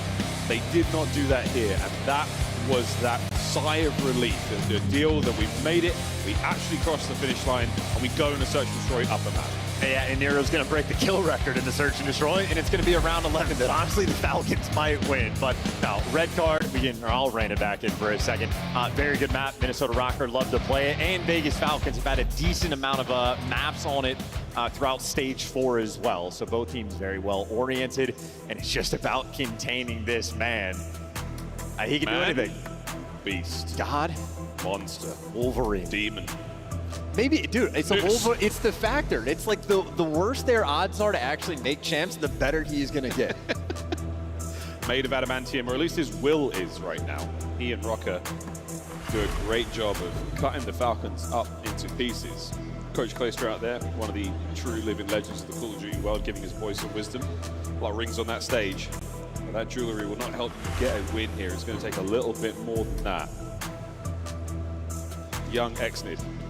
A major day for him. Victory on LAN in a series. What a series it was against Surge. But for this side of the stage, it truly is all about one series at a time. 10 CDL points that they sorely wanted in the online qualifiers. Now placement is all that matters for Rock.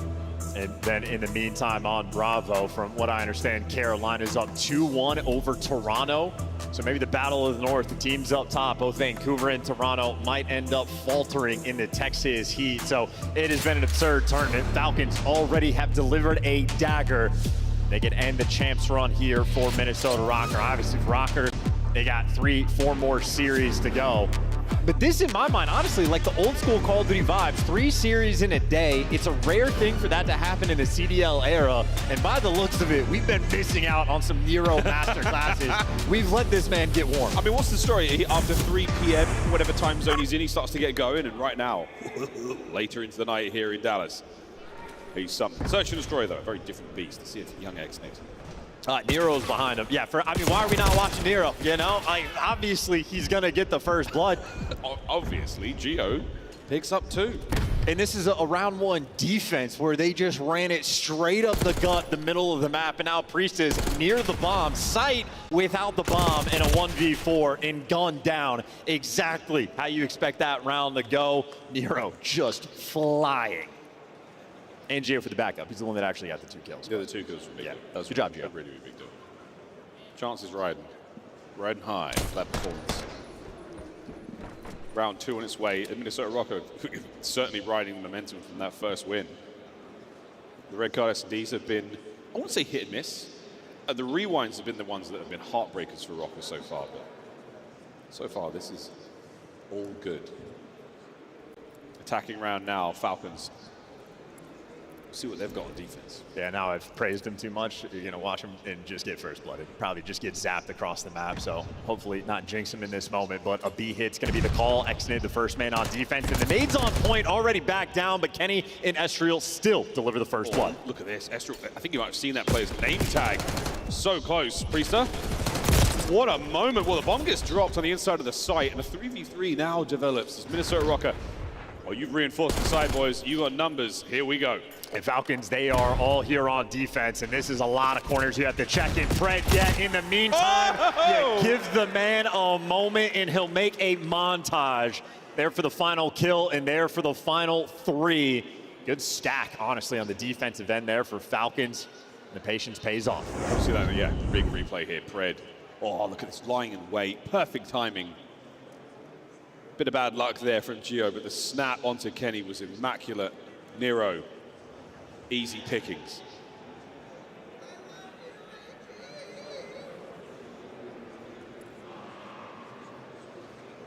The drama-filled year for Pred, a world champion. The roster falling apart, finding himself here on the Falcons. What a story it's been. And his performance has returned, though. He's had some stellar series under the Vegas Falcons banner. Will this be another? Well, Falcons right back through the middle of the map, in through Ticket, a quick route to get over to B site. Estriel lying in wait. He's got Kenny for support, but the other two teammates not in the mix, and Falcons running it down. Oh, running down indeed. 2 clean kills. Tiny bit of damage, not enough to deter this play from going down. That's going to be another bomb plant. That's going to be an RCXD guarantee, and just over halfway to the Hellstorm. 1v4 in an ace. Are you a believer? Nah, it's impossible. I find your lack of faith instead. However, yeah, against this team, good work. Falcons take the lead. Yeah, and again, a team with absolutely nothing to lose. Shawnee on the spot with the call. Their first round also sent 2 players in through Ticket. Well, the Minnesota hit through the middle of the map, sort of there to pierce the setup, cut him down. They go back to Old Faithful, maybe throw a couple different stuns to read that pressure, and well, it is non-existent. And again, speed is the name of the game. You're never going to see a quad stack on the B site on defense. The reinforcements are always split. If you're able to overwhelm the site, you must do so quickly. And Falcons do not waste any time. Kenny's going to take the elevator to the top floor. He'll be a little slow to this fight, but he will get a power position to deal with at the end of it. Slow attack now towards B. Nero the bomb carrier. See if the first buzzer on the menu again. We're more towards the A side of the map right now for Rocker. God timing at its finest. And funnily enough, Exnid only sees one guy, but number 5 right backs pretty quickly, but it looks like that's only for a moment just in case. And yeah, little bounce back there from Priesta, catches him for the first blood. RC car out of the picture, but either way, Falcons staying on top. The RC car was enough to move Nero, though. He panicked. Exnid, you are close to this one. Estriel making his way closer to that bomb site, but he's not going to find it, and Exnid's given it up at the wrong time. The bomb is once again moving now over towards A. A single kill. Oh, wow! Geo finds 2. Something from nothing. Ah, nah, that's going to be the trade. But what damage dealt by the one man? Well, yeah, trapped in and still gunned down. This is going to be Exnid for a 1v2. We have seen Exnid clutch in moments like this before.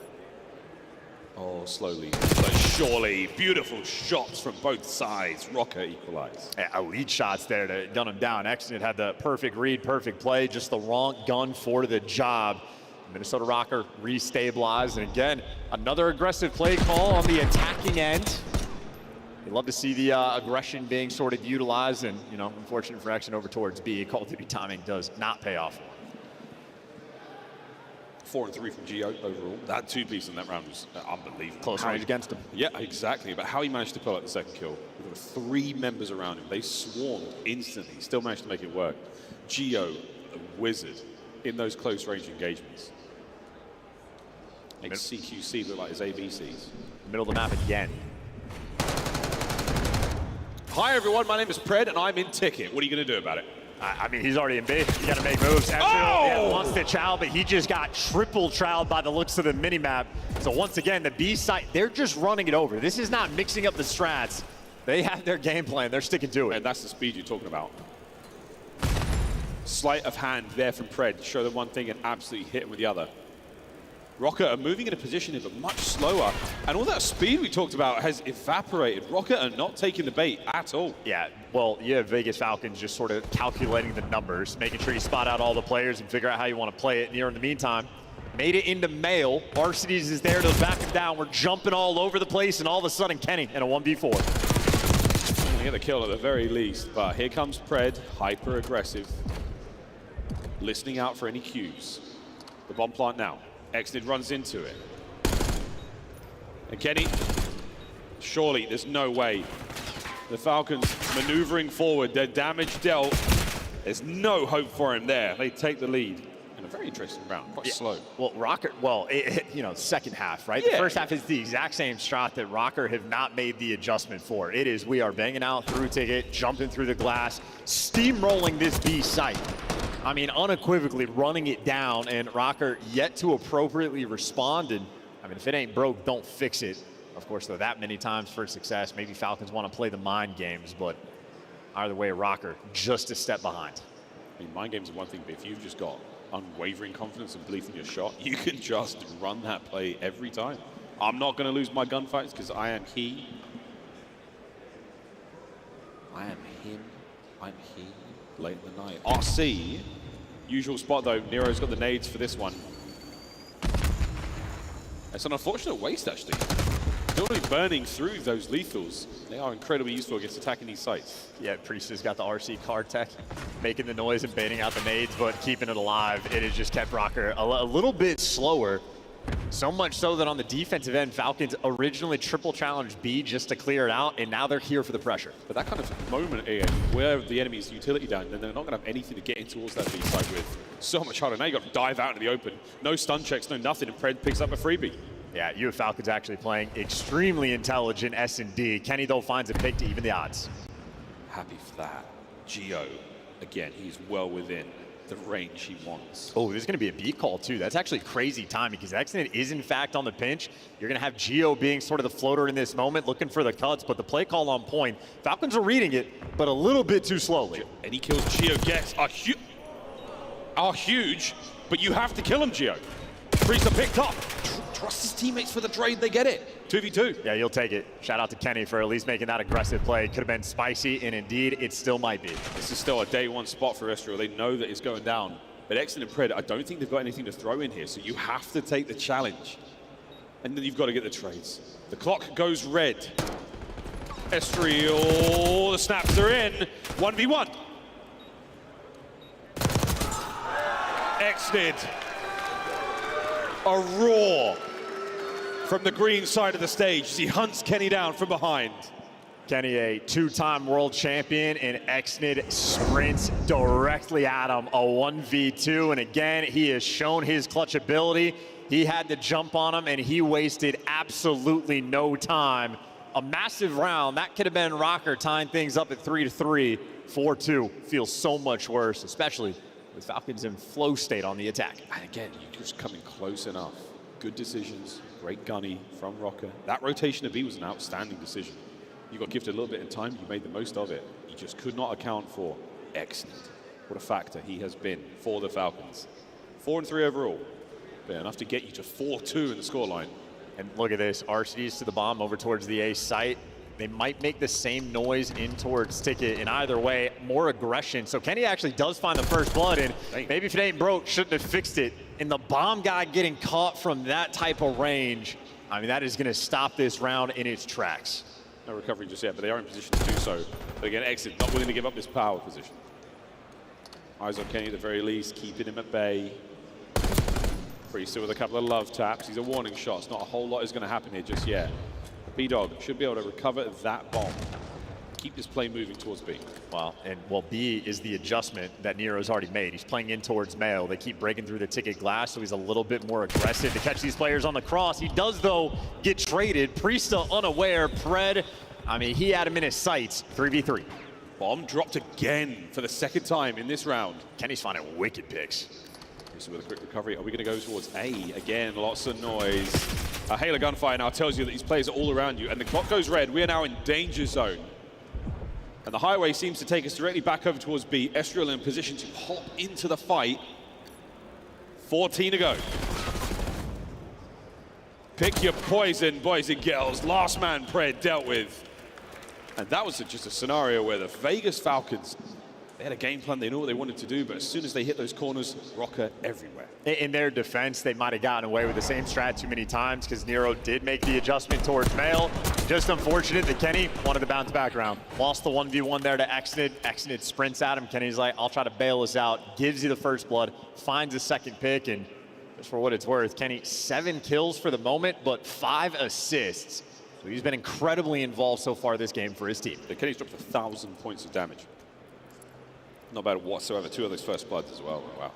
Ken's having a good map, but it's not enough to get you the lead just yet. You've got to equalize here for Rocker on attack. And here we go again. Another RC car strat, a single RC car defending the A zone. Falcons triple chow B just to respond to the pressure. And now 2 players, as soon as they clear it out, rat back, and Pred gets to flank immediately. You're going to be able to get the bomb down. Yeah, you have dodged the carnade. So whether that was a self-inflicted carnade from Rocker to clear that out, you've got a trophy down in position now as well. Perfect setup from Rocker. Post-plant is on. I mean, Pred is just flying on this flank, and Exnid gives you the first blood. This mini-map looks gorgeous for Vegas Falcons. Oh, super damage on the Kenny. Can he find this kill? No, he's managed to slip through. Exnid, 2 to his name. Priesta picks up the 3rd, and that is an unbelievable retake from the Falcons.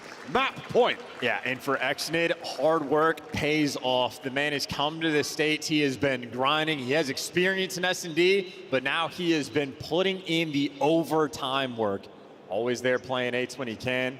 Catch the stream from time to time. A rookie on the year, and here he is playing with a bunch of world champions, and he's looking good. Yeah, my Arabic is terrible, but his COD is good. It's a lot of fun watching Priest joins him in the kill feed there as Xnid.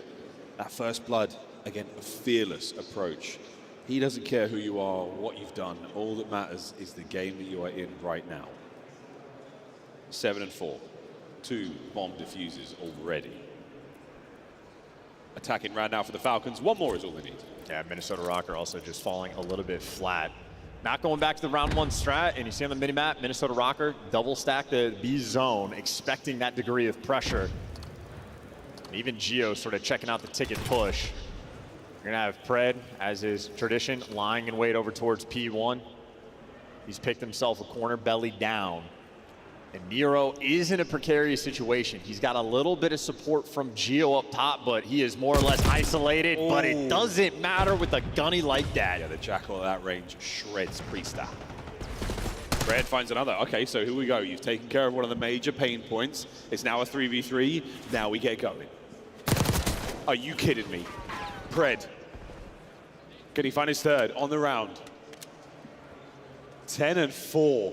On the prowl now. He's overextended. He's behind the entire lineup here from Rocker. Yeah, Pred wants his former teammate. He's going to be hunting him down. Get the body shield.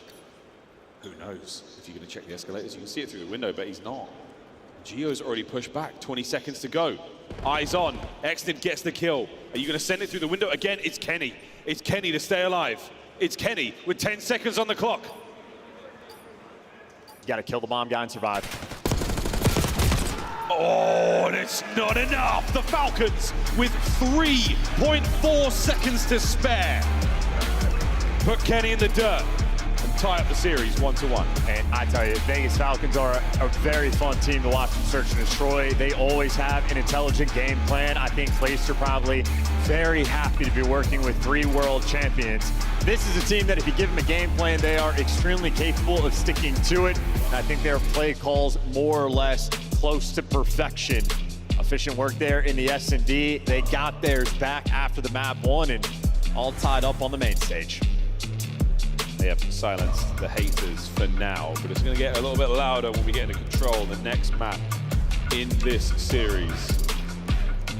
And Xnid again, what a great bit of work he did there. And Pred finishes on 11 kills, I think, or 12 kills, so Pred doing exactly what he has to do there in Search and Destroy. Takeover moments, a little bit slow, pumps the brakes. The comms must be fantastic as well in Search and Destroy, because the way they retook that bomb site, I think it was round 6 or 7. I'm no joking, so I can't do this. But that retake, RC car over by A, whole team goes B, we get the bomb plant down, and that was an immaculate retake. Not a single Falcons member drops. And they ran that strat twice with the RC car towards A, just like on the attacking rounds, they ran the same stat 3 times. And when you got RCs playing out over towards bus, it's letting guys like Pred get to work and do what he does best. Work through the middle of the map, find the credit corners, let the kills quite literally fall in front of you.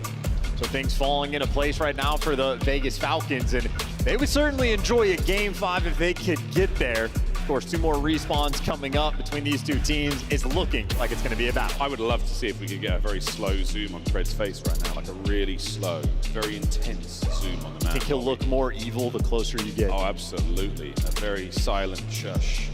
As he absolutely did, close things up there. Here we go. Oh yeah, it's happening, DreamHack. Oh yeah. Give the people what they want. Can we get a really...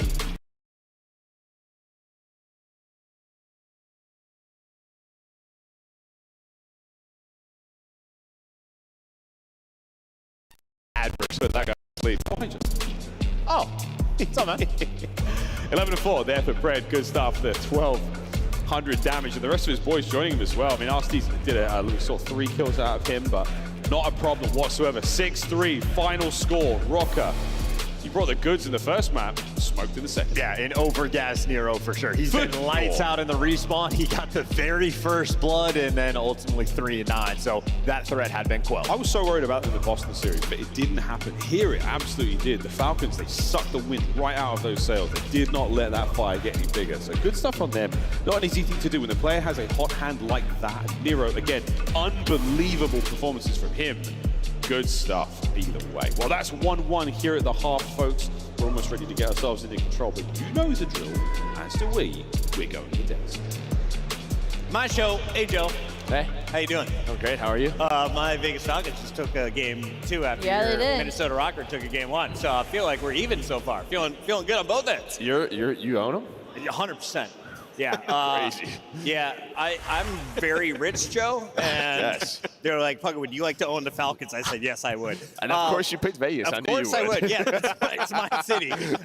Let's take a little bit of a look at what has happened in this series, Allie, because if you're a Vegas fan, you are not expecting to win hard points. The first hard point, pretty close. The search and destroy, this is where you are expected to win. If you're going to take a series, you got to do it in a 2-3-5. Yes, you have to do it in a 2-3-5 Nesla fashion for the side of Vegas Falcons, but I didn't hate the hard points. I didn't hate how close it was. Again, this is a roster with some star-studded veterans, some world champions. They could still respawn if they feel like it, but focusing in on this map number 2, I just really enjoyed a lot of the retakes from the side of Vegas Falcons. You can tell a lot of work has been put in, and a lot of S&D prowess is being shown through just like the comms and the way they approach these retakes. I would love to have a listen in to hear how those countdowns are going. It's turning out that it's not a fluke. Pred with multiple double-digit games. It just feels like he's finally comfortable in this game, right? It feels like he's putting in that extra work, playing a lot of 8s. It just feels like he has that confidence now. Knows the timings, knows the routes, and yeah, I mean, he's leading the way for them in Search and Destroy. Yeah, we don't exactly have the longest season. He did take like a really big break and then obviously come back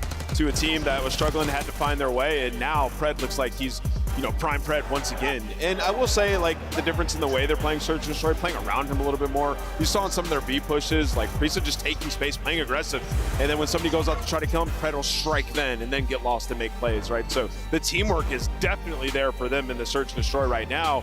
And so far, this is a mirror image of their online match at 2-3-5 where they lost that first hard point.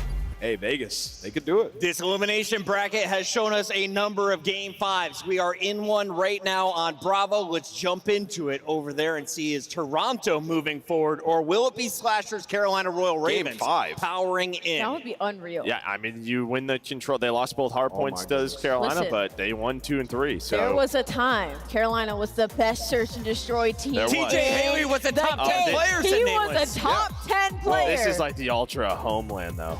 Uh-oh. Yeah, protocol, no fun zone. It's like the one map they just never get to play that often. I mean, it's really, Search has been Toronto's issue, right? I mean, they lost the dealership in this series 6-3. Look at Beans, right here. though. Joe was trying to put up double digits, and every S&D that Toronto was spawning into, putting them on his back. Good call out, Chris, because there's going to be a ton of people saying like, oh, you messed up by letting Mercules walk. It's been Search. That's been their issue, and Beans has been their best Search player since coming back. So, yeah, for them, they just have to dial in that game mode. And right now, they got protocol.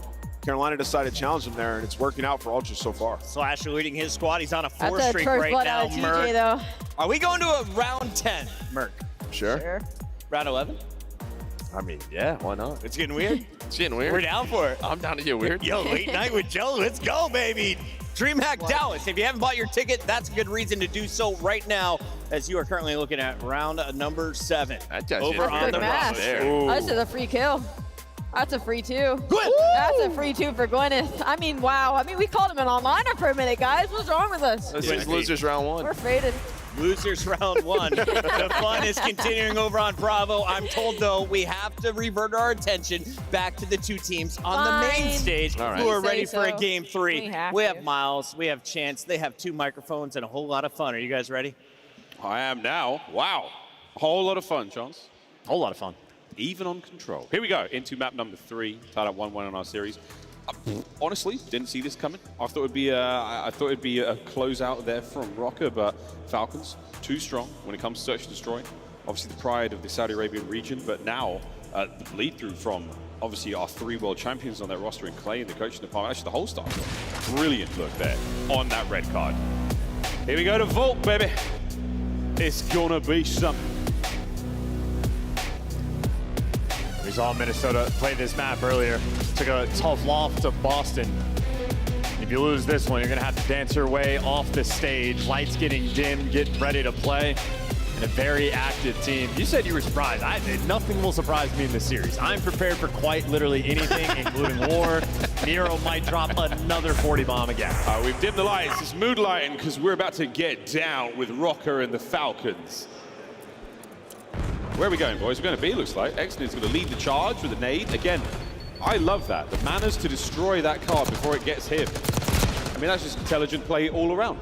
Yeah, unfortunately, no one like properly picked out double doors because Nero just ran straight through and they were sort of half watching it, but they end up getting caught in. At this level, a slight misstep, you get punished. Geo there for 2. The B hit stopped in its tracks.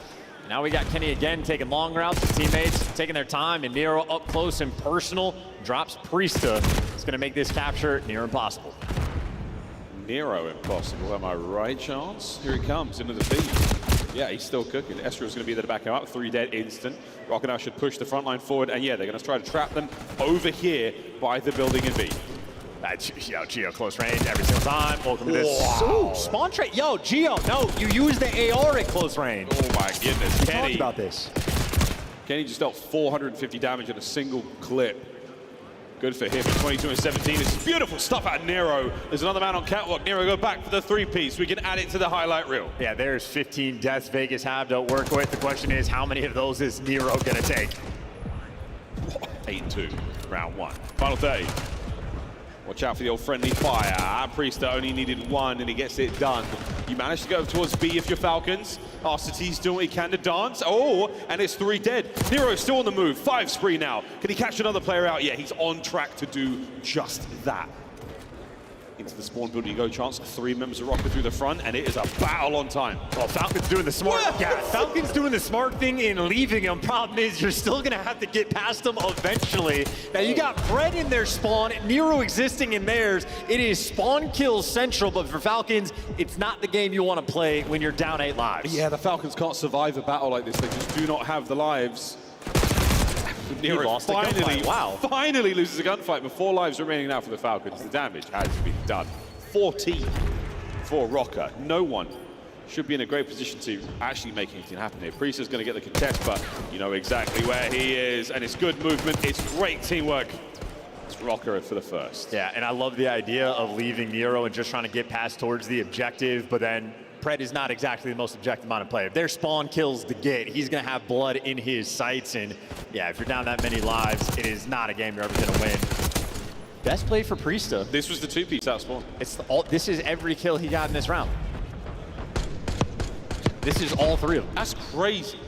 It is 700 damage, though. He does have a handful of assists, so, you know, things not lucky when Nero's prowling in your spawn. But no, you're right. Those 3 kills were instrumental in helping the boys get out, but you couldn't keep Nero at bay. Respawn and Nero go hand in hand. 12 and 4. Going into round number 2. Vegas Falcons on defense now. Will there be a defensive shootout? As we tend to see here in the COD League. Nero and Esriel find their opening kills, and that is going to be enough to get the boys onto the zone. And it looks like a 3-man stack for now. So the A zone is in danger of falling. Yeah, Kenny is in facilitator mode. All of them responding are. Everyone's also gotten through, but a stack on the zone. It's going to go quick. 2 sections already through, and Falcons legitimately not even a thought to contest it. They give it away for free. And Xnid quite literally just ran a marathon around the map, and at least you get the kills. Nero. Yeah, that would have been something. 26-25 here in the life count. And Minnesota happily marching over towards the B zone. A stalwart defense, though, so far from the Vegas Falcons. RCT's putting that old long barrel to use, fighting those long-range fights. Pred applying pressure now through the left flank. You've got a solid setup right now, and again, good comms out of the Falcons to deal with these attacks. Oh, Pred trying to get out. He is being hunted, but yeah, just out-moves Esriel and out-thinks him. And Pred getting you some extra work, and yeah, good enough to trade Nero. So Pred with the nice little movement. Now Xnid flying forward, and now Minnesota Rocker. Welcome back to their spawn. You've got a couple of attempts left here, though, lads. So minute 30 and 20 lives. You can afford a few more of these waves, as long as you get them done quick, and that is not going to help, though. RCT's and Xnid snap the roster in half. Xnid on a spree now, 6 to his name. It's an intense setup as well for the Vegas Falcons, but a little bit delicate. They're going to be spawning Art. Nero's able to make it towards the zone. You got Fred that's behind you. But he gets dealt with, and now it's all guns forward. Gio, he's found his way to front Art. Yeah, well, they fight forward, but Gio takes too much damage. He's not going to be able to do anything here. Yeah, brought down immediately. The single man on the capture. Kenny unable to get up to the zone and help out here. The kills are going to help indeed. Unfortunate team kill with a nade, but that goes boom for now. Can Kenny stay alive? I think he's undetected. Oh, the red dot on the minimap's not going to help, but good job, Kenny. Gets the segment. He's been here before. Good reads. Holds the iron as well. Nearly gave it up the worst time, but still gets it done. They got all the front pressure, and they have, I mean, half the progress on B is already done. Yeah, Kenny's also going to draw a lot of aggression here, trying to get some of the damage into those players, but no, backs on up, over to Estro in time. Great shots from RC. He's not up for the kill. 2 dead. Kenny back into it, all down for Rocker. 8 lives in a minute. Yeah, that stun just daggered that push, and all of that forward momentum lost, and RCD's decaps the progress on the B zone. 7 lives remaining. I mean, that's enough for 1 push. And of course, Falcons have all the lives in the world to sort of expend, and just like that, the round should be done. Yeah, superb 3 dead. I mean, that would have been great from Estro to get yourselves out of this situation. But here comes Priester down the right flank, down the long street. He should be able to pick up Kenny. Excellent, keeping him bay by the pool. So the setup is here. It's not so much a trap as it is containment. And great shots as well. Yeah, no open avenues of attack. Xnid just had a monstrous round. You had Nero on defense give you 12 in the first one. Well, Xnid attempting to match. He was able to give you 10 in this one. And 10 is how many kills Falcon just went up in that round. Nothing short of dominant. Fantastic bounce back. 1-1 here in map 3. The chances of us going the distance here, folks, solid. Game 5. The chances of these guys going for speed, even better.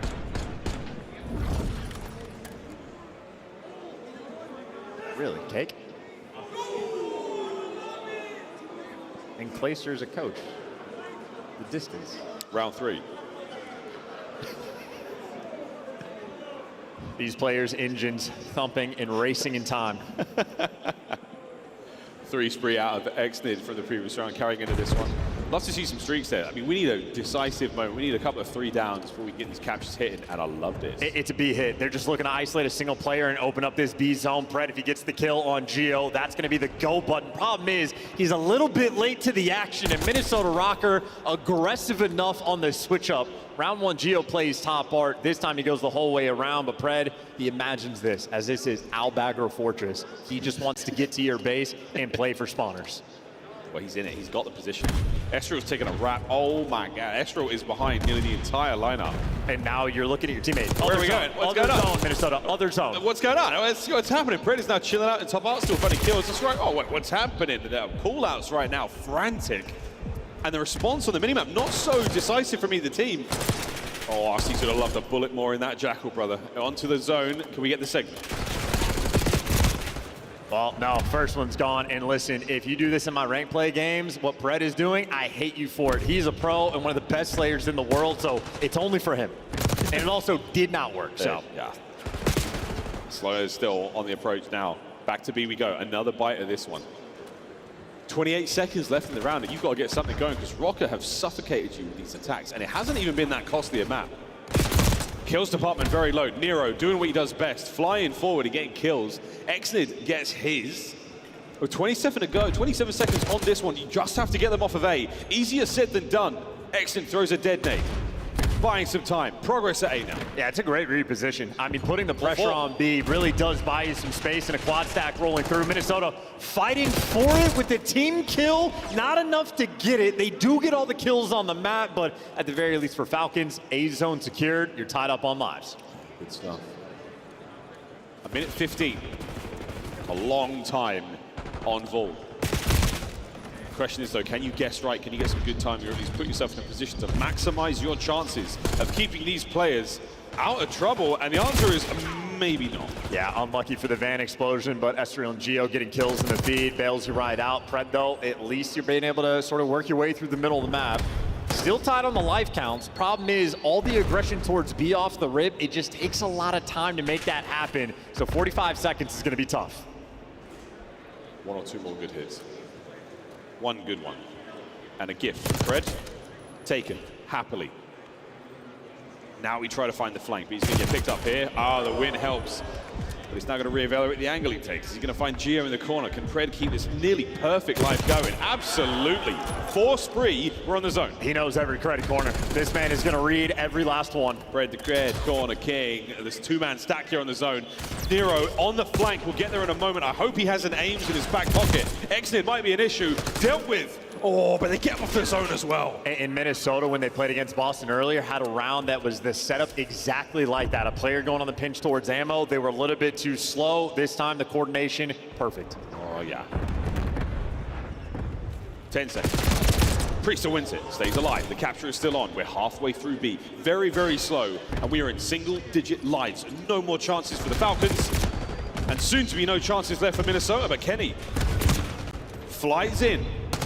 Gets you at least 1 off time.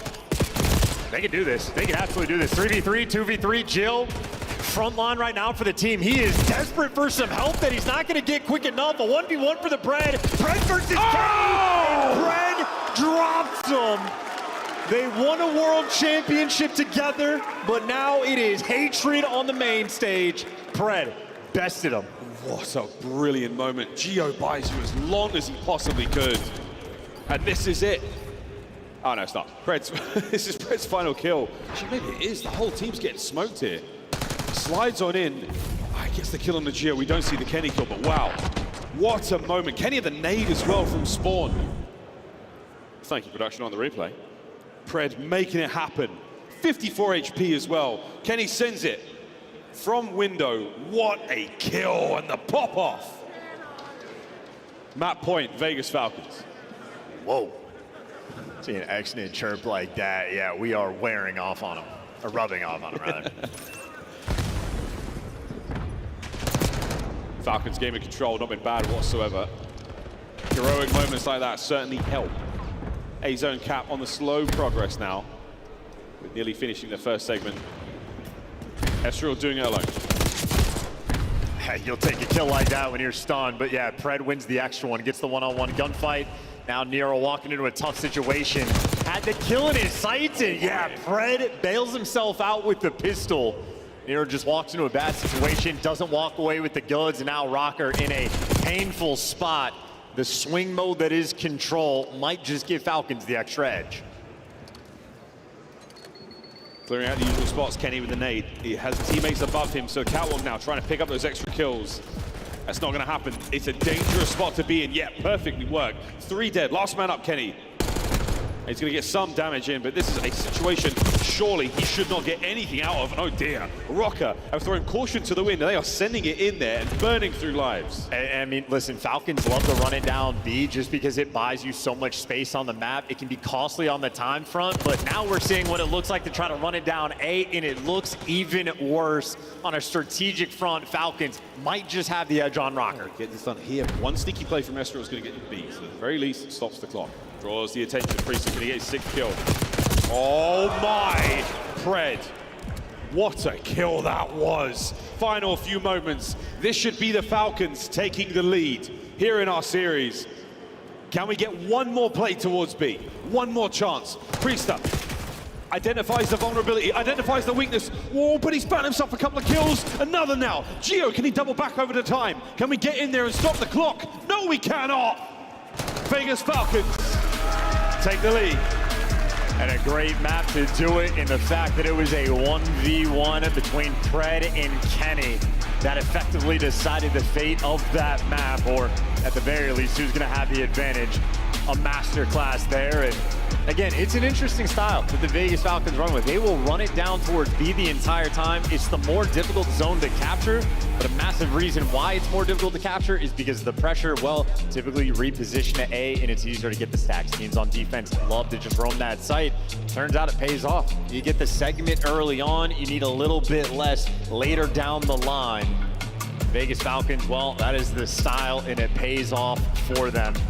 Shout out to the stats as well. I mean, you had exited that first defensive round. He was an absolute monster. But by the tail end of things, everybody on the squad there to pick up the pieces. Yeah, absolutely. Falcons, a mixy team that want the fight. They take the challenges.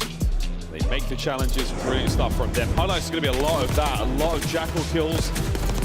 It's not so much of a spawn trap as it is keeping those players, you know, under your control. They can make their moves, they can make their way out of spawn, but then being damaged all that way. Geo, again, crazy moments. But that was early on. And after this, we really didn't see a whole lot out of Crocker. They really were stuffed in here on ball. Control does not go their way. Falcons with a lead now. Anything is possible. And maybe more highlights if you get the moments to potentially see it. But another thing Falcons do incredibly well on the attacking end is just picking up like the flank pressure. Love to have players go in towards ammo. We saw Nero do that early on, but it's moments like that. If you have an AR in that position, then capturing the B zone is a nightmare. They were winning those gunfights and responding to that time and time again, but it was this 1v1 that really gives Falcons the bump. Completely on point, and now Fred, yeah, he is in his flow state when he gets to rip and roar like that. Electric in the comps. Falcons lead now. Exited an electric explosion. We can even hear it across the stage there through Nero. They take the lead now. We go to Hacienda for the hard point. With a sense of purpose now for the Falcons. Bring down Rocker. You won't go to champs, and nor will we. Bravo stream update as well, folks. Oh my good God, it was around 11. We won't tell you what happened. 2v2, 12 seconds left. Wait, bomb's down. Who has to defuse? Oh, and Insight gets it. Wow, you clutch when you need him to. Insight delivers. I can only imagine how chaotic that round was, but Toronto survived by the skin of their teeth. Could have been devastation with a top 12 placing. Roster decisions haunting different teams in this league, but their run continues. They get to play against Gorillas, mate. And whoever wins that plays the loser of LAT in Miami. And of course, for our current series, Minnesota and Falcons, they play the loser of Optic and FaZe. Wow. We're still yet to get through this Falcons Rocker series. Lots more COD to be played tomorrow here at DreamHack. What a superb Saturday that will be. And like, what kind of storyline do you want more? Do you want like the Falcons pulling off the upset? Do you want Minnesota to make the run to potentially make champs? Because you want them to have to play Optic, like have that head-to-head battle? Yes. Do you want Optic to play Toronto and see who got the best of like the roster moves? Any number of different things falling into place potentially at DreamHack. But right now, we just enjoy Xnid's smile. Just so happy. I don't know what you just said, but he's loving life. He's having a great time. He's going to have an even better time now as we load in the Hacienda.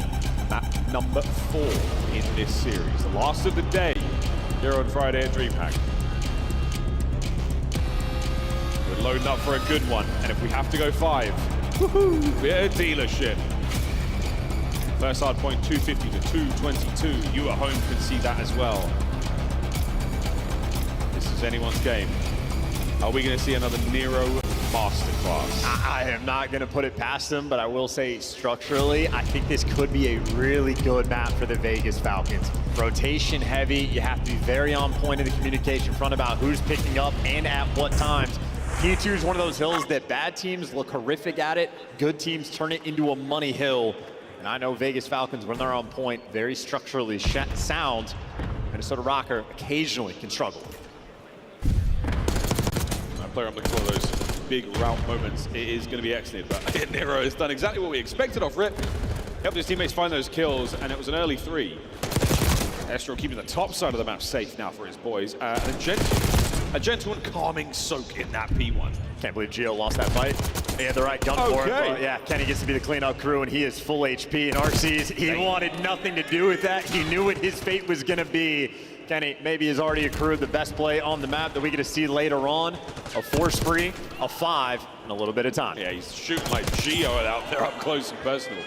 Slicing the Falcons now into pieces. Well, Fred able to pick up a big 2, though. He's able to cut through lobby, and that's going to force Estriel to spawn all the way out, and number 4. So Fred, high impact kills. And Kenny might be here for the trades, and Kenny has the good reads, but Fred gives you 3, and again, you can turn this into a money hill. Fred gives his team the opportunity. Yeah, Fred was absolutely the kill you wanted. Oh, whoa. Gio just got a little extra. We've seen how that goes in this kind of tournament. Exit now flies out the front door, and it's going to leave Priest now alone to try to defend this hard point for a second longer. Can he find any more out of this life? 1 on the man on the hopper. Now now through the front door. Kenny, he's looking for a foot. He finds at least the body. The trades are done, and Falcons are on top. And Gio only got one on that engagement, too. Of course, Falcons with the closer spawns. Rocker fighting uphill. But Pred, quite literally, again, the setup man goes on a spree to get his team here, and now you got to run into him. You know he's going to deliver. He's absolutely cooking so far. 7-3, 2 points in. Trying to get the shots in there, and we've got a decent lead now developing for the Falcons. Over towards fences we go. And now if you're Minnesota Rocker, already issues on the mini-map. Gio spawning out. Number 2, Estriel spawning out. This is the type of thing for Rocker. They do not always time their deaths appropriately, and that makes things mixy. Kenny, though, keeping the coverage. Good nades as well. You're not going to have the back spawns, but for the moment, Minnesota have the time. Oh, Nero, my Nero. 3 from inside time. Kenny now keeping that member of, Pred actually, keeping the member of Falcons at bay, not letting them get towards the back spawns.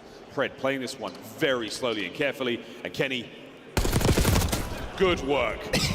That could have been ugly. I saw him smile just a little bit. He thought he might have had to play the most patient game in the world, but while Pred is distracting, his teammates have managed to take the time. Yeah, they get there at least. Oh, nice work there from Rusty. The nade gets dropped. There's still a trophy on play as well, so this is going to be a very difficult hard point to get in. Yeah, you're going to have to dive on it, Nero. Exactly what you want. Good kills. Gio still applying the pressure and the damage from upstairs. It's Overwatch from above, but now he's down and out. Kenny can't get any more. At 12-6, though, he's cooking. And look, man, the hill that Vegas Falcons rotated to first, they get a near perfect full 60. Minnesota Rocker rotate to this hill first, and they end up getting outscored. So if not for the P1, Rocker would be having problems. Now, they do win the rotation again, and Gio and Nero are going to give you the initial kills. So Minnesota Rocker on P4, looking for their bounce back. Yes, the Optic alumni right now finding the big KDs.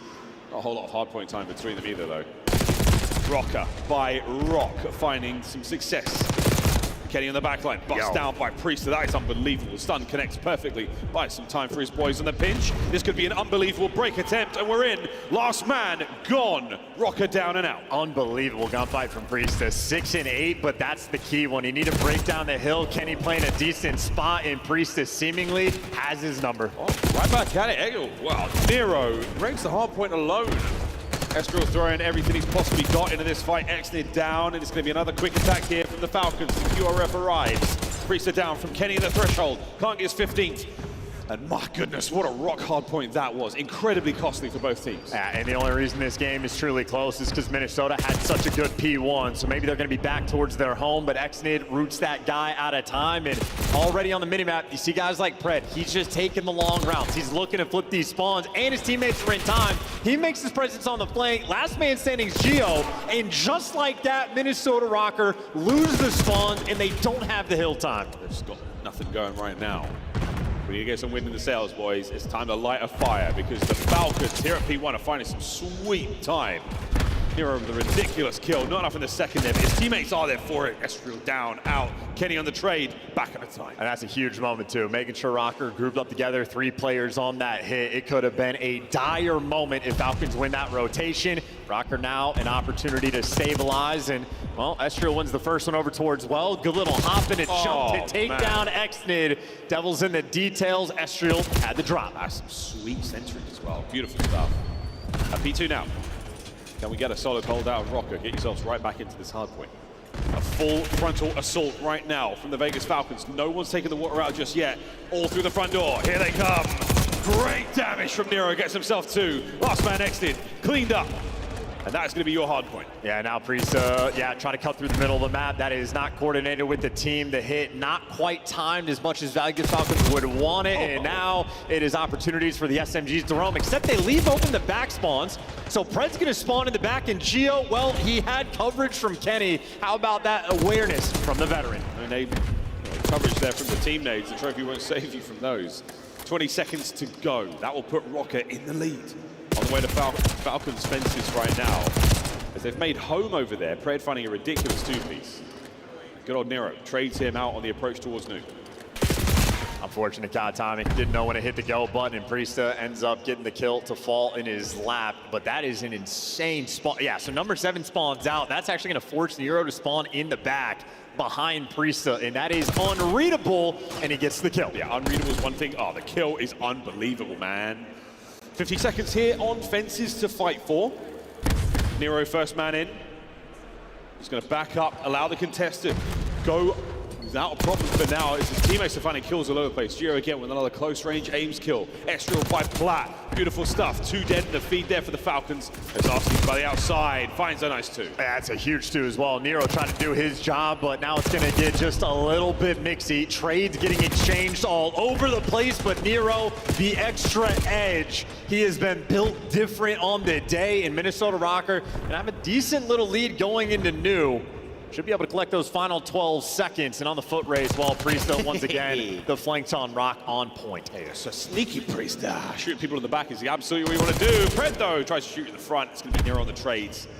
Rock hard point, last go around, unbelievable. Minnesota managed to walk away with most of it, but not without a pound of flesh. Here we go again. Minnesota just want to coordinate their hit. Number 4 is going to be working the pinch. He does not check the deep corner. Pred able to get the freebie on Gio, but Pred actually let one of his teammates die. Pred gets the kill a little bit late, and that is going to be costly. He lets him through too quickly, and now Minnesota are in. Oh, Arsenal's bringing the jacket with the right time. 35 seconds to go. Once again, Rocker have managed to stabilize what is otherwise a crazy situation. Oh, it's all purple. Kenny on a 5 spree from inside time. It's come to a close, but it might be the death knell already. Unbelievable that, like, again, the smallest things going wrong. If Pred is a bit more aggressive on the kill, what could have been. Now you're trying to flood through the front, and you are unsuccessful. Gio, L-Trigger lines him up, guns him down, and Minnesota Rocker, they're going to build themselves a 45-point lead. That's a perfect end to the second set of hard points right now for Rocker. Game 5 looming over us. It's in the stars. As Gio finds his 5th kill in a row. 6 round the corner. Priesta holds his nerve and holds his iron. Gets the kill. As back to P1 we go. Both teams have been perfectly adept at getting time here. And how about the main slayers in this lobby? It's Kenny with 27 and it's Pred with 26. So former Optic members getting after it now. More trades being exchanged in the kill feed. Estriel, unfortunate caught. Too many windows to check. The Vegas Falcons, full hallway control, and they'll be in time. Gio's unfortunate stun. I mean, that's just going to give a little bit of opening now for the Falcons players to get some top control, but it doesn't really matter too much for them. Kenny there, roaming the halls the jolliest way he possibly can, finding kills all over the place. Last 20 seconds, we go to new, and there's only a single member really in position to get this. Kenny could go big here on the inside of P2, gets the kill, they clean up lobby. Rocker in an opportunity now. And what you actually had on time, getting soaked up pretty well on that P1. So yeah, a 50-point game in their setup. They could win it here, but as long as they get 20 or 30, Rocker will be extremely happy. Yeah, Kenny well down. On forward Pred now trying to make the attempt through front. Exit on his left flank, can he get the trade? No one there through Zig just yet, so again, not a lot of Falcons members here, and they know that throwing individual kills is not going to work out. They need the reinforcements. Yeah, exited well, he's got Pred to watch over him. He's going to be making his move, slide in. He's pierced it, but just gone down. Too many corners to check, and Rocker looking clean here on P2. Rocker looking good, Rocker looking towards the game 5. Priesta trying to contest, it's Kenny with 2. Over to Estriel now. Exited through the front is going to be an attempt on the pinch, but it has to get hit sooner rather than later. 10 to go. Listen, man, we know what it's going to be. Death taxes in a Minnesota Rocker game 5. We would not have it any other way. Dominance on Hacienda. The setup is in. The dream continues, or is it a nightmare that they are living through, having a battle through so many maps to keep the dream alive? I mean, at the very least, their map count percentages will start to change because they simply have played so many. But Rocker, you buy yourself another lifeline. How many lives do these cats have here at the major? Falcons, it's starting to get a little dire. Another search and destroy. They're so good at it, but it's a dealership. It's just enough pandemonium. Early days, again, for a map still in its infancy here in the COD League. This could be the difference maker. And how about that beauty of a map from Kenny? Perfect 4,000 damage. Oh, it just looks so clean. Oh, that's impossible to do. You couldn't recreate that if you tried. Hacienda, though, that scrappy hardpoint experience that you get from the Falcons, not necessarily there. Good, clean game out of both teams, to be honest. A wonderful comeback there in our second set for Rocker. And in my mind, it's that second P3 to P4 where Rocker end up going away with a 40-point lead.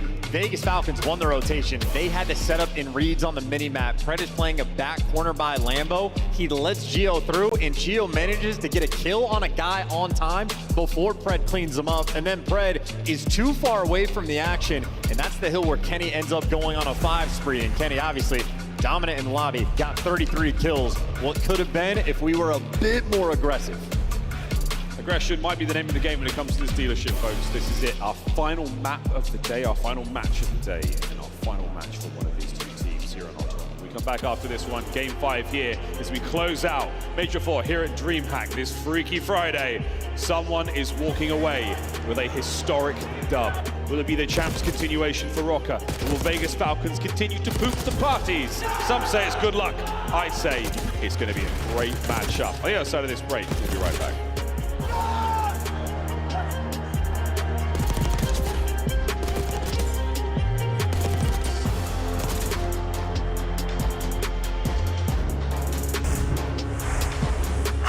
Scuff Call of Duty collection is $30 off this weekend only. Visit scuff.co/CDL to upgrade your game with a Scuff, the official controller of the Call of Duty League. The Call of Duty League is brought to you by Monster Energy, the official energy drink of the CDL. The Esports World Cup is an official partner of the Call of Duty League.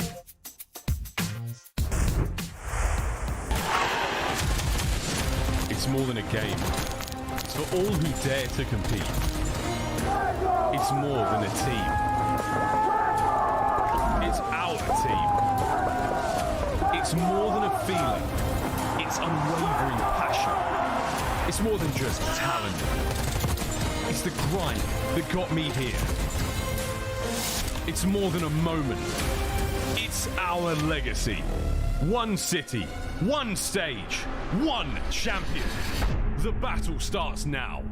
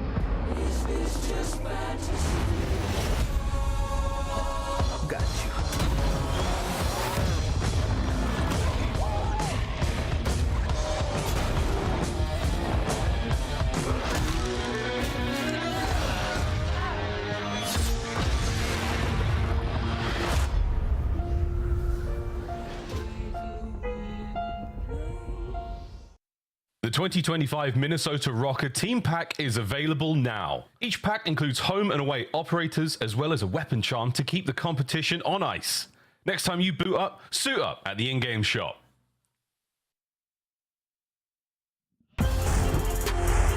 Game 5.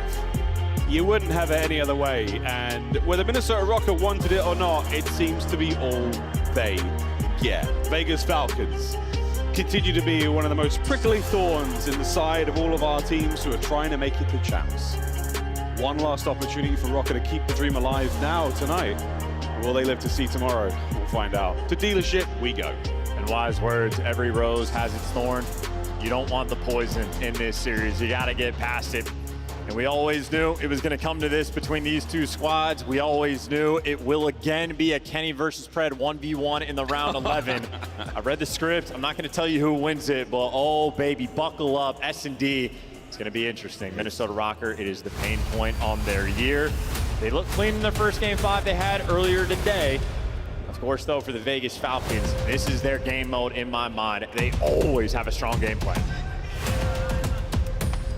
A very loud, very tall Exnid fan at the venue. A wired Exnid fan. A hell of wired. What a moment this will be for both of our teams. Again, for the Falcons, you can hold your heads high coming out of this tournament. You brought down a second-place team.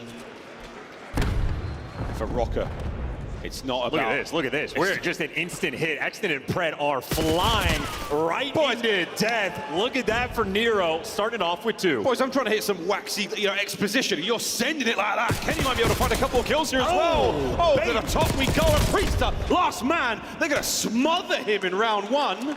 God, what I was saying. Oh, we're sprinting through. I love that kind of energy. Hey, listen, it didn't pan off at all. Minnesota Rockets had the perfect read, but I love the attempt. We'll get after it. We talk about the Game 5s, Minnesota Rocker. This is the same map they played Game 5 earlier, and they looked good. Yeah, really, really solid. This is how it all went down. And Nero, they basically lined up for him at that range. Twins. Jackal slammed Exton and Pred. The exact same player, no difference. Spacing is a really important thing in most shooters. Nero can only see one of them going by, so you're trying to hide the guy in the background. Oh, cool, I got 2. Sweet, right. Round 2, the opening nade, salvo. It's not going to yield any results, but that's still enough to keep those players out of the kitchen area. So for now, out of the kitchen, over to the A-bomb. Kenny will be first point of contact. Nero, opportunity to either flank or go through the vent. And I think they're going to have to know that's a lot of noise made. The A hit, obvious. Kenny dancing, Exton dancing. No snakes, just a pair of legends going at it. And Kenny disappears as well. that timing is incredible. Yeah, he couldn't even see that. No RCs though in this round, so it's going to slow things up down very much for the Falcons. And Rocker have given up, the pressure on the A-bomb site. They're worrying more about flanks, worrying more about the middle of the map. Pred not going to be involved for quite some time. Maybe waiting for a few more gunshots, a few more audio cues, but he's holding that pinch. Square up battle. Here we go. Rocker are in. Trades complete. Pred now joins the fight. 30 seconds to go, and Rocker still have the man advantage. All down to Pred. Kenny! Unbelievable work from Kenny. 5-0.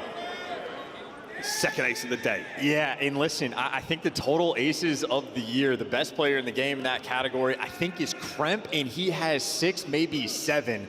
To get 2 in a day is pretty nuts. And Minnesota Rocker have 3 as a team on the day. Extraordinary work. Kenny kicking up an S&D in another super solid round on the defensive end on dealership. And just no mistakes being made. They were so happy to play for the retake because you are, as you expect, waiting for Pred to flank. Is he going to be through B in the middle of the map? Rocker are making sure they have everything under control before they make anything happen. And the sound of death going through the B zone. Not a whole lot going on over here by B. As Kenny now can maneuver this. I think it's a bit of splash damage, that's enough. No one's going to be able to pick up on that, but still. Clear out the entire site. Sending Nestor with the bomb. Well, trophy's the signal. That is your go button. Yeah, this means it's happening. Exnid, a pick and a trade. Kenny 6. You'll take that. And now, well, I was going to say Falcons might have to worry, but they do know, in fact, that bomb is down, and no one's collected it just yet. So Rocker trying to play mind games, throw them for a little bit of TDM. Oh, the lineup! You may as well have given it to Kenny now. 7 in a row. The last man now for the Falcons, Priester. He'll take the long, scenic route, hoping to catch these players unaware. Well, I love the play from Priester. He's at least cleared space. Except the double back might be tough. Either way, 30 seconds, an opportunity to maybe catch a player off bomb. Rocker yet to make the decision. Kenny collected, and they will plant on B. Call of Duty timing, not going to favor Priester. This is going to get him a Hellstorm as well. So Kenny coming into this next round strapped. 2 rounds in. What a performance from the world champ. Yeah, no jinx, but Kenny has had, again, incredible S&D performances recently. Personnel, do your very best to clear out all your usual spots. Kenny, the slinkiest shoulder, so much intel. Stays alive, trusts his teammate, Rocker, play their advantage magnificently. 3 in a row. And Kenny just, I mean, he should get credit for the kill that RCD's had on his teammate. He's just challenging. They're trying to rat back through the middle of the map, and Kenny just there lying in wait. An S&D kid through and through. That's where Kenny made a name for himself back in Call of Duty Ghost. Here he is, 13 years later, still doing it. And that's a perfect example of the facilitator. Now in Search and Destroy, throwing shoulders, doesn't need to go for another kill in a row. He already has the coveted Hellstorm. There's not much more he can do except keep his teammates going, feed them, look for their streaks now, and just play for the guarantees. Unbelievable stuff. We'll leave the Hellstorm for the A sites. Yeah, the rest of his teammates, they just stack up B. They're here, exited. Huge first blood, and they read the pressure. Estriel, everybody's one shot. There's the first kill, but traded out, and Kenny in a 1v3. Oh, it's now a 1v2, and good work from the Falcons. Cut down that crazy play. You force them on the inside, and they seem a lot happier there. They play the trades very, very well. And Exnid not feeling the pressure, right? I mean, you have nothing to lose in these moments. A huge win there just to get that first blood. Rocker, honest to God, had the perfect strat. Vegas, very quick read and reposition. They might have slowed down the momentum just a touch. Obviously, Kenny with a Hellstorm in the back pocket. A good use of it is a guaranteed round win. When you talk about how destructive an RC car is, I mean, the Hellstorm is destruction manifest on this map. A whole lot shown, but tons of noise made. Nero, a gift there for the COD gods as Pred flies forward to death. Yeah, Nero's got the whole team watching his back. But they got what they wanted. They got the first blood. They're out. Straight out. B's gonna be the hit. Don't need too much noise. There's so many doors you have to cross to get here. And the play might be on. Yet Falcons are maneuvering in a position to contest this. And really favoring this B side as well. Surprised Falcons not going for any wall bangs. We've seen a couple teams use them, but they're not going for it here. They're trying to get the kills from up top. Same plant spot. Everybody on Rocker watching over, though. The bomb successfully planted here. Just enough good cover there as well. Yeah, Exit has to be forced down. Great suppression. Priest enough from the same spot here by Kitchen. He's able to get kills, but it's still so hard. And Gio's so patient, watching the pinch as well. His teammates know, just gotta look forward. There's an extra pick. Gio's getting active. And Exit more active, flying forward. You've managed to clear out many members of the bomb site now. They've had to vacate. And this is it, Priester. Trying to make something happen, Gio. Better late than never. Perfect timing as these players on the hops are never to get anything done. And Arcity's now alone. I love it when a plan comes together.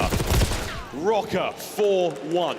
Falcons might have made him work for it, but yes, the plan indeed was there. Gio so patient on the flank. There was a lot of noise being made. He does not hit the go button until one of his teammates falls. And a great job by Nero as well, just to stay alive and make sure it's his teammate that makes that next point of contact. 4-1 lead for Minnesota Rocker.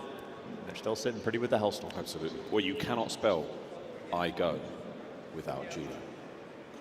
You cannot spell. We'll figure that one out. Chat, we'll edit that one, right? Here we go. I don't know what day of the month it is. I've got no idea, right? P-Dog's got a bomb, though, and he's going towards B. I mean, however you dress this one up, B bomb, A bomb, they're both wide open. That Hellstorm. Surely we save it for the final moment. Wow, I think that was a return volley for the frag. Gio, don't peek this. Hello. I can't believe we're not going for wall bangs, to be honest. Well, not yet. I wonder if maybe we're not doing that anymore. A silent GA, possibly 3v3. Nero's starting to work on streaks of his own. This is a serious back and forth. And back and forth no more. Now it is only forward. It is Pred who has been absolutely ripped. Match point, Rocker. And against two different teams, Minnesota Rocker are 11-2 in round count on this map. They have been damn near perfect. And Pred, he looks stunned. He's 1-4, RCD's 1-6. Struggling to offer anything. Exnid's doing what he can at 6-6, but Rocker on dealership are looking clean. Hellstorm, not needed. Not needed yet. It might be a detriment, if anything, because right now, again, the way they're playing is so tight. The chem and the trades, the angles at which they cover each other. Rocker have got this figured out. It's not broke, boys. You don't have to fix it. Any kind of overcorrection to try to get that Hellstorm involved, man, if it hurts, and you start the Falcons comeback, I will laugh. And Rocker seemingly loves the car through B. I believe Nero's driving in this moment on a 4 spree. So typically the car can be destructive. Well, hey, let's call everything in. Any player outside, you're gonna die. You're forced to go in towards garage. Uh-oh. Good for one. One's more than enough. Enough to get the bomb plant under perfect coverage. Trophies now and a nice open middle section here of the car lot. It's going to cause a lot of problems for those frags. Connection. Arcites with quite the angle to take care of Geo there, 3v3. That's a great look. Still though, you are running out of time. Vegas Falcons, you gotta hit the go button. You're right out of pinch. You need to swarm this site. These are the final moments of your season where Estro, oh, he takes a man with him, 2v2. 18 seconds, you still have to make the move. Kenny drops him in a 1v1. Nero, the bailout. Got it. It is done. A bang and a whimper. The end of the season for the Vegas Falcons, their exit from the tournament. The dream lives on for Minnesota Rocker. Save the dream, saving the rebellion against the rest of the league. They are fighting one match at a time.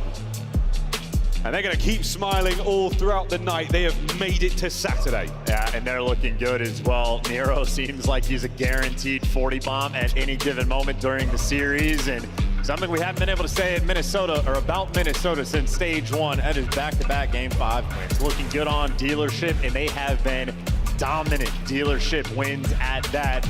League might need to take notice, pay a little bit more attention in the old pick and bans, but Minnesota Rocker continue their losers bracket run. They will play the loser of Optic in Atlanta. And of course, there is a lot of spicy stuff happening in the bracket, but ultimately Kenny again in S&D. He's been a monster. Rare to see Hellstorms earn. I know we've had maybe 5 or 6 in S&D this year where Kenny adds his name to the pile. 2 aces on the day, which again, aces are not an easy feat at this level. Impressive stuff there. And of course, you watch this man go, what, 13-0, 11-0, whatever it is, had a flawless S&D performance. He is kicking up at the end of the year. Unbelievable. Well, another 6-1 there for Rocker. And I mean, the ace effort, I mean, we're going for all the kill record. I mean, we're going for all of it. Everyone here from Rocker. Whatever happens, however we look back on this weekend, and whether or not they make it to champs, we have to give them the praise and the flowers for the fight they've put up today. It has been very, very impressive indeed. Their efforts are not going to notice. It has been incredibly entertaining to watch. A couple of Game 5s though, fellas. Let's just finish it in 3 or 4 next time. And who knows, tomorrow, it could well be Optic. It's going to be something. That is it for us, guys. Thanks for spending your time with us out throughout the day. Now, it's over to Nero and Guy. Thank you so much, Miles and Chance. I got Nero and the Minnesota Rocker on the main stage, everybody. Give him congratulations, okay? King Nero, Overlord Nero, Nero Almighty. I don't know what to call you when you're playing like that on this stage with so much confidence, man. How does it feel to win another Game 5 on land? Oh, it feels great. Obviously, Game 5s, that's the Minnesota way for us.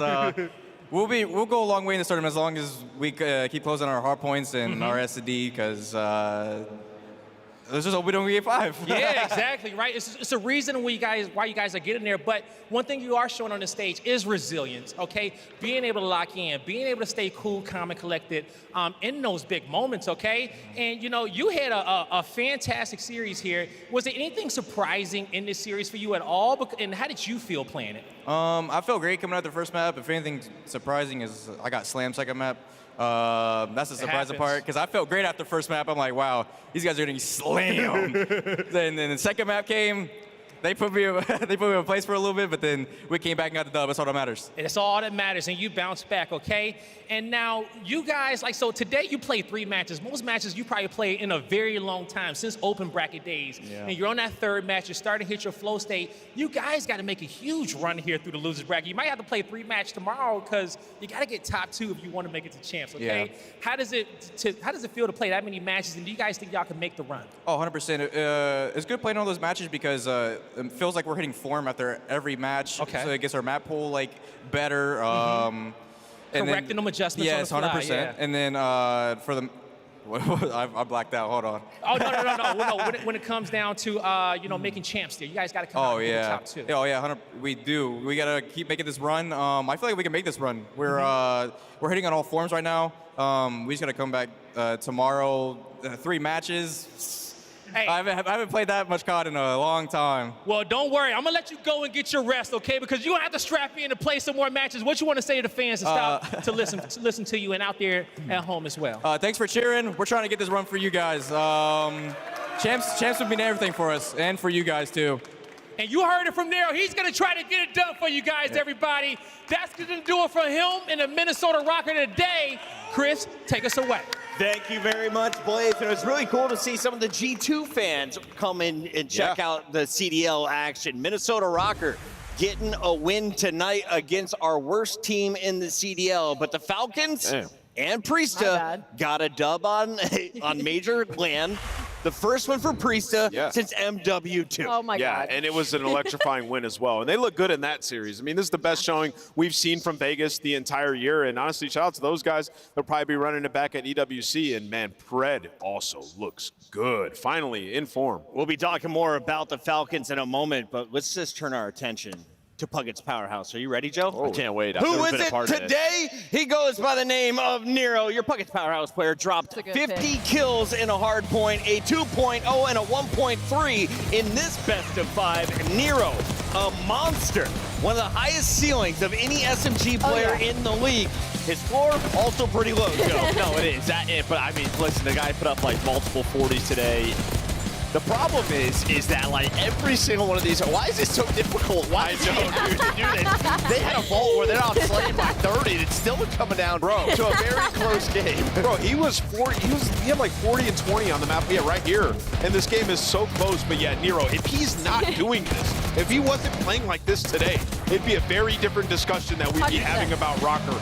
Massive performance to kick things off in the series, and then you got Kenny to start to pick it up later on to close it out. I love our stats. Nero, 287 kills on the day. That is more than all of LA Thieves combined. Granted, he played 2 matches. LA Thieves played 1. But look at these numbers. Of 50 to start the day, of 47 against Vegas. Can he keep this going for day 2? Because he said, I haven't played that many matches in a day in a while. If they keep this going now, they could play up to 3 matches on Saturday. I'm starting to think it's the matches, how many matches he has to play is that what keeps him consistent. Because the fact that he did that for 2 matches today, when sometimes we have an off series from Nero, I feel like 3 might light a fire under him tomorrow. As good as Nero's 50 bomb was, it wasn't our scuff play of the game. Kenny is dropping aces left and right. We got 2 on the day. Excellent call by Chance. He's like, Kremp's leading the league with 7. Kenny dropped 2 in a single day. Let's take a look at how he did it here most recently on Dealership. I mean, this guy literally willed his team to a victory. Map 4, he led the way. Map number 3, he starts off hot. Plus, he's planting bombs. The guy was doing it all, calling in the Hellstorms to, get them to another day.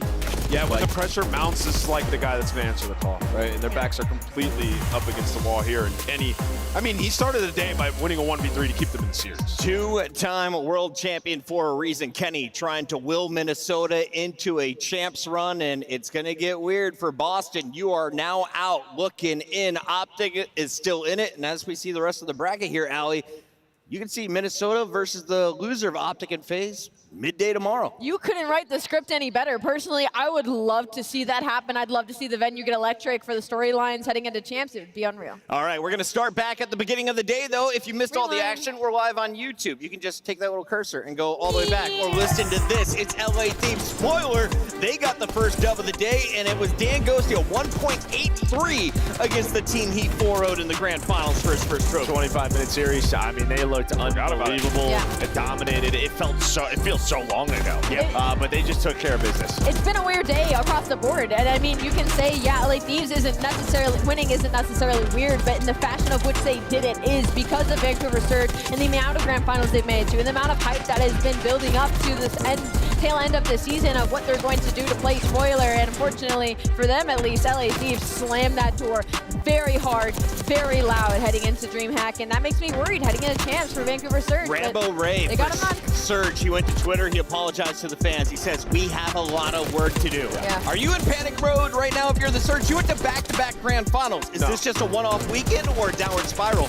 I'm a bit I think it's just the boogeyman. I think it's just LA Thieves. I think it's just boogeyman. I'm not panicking yet. Honestly, I look at that as like this is an opportunity now. Like it was Major 4, it's fine. We got champs CWC. I'll tell you who's not panicking anymore, but they were all season. It was Optic fans. All the pressure was off after this first matchup against Toronto. A 3-1 was a huge sigh of relief from the green wall. I mean, this was the best match that I've casted for them on the year. Just the way they played disciplined out, especially in hardpoint. Nobody threw anything. Nobody trolled anything. There wasn't any ego gunfights, and then they all had their pop-off moments. But a great look here over an Ultra team who, I mean, they're not looking the strongest, but it's a big win for them. Yeah, and it's a team that's had their number majority of the year too, right? And they've just beat them in back-to-back series, so Optic feel great. Hookah was almost my powerhouse player of the day. Allie, was he the MVP for Optic, or who are you more excited to watch going into day 2? No, I completely agree. I think it was the Hookah 100%. I think he's definitely an X factor now for the rest of this weekend when it comes to this Optic Texas team. Minnesota with 2 dubs on the day. The first one happened earlier against Boston Breach. It wasn't pretty. It was another 5-game series, but you walk away with a smile. Nameless, who was the star player for Minnesota in this series? Well, a couple big moments we got from Kenny. I mean, the 1v3 was massive, but Nero in this final round that you're watching right here, obviously the 50 bomb that we saw, and he makes the play, right? Like, it's like writing a book. The guy literally makes the play at the very end to get into the hill for them. He was everything today. And this, to me, was the most entertaining series that we've had so far. I mean, truly down to the wire. I think for me, it's just kind of like the Minnesota fashion. They've been to so many Game 5s and have no ice. That's been their story. But we also forget the story of Minnesota Rocker is that you can never count them out. They could be down 150 points and they could still find their way to come back and win a hard point. They could be down 0-2 in control and find a way to reverse sweep. So I think that's the most terrifying thing overall this week. Do they get any more dealerships, though? Because if I'm playing the team, I'm saying we ain't squaring up. Let's take a look, though, at LAG, who is able to look pretty clean. Fellow coming to life. Lunars with his best match so far in the CDL. No doubt about it. And on the flip side, like as good as LAG looked, I don't know, this C9 team, they just played so individual. They were not on the same page. It's been a tough year for them. Yeah, they had the worst showing. It felt like the coaching went backwards. Yeah. I hate to say it, but the team is not as good as they were 3 weeks ago. Yeah, I mean, it just looks like they fell apart. Obviously, when they saw themselves, slipping down the standings, not making it towards champs, they just kind of rolled over in this one. And you can see LAG, it just seemed like they had a hell of a lot more to play for. Right? Everybody started to pop off, get loud, get passionate. Fellow had a good series, obviously Kismet, and then Lunars. I think that's what I'll remember from this match is like Lunars can play with the pros. LAG, you got what you wanted out of the Bulldog. Fellow showcasing you what he has in the tank. They are still in the bracket, and for the first time, they are playing on a Saturday.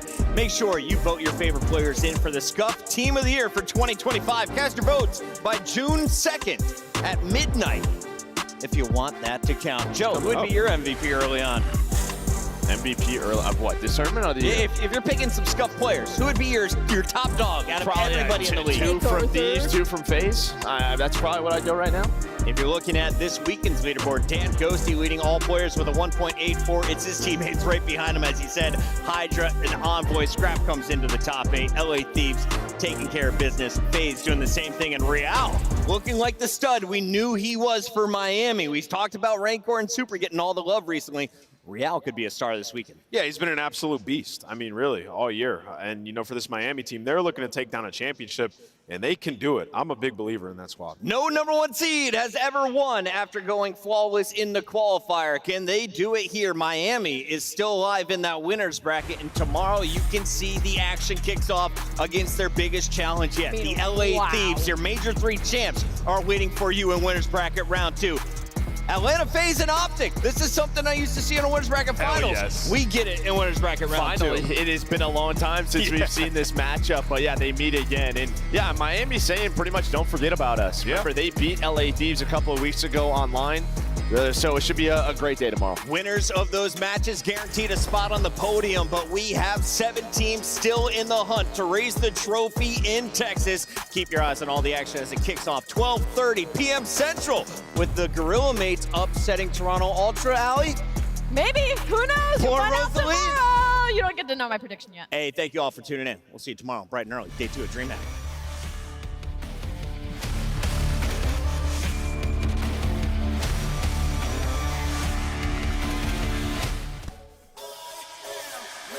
G-O-A, keep them. Time, I don't need you. Lifespan forever, ever, ever, ever, Jesus. Said we never, ever, ever, ever beat us. Death will never, ever, ever, ever see us. Backflip out caskets and pieces. Black boots and black suits with creases. With no committee, they give us pennies to Jesus. Because vibrations give us sedatives to seasons. Render the Caesar what it seasons. This ain't my kingdom, this my teaser. They say I'm cocky, pointing fingers, cause I say my life is mine to live at my leisure. You just a dreamer. Everything I dream of is something I achieve. You are underachieved. I'm Kakarot, I surpass you, Vegeta. Standing by God, pull your feet up.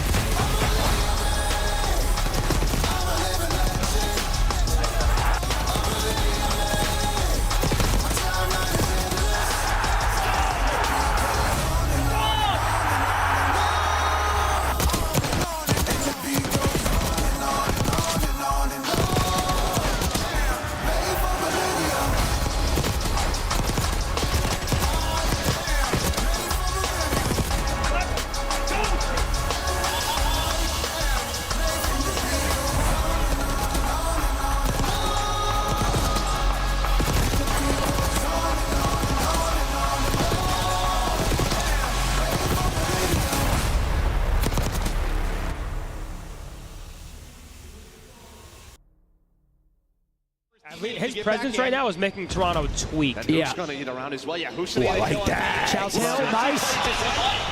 Give me one more. He's making him elite. Just such a good.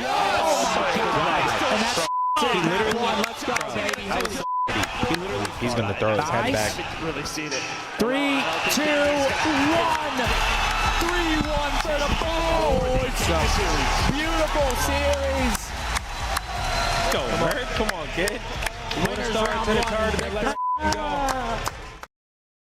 Oh, le bon timing. Ah ouais, c'est super. 82, allez, on le défend.